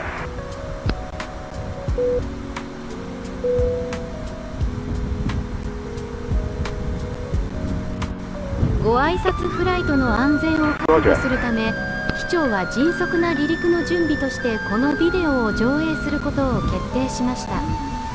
乗客の皆様がこのフライトで怪我をしたり、困難な状況に陥ったりすることのないよう、ぜひご覧ください。お座席の上には大きなお荷物を入れるスペースが、前のお座席には小さなお荷物を入れるスペースがございます。お荷物の破損を防ぐため、お荷物は正しい収納スペースにお入れください。シートベルトは左右に分かれています。片側には左手の調節可能なストラップに取り付けるレバータイプのバックルがあり、もう片側には右手のバックルにロックするストラップがあります。シートベルト着用表示灯が点灯したら、バックルを取り付けてシートベルトを閉めてください。シートベルト着用表示灯が点灯しているときは、必ず表示灯のまま使用を続けますが、シートベルトを外す必要がある場合は、バックルを引くだけです。当社のフライトは Wi-Fi に対応しており、高度1万フィートに到達した時点で当社のサービスにオンラインでアクセスすることができます。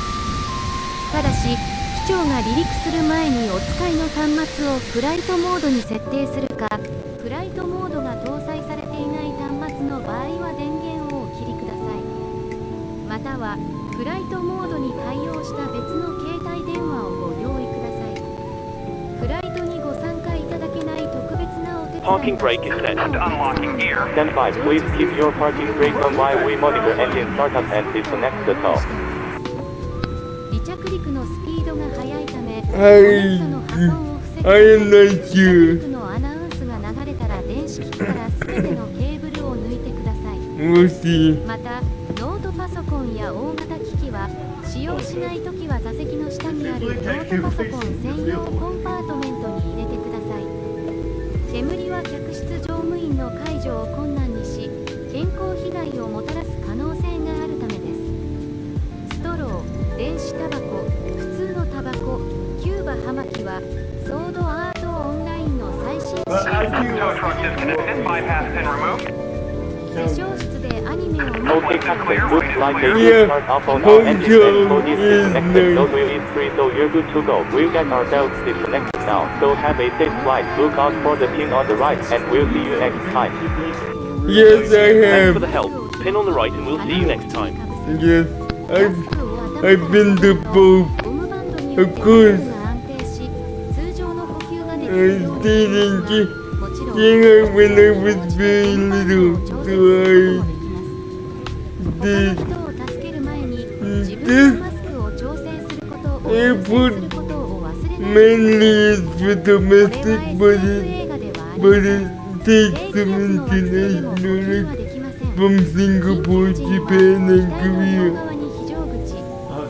But it's mostly domestic. Okay, sounds like someone of us spoke up.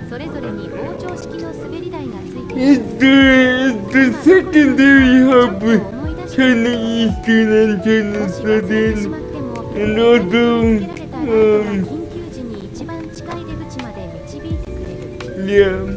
but it is including Shaman and a bunch of others.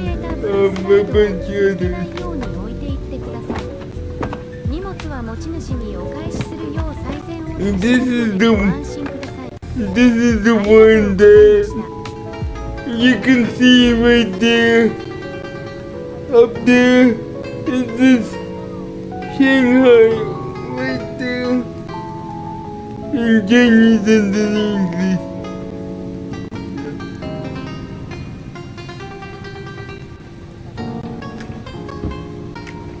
Okay, you ready for taxi? Did we get the clear? You started easy, But I don't think it's all clear yet.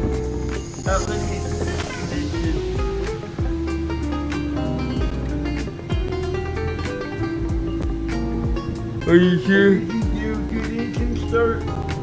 It does it automatically, but I still have to wait for the have a good trip. Yeah, I heard something clear for me to start in clear, but you take outside, then should be gone. Yep, they're gone. Rolling. Yeah. Hello. Hi, Captain. Everyone's seated and secured for takeoff. You can take your seats now. We're almost ready. No problem. Okay, taxi. Yep. It's All rolling. stations, take off positions, please. Now you set the lights for taxi. Yep, I did. I like using the EFB for taxi. I did. That's what I do. But I know.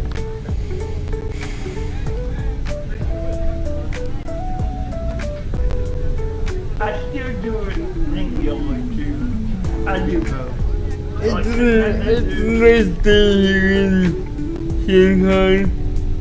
Yes. But Usually. It may look nice, but it's windy as hell this time of year. I know.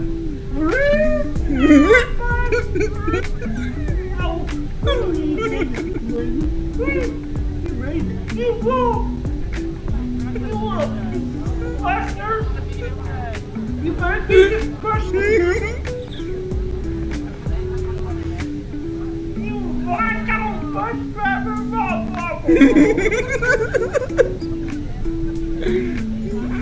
I just saying it under my breath because I don't want to say it out straight. But we're good. I have the steam filter on. I know, but I still don't like saying this.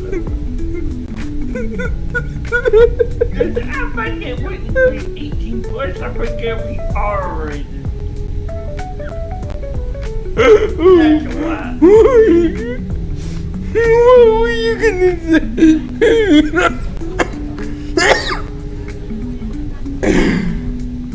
Guys. Oh my goodness.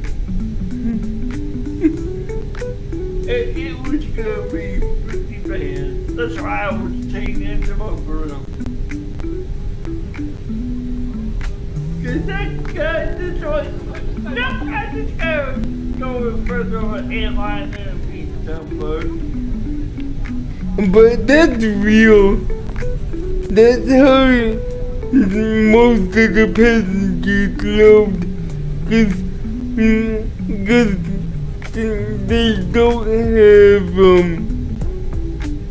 they don't have, No, but you don't cut money off though. yeah. I don't think they have awareness. That's why I was saying that. No, and it's not controlled by AI, it's just animated. Yeah, but The passenger bus controlled by GSX is AI controlled, but these are the passenger buses included with the airport to make it feel alive. yeah, but you don't want to run them over.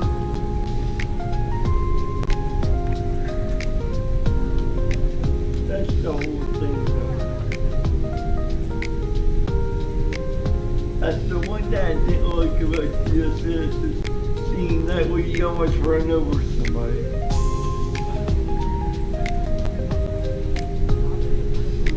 But everything else I like is just the interaction with the buses. You remember that one time the bus climbed up on top of that loading thing and there was a mid-air? Yeah. That's what happens if you don't have a GSX built in or configured. Yeah, but I thought you did for that one time and it's still That means the game wasn't configured in the program. Okay. Cause it was weird. Taxiing to General Aviation Parking via Taxiway Hotel for Lima 19er Air Spring 89er 58.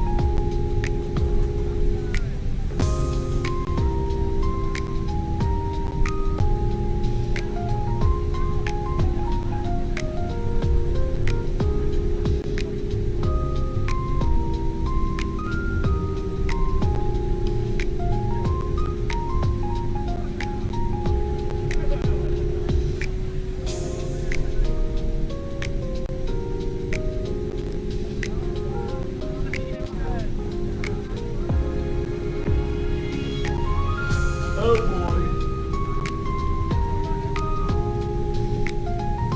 Oh, you playing ring around the airport? Well, Hong Kong does have long and taxiways. That's what I was saying. That much I remember sitting on my grandma's lap. Ryder looks like we are running on fumes, Captain. And coffee reminds us why our shin. Oh, shut up, Steel.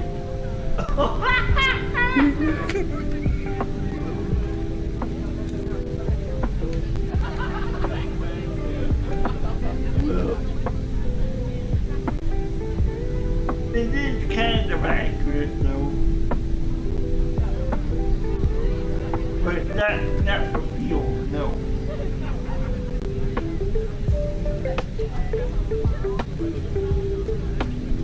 But their CEO does some weird stuff. At least he hasn't hit the liquor yet.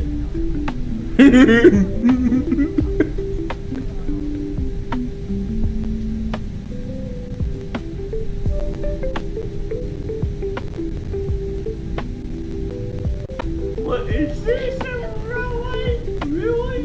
Nope. Skinny old thing? No. Taxiway.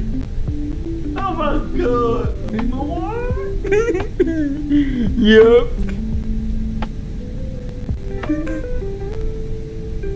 What the?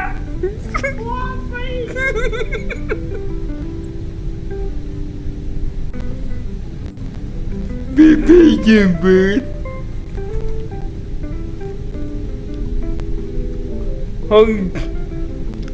Hangzhou is meant for you to enjoy the scenery.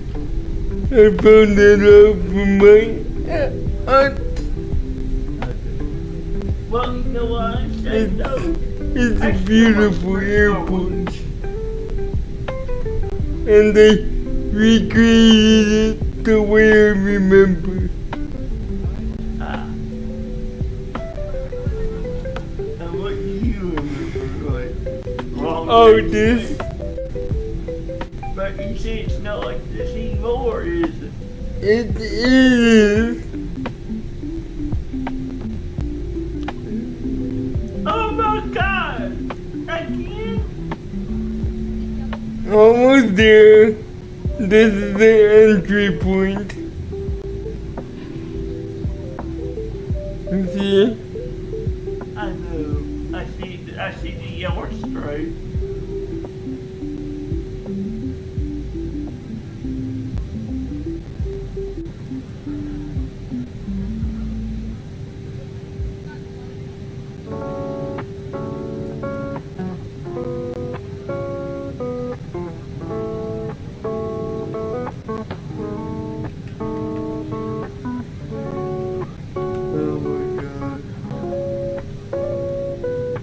Ponchiao Tower Luna 67 Romeo ready for departure runway 36 right IFR to Manila. Luna 67 Romeo, altimeter 30.56, wind 356 at 14. Cleared for takeoff runway 36 right. Cleared for takeoff runway 36 right Luna 67 Romeo. Cleared ILS Yankee runway 36 right approach Jinyao Airlines 1236.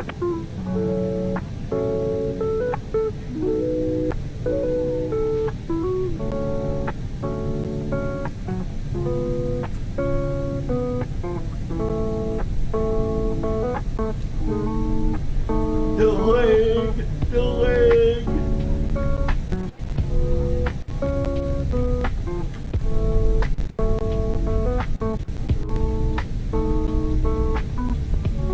So this is different. They put the runway in the between the takeaways on this one. Yep.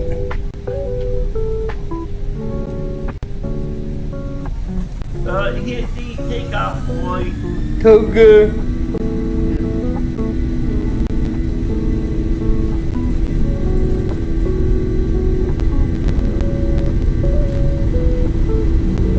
Jinyao Airlines 1236, wind 100 knots. 100 knots. Clear to land runway Rotate. 36 right. Rotate and move.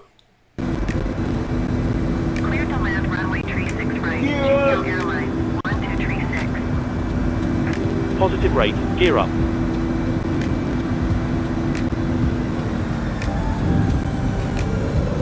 Yep.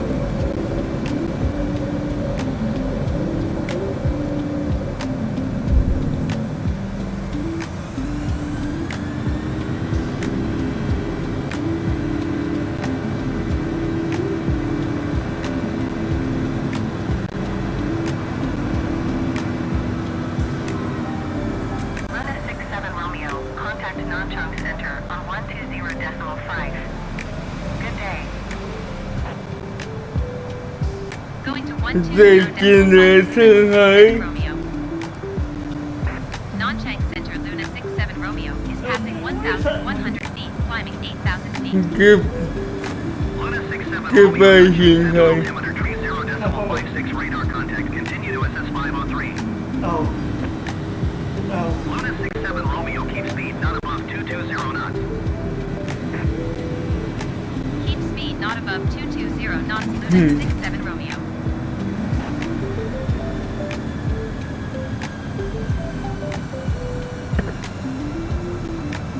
But I think I found it.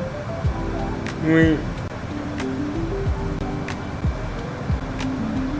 Think about what?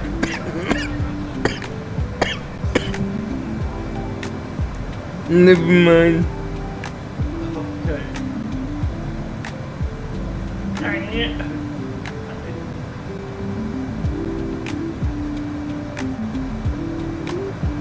What? I thought you were here so you found the solution to the lag. No.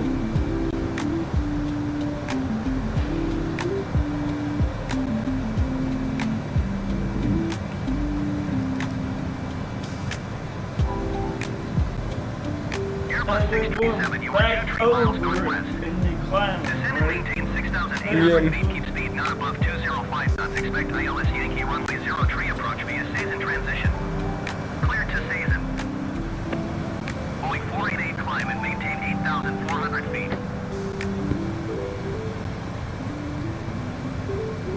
Descend and maintain 6,800 feet. Keep speed not above 205 knots. Expect ILS Yankee runway 03 approach via Sazen transition. Clear to Sazen Airbus 637. Luna 67 Romeo climb and maintain 16,000 feet. Climb and maintain 16,000 feet. Luna 67 Romeo.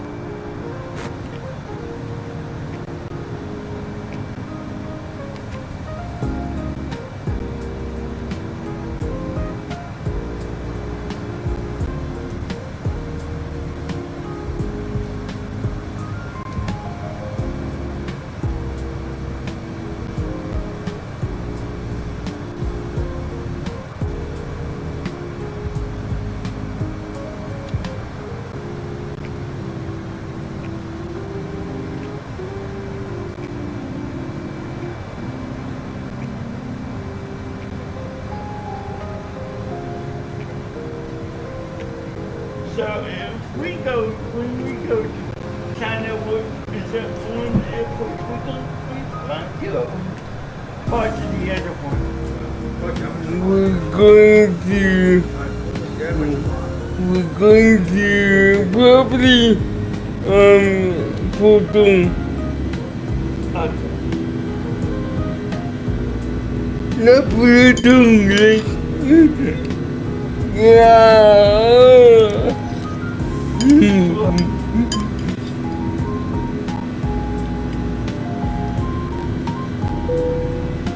Cabin crew, you're free to resume duty.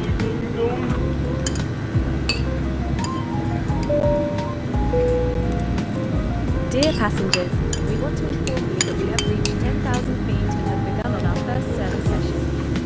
We will be giving you complimentary snacks and drinks, and for additional food and beverages, please look at the in-flight brochure in your seat pocket for more information. Wi-Fi also will be turned on now. Thank you. Climb and maintain flight level 340 Boeing 459er. サービスセッションを開始したことをお知らせいたします。無料のスナックとお飲み物をご用意しています。 Standing rate and landing rate of. 座席のポケットにある機内パンフレットをご覧ください。電子機器をご利用いただけます。Wi-Fi もご利用いただけます。ありがとうございました。 Ladies and gentlemen, the captain has turned off the seatbelt sign, so you are now free to move around the cabin. However, for your safety, we do recommend that you remain seated with your belt fastened at all times during the flight. Thank you. Boeing 09 Romeo climb and maintain flight level 280. We got some turbulence. Climb and maintain flight level 280 Boeing 09 Romeo.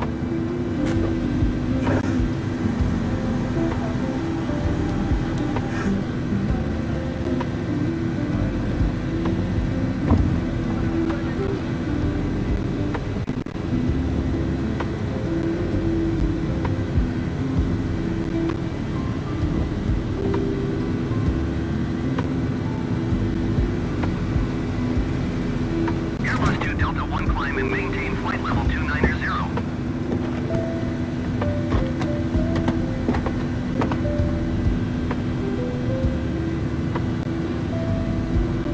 Climb and maintain flight level 290 Airbus 2 Delta 1.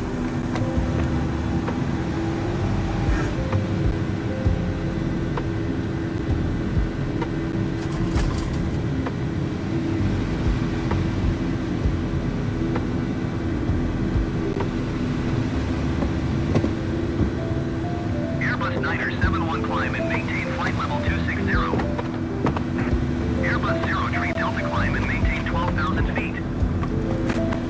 Airbus 862 climb and maintain flight level 230.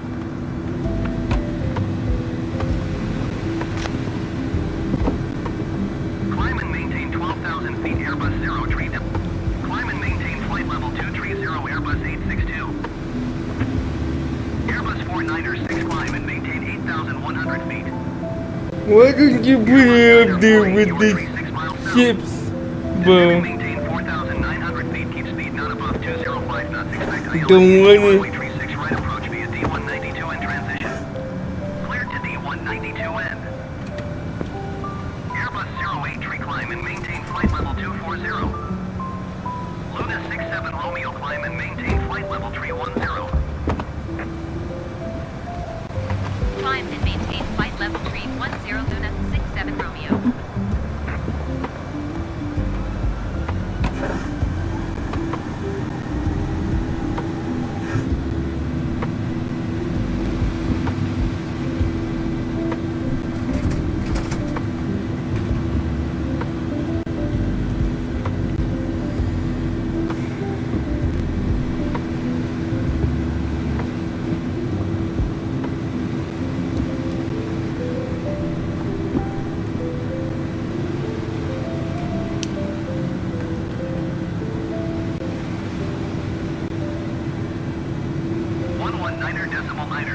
Airbus Niner 48. Goodbye.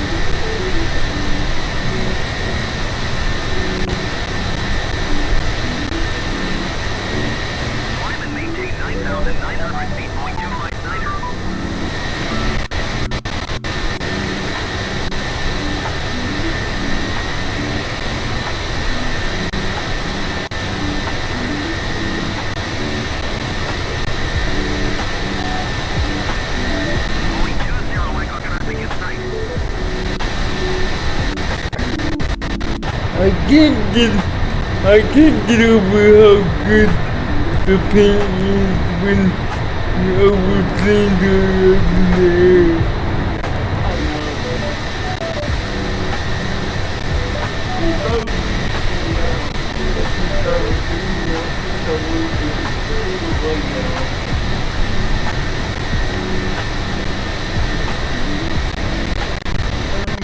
Yeah, but it's like that.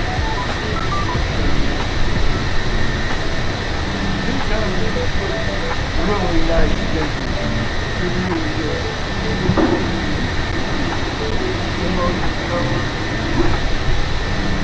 Yeah, and at the end of the day, it kind of complements the sky, and at night, it's like a little camouflage.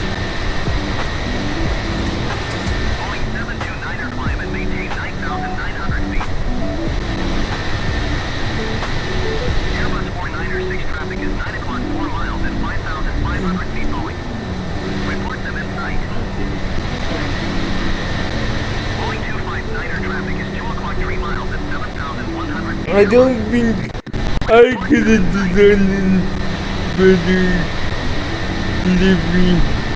That's why I left it to Anya, because she's the icy one.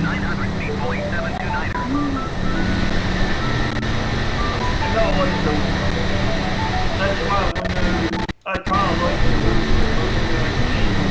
I know where that Descend and maintain 8,900 feet. Keep speed not above 205 knots. Expect runway runway 35 left approach via Z202X transition clear to Z202X Airbus 806. Luna 67 Romeo climb and maintain flight level 370. Climb and maintain flight level 370 Luna 67 Romeo.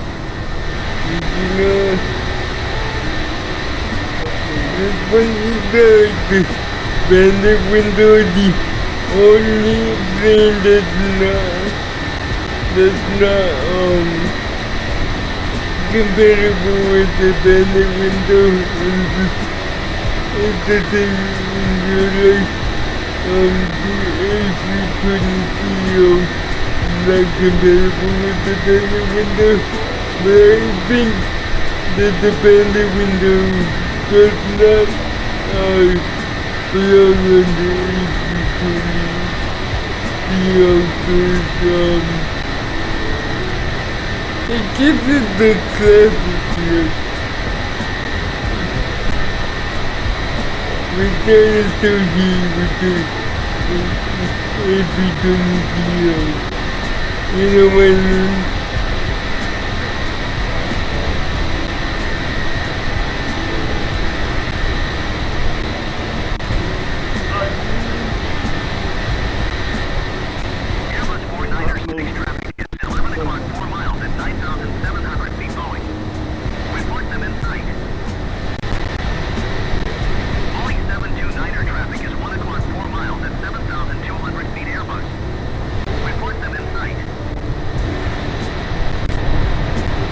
Frame rate is exceptionally good for the movie.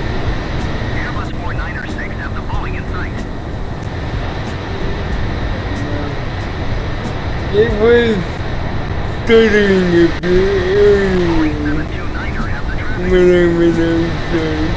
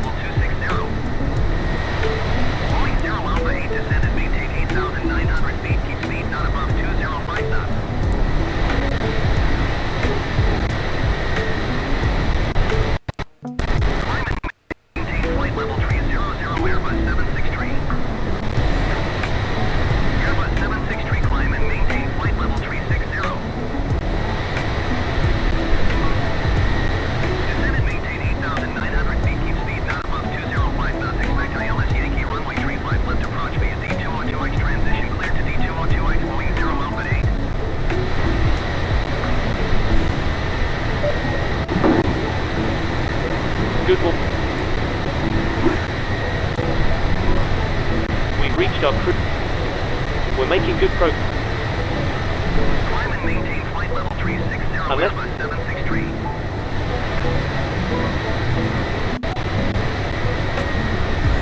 Thank you.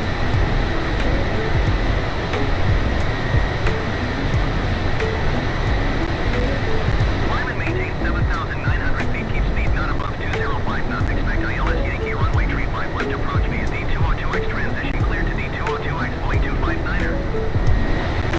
Airbus 051 climb and maintain flight level 200. Boeing 259er traffic alert. 6 o'clock, less than 1 mile, 8,900 feet Airbus. Report them in sight.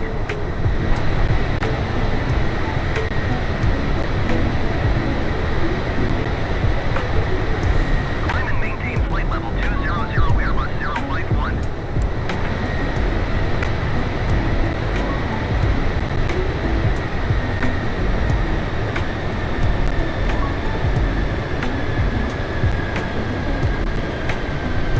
Aeroflot 1374 climb and maintain flight level 400.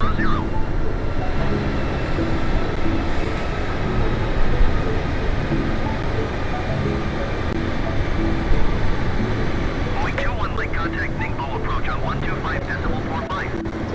Good day. Climb and maintain flight level 400 Aeroflot 1374.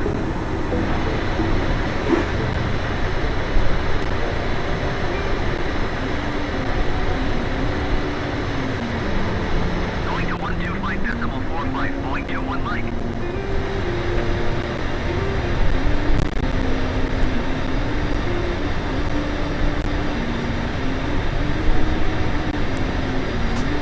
Luna 67 Romeo, please expedite your climb flight level 370. West China 1476 traffic is 12 o'clock 4 miles at flight level 260 Airbus. Report them in sight. Boeing 757 climb and maintain 9,000 feet. Airbus 763 traffic is 1 o'clock 1 miles at flight level 270. Report them in sight.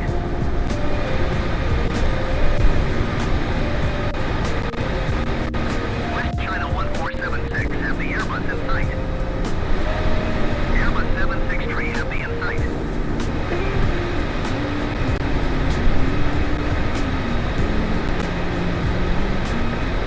Climb and maintain 9,000 feet, Boeing 757. Luna 67 Romeo, please expedite your climb flight level 370.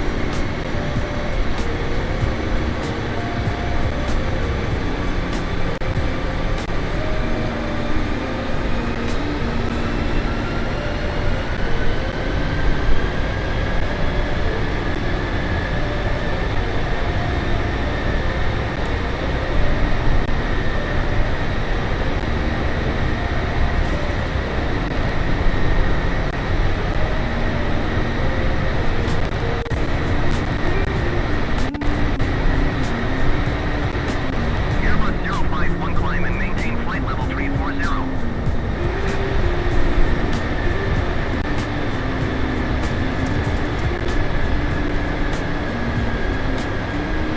Climb and maintain flight level 340 Airbus 051.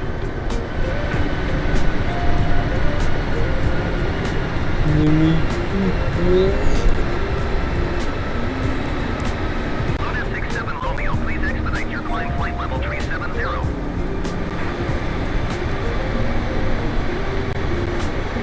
But you give 2 hours and 36 minutes remaining.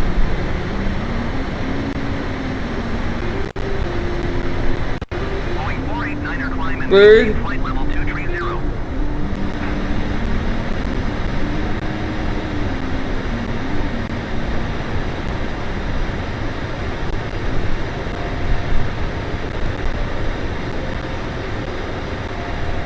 Yeah, I'm okay with that one. That's the time. Okay. Climb and maintain flight level 250, Boeing 573. Luna 67 Romeo, please expedite your climb flight level 370. Airbus 0 Delta Lima, descend and maintain 5,900 feet.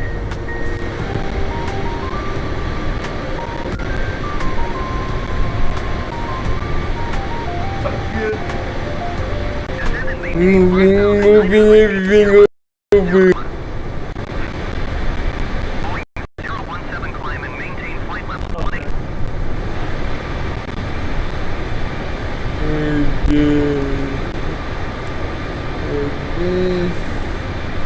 Climb and maintain flight level 180, Boeing 017.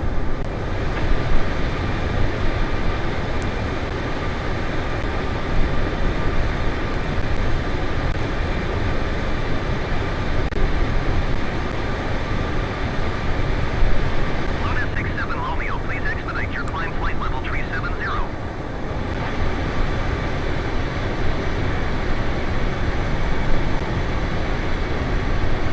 Boeing 757 traffic is 1 o'clock 4 miles at 10,800 feet Airbus. Report them in sight. Airbus 0 Delta Lima traffic is 1 o'clock 3 miles at 8,900 feet Boeing. Report them in sight.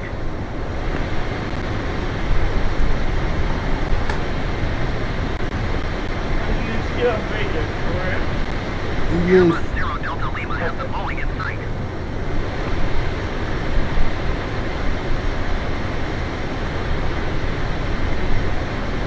Boeing 757 have the Airbus in sight. Aeroflot 1315 climb and maintain flight level 290. Holy crap, we're getting high frame rates. I don't know why. Climb and maintain flight level 290 Aeroflot 1315. 8479. That's good. That's what it should be performing.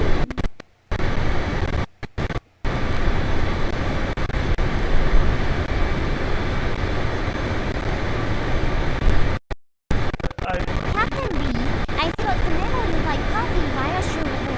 But can we get an upgrade downtown 67 status?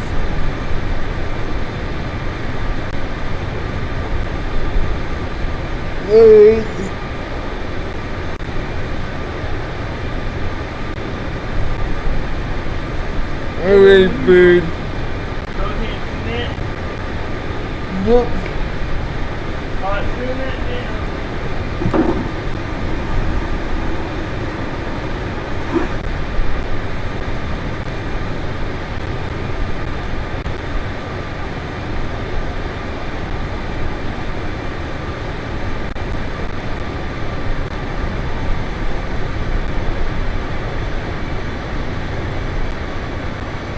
Okay, I hit the commit button this week on